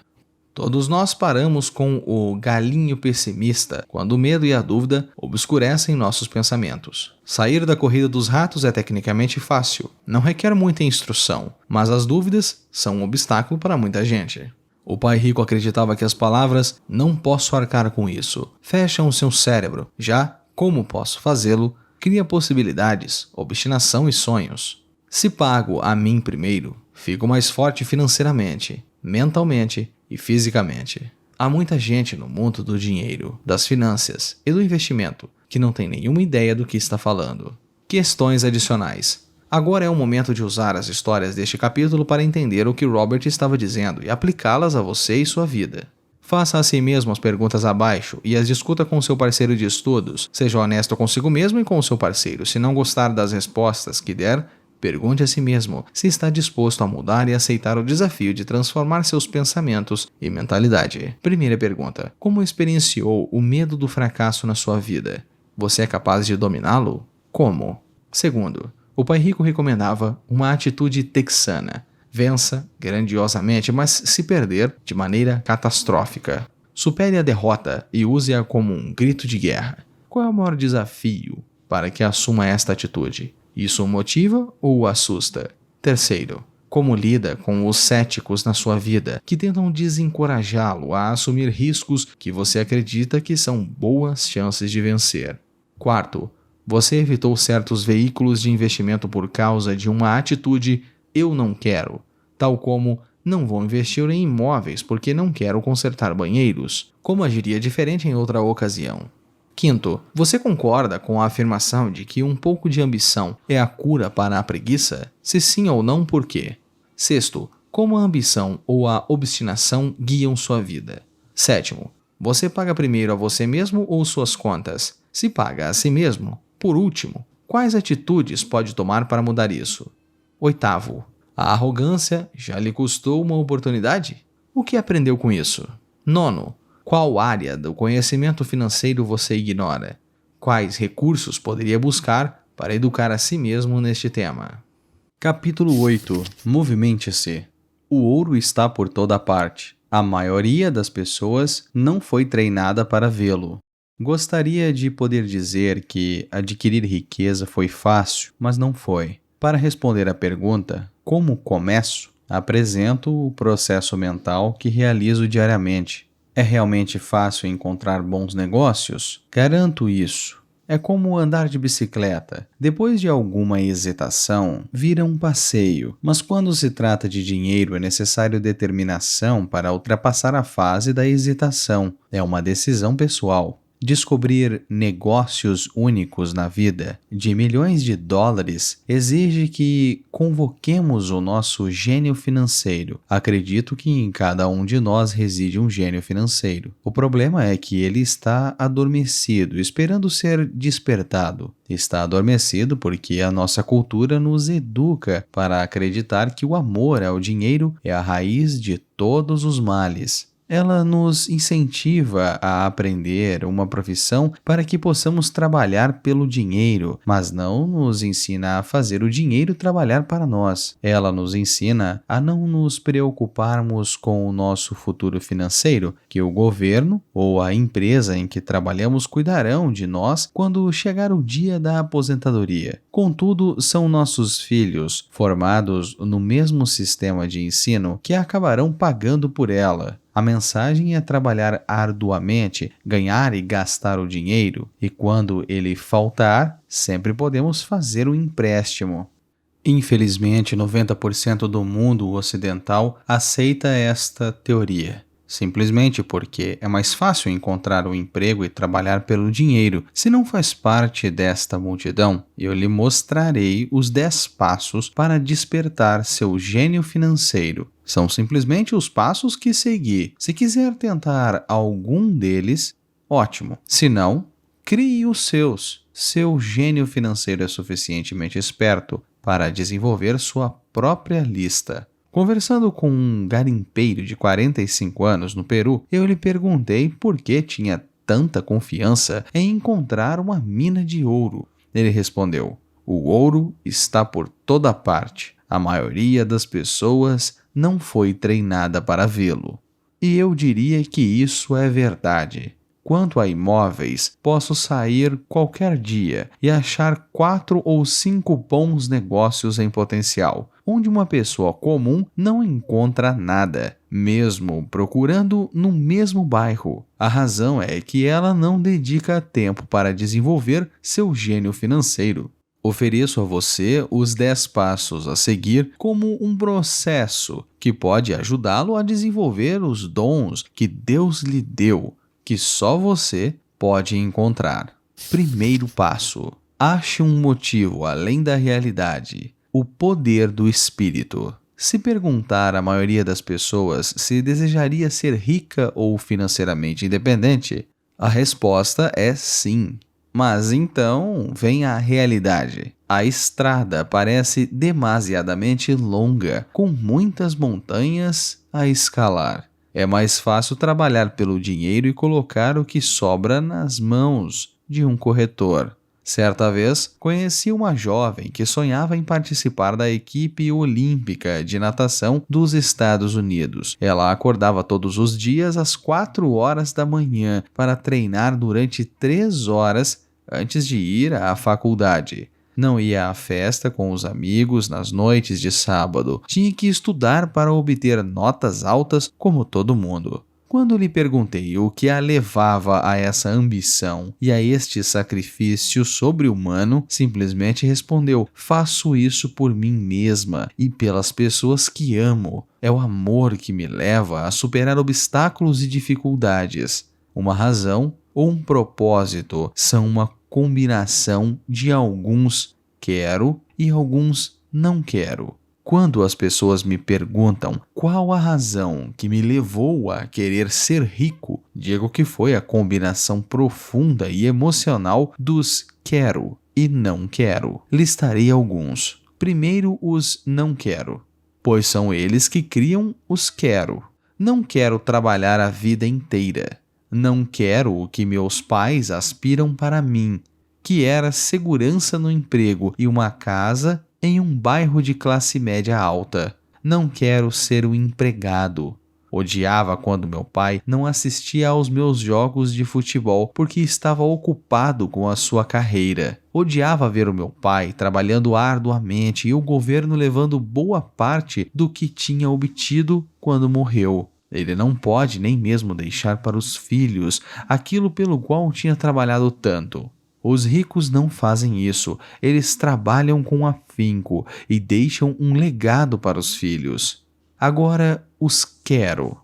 Quero ser financeiramente independente para viajar por todo o mundo e viver o estilo de vida que gosto. Quero fazer isso ainda jovem. Quero ser simplesmente livre. Quero controlar o meu tempo e minha vida. Quero que o dinheiro trabalhe para mim. Estas são minhas razões emocionais profundas. Quais são as suas? Se elas não forem suficientemente fortes, então a realidade da estrada à frente pode ser maior do que os seus motivadores. Perdi dinheiro e tive vários fracassos, mas foram essas razões emocionais que me mantiveram de pé e me fizeram prosseguir. Quero ser financeiramente independente por volta dos 40 anos, mas precisei esperar até os 47, com muita experiência de aprendizado ao longo do caminho. Como disse, gostaria de dizer que foi fácil. Não foi, mas também não foi árduo.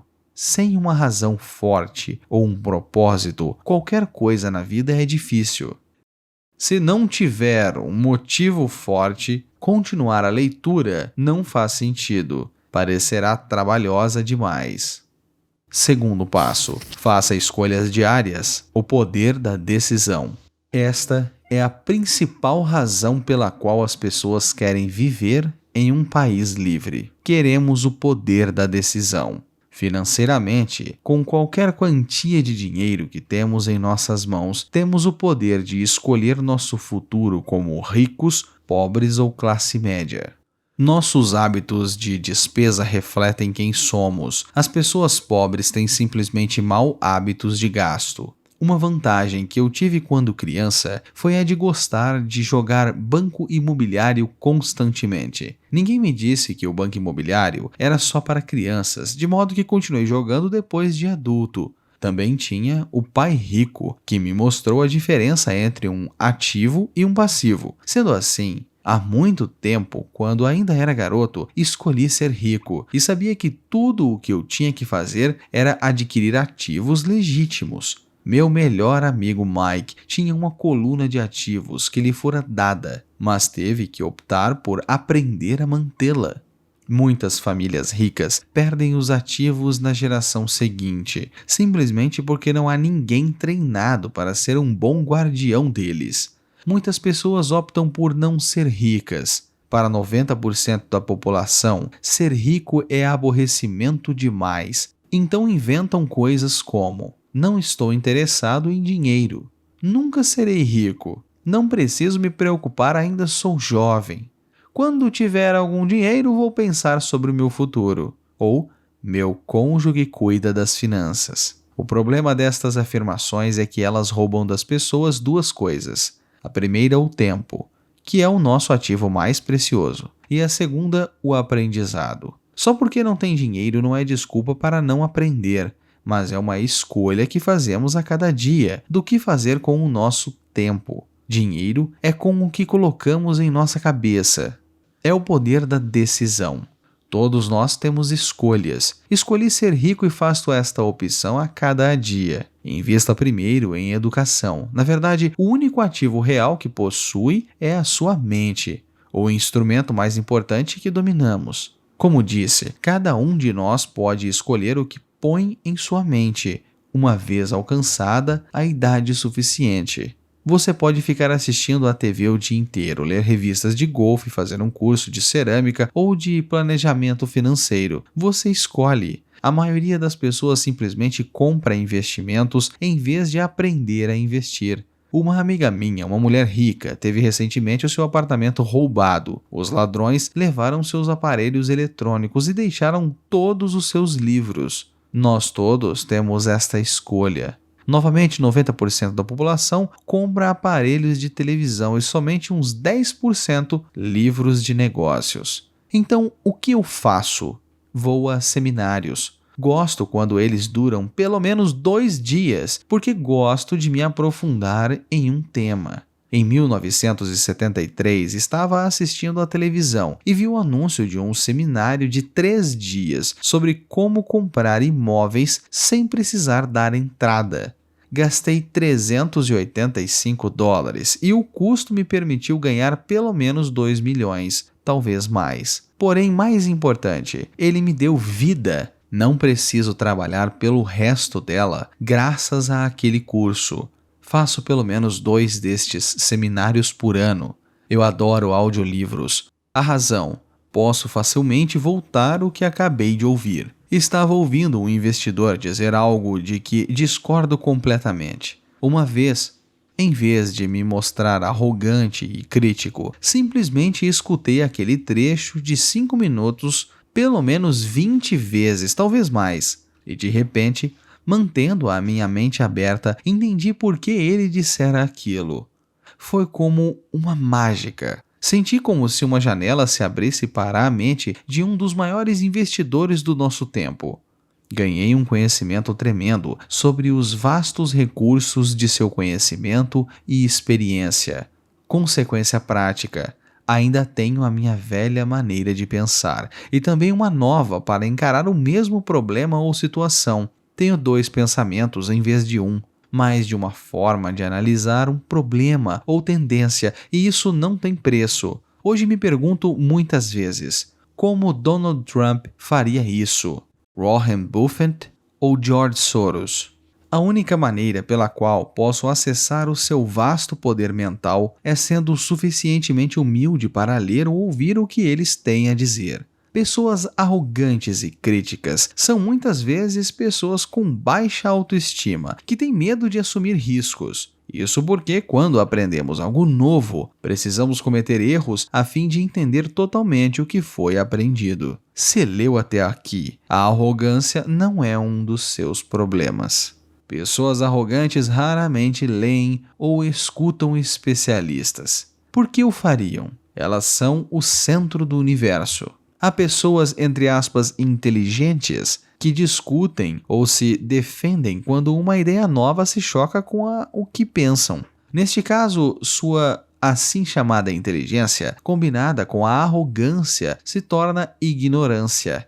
Cada um de nós conhece alguém muito instruído ou que se acha esperto, mas cujo balanço patrimonial mostra outra coisa. Uma pessoa verdadeiramente inteligente saúda as novas ideias, porque elas podem aumentar a sinergia de outras ideias acumuladas. Ouvir é mais importante do que falar. Se isso não fosse verdade, Deus não teria nos dado 2 ouvidos e apenas uma boca. Gente demais pensa com a boca, em vez de ouvir para assimilar novas ideias e possibilidades. Discute-se em vez de se fazer perguntas. Penso em minha riqueza em longo prazo. Não sou partidário da mentalidade de milionários instantâneo, como a de muitos compradores de bilhetes de loteria ou frequentadores de cassino. Posso comprar e vender ações, mas sempre adquiro conhecimento. Se quiser pilotar um avião, deve ter aulas antes. Sempre fico perplexo com gente que compra ações ou imóveis, mas nunca investe no seu maior ativo, a sua mente.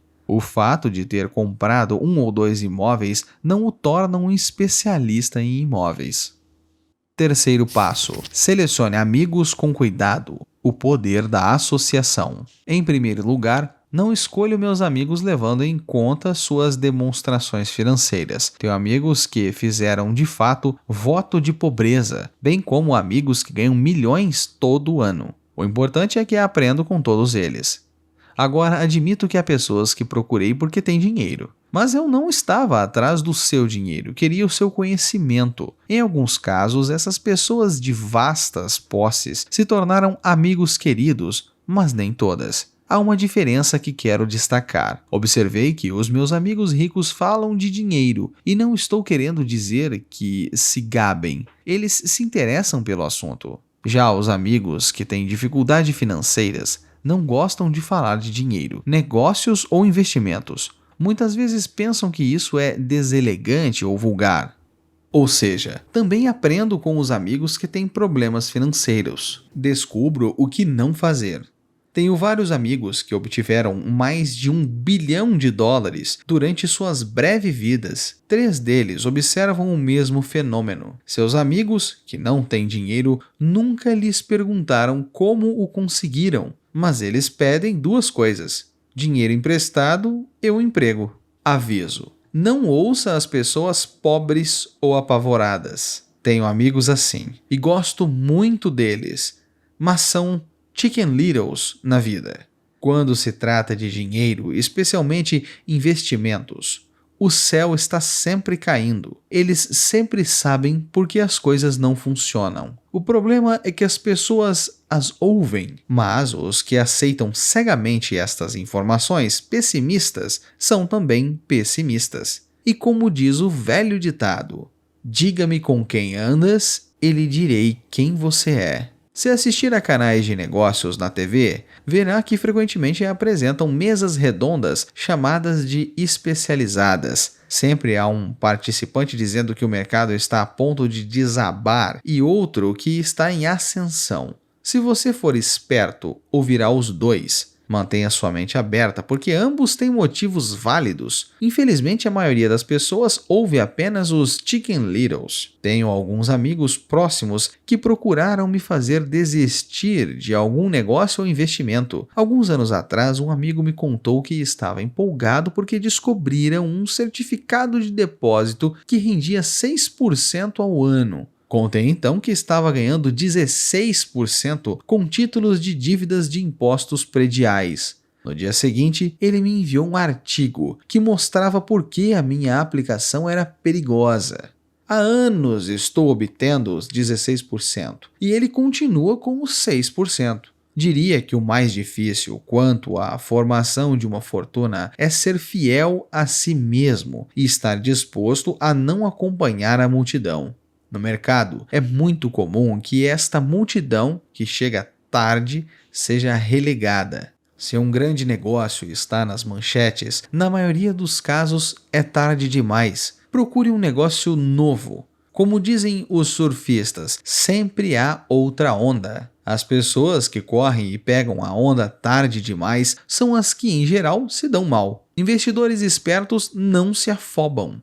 Se perdem uma onda, esperam pela próxima e se preparam. Isso é difícil para a maioria dos investidores porque comprar o que não é popular lhe parece apavorante. Os investidores tímidos gostam de acompanhar a multidão. Sua ganância os leva para as aplicações somente quando os investidores sábios já auferiram seus lucros e se retiraram. Investidores sábios aplicam quando o negócio ainda não é popular. Eles sabem que os seus ganhos são gerados quando compram e não quando vendem. Esperam pacientemente. Como já disse, não se afobam. Como um surfista, eles preparam para a onda seguinte. Tudo é uso de informação privilegiada. Há formas de se obter informações privilegiadas que são ilegais e outras legais, mas de qualquer forma são informações privilegiadas. A única distinção é o quanto você está longe de estar por dentro. A razão pela qual quer ter amigos ricos que estão por dentro é que o dinheiro é feito aí. É informação fabricada. Você quer saber quando haverá a próxima subida. Entra e sai antes da queda seguinte. Não estou dizendo para fazer algo ilegal, mas quanto antes tiver acesso a essas informações, maiores são as chances de lucro com um risco mínimo. Para isso, existem os amigos, e isso é inteligência financeira. Passo 4. Domine uma fórmula e então aprenda uma nova, o poder do aprendizado rápido. Para fazer o pão, todo padeiro segue uma receita, mesmo que esta só exista em sua cabeça. O mesmo é válido sobre ganhar dinheiro. Muitos de nós já ouvimos a expressão "você é o que come". Eu tenho uma parafrase. Você se torna o que estuda. Em outras palavras, seja cuidadoso com o que estuda e aprende, porque sua mente é tão poderosa que você se torna aquilo que põe em sua cabeça. Por exemplo, se estudar culinária, tende a ser cozinheiro. Se não quiser continuar sendo cozinheiro, precisará estudar outra coisa. Quando se trata de dinheiro, as massas têm uma fórmula básica aprendida na escola, e essa é: trabalhe pelo dinheiro. A fórmula que vejo predominar no mundo é que todos os dias milhões de pessoas acordam e vão trabalhar, ganham dinheiro, pagam contas, conferem seus talões de cheque, compram alguns fundos mútuos e voltam ao trabalho. Isso é a fórmula ou a receita básica. Se estiver cansado do que está fazendo, ou se não ganha o suficiente, basta mudar a fórmula que usa para ganhar dinheiro. Quando eu tinha 26 anos, fiz um curso de fim de semana chamado Como Comprar Imóveis em Execução Judicial. Aprendi a fórmula. O passo seguinte foi ter a disciplina para pôr em ação o que tinha aprendido. É aí que a maioria das pessoas para. Durante 3 anos, enquanto eu trabalhava na Xerox, passava minhas horas de folga aprendendo a arte de comprar imóveis em execução. Ganhei vários milhões de dólares usando esta fórmula. Então, depois de ter dominado a fórmula, passei a procurar outras. Em muitos dos casos, não usei de forma direta a informação que obtive, mas sempre aprendi algo novo. Já fiz cursos destinados a corretores especializados em derivativos, um curso de negociação de opções de commodities e sobre a teoria do caos. Neste estava fora do meu ambiente, em uma sala cheia de pessoas com doutorados em física nuclear e ciência espacial. Contudo, aprendi uma porção de coisas que tornaram o meu investimento em imóveis e ações mais significativo e lucrativos. Muitas instituições comunitárias de ensino superior têm curso de planejamento financeiro e aquisição de investimentos tradicionais. São lugares excelentes para se começar, mas sempre procuro a fórmula mais rápida. É por isso que, com bastante regularidade, faço mais em um dia do que muitas pessoas em toda a sua vida. Outra observação secundária: no mundo em rápida mudança, nos nossos dias, a questão não é tanto o que você sabe, porque com frequência o que você sabe já está ultrapassado. É a rapidez com que a aprende. Essa habilidade não tem preço. É impagável para encontrar fórmulas, receitas, se preferir, mais rápidas de ganhar dinheiro. Trabalhar arduamente pelo dinheiro é uma fórmula velha, nascida nos dias do homem das cavernas. Passo 5. Pague a si mesmo em primeiro lugar. O poder do autocontrole. Se não consegue se controlar, não tente ficar rico. Talvez fosse bom entrar para a marinha ou alguma ordem religiosa para aprender a se controlar. É a falta de autocontrole que leva muitos ganhadores de loteria à insolvência pouco depois de terem ganhado milhões. É a falta de autocontrole que leva pessoas que acabaram de obter um aumento a comprar um carro novo ou fazer um cruzeiro. É difícil dizer qual dos 10 passos é o mais importante, mas de todos, este é possivelmente o mais difícil de dominar, se não integrar à sua personalidade. Eu arriscaria dizer que é a falta de autocontrole que se constitui no fator número 1 a separar ricos, pobres e classe média. Dito de forma simples, pessoas que têm baixa autoestima e pouca tolerância à pressão financeira não poderão nunca ser ricas. Como já disse, uma lição aprendida com o pai rico foi que o mundo vai bater em você. E isso não acontece porque as outras pessoas são ruins, mas porque os indivíduos não têm autocontrole e disciplina. Quem não tem força interior, muitas vezes se torna vítima daqueles que a têm.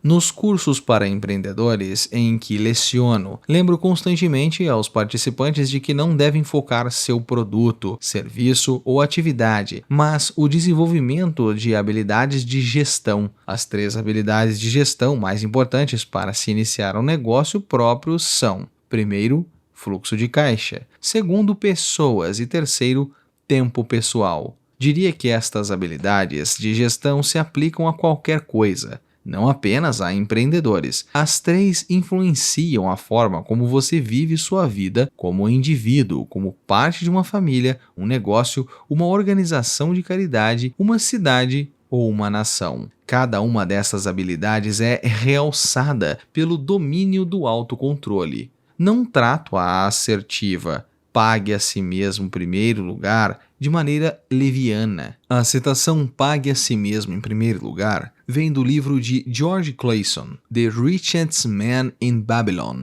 ou O Homem Mais Rico da Babilônia, em tradução livre. Milhões de cópias foram vendidas, mas embora milhões de pessoas repitam livremente esta afirmação poderosa, poucas seguem o conselho. Como disse, a proficiência financeira nos permite ler os números, e estes contam a história. Vendo a demonstração financeira e o balanço patrimonial de uma pessoa, posso ver facilmente se a pessoa que diz "pague a si mesmo em primeiro lugar" está praticando o que prega. Uma imagem vale mais do que 1000 palavras. Comparemos então as demonstrações financeiras de pessoas que pagam primeiramente a si mesmas e as que não o fazem. Estude os diagramas e observe se pode notar alguma diferença. Repito, tem a ver com o entendimento do fluxo de caixa, que conta a história. Muitas pessoas olham os números e perdem a história. Notas do narrador. Logo abaixo a este texto há uma foto com o título "Pessoas que pagam a si mesmas em primeiro lugar". Nesta foto há 2 blocos. O primeiro bloco é da demonstração financeira. Uma seta sai do ponto de emprego, vai para o salário em renda e desce para o segundo bloco de balanço patrimonial, nos ativos, aonde tem poupança e investimentos. Depois sobe novamente para despesas, um ponto em impostos, aluguel e alimentação. Na interpretação livre do narrador, entende-se que os recursos que vêm de seu emprego são entendidos como um salário. Primeiramente, ele vai para os seus ativos, como a sua poupança e os seus investimentos, e somente depois para os impostos, o aluguel e a alimentação. Esta imagem, assim como todas as outras contidas neste livro e também o PDF deste livro gratuitamente, estará disponível no blog esote.com/blog. Lá você encontrará este audiobook para download. Acesse o blog para ter maior imersão. Fim das notas. Está vendo? O diagrama anterior reflete as ações de uma pessoa que opta por pagar a si mesma, em primeiro lugar. Todo mês ela destina dinheiro para a sua coluna de ativos, antes de pagar as despesas fixas. Embora milhões de pessoas tenham lido o livro de Clayson e entendido a expressão pague a si mesmo em primeiro lugar, na verdade elas o fazem por último. Agora posso ouvir as reclamações daqueles que acreditam sinceramente em pagar as contas primeiramente. Ouço todas as pessoas responsáveis que pagam suas contas no vencimento. Não estou dizendo para ser irresponsável e ignorá-las. Tudo o que digo é para agir como o livro diz. Pague a si mesmo em primeiro lugar. E o diagrama anterior é o quadro contábil correto desta ação. Notas do narrador. Logo abaixo este texto há uma outra figura semelhante à anterior. O título é Pessoas que pagam primeiro aos outros. Há 2 blocos. O primeiro, de demonstração financeira, onde um ponto sai de emprego, vai para a seção de renda e outro ponto há em salário. Desce para a seção de despesas, onde tem impostos, aluguel e alimentação e segue. O bloco de balanço patrimonial, onde tem os ativos e passivos, permanecem em branco. Na interpretação livre do narrador, a figura exemplifica a pessoa que paga primeiramente os outros. Sua receita vem do emprego e entra na sua demonstração financeira como salário. Ele paga suas despesas de impostos, aluguel e alimentação e não possui nenhum ativo. Fim das notas. O texto continua.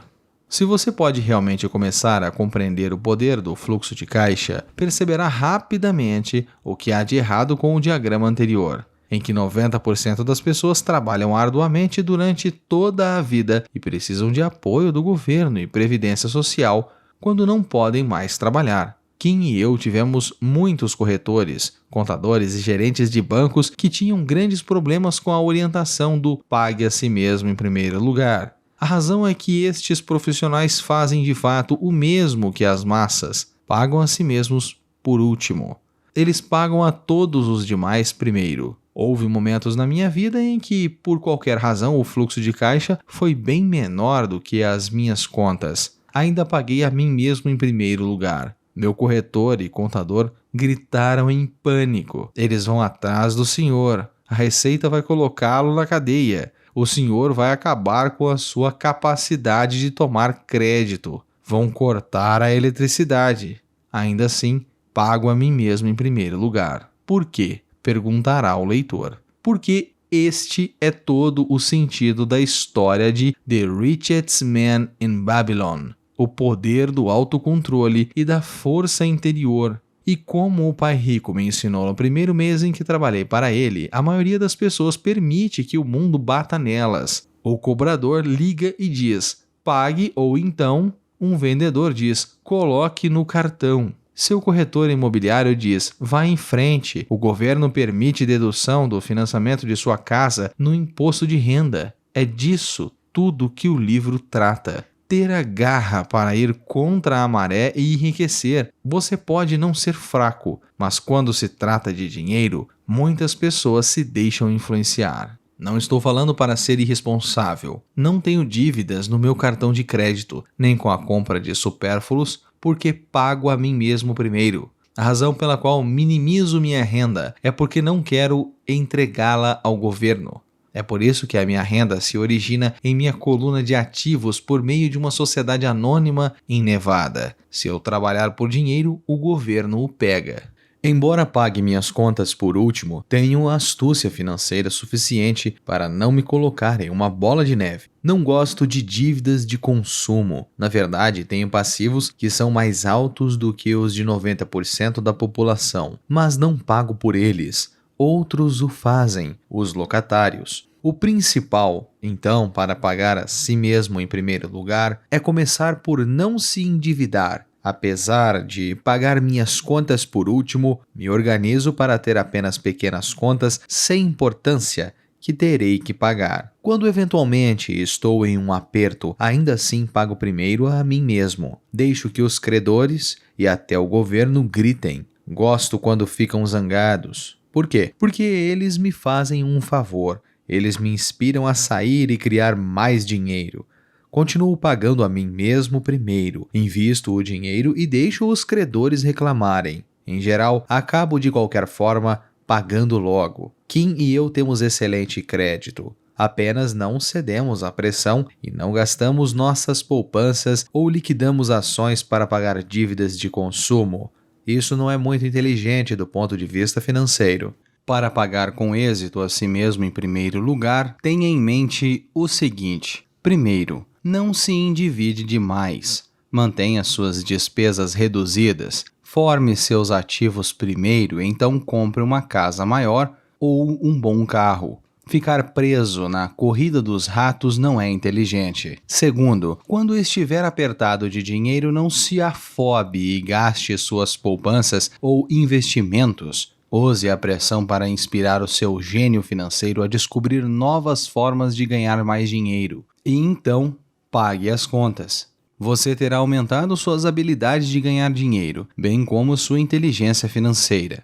Muitas vezes tive problemas financeiros e usei o meu cérebro para criar mais renda, enquanto defendia firmemente os meus ativos. Meu contador gritava e procurava cobertura, mas eu parecia um bom soldado de cavalaria defendendo o forte dos ativos. Pessoas pobres têm hábitos pobres.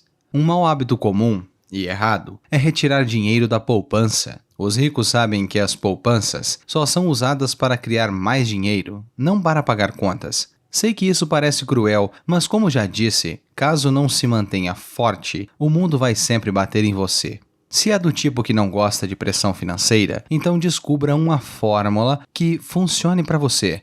Uma fórmula cristalizada é contar despesas, pôr o dinheiro no banco, pagar mais do que o necessário em imposto de renda, aplicar em fundos mútuos seguros e esperar sempre resultados medianos. Mas isso viola a regra de pagar a si mesmo em primeiro lugar. Este princípio não estimula a abnegação ou a abstinência financeira. Não significa pagar a você mesmo primeiro e passar fome. A vida foi feita para ser desfrutada. Basta recrutar seu gênio financeiro para poder ter todas as coisas boas da vida, enriquecer e pagar contas sem se sacrificar. E isso é inteligência financeira. Sexto, pague bem os seus corretores. O poder do bom conselho. Muitas vezes vejo pessoas colocando um cartaz na frente de casa: proprietário vende. Ou vejo na televisão anúncios de discount brokers, corretoras onde o investimento paga uma corretagem fixa independente do valor do negócio. O pai rico me ensinou a fazer exatamente o contrário.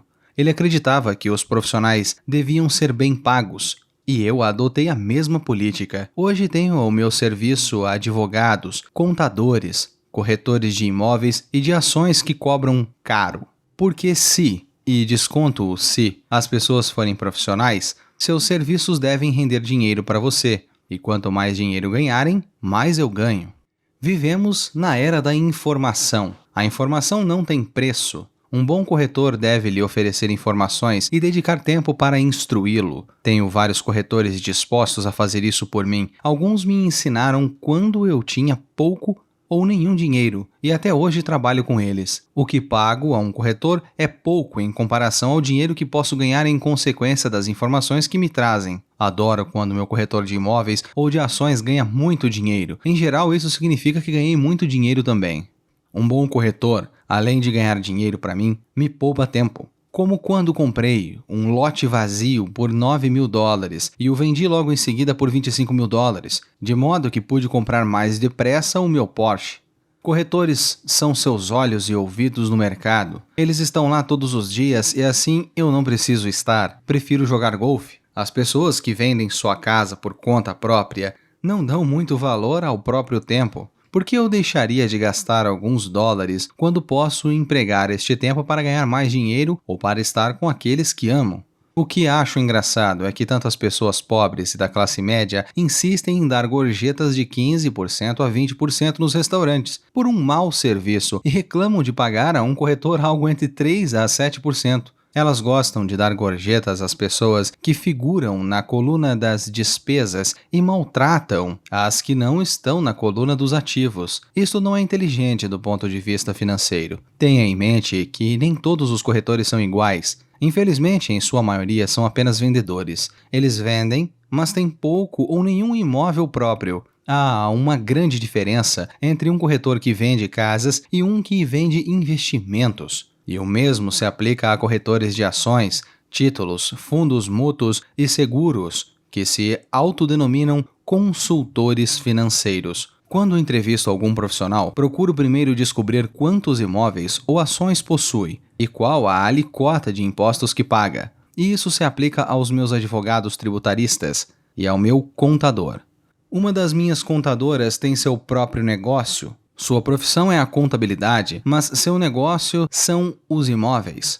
Eu tinha um contador que tinha uma pequena empresa de contabilidade, mas não tinha nenhum imóvel. Troquei porque nós não gostamos do mesmo tipo de negócio. Descubra um corretor que leve a sério os seus interesses. Muitos dedicarão seu tempo a instruí-lo e podem ser o melhor ativo que você vai encontrar. Seja apenas justo, e a maioria deles será justa com você. Se você se preocupar em cortar estas comissões, então como podem se interessar em trabalhar para você?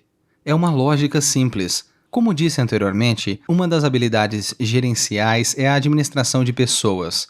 Muitos só conseguem gerir pessoas que consideram inferiores a si mesmos e sobre quem podem exercer poder, como subordinados em uma relação de trabalho. Muitos gerentes de médio escalão continuam nessa posição e não são promovidos porque sabem como trabalhar com pessoas que estão abaixo deles, mas não com as pessoas acima. A verdadeira habilidade consiste em administrar e pagar bem pessoas que são mais inteligentes do que você em algumas áreas técnicas. É por isso que as grandes empresas têm conselhos administrativos. Você também precisa de um, e isso é inteligência financeira. 7º, seja um doador indígena. O poder do retorno.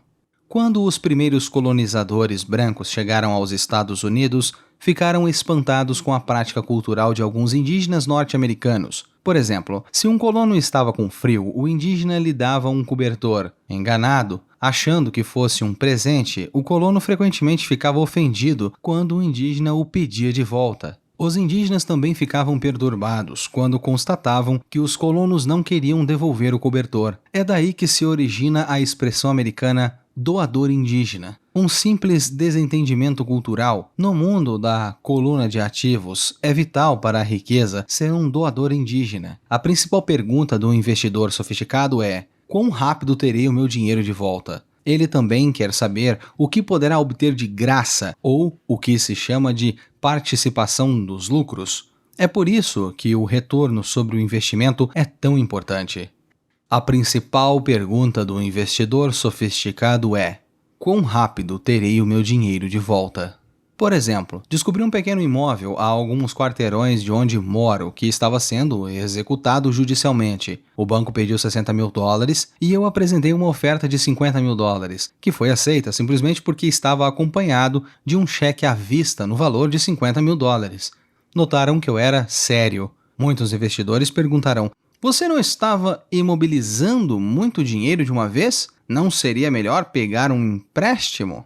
A resposta é: não nesse caso. Minha empresa de investimentos o aluga por temporada nos meses de inverno e obtém $2.500 ao mês durante 4 meses. Quando os amantes da neve procuram o Arizona, fora da temporada de férias, o seu aluguel é de apenas $1.000 mensais. Em cerca de 3 anos, consegui meu dinheiro de volta. Agora sou proprietário deste ativo, que gera dinheiro para mim todos os meses. O mesmo se aplica às ações. Frequentemente, meu corretor liga e sugere que eu aplique uma considerável quantia em ações de alguma empresa que, segundo ele, está a ponto de fazer alguma coisa que aumentará o valor delas, como lançar um produto novo. Então, durante uma semana ou um mês, aplico o meu dinheiro nestas ações, enquanto os seus preços sobem. Depois, tiro aquela soma inicial e paro de me preocupar com as flutuações do mercado, porque tenho de volta meu dinheiro inicial e agora sou dono de um ativo que, tecnicamente, me saiu de graça. Sem dúvida, em muitas ocasiões perdi dinheiro, mas somente jogo com o dinheiro que posso perder.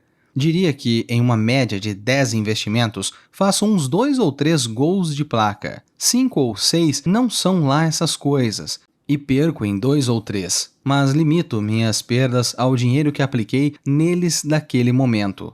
As pessoas que odeiam o risco põem seu dinheiro no banco, e em longo prazo qualquer poupança é melhor do que nenhuma.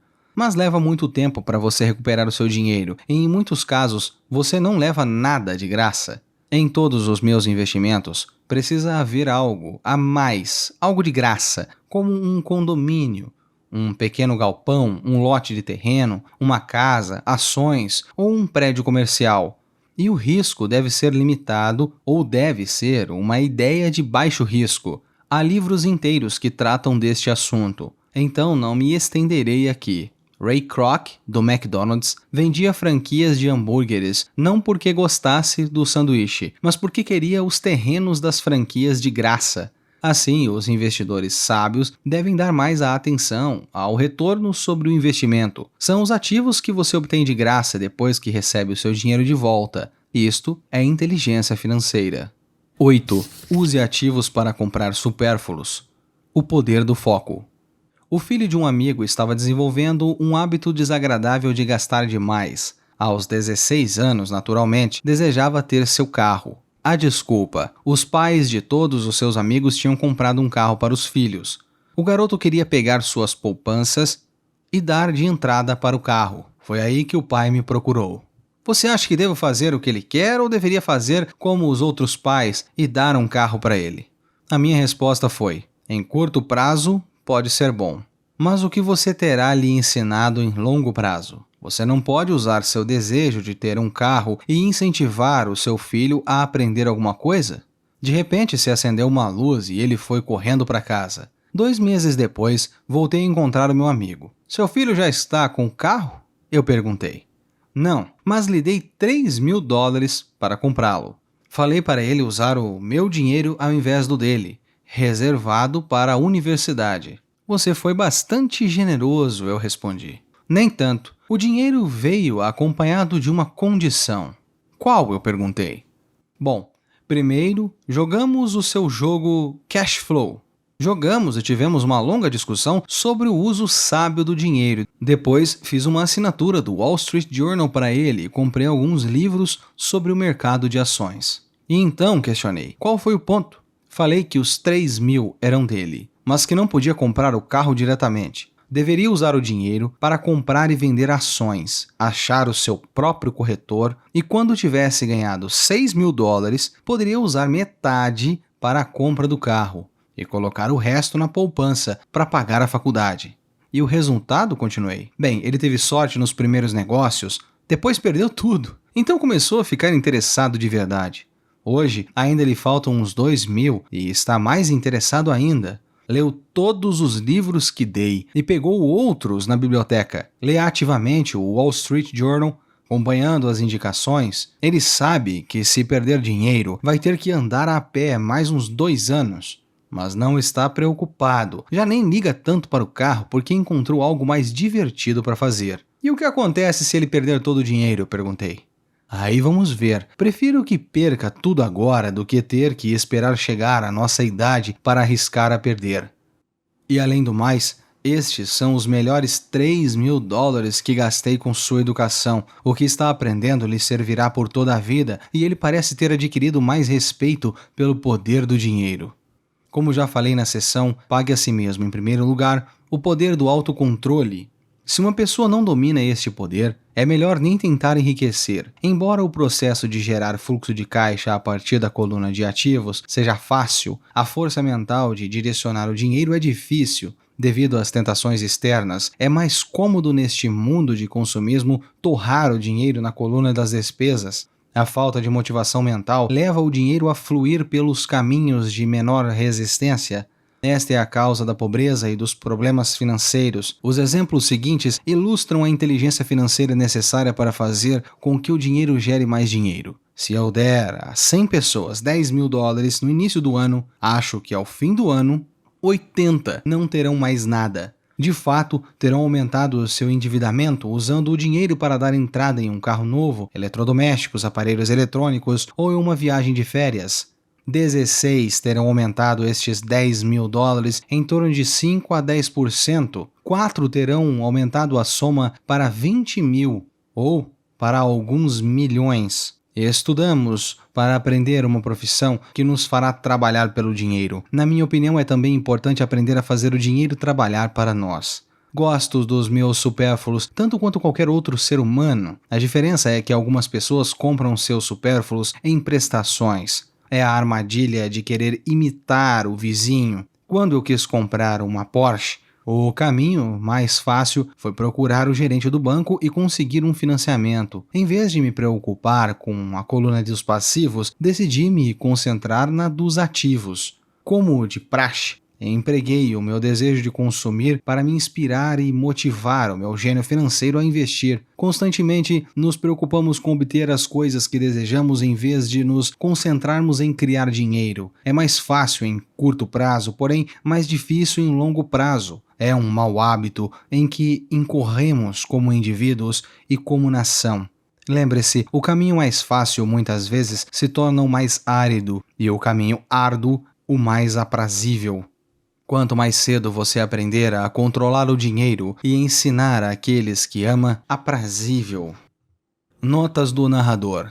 O significado da palavra aprazível é que apraz ou que causa prazer, agradável. Fim das notas. Quanto mais cedo você aprender a controlar o dinheiro e ensinar àqueles que ama, melhor. O dinheiro é uma forma poderosa e infelizmente as pessoas usam esse poder contra elas mesmas. Se sua inteligência financeira for baixa, o dinheiro escorrerá das suas mãos, será mais esperto que você. E se o dinheiro for mais astuto, você trabalhará por toda a sua vida. Para ser o senhor do dinheiro, precisa ser mais inteligente do que ele. Então o dinheiro fará o que você mandar. Ele lhe obedecerá. Em vez de ser um escravo, você será o senhor. Isto é inteligência financeira. 9. Escolha os heróis. O poder dos mitos. Quando eu era criança, admirava muito Willie Mays, Hank Aaron e Yogi Berra. Eles eram os meus heróis e eu queria ser como eles. Seus cartões de beisebol eram meu tesouro. Queria saber tudo a respeito deles, e eu conhecia suas estatísticas, suas jogadas, quanto ganhavam e como tinham ascendido aos times profissionais. Como um garoto de 9 anos de idade, quando pulava para arremessar ou jogar na primeira base, ou como receptor, não era eu. Eu fingia ser um famoso jogador de beisebol. A simulação é uma das maneiras mais poderosas pelas quais aprendemos, e muitas vezes perdemos isso quando adultos. Perdemos os nossos heróis. Hoje observo os garotos jogando beisebol perto de casa. Na quadra não há um Joãozinho. Eles fingem ser os seus ídolos. Copiar ou emular heróis é um aprendizado poderoso. 20 anos atrás. Hoje, acrescentaria alguns nomes à lista, incluindo David Stockman e Jim Richards. Quando cresci, encontrei novos ídolos. Tinha heróis de golfe, imito as suas jogadas e faço o possível para ler tudo a respeito deles. Também tenho heróis como Donald Trump, Warren Buffett, Peter Lynch, George Soros e Jim Rogers. Sigo suas estatísticas como fazia com os meus heróis do beisebol. Acompanho os investimentos de Warren Buffett e leio tudo sobre suas opiniões a respeito do mercado. Leio sobre Donald Trump, tentando descobrir como ele negocia e monta operações. Da mesma maneira que não era eu no campo de beisebol, quando estou no mercado ou fechando um negócio, estou agindo subconscientemente com a ousadia de Trump. Ou, ao analisar uma tendência, procuro pensar em como Warren Buffett teria feito. Tendo heróis, me aproprio de uma fonte imensa de gênio em estado puro. Mas heróis fazem mais do que simplesmente inspirá-lo. Heróis fazem com que as situações pareçam fáceis. Ao mostrar que é possível, nos convencem a querer ser como eles. Se eles conseguiram, eu também posso. Quando se trata de investimentos, há gente demais para complicar. Procure heróis que façam a situação parecer mais fácil. 10. Ensine e receberá o poder da doação. Ambos os meus pais eram mestres. O pai rico me ensinou uma lição que me acompanha por toda a vida, a necessidade de ser caridoso e de doar. Meu pai instruído doava muito na forma de tempo ou conhecimento, mas quase nunca doava dinheiro. Ele costumava dizer que doaria quando tivesse algum dinheiro sobrando, mas raramente restava algum. O pai rico doava tanto dinheiro quanto ensinamentos. Ele acreditava firmemente na troca. Se deseja algo primeiro, você precisa doar. Sempre dizia. Quando tinha pouco dinheiro, ele simplesmente doava dinheiro à igreja ou a alguma instituição de caridade. Se eu tivesse que passar apenas uma única ideia para o leitor, seria esta. Sempre que sentir falta ou escassez de alguma coisa, doe antes o que quer. E isso retornará para você aos montes. Isso vale para dinheiro, sorrisos, amor e amizade. Sei que muitas vezes doar é a última coisa que se deseja fazer, mas para mim sempre funcionou. Apenas acredito que o princípio da reciprocidade funciona e dou o que desejo. Se quero dinheiro, dou dinheiro e ele volta multiplicado. Se desejo vendas, ajudo alguém a vender e as vendas aparecem para mim. Se desejo contatos, ajudo alguém a obtê-los. E como em um passe de mágica, os contatos vêm para mim. Há muitos anos ouvi algo assim.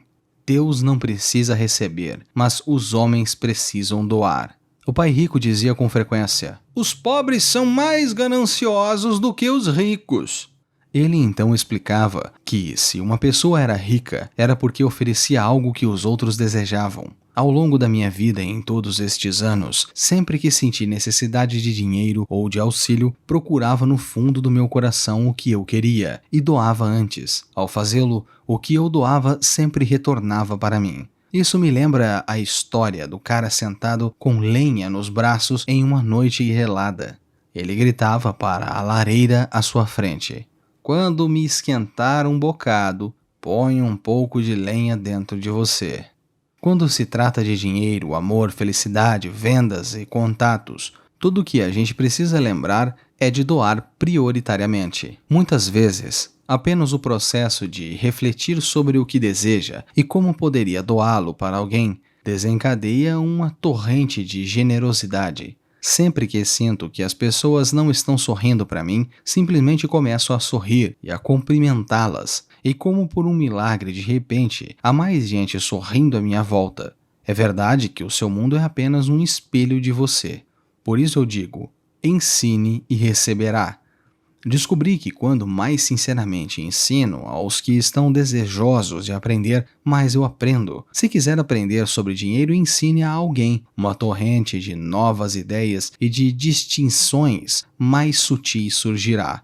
Houve momentos em que doei e nada retornou, ou em que o que recebi não era o que desejava, mas depois de refletir e examinar a minha alma, concluí que, em vez de doar por doar, eu estava doando para receber. O meu pai pobre ensinava professores e se tornou mestre dos mestres. O pai rico sempre ensinava aos jovens seu jeito de fazer negócios. Em retrospecto, foi a generosidade deles com que sabiam que os tornou melhores. Há poderes neste mundo muito mais fortes do que nós. Você pode chegar lá por si mesmo, mas chegará mais rápido com o auxílio destes poderes. Tudo o que precisa é ser generoso com o que tem, e os poderes superiores serão generosos com você. Seção de estudo, capítulo 8, lição 8. Movimente-se. Resumo. Grandes negócios são fáceis de se encontrar. É como andar de bicicleta. Depois de alguns desequilíbrios, vira um passeio. Mas quando se trata de dinheiro, é necessário determinação para ultrapassar a fase de desequilíbrio. Você deve despertar o seu gênio financeiro interior para encontrar bons negócios. A nossa cultura nos diz que o amor ao dinheiro é a raiz de todo o mal, que só precisamos achar uma profissão e trabalhar arduamente e o governo cuidará de nós quando envelhecermos. A mensagem ainda é trabalhar com afinco, ganhar dinheiro e gastá-lo, e quando não for suficiente sempre podemos pegar um empréstimo. E isso porque, para a maioria de nós, nosso gênio financeiro interior está adormecido. Mas devemos acordar este gênio a fim de encontrar o negócio milionário das nossas vidas. É muito mais fácil encontrar um emprego e trabalhar por dinheiro, mas este não é o caminho para a riqueza. Se quiser ir contra as massas, Robert mostra o processo mental que ele segue todos os dias. 10 passos que pode usar para despertar o seu gênio financeiro. Siga os que quiser ou crie os seus próprios. Seu gênio financeiro está a postos. Primeiro, ache um motivo além da realidade. O poder do espírito. Muitos desejam ser ricos ou financeiramente independentes, mas não conseguem porque a estrada para chegar lá parece muito difícil. Como um futuro nadador olímpico que sacrifica tempo e vida social para ir à piscina e estudar bastante, as pessoas precisam de um objetivo ou de uma razão clara e forte para que superem os obstáculos. Uma razão ou propósito são a condição dos quero e não quero. Como a motivação de Robert para querer ficar rico. Primeiro, o seu não quero motiva os seus desejos. Ele não queria trabalhar por toda a sua vida, não queria um emprego seguro e uma casa em um bairro de classe média alta, como os seus pais. Não queria ser um empregado e se ocupar trabalhando em uma carreira, em detrimento do tempo com seus entes queridos, apenas para o governo tomar a maior parte do futuro do seu trabalho quando morresse, como aconteceu com o seu pai. O que ele quer? Robert quer ser financeiramente independente para viajar ao redor do mundo enquanto jovem e viver a vida do jeito que ama. Ele quer ser livre e ter o controle do seu tempo. Quer que o dinheiro trabalhe para ele. Como Robert, você deve ter razões emocionais suficientemente fortes por trás do seu desejo de ser rico para sustentá-lo durante os contratempos. Robert perdeu dinheiro muitas vezes, mas ele continuou porque o seu propósito era forte o bastante. Ele queria ser financeiramente independente aos 40 anos, mas só o conseguiu aos 47. Enriquecer não era fácil, mas também não era assim tão difícil. Mas se Robert não tivesse uma razão forte por trás dos seus propósitos, teria sido incrivelmente difícil. Se não tiver uma razão consistente, Robert pede para que interrompa a leitura ou parecerá muito trabalhosa. 2. Faça escolhas diárias. O poder da decisão.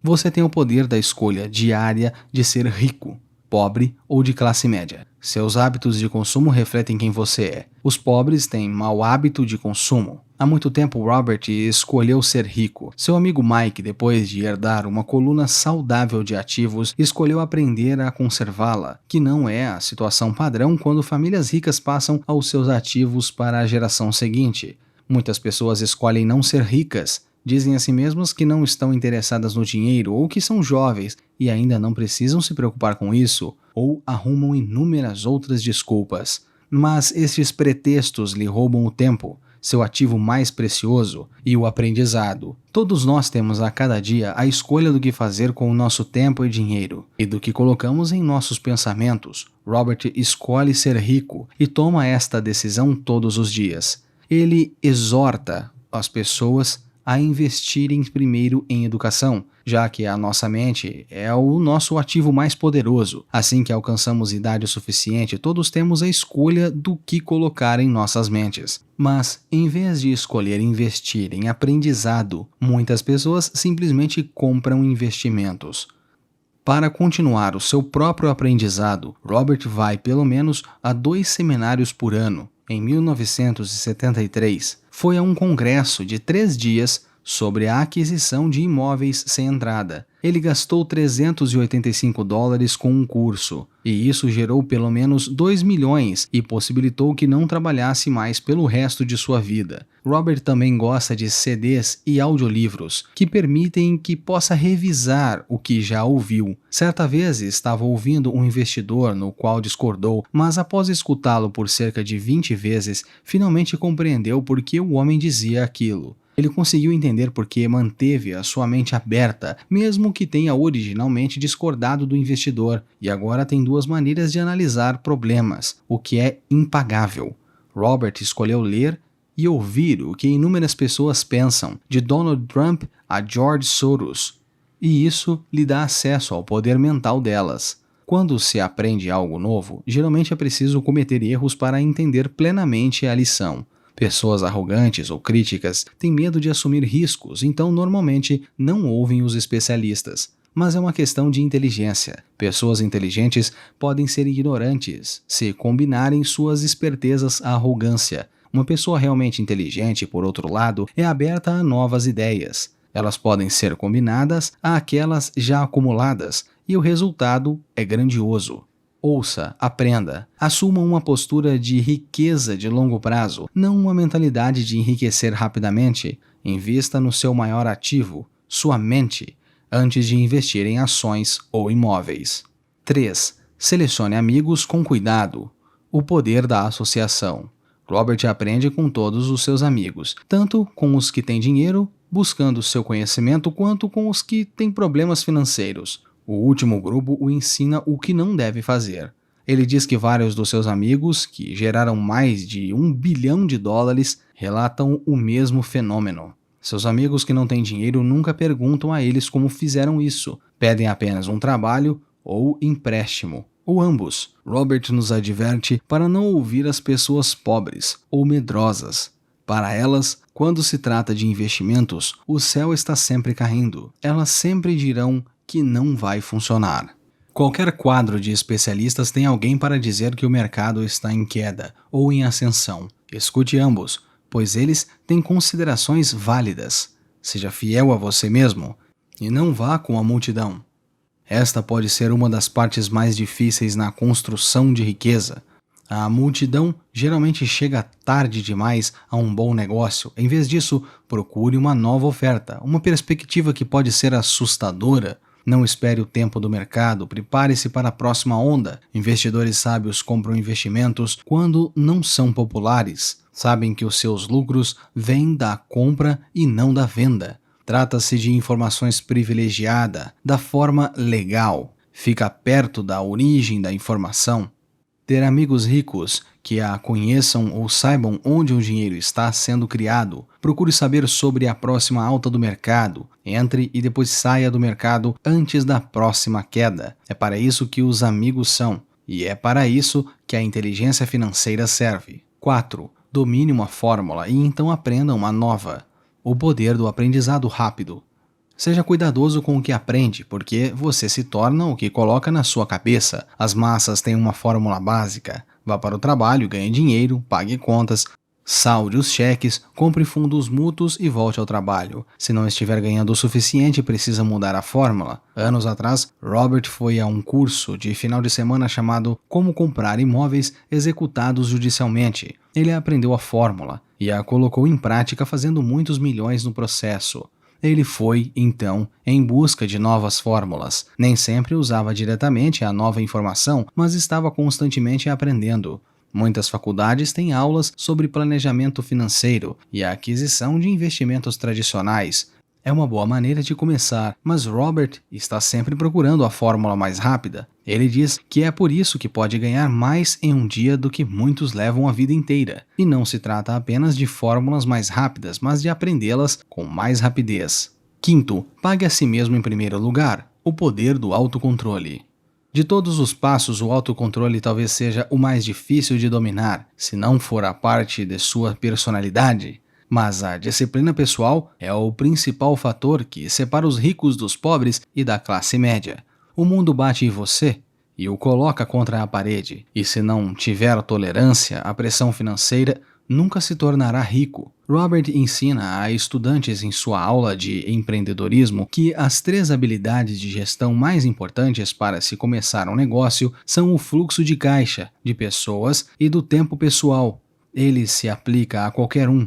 Não é exclusivo dos empresários, e cada uma dessas habilidades é aprimorada pelo autocontrole. Embora muitos repitam a afirmação "pague a si mesmo em primeiro lugar", poucos têm a disciplina para colocá-la em prática. Compare estes 2 diagramas. Notas do narrador. Logo abaixo este texto há uma foto com as 2 demonstrações financeiras que já foram passadas anteriormente. Elas estarão aparecendo em sua tela. Fim das notas. O texto continua. Siga o fluxo do dinheiro e veja como estes indivíduos pagam primeiramente a si mesmos, via investimentos na coluna de ativos, antes de pagar as contas. Isso não significa que suas contas não são pagas de maneira responsável, só representa pagar a si mesmo primeiro. Você pode ver como pagar primeiramente aos outros deixa um pouco ou sem nada a ser investido na coluna de ativos. Aconteceu com Robert e outras pessoas de haver momentos em que o fluxo de caixa não foi suficiente para lhes pagar antes das suas contas. Eles pagaram primeiramente a si mesmo de qualquer forma. É preciso motivação interna quando os credores estão gritando, mas tornam o investimento em ativos uma prioridade e o leva à riqueza. Para pagar com êxito a si mesmo em primeiro lugar, primeiro, não se endivide demais, mantenha suas despesas reduzidas, forme seus ativos primeiro e então compre uma casa maior ou um bom carro. Segundo, quando estiver apertado de dinheiro, não se afobe e gaste suas poupanças ou investimentos. Use a pressão para inspirar o seu gênio financeiro a descobrir novas formas de ganhar dinheiro e então pague as contas. Você terá aumentado suas habilidades de ganhar dinheiro bem como sua inteligência financeira. Lembre-se de que esta regra não o encoraja à abnegação ou à abstinência financeira. Não significa pagar primeiramente a si mesmo e passar fome. A vida é para ser vivida. Se recrutar o seu gênio financeiro, terá todos os prazeres da vida, ficará rico e pagará suas contas. Sexto, pague bem os seus corretores. O poder do bom conselho. Muitas pessoas tentam economizar alguns dólares usando discount brokers, as chamadas corretoras de desconto, ou comprando sua casa por conta própria. Os profissionais não só otimizam o seu tempo, mas também seu dinheiro. A informação é impagável. Um bom corretor deve lhe oferecer informações da mesma maneira que o faz ganhar dinheiro. Aprenda com eles. Na verdade, o que paga a eles é pouco em comparação ao quanto de dinheiro pode ser ganho com a informação que lhe dão. Tenha em mente que nem todos os corretores são iguais. Entreviste-os e descubra quantas propriedades e investimento tem. Encontre um com interesse semelhante aos seus, trate-o bem. As empresas têm um conselho de diretores porque sabem o valor de ter pessoas mais inteligentes por perto. Você deve ter seu conselho também. Sétimo, seja um doador indígena. O poder do retorno.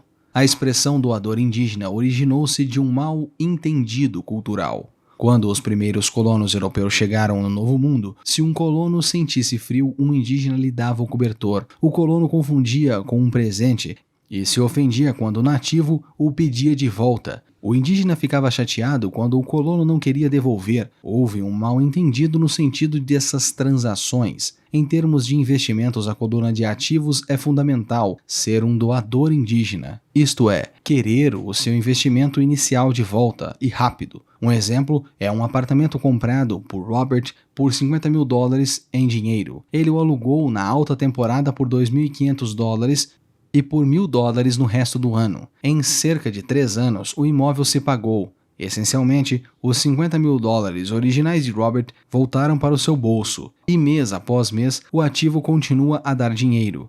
Alguns não gostam do risco e preferem manter o seu dinheiro em uma poupança, mas lá o dinheiro fica parado, e eles também não têm a possibilidade de receber nenhum benefício com isso. Para cada um dos seus investimentos, Robert diz que deve haver uma vantagem, algo de graça, como um pequeno galpão, um pequeno terreno, ações e um imóvel. E deve haver um risco limitado.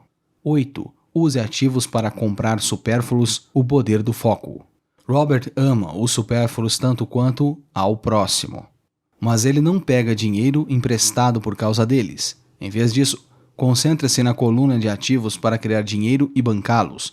Ele mostra um exemplo de um amigo cujo filho adolescente queria um carro. Em vez de comprá-lo para ele, ou deixar que usasse sua poupança para isso, o seu pai lhe deu $3.000. Algumas orientações sobre o mercado de ações, ele disse que não poderia usar os $3.000 para comprar diretamente o carro. Ele tinha que investi-los, e quando tivesse $6.000, poderia comprar o carro, e os $3.000 originais iriam para a poupança da faculdade. Embora o filho ainda tivesse que produzir este ganho, seu interesse e aprendizado foram às alturas. Estava aprendendo uma lição para a vida. Ampliar os seus ativos para que comprem as coisas que deseja. Desenvolver o fluxo de caixa na coluna dos ativos é fácil na teoria. Difícil é a motivação mental para direcionar o dinheiro para o uso correto. Empréstimos são fáceis de maneira imediata, mas difíceis ao longo prazo. 9. Escolha os heróis. O poder dos mitos. Uma das maneiras mais poderosas pelas quais aprendemos quando crianças é fingir ser os nossos heróis. Robert faz o mesmo ainda adulto, embora os seus heróis tenham mudado. Em vez de fingir ser Willie Way no bastão, canaliza a bravura de Trump ao fechar negócios ou a habilidade analítica de Warren Buffett ao observar tendências. Tendo heróis, alcançamos seus gênios e, como fazem as coisas parecerem fáceis, nos inspiram a tentar. 10. Ensine e receberá o poder da doação. Robert aprendeu com o pai rico que doar dinheiro é uma forma de aprendizado. Ele diria: se quiser algo primeiro, precisa doar. Mesmo com o orçamento apertado, ele doava à igreja ou à sua instituição de caridade preferida. Sempre que sentia necessidade de algo, independentemente de dinheiro, um sorriso ou uma amizade, doe isso antes, que você receberá aos montes. Isso também se verifica no ensino. Quanto mais ensina, mais você aprende. Ambos os pais de Robert são prova disso. Seja generoso com o que tem e certifique-se de ter prazer nisso e não de plantar apenas pensando em colher. Momento do hemisfério esquerdo. Use o autocontrole para pagar a si mesmo em primeiro lugar, a fim de priorizar o crescimento de sua coluna de ativos. Momento do hemisfério direito. Mantenha sua mente aberta a novas ideias e maneiras de agir. Isso adiciona sinergia às suas ideias já acumuladas. Momento subconsciente. Aproveite as razões emocionais profundas que o fazem desejar se tornar rico. Torne-as fortes. Vão ajudá-lo a superar os obstáculos da entrada para a riqueza. O que Robert quer dizer? Agora é hora de refletir. Pergunte a si mesmo o que Robert quer dizer nesta citação. E por que ele diz isso? Nesta sessão, você não precisa concordar ou discordar dele. O objetivo é entender o que Robert está dizendo. Lembre-se, esta sessão de estudo é projetada para ser coadjuvante e de apoio. Duas cabeças pensam melhor do que uma. Se você não entende o que Robert está dizendo, não desista da lição. Peça ajuda. Aproveite o tempo para discutir cada citação até compreendê-las. O ouro está por toda parte. A maioria das pessoas não foi treinada para vê-lo. Sem uma razão forte ou um propósito, qualquer coisa na vida é difícil. Financeiramente, com qualquer quantia de dinheiro que temos em nossas mãos, temos o poder de escolher no futuro como ricos, pobres ou classe média. 90% da população compra aparelhos de televisão e somente uns 10% livros de negócios. Cada um de nós conhece alguém muito instruído, ou que se acredita esperto, mas cujo balanço patrimonial mostra outra coisa. Observei que os meus amigos ricos falam de dinheiro, e não estou querendo dizer que se gabem. Eles se interessam pelo assunto. Se estiver cansado do que está fazendo, ou se não ganha o suficiente, basta mudar a fórmula que usa para ganhar dinheiro. Quem não tem força interior muitas vezes se torna vítima daqueles que a têm. Em muitas ocasiões, perdi dinheiro, mas somente jogo com o dinheiro que posso perder. O caminho mais fácil muitas vezes se torna o mais árido, e o caminho árduo o mais aprazível. Questões adicionais. Agora é o momento de usar as histórias deste capítulo para entender o que Robert estava dizendo e aplicá-las a você e sua vida. Faça a si mesmo as perguntas abaixo e as discuta com o seu parceiro de estudos. Seja honesto consigo mesmo e com o seu parceiro. Se não gostar das respostas que der, pergunte a si mesmo se está disposto a mudar e aceitar o desafio de transformar seus pensamentos e mentalidade. Primeira, quais são as razões que o fazem querer enriquecer? Seus quero e não quero. Robert as acharia fortes o suficiente? Segundo, seus hábitos de consumo refletem a vida que deseja? Se não, como mudá-los? Terceiro, o que você escolhe colocar em seus pensamentos a cada dia? Quando foi a última vez que você foi a um seminário ou leu um livro de negócios além deste? 4. O que aprendeu dos seus amigos sobre finanças, de bom ou ruim? Quinto, você diria que o seu autocontrole é forte o bastante ou precisa de um bom treinamento? Sexto, você tem um conselho de diretores, corretores ou outros profissionais a que paga bem por suas informações excelentes e habilidade de fazer dinheiro na sua vida? Sétimo, você entendeu o conceito apresentado no passo 7? Se não, discuta ou com o seu parceiro de estudo. 8. A última vez que adquiriu um supérfluo, como pagou por ele? 9. Quem é o seu herói financeiro? Como imita esta pessoa em suas ações? Capítulo 9. Ainda quer mais? Aqui estão algumas possibilidades. Muitos podem não achar os meus 10 passos suficientes. Eles os veem mais como filosofias do que como ações. Penso que entender a filosofia é tão importante quanto a ação. Há muita gente que quer fazer em vez de pensar, e há os que pensam mas não fazem. Eu diria que sou ambos. Adoro ideias e amo a ação. Para os que querem um ponto de partida das coisas a se fazer, irei compartilhar resumidamente um pouco do que faço. Pare de fazer o que está fazendo. Em outras palavras, pare e avalie o que está e o que não está funcionando. A definição de insanidade é fazer a mesma coisa e esperar um resultado diferente. Pare de fazer o que não dá resultado e procure fazer algo novo. Procure novas ideias. Para novas ideias de investimento, vou às livrarias e procuro livros sobre assuntos diferentes e originais. Chamo-os de fórmulas. São livros que ensinam como aplicar de uma forma que não conheço. Por exemplo, em uma livraria, encontrei o livro The 16% Solution, ou The 16%, a solução dos 16%, em tradução livre, de Joel Moskowitz. Comprei e li o livro. E na quinta-feira seguinte, fiz exatamente o que dizia, passo a passo. Também fiz isso ao procurar pechinchas em imóveis nos escritórios de advogados e bancos. Muitas pessoas não agem ou se deixam convencer por qualquer pessoa a desistir da fórmula que estão estudando. Meu vizinho me disse porque os 16% não funcionariam. Não dei ouvidos, porque ele nunca tinha experimentado isso. Encontre alguém que realizou o que você deseja.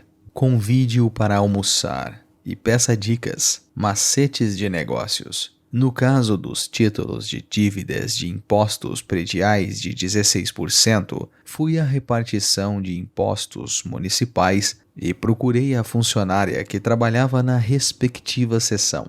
Descobri que ela também aplicava nestes títulos. Imediatamente a convidei para o almoço. Ela ficou encantada de me contar tudo o que sabia e como fazer.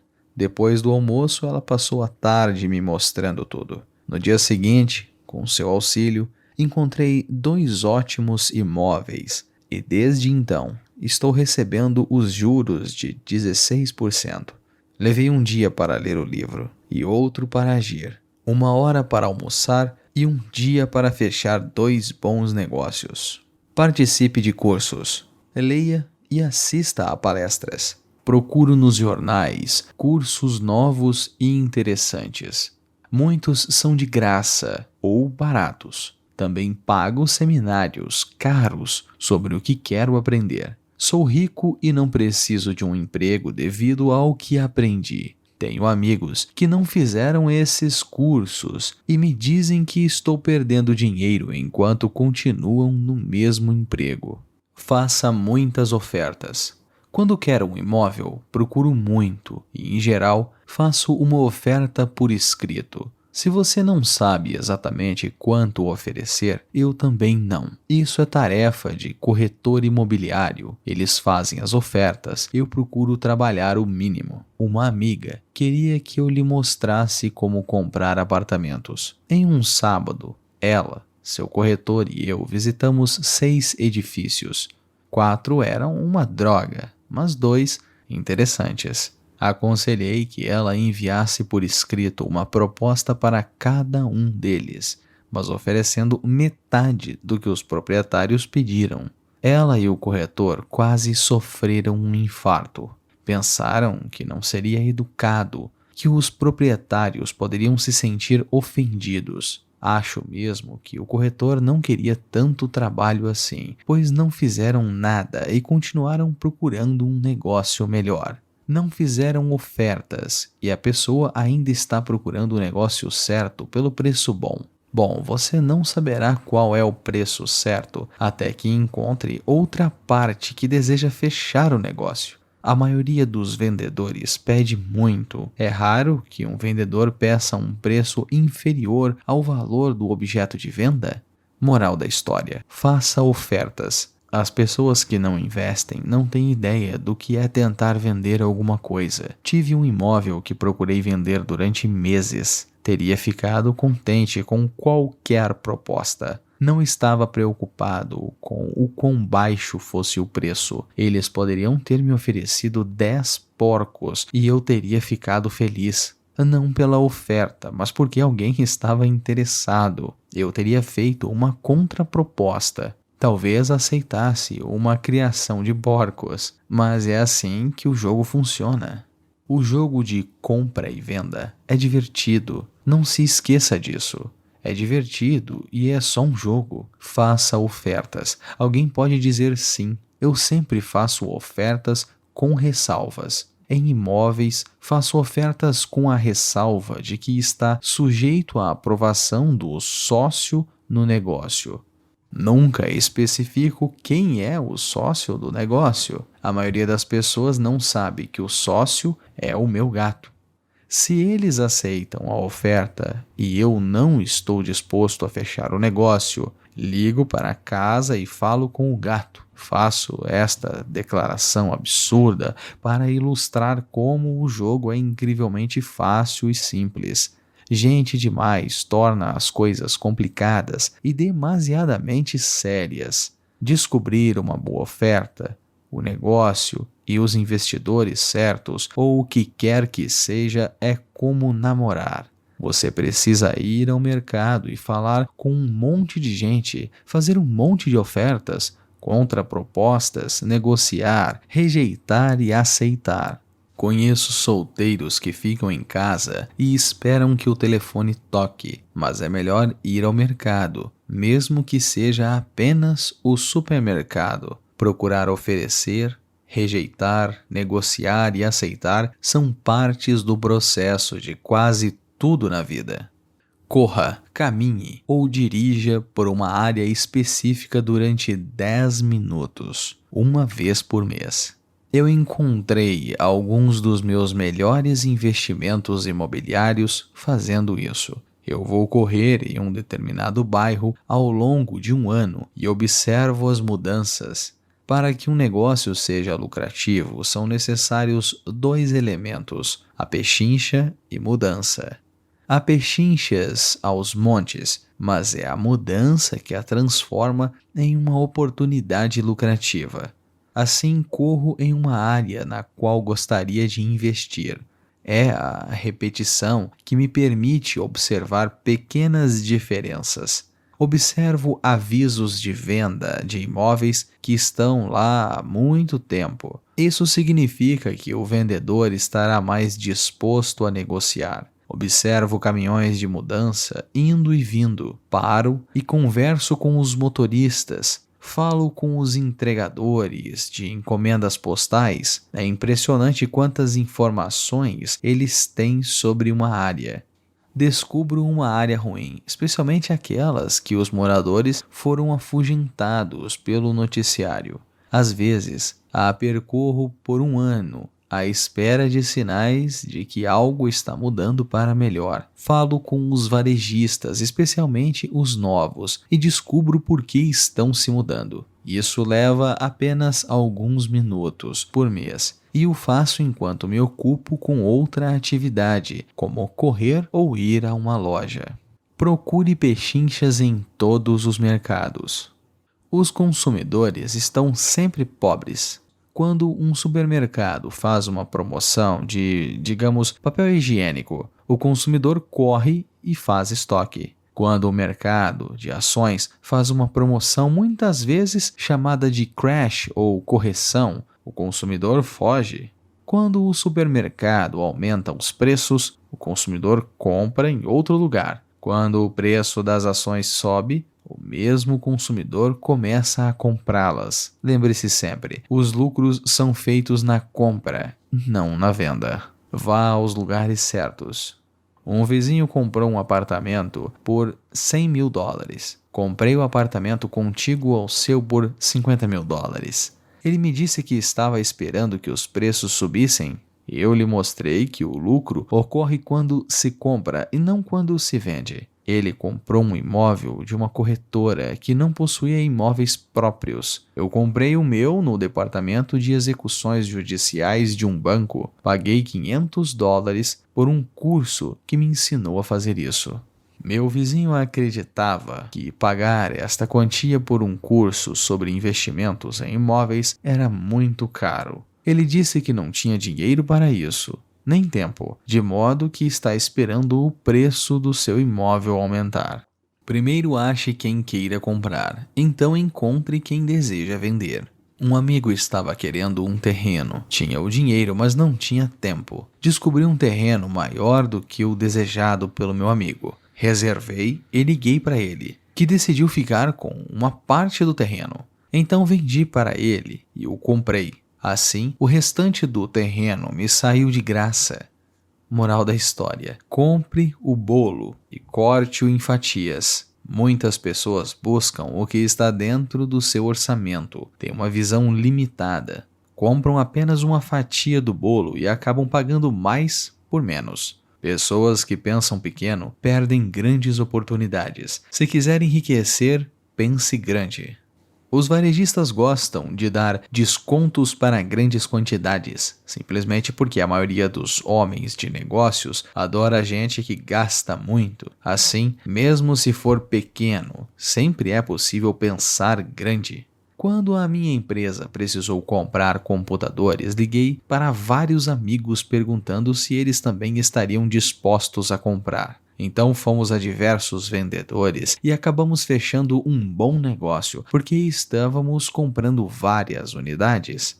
Já fiz o mesmo com ações. Pessoas pequenas permanecem pequenas porque pensam pequeno, agem sozinhas ou não fazem nada.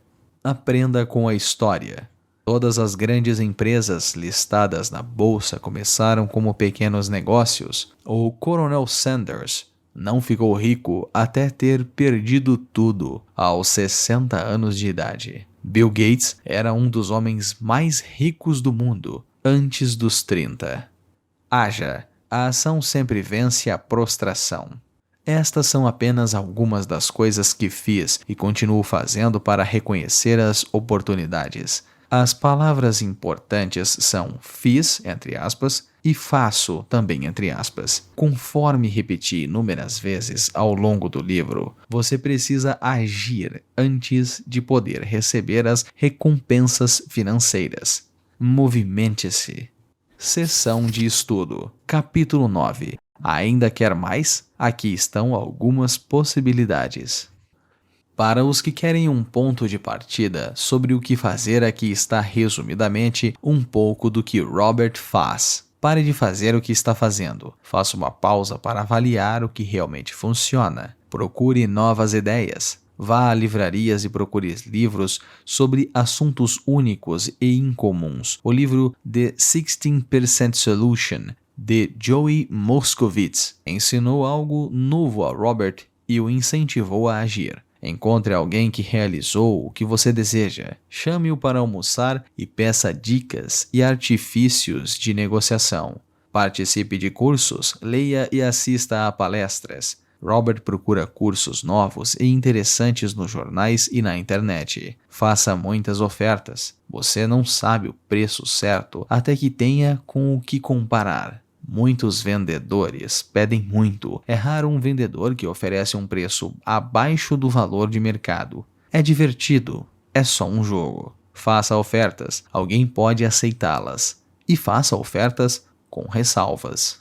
Corra, caminhe ou dirija por uma área específica durante 10 minutos, uma vez por mês. Robert encontrou alguns dos seus melhores investimentos imobiliários assim. Corre um determinado bairro ao longo de um ano e observa as mudanças. Para que um negócio seja lucrativo, são necessários 2 elementos: pechincha e mudança. Há pechinchas aos montes, mas é a mudança que as transforma em uma oportunidade lucrativa. Isto leva apenas alguns minutos por mês, e ele o faz enquanto se ocupa com outras atividades, como correr ou ir a uma loja. Procure pechinchas em todos os mercados. Os consumidores sempre serão pobres. Quando um supermercado faz uma promoção de, digamos, papel higiênico, o consumidor corre e faz estoque. Quando o mercado de ações faz uma promoção, muitas vezes chamada de crash ou correção, o consumidor foge. Lembre-se, os lucros são feitos na compra, não na venda. Vá aos lugares certos. Um vizinho comprou um apartamento por $100 mil. Robert comprou o apartamento do lado ao seu por $50 mil.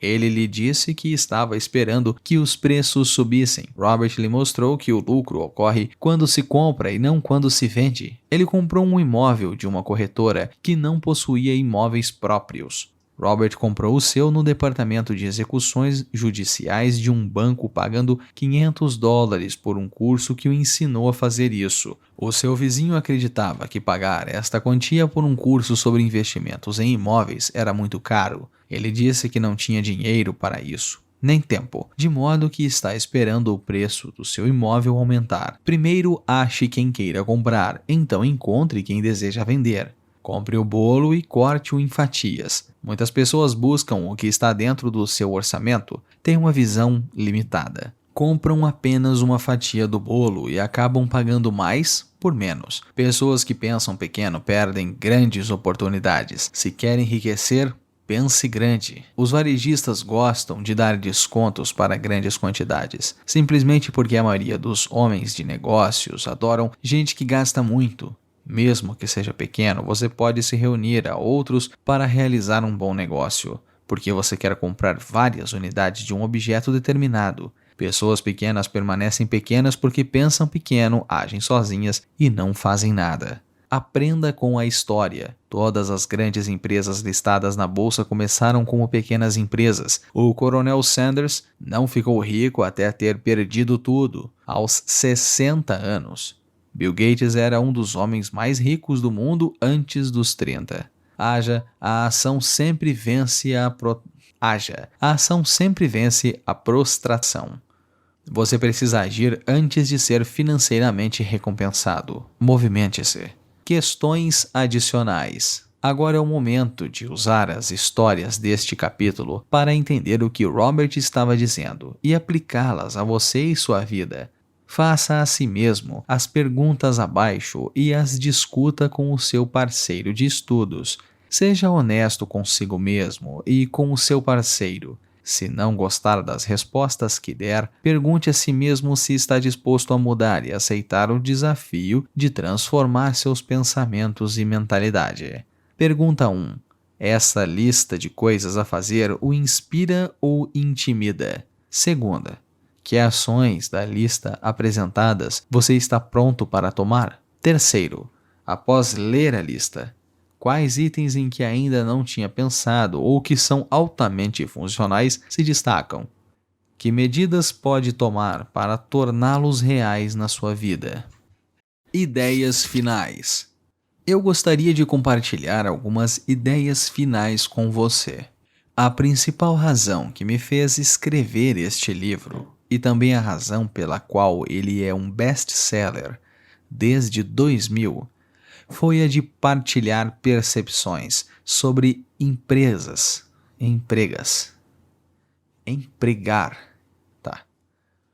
Foi a de partilhar percepções sobre empregar a inteligência financeira para resolver muitos dos problemas cotidianos. Sem treinamento financeiro, frequentemente recorremos a fórmulas padronizadas para levar a vida, como trabalhar com afinco, poupar, fazer empréstimos e pagar impostos demais. Hoje, mais do que nunca, precisamos de mais informação. Recorrerei a uma história como exemplo de um problema financeiro com que se deparam tantas famílias em nossos dias. Como você pode proporcionar boa formação para seus filhos e se preparar para sua própria aposentadoria? Isso requer um uso da inteligência financeira, em vez de trabalhar arduamente para atingir o mesmo objetivo. Um amigo meu reclamava de como era difícil poupar para garantir o pagamento da faculdade dos seus filhos. Ele aplicava $300 todo mês em um fundo mútuo e já tinha acumulado $12 mil. Ele tinha 12 anos para conseguir isso, pois o filho mais velho estava então com 6 anos de idade. Na época, o mercado de imóveis de Phoenix estava péssimo. As pessoas estavam se desfazendo de suas casas. Sugeri ao meu colega que comprasse uma casa com parte do dinheiro acumulado no seu fundo mútuo. A ideia o deixou intrigado e começamos a discutir a possibilidade. Sua grande preocupação era que não tinha crédito no banco para comprar outra casa, já que estava muito endividado. Eu lhe assegurei de que havia outras formas de financiar imóveis sem recorrer ao banco. Durante 2 semanas, procuramos uma casa que se encaixasse nos critérios que estabelecemos.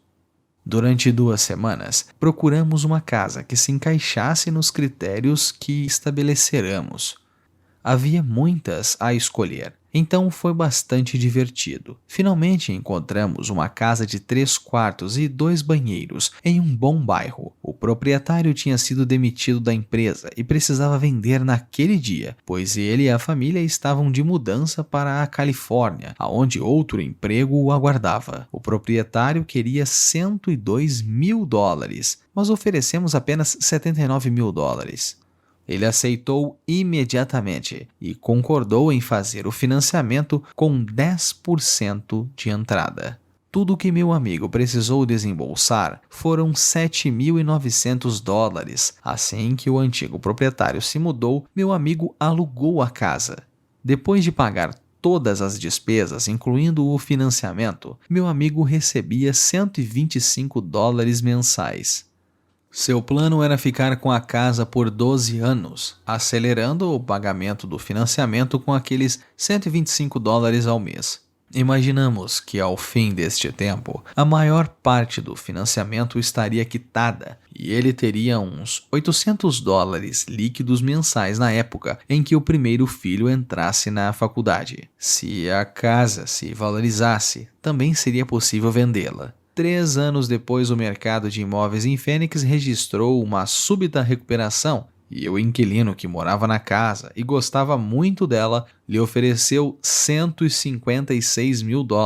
Novamente, meu amigo me perguntou o que eu achava e eu aconselhei a vendê-la, recorrendo ao mecanismo de diferenciamento de imposto da seção 1031. De repente, ele tinha cerca de $80 mil para fazer alguma coisa. Liguei para outro amigo em Austin, no Texas, que pegou este dinheiro e o aplicou em uma sociedade limitada de uma empresa que estava montando. Dentro de 3 meses, meu amigo passou a receber mensalmente cerca de $1.000, que ele imediatamente aplicava no fundo mútuo. 2 anos depois, a pequena empresa foi vendida. Meu amigo recebeu cerca de $330 mil pela sua parte. Ele os reinvestiu em um novo projeto de uma amiga, rendendo agora cerca de $3 mil mensais, que eram novamente aplicados no fundo mútuo. Agora ele está confiante de que seu objetivo será alcançado mais facilmente. Bastaram os $7.900 para começar e um pouco de inteligência financeira. Seus filhos poderão ter a instrução que desejam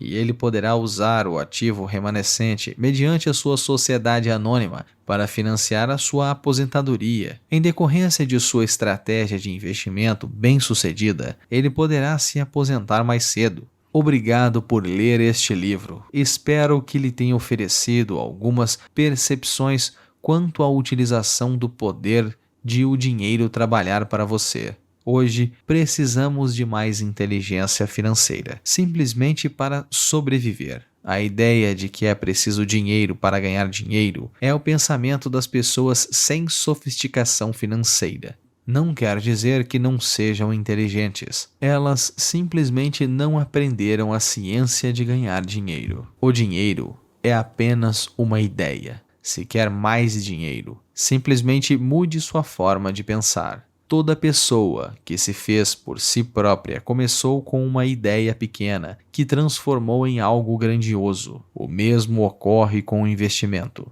São necessários apenas alguns dólares para começar, crescer até conseguir algo maior. Já encontrei muita gente que passa a vida buscando a oportunidade perfeita ou tentando acumular dinheiro para entrar em um grande negócio, mas isso me parece tolice. Vi muitos investidores sem sofisticação colocarem grandes poupanças em um negócio e perderem quase tudo rapidamente. Eles podem ter sido bons trabalhadores, mas não foram bons investidores. Instrução e conhecimento sobre dinheiro são importantes. Comece cedo. Compre um livro. Participe de um seminário. Pratique. Transformei $5.000 em dinheiro em um ativo de 1 milhão, que gerou um fluxo de caixa de $5.000 mensais em menos de 6 anos. Mas comecei a aprender desde garoto. Incentivo você a aprender, porque não é tão difícil assim. De fato, é até fácil, uma vez que se pega o jeito da coisa. Penso que a minha mensagem tenha ficado clara. É o que está na sua mente que determina o que estará nas suas mãos. O dinheiro é só uma ideia. Há um livro de Napoleon Hill chamado Quem Pensa Enriquece. O título do livro não é Quem Trabalha Arduamente Enriquece. Aprenda a fazer o dinheiro trabalhar com afinco para você, e sua vida será mais fácil e mais feliz. Nos dias de hoje, não procure segurança. Seja esperto. As 3 rendas.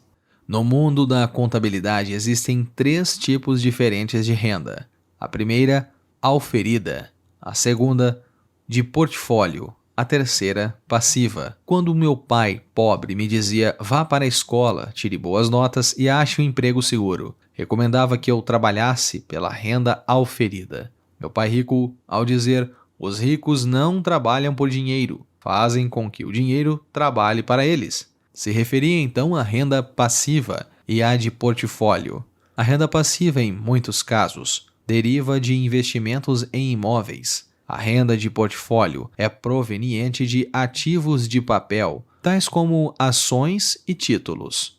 Foi esse tipo de renda que tornou Bill Gates o homem mais rico do mundo, não a auferida. O pai rico falava: o segredo para se tornar rico é a habilidade de converter a renda auferida em passiva e de portfólio o mais rápido possível. Ele dizia: os impostos são maiores sobre a renda auferida. A passiva é a renda menos tributada. Esta é outra razão para fazê-lo, querer que o dinheiro trabalhe arduamente para você. O governo tributa mais a renda pela qual trabalha arduamente do que a que o seu dinheiro produz, com afinco para você. Em meu livro Independência Financeira, explico os 4 diferentes tipos de pessoas que integram o mundo dos negócios. São E. Empregados. A. Autônomos ou proprietários de pequenas empresas. D. Donos de grandes negócios. E I. Investidores. Muitas pessoas vão para a escola aprender a se tornar E ou A. Dependência financeira fala sobre as diferenças cruciais desses 4 tipos e como as pessoas podem mudar de quadrante. Na verdade, a maior parte dos nossos produtos foram desenvolvidos para pessoas dos quadrantes D e I. 20 anos atrás. Missão: Educação Financeira. Novos livros da série Pai Rico, de que você vai gostar. O Negócio do Século XXI. Escola de Negócios, Profecia do Pai Rico. Em Guia de Investimentos, outro livro da série Pai Rico, detalha a importância de se converter a renda auferida em passiva ou de portfólio. O Pai Rico dizia: tudo o que um investidor profissional faz é transformar a renda auferida em passiva e de portfólio. Se sabe o que está fazendo, investir não é arriscado, é algo corriqueiro. O segredo para a independência financeira. O segredo para a independência financeira e a grande riqueza é a habilidade pessoal de converter a renda auferida em passiva ou de portfólio. O meu pai rico gastou muito tempo ensinando a Mike e a mim esta habilidade. Dominá-la foi o que tornou a minha mulher Kim e eu financeiramente independentes, sem nunca precisar trabalhar novamente. Continuamos trabalhando por opção. Hoje temos uma empresa de investimentos imobiliários para gerar renda passiva e participamos de colocações privadas e ofertas públicas iniciais, IPOs, de ações para gerar renda de portfólio. Também voltamos a trabalhar para construir uma empresa de educação financeira, para que possamos continuar a criar e publicar livros e jogos. Todos os nossos produtos educativos são criados para ensinar a mesma habilidade que o Pai Rico me ensinou, de converter renda auferida em passiva e de portfólio. Os jogos que criamos são importantes porque ensinam o que os livros não conseguem. Por exemplo, você nunca aprenderia a andar de bicicleta somente lendo um livro. Nossos jogos Cash Flow e o Cash Flow for Kids, versão para crianças, foram desenvolvidos para ensinar aos jogadores as habilidades básicas de investimento para converter renda auferida em passiva e de portfólio. Eles ensinam os princípios da contabilidade e da proficiência financeira. Estes jogos são os únicos produtos educativos do mundo que ensinam às pessoas todas estas habilidades simultaneamente. Você pode jogar o Cash Flow clássico online em www.richdad.com. O conteúdo está em inglês. E aprender a converter renda auferida em passiva ou de portfólio. Notas do narrador. Os links estão na descrição. Fim das notas. O Cash Flow 202 é a versão avançada do Cash Flow 101 e requer tanto o jogo anterior quanto o seu entendimento antes de jogar. O Cash Flow 201 e o Cash Flow for Kids ensinam os fundamentos básicos do investidor. O Cash Flow 202 ensina os princípios do investimento técnico. O investimento técnico envolve estratégias avançadas de negócios, tais como venda a descoberto, opções de compra e venda e strudels. Uma pessoa que entende estas técnicas avançadas é capaz de ganhar dinheiro tanto com o mercado em alta quanto em baixa. Como meu pai rico dizia, um investidor de verdade faz dinheiro em um mercado em ascensão ou em queda. É por isso que ganha muito dinheiro. Uma das razões pelas quais eles fazem muito dinheiro é simplesmente porque têm mais autoconfiança. O pai rico falava, eles têm muito autoconfiança porque têm menos medo de perder.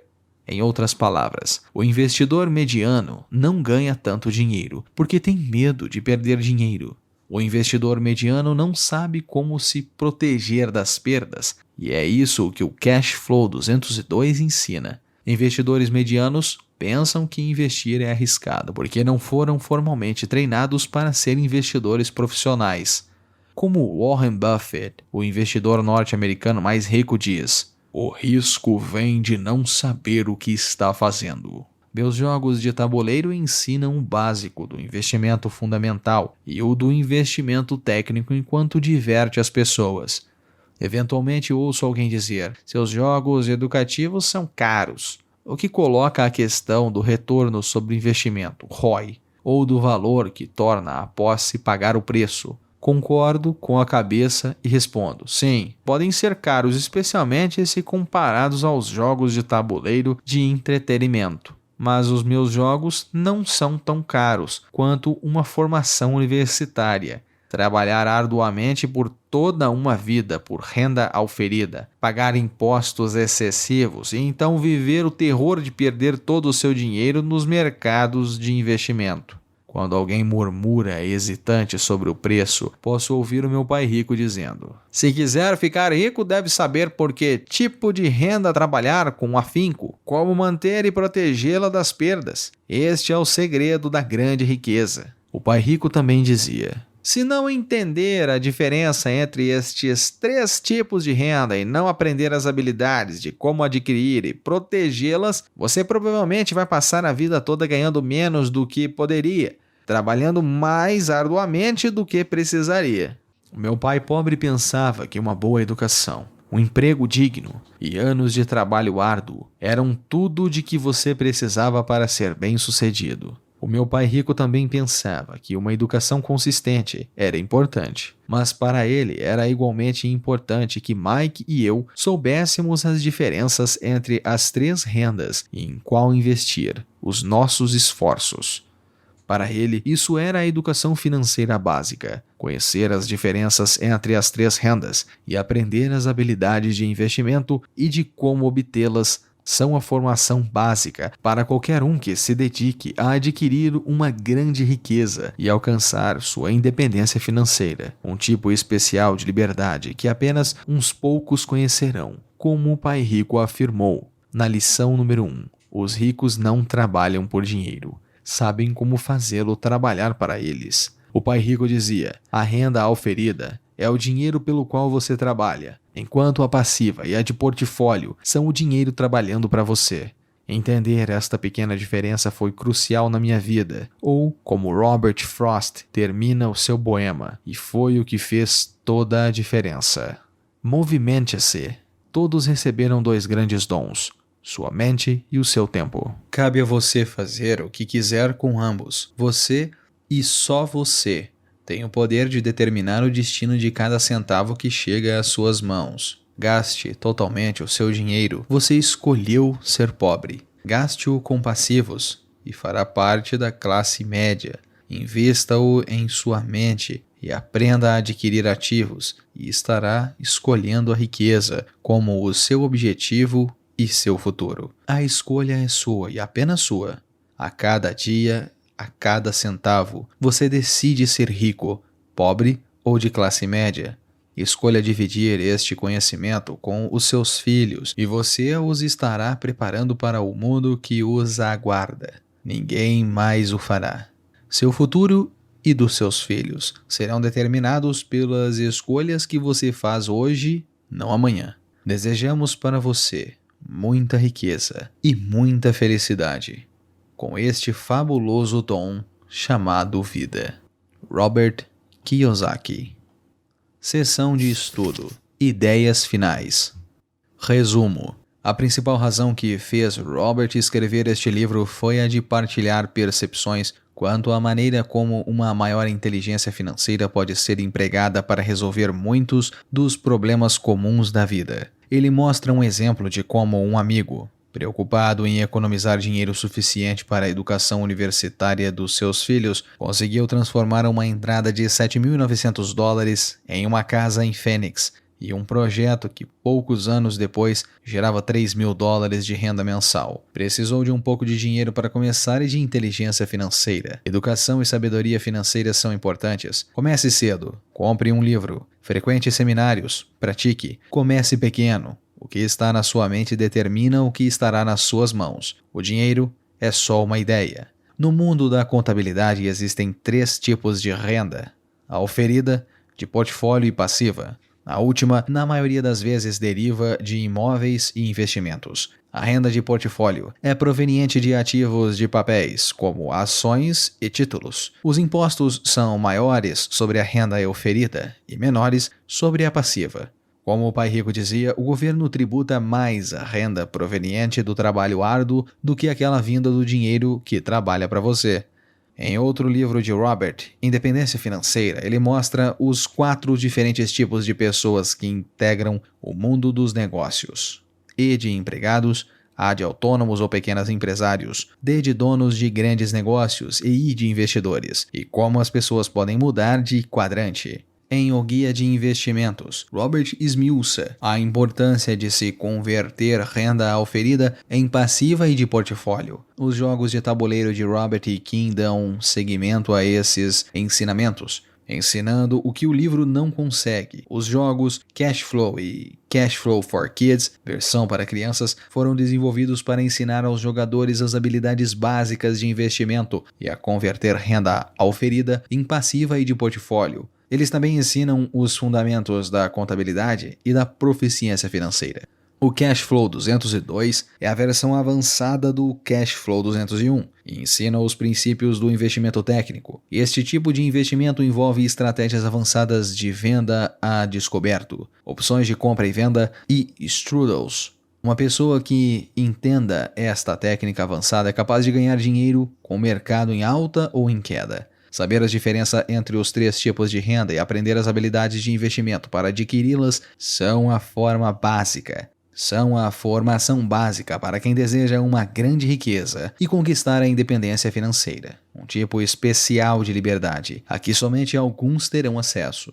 Todos receberam 2 grandes dons, sua mente e seu tempo. Cabe a você fazer o que quiser com ambos. Você e só você tem o poder de determinar o destino de cada centavo que chega às suas mãos. A cada dia, a cada centavo, você decide ser rico, pobre ou de classe média. Escolha dividir este conhecimento com seus filhos, e você os estará preparando para o mundo que os aguarda. Questões adicionais. Primeira, qual é a primeira coisa que fará ao terminar este guia de estudos? Segundo, O que está esperando? Sobre o autor, Robert Kiyosaki. Mais conhecido como o autor de Pai Rico, Pai Pobre, apontado como o livro número 1 de finanças pessoais de todos os tempos, Robert Kiyosaki revolucionou e mudou a maneira de pensar em dinheiro de dezenas de milhões de pessoas ao redor do mundo. Ele é um empreendedor, educador e investidor que acredita que o mundo precisa de mais empreendedores para criar empregos. Com pontos de vista sobre dinheiro e investimentos que normalmente contradizem a sabedoria convencional, Robert conquistou fama internacional por sua narrativa direta, irreverência e coragem, e se tornou um defensor sincero e apaixonado da educação financeira. Robert e Kim Kiyosaki são os fundadores de Rich Dad, uma empresa de educação financeira, e os criadores do jogo Cash Flow. Em 2014, a empresa aproveitou o sucesso global dos jogos da Rich Dad para lançar uma nova versão revolucionária do jogo online e para celulares. Robert tem sido considerado um visionário que tem o talento de simplificar conceitos complexos, ideias relacionadas a dinheiro, investimento, finanças e economia, e tem compartilhado a sua jornada pessoal rumo à independência financeira, de uma forma que encanta o público de todas as idades e histórias de vida. Seus princípios fundamentais e mensagem como "sua casa não é um ativo" e "invista para o fluxo de caixa" e "poupadores são perdedores" despertaram uma enxurrada de críticas e zombaria, para depois invadir o cenário do mundo da economia ao longo da última década de forma perturbadora e profética. Seu ponto de vista é de que o velho conselho "arrume um bom trabalho, poupe dinheiro, saia das dívidas, invista em longo prazo, em uma carteira diversificada", se tornou obsoleto na acelerada era da informação. As mensagens e filosofias do Pai Rico desafiam o status quo. Seus ensinamentos estimulam as pessoas a se tornarem financeiramente proficientes e a assumir um papel ativo para investir em seu futuro. Autor de diversos livros, incluindo o sucesso internacional Pai Rico e Pai Pobre, Robert participa frequentemente de programas midiáticos ao redor do mundo, desde CNN, BBC, Fox News, Al Jazeera, GBTV e PBS, a Larry King Live, Oprah, People Daily, Sydney Morning Herald, The Doctors, Straits Times, Bloomberg, NPR, USA Today e centenas de outros. E seus livros, frequentemente o topo da lista dos mais vendidos há mais de uma década. Ele continua a ensinar e a inspirar o público do mundo inteiro. Bônus Sessão Especial. Houve muitas mudanças na economia e no cenário financeiro desde que Pai Rico, Pai Pobre foi publicado pela primeira vez em 1997. 20 anos atrás, Robert Kiyosaki desafiou a sabedoria convencional com a sua afirmação ousada de que sua casa não é um ativo. Seus pontos de vista controversos sobre dinheiro e investimentos foram recebidos com indignação e críticas. Em 2002, a profecia do Pai Rico aconselhou que nos preparássemos para uma quebra do mercado financeiro. Em 2006, Robert uniu forças com Donald Trump para escrever "Nós Queremos que Você Fique Rico", um livro inspirado pela preocupação de ambos com o acolhimento da classe média norte-americana. Robert continua sendo um defensor apaixonado da importância e do poder da educação financeira. Hoje, na esteira do fiasco do financiamento de alto risco, do recorde das retomadas de imóveis pelos bancos e do colapso econômico global que ainda nos rodeia, suas palavras não são só proféticas, mas esclarecedoras. Muitos céticos passaram a acreditar nisso. Na preparação da reedição do livro Independência Financeira, Robert percebeu duas coisas: que sua mensagem e ensinamentos resistiram ao teste do tempo e que o cenário de investimentos, o mundo em que os investidores operam,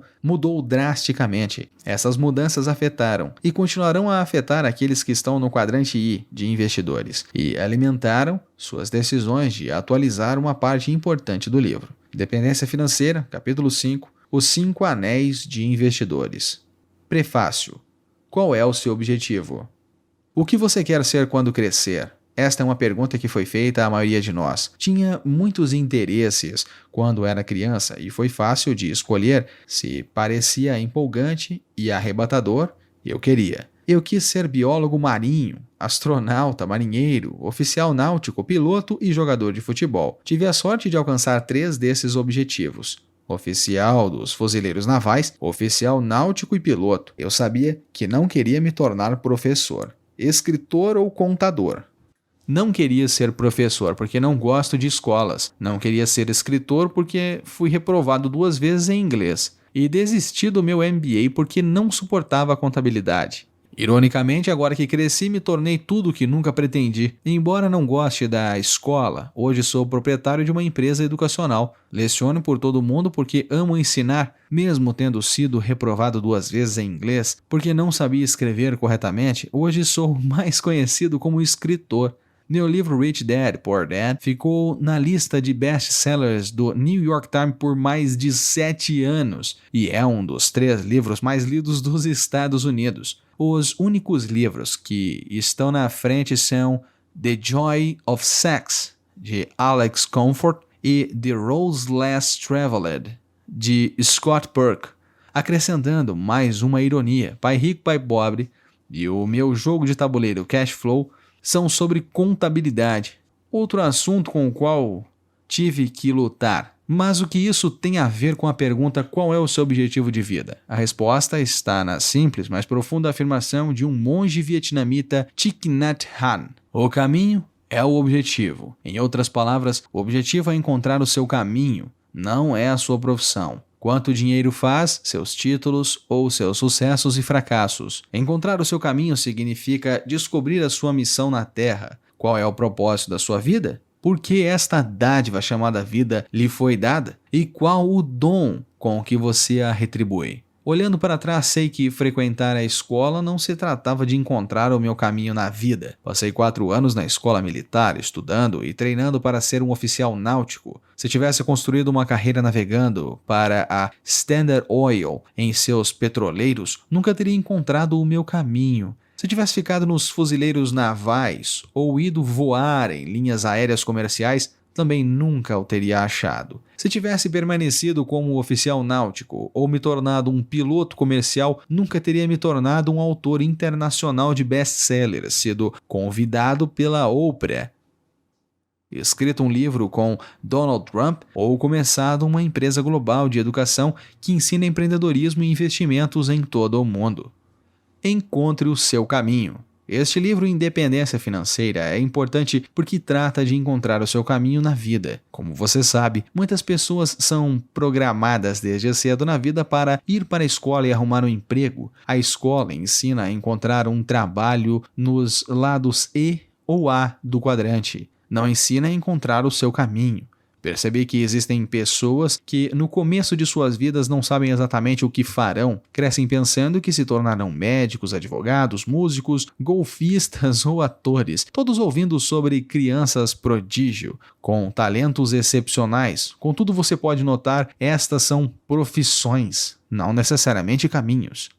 Então, como alguém encontra o seu caminho? A minha resposta é: eu gostaria de saber se pudesse agitar a minha varinha mágica para que você encontrasse magicamente o seu. Eu o faria.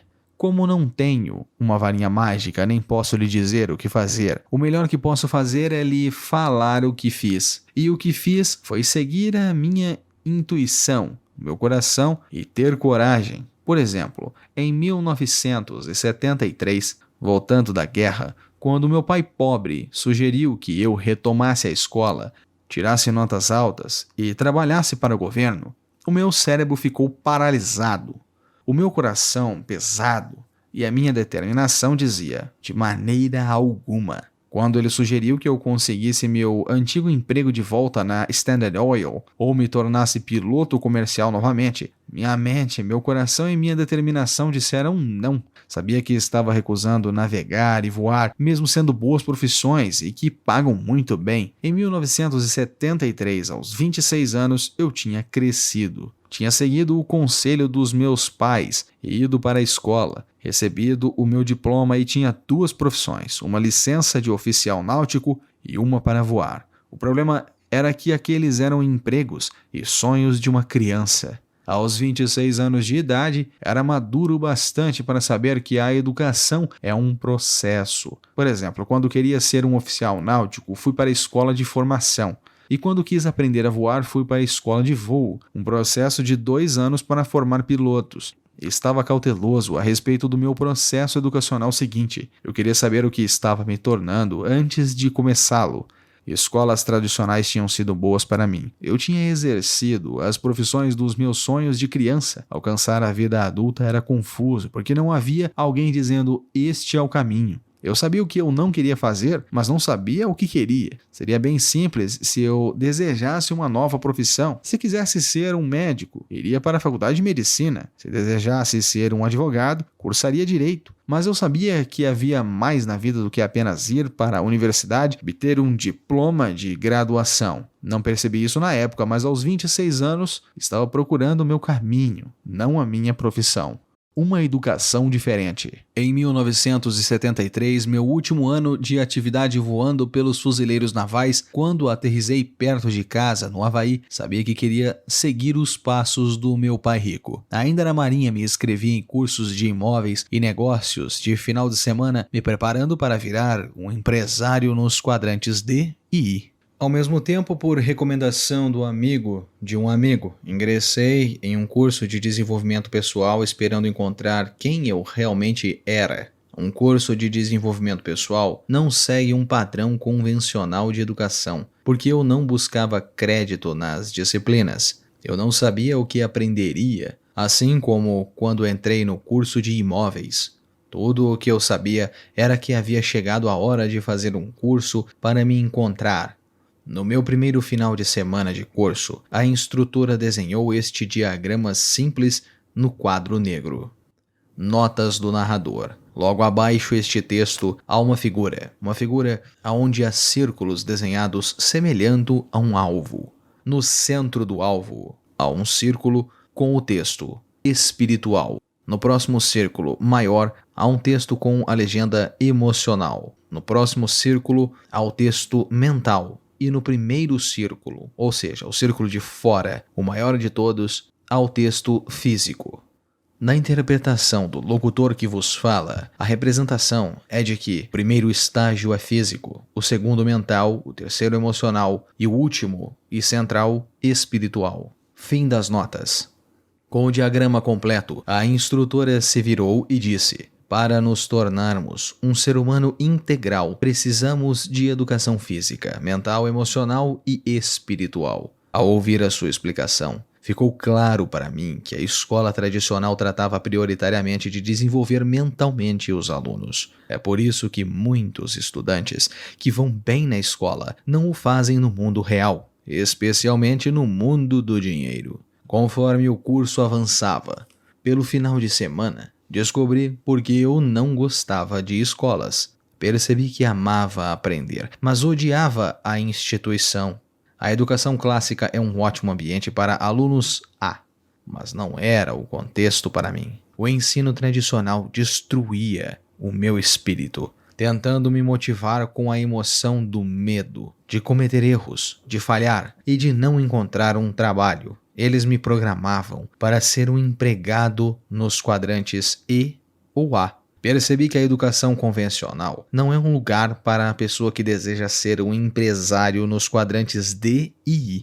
Pode ser por isso que muitos empresários nunca terminaram a escola, como Thomas Edison, o fundador da General Electric, o Henry Ford, da Ford Motors Company, Steve Jobs, da Apple, o Bill Gates, da Microsoft, Walt Disney, da Disneyland e Mark Zuckerberg, do Facebook.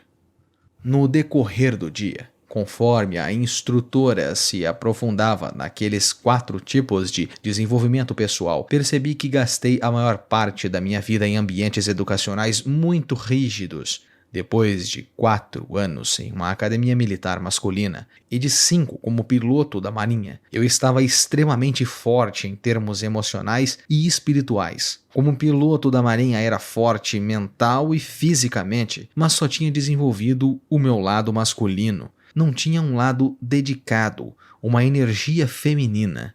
Afinal, fui treinado para ser um oficial dos fuzileiros navais. Emocionantemente estava sob pressão, preparado para matar e espiritualmente preparado para morrer pelo meu país. Você já viu o filme Top Gun, Ases Indomáveis, estrelado por Tom Cruise? Tenho uma ideia do universo masculino e de bravata dos pilotos militares. Amo aquele universo. Eu estaria bem nele. Era uma realidade atualizada de cavaleiros e gladiadores. Não era para covardes. No seminário mergulhei nas minhas emoções e rapidamente atingi o meu espírito. Eu chorei muito. Porque tinha muito pelo que chorar. Tinha feito e visto coisas que ninguém nunca deveria ser convidado a fazer. Durante o seminário, abracei um homem, algo que nunca tinha feito antes, nem com meu pai. No domingo à noite, estava difícil de deixar aquele workshop de desenvolvimento pessoal. O seminário fora um ambiente gentil, acolhedor e franco. Na segunda-feira de manhã, foi um choque ser cercado por pilotos egoístas, dedicados a voar, matar e morrer pelo seu país. Depois daquele seminário do final de semana, eu sabia que era hora de mudanças. Sabia que me desenvolver emocional e espiritualmente, como uma pessoa mais amável, gentil e compassiva, era a coisa mais difícil que eu poderia fazer. Isso foi de encontro a todos os meus anos de academia militar e na escola de voo. Nunca retornei para a educação tradicional novamente. Não desejava estudar para atingir determinadas graduações, boas notas, promoções ou diplomas de novo. A partir de então, se frequentasse um curso ou escola, seria para aprender e me tornar uma pessoa melhor. Não estava perseguindo graduações, notas ou diplomas. Crescendo em uma família de professores, as suas notas, o ensino médio, a universidade em que se formou e as suas pós-graduações eram tudo, como as medalhas e fitas no peito de um piloto da Marinha. Pós-graduações e escolas renomadas eram o status e as listras que os educadores usavam nas suas mangas. Em suas mentes, as pessoas que não haviam terminado o ensino médio eram sujas, almas perdidas da vida. Os que tinham mestrado olhavam com superioridade para os que eram apenas bacharéis. Aqueles com titulação de PhD eram reverenciados. Aos 26 anos, eu sabia que nunca mais voltaria àquele mundo. Nota do editor. Em 2009, Robert recebeu um PhD honoris causa em empreendedorismo de prestígio San Ignacio de Loyola, em Lima, no Peru. Os outros poucos recebedores deste prêmio são líderes políticos, como o ex-presidente da Espanha, José Luis Rodríguez Zapatero. Encontrando o meu caminho. Sei o que alguns de vocês estão se perguntando agora. Por que ele está gastando tanto tempo falando sobre cursos educacionais que fogem ao padrão? A razão é que este primeiro seminário de desenvolvimento pessoal reavivou o meu amor pelo aprendizado, mas não aquele pregado pela escola. Assim que o seminário acabou, me tornei um viciado em seminários, indo a vários, descobrindo mais sobre a conexão entre meu corpo, minha mente, minhas emoções e meu espírito. Quanto mais estuda, mais curioso fica sobre a educação tradicional. Comecei a fazer perguntas como: por que tantas crianças odeiam a escola? Por que tão poucas gostam? Por que há tantas pessoas altamente instruídas e mal-sucedidas no mundo real? A escola prepara você para o mundo real? Por que odeio escolas, mas amo ensinar? Por que a maioria dos professores é pobre? Por que as escolas nos ensinam tão pouco sobre dinheiro? Estas perguntas me levaram a me tornar um estudante de educação fora dos muros sagrados do sistema escolar.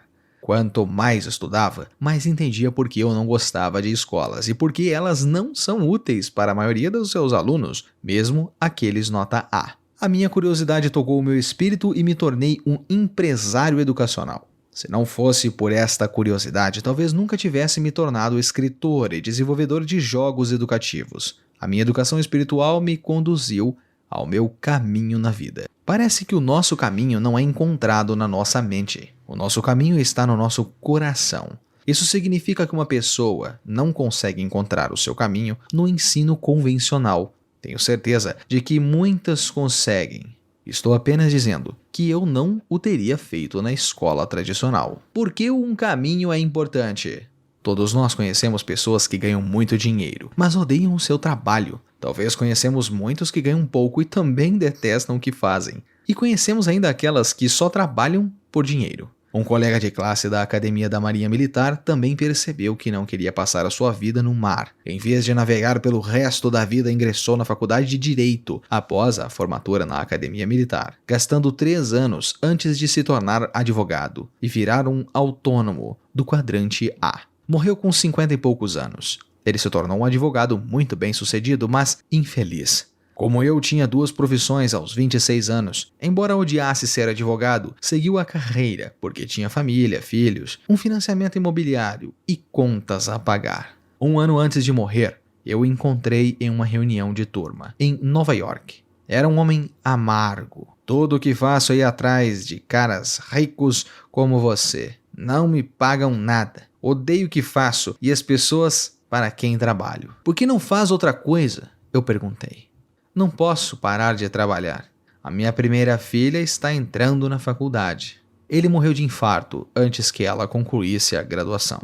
Ele ganhou muito dinheiro com o seu treinamento profissional, mas era emocionalmente irritado, espiritualmente morto, e logo o seu corpo o acompanhou.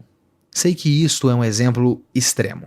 Muitas pessoas não odeiam tanto o que fazem quanto o meu amigo. Porém, isto mostra o problema de quando uma pessoa está atada a uma profissão e não consegue encontrar seu caminho. Para mim, essa é a deficiência da educação clássica. Milhões de pessoas saem da escola só para se tornar prisioneiras de trabalhos dos quais não gostam. Elas sabem que algo foi perdido nas suas vidas. Muitos são também pegos na armadilha financeira, ganhando somente o suficiente para sobreviver, querendo ganhar mais, mas sem saber como fazê-lo. Sem a consciência dos outros quadrantes, muitas pessoas voltam para a escola e procuram novas profissões ou salários maiores dos quadrantes E ou A, ignorando o mundo dos quadrantes D e I. Meu motivo para ser professor. A razão principal, por eu ter me tornado um professor do quadrante D, era o desejo de possibilitar a educação financeira. Queria deixar esta educação acessível para qualquer um que desejasse aprender, independentemente de quanto dinheiro tem ou de um boletim mediano.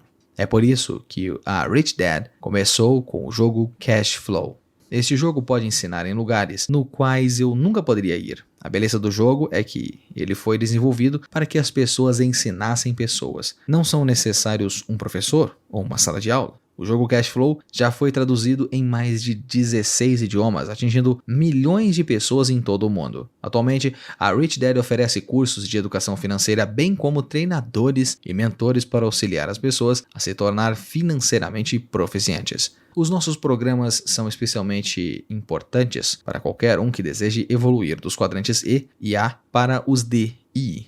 Não há garantia de que todos irão para o quadrante D e I. Contudo, saberão acessá-los se quiserem.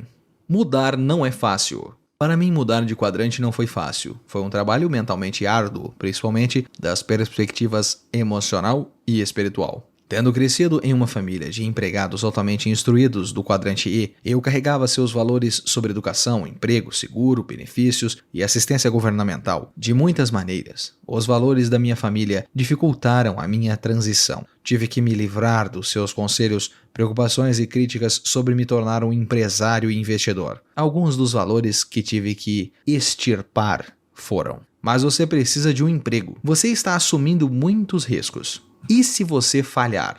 Apenas volte para a universidade e faça um mestrado. Torne-se médico. Eles ganham muito dinheiro. Os ricos são gananciosos. Por que o dinheiro é tão importante para você?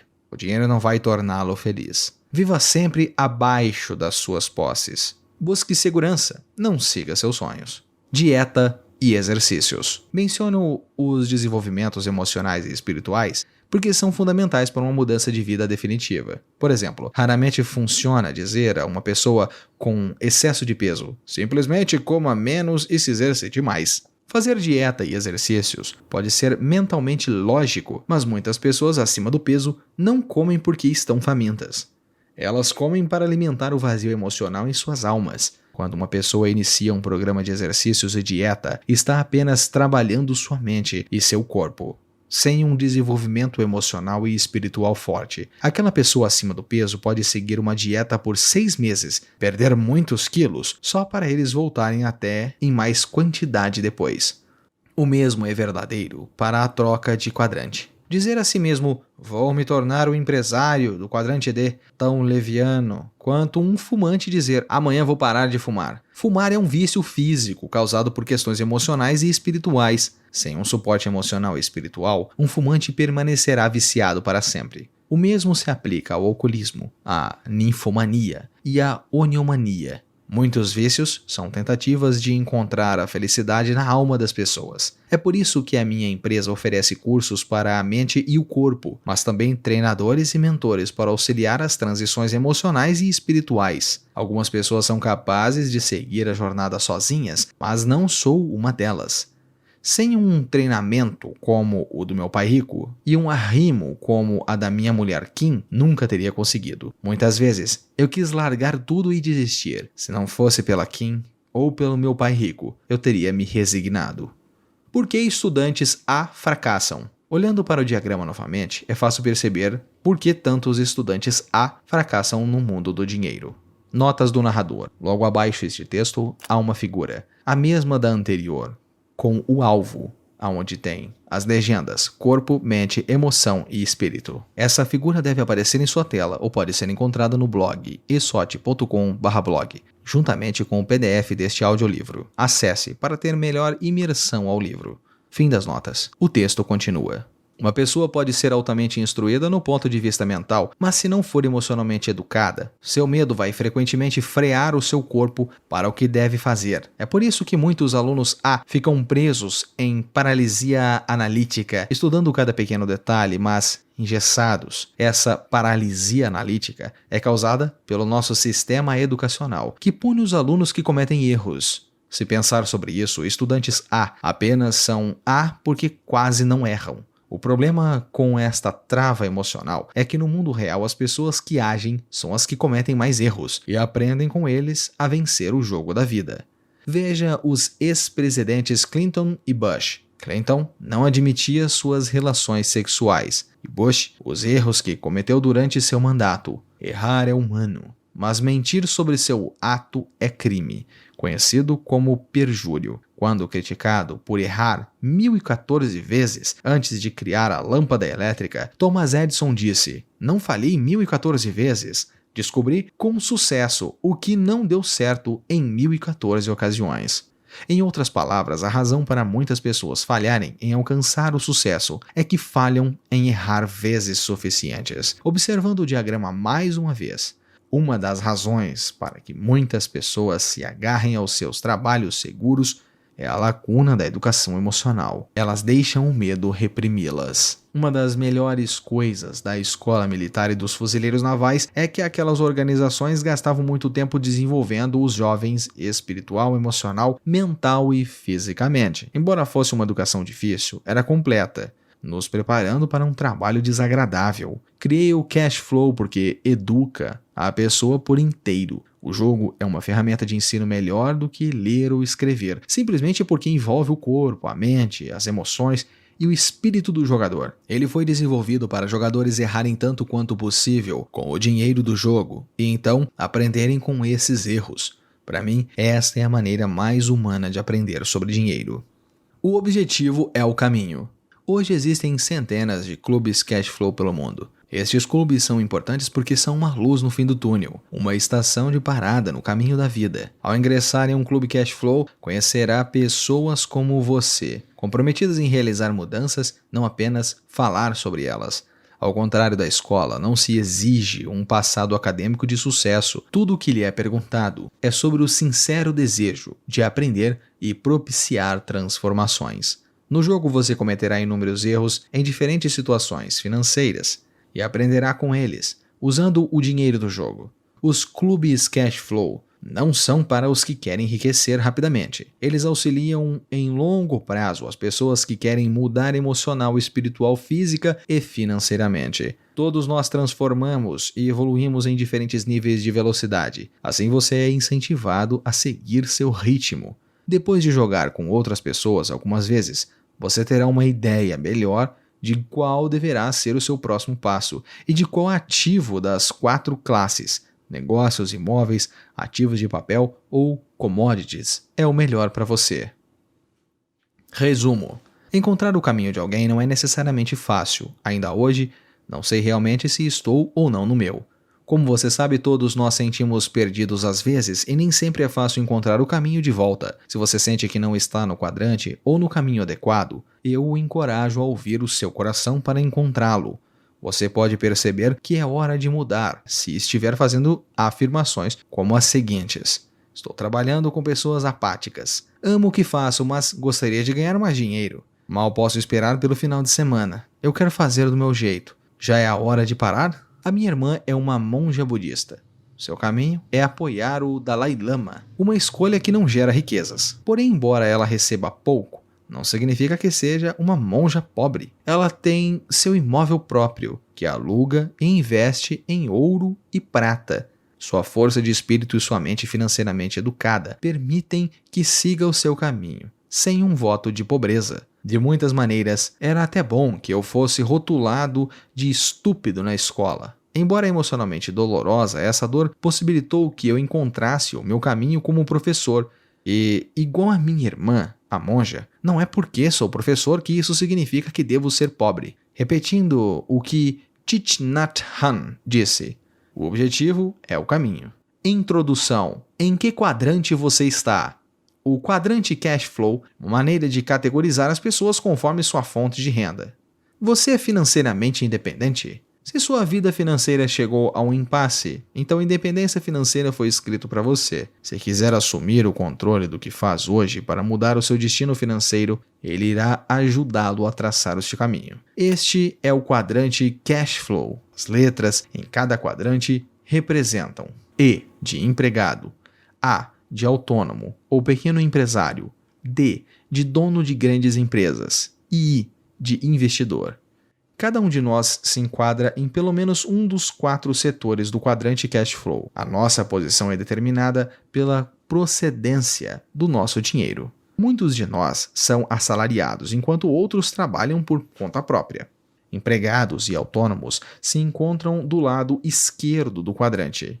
O lado direito destina-se ao indivíduo cuja renda se origina das empresas ou dos investimentos que possuem. O quadrante cash flow é uma maneira de categorizar as pessoas conforme sua fonte de renda. Cada setor dentro do quadrante é único, e as pessoas dentro de cada um deles compartilham características comuns. Os quadrantes vão ajudá-lo a descobrir onde está e a traçar um caminho para seguir no futuro, conforme escolhe a sua própria entrada para a independência financeira. Embora ela possa ser encontrada em todos os 4 quadrantes, as habilidades de um D ou I vão levá-lo ao seu objetivo financeiro mais rapidamente. Um E de sucesso precisa se tornar um I bem-sucedido para garantir a sua segurança financeira durante a aposentadoria.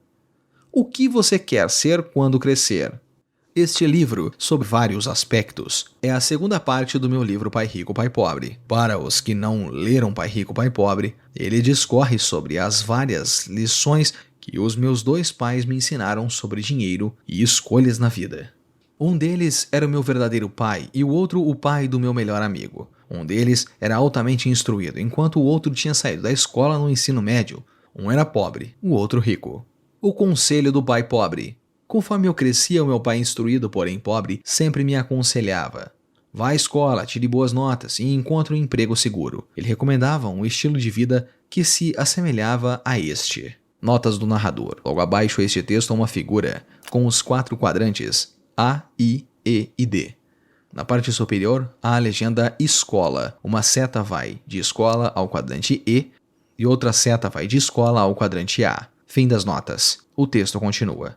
O pai pobre aconselhava que eu me tornasse um E, um empregado, com uma renda alta, ou um A, autônomo, como médico, advogado ou contador. Meu pai pobre se preocupava bastante com um salário estável, benefícios e a segurança de um emprego formal. Por isso ele era um funcionário bem remunerado do governo, era secretário da Educação do Estado do Havaí. O conselho do pai rico. Meu pai de poucas letras, mas rico, dava conselhos muito diferentes. Ele dizia: vá à escola, se forme, monte seu negócio e se torne um investidor bem-sucedido. Ele estava recomendando um estilo de vida que se assemelhava a este.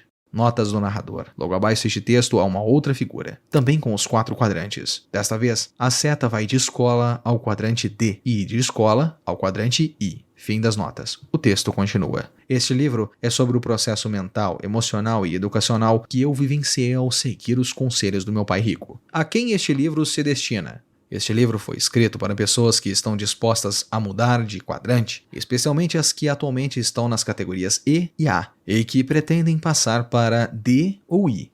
Este livro é para pessoas que estão prontas para ultrapassar a barreira da segurança de um emprego e começar a buscar a segurança financeira. Esse não é um caminho fácil de se seguir, mas no final da estrada a independência financeira faz a viagem valer a pena. Quando eu estava com 12 anos, meu pai rico me contou uma história simples que me guiou para a formatura e a liberdade financeira. Era sua maneira de explicar a diferença entre o lado esquerdo do quadrante Cash Flow, os quadrantes E e A, e o direito, os quadrantes D e I. A história era assim. Era uma vez um vilarejo, um lugar excelente para se viver, exceto por um problema. Só tinha água quando chovia. Para resolver esse problema de uma vez por todas, os anciões do vilarejo decidiram organizar uma concorrência para contratar a entrega de água no vilarejo diariamente. 2 pessoas se ofereceram para realizar a tarefa e os anciões deram a ambas a concessão do serviço. Eles acreditavam que a competição garantia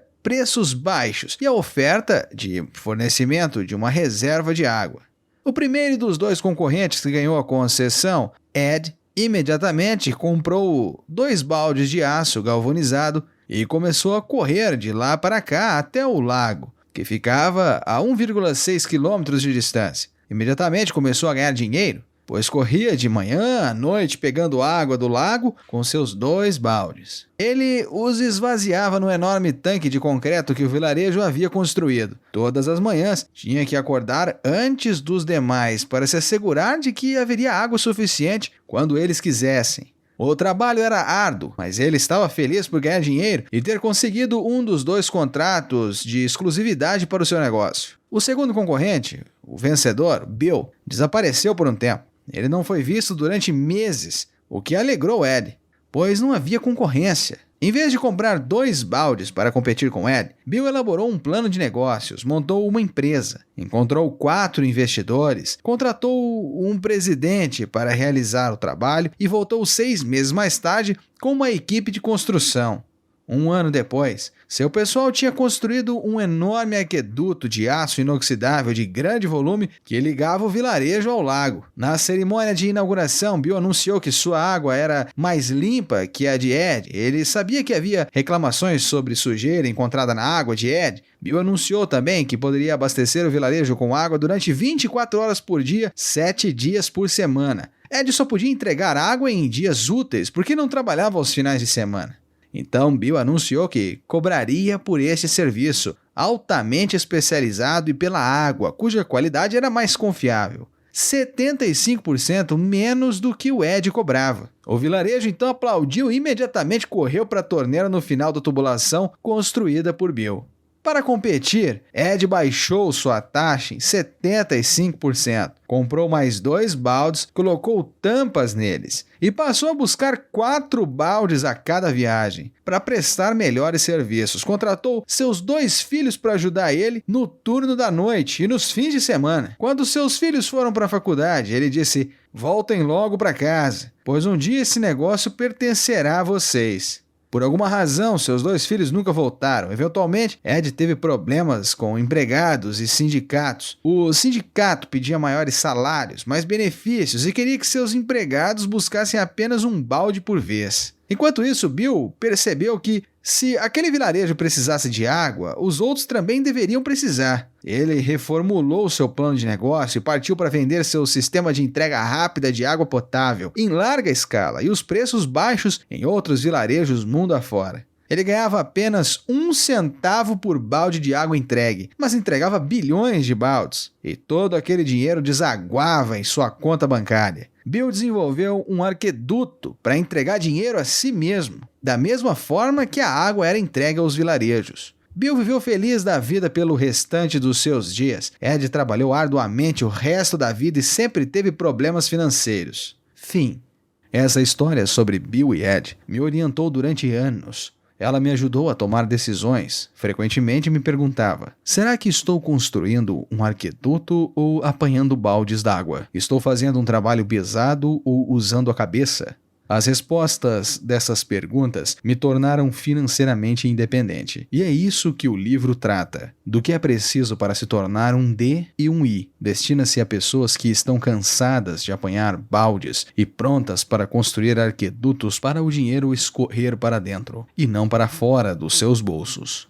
Este livro se divide em 3 partes. Parte 1. A primeira parte fala sobre as diferenças fundamentais entre as pessoas nos 4 quadrantes e sobre por que algumas delas ficam gravitando em alguns quadrantes e frequentemente ficam estagnadas sem perceber.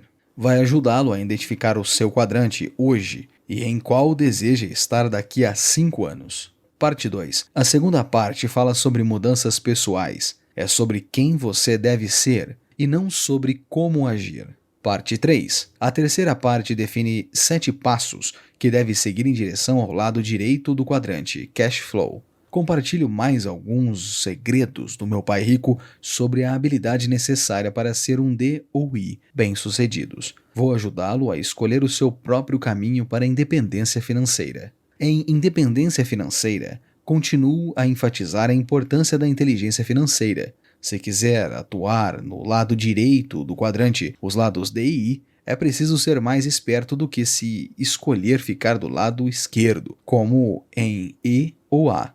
Para ser D e I, você precisa ser capaz de controlar a direção que o seu fluxo de caixa está tomando. Este livro foi escrito para pessoas que estão prontas para deixar para trás a segurança de um emprego e começar a construir o seu próprio arqueduto para obter a independência financeira. Estamos na era da informação, e ela oferece mais oportunidades do que nunca para a realização financeira. As pessoas capacitadas para ser D e I é que vão identificar e agarrar as oportunidades. Para ser bem-sucedido na era da informação, você precisa entender os 4 quadrantes. Infelizmente, as nossas escolas ainda têm a mentalidade da era industrial, preparando os alunos apenas para o lado esquerdo do quadrante, Cash Flow. Se está em busca de novas respostas para entrar na era da informação, então este livro foi escrito para você. Ele não contém todas as respostas, mas nele compartilho experiências pessoais e intrusivas à medida que viajo dos lados E e A para os D e I. Meu contexto. As 6 pessoas com que passo a maior parte do meu tempo. Notas do narrador. Logo abaixo a este texto há uma foto. Nela há 2 colunas, uma com o título Nome e a segunda coluna com o título Quadrante E, A, D ou I. Abaixo dos títulos há linhas sem nada escrito. Fim das notas. O texto continua. Glossário. 1031. É o jargão usado para a seção 1031 do Internal Revenue Code, IRC, que permite a um vendedor adiar o pagamento de impostos sobre imóveis vendidos, visando o ganho de capital através de uma troca por imóveis mais caros. 401K. Um plano de aposentadoria norte-americano desenvolvido pela Employee Retirement Income Security Act, ERISA, Lei de Segurança da Aposentadoria dos Empregados, em tradução livre, de 1974. Quando as empresas perceberam que não conseguiriam prover assistência médica para os aposentados. Aptidão financeira, o que faz com que o dinheiro que ganha, como impede que as pessoas a tirem de você, como o conservar e como faz com que ele trabalhe arduamente para você. Ativo, algo que põe dinheiro no seu bolso com o mínimo de trabalho. Balanço patrimonial, a parte de baixo do diagrama da demonstração financeira, assim chamado porque supõe-se que seus ativos e passivos estejam balanceados. Capital social, o capital levantado por uma empresa pela distribuição de ações. Demonstração financeira ou de lucro e perdas, mede renda e despesas, dinheiro que entra e que sai. Uma demonstração de sua renda, despesas, ativos e passivos. É seu boletim, entre aspas, depois que sai da escola. que o gerente do seu banco precisa avaliar antes de lhe conceder o empréstimo. Empresário, empreendedor. Alguém que cria um sistema para oferecer produtos ou serviços visando a obtenção de lucro. Os empresários e empreendedores se dispõem a aceitar um nível de risco ao buscar oportunidades e são peças-chave na sociedade capitalista. Fluxo de caixa. O dinheiro que entra como renda e que sai como despesas. É sua direção que determina se algo é renda, despesa, ativo ou passivo. O fluxo de caixa conta a história. Fundos mútuos. Uma variação de ações. Títulos ou seguros agrupados, gerida por uma empresa de investimentos e adquirida por investidores individuais através de ações. As ações não possuem valor de propriedade direta das empresas.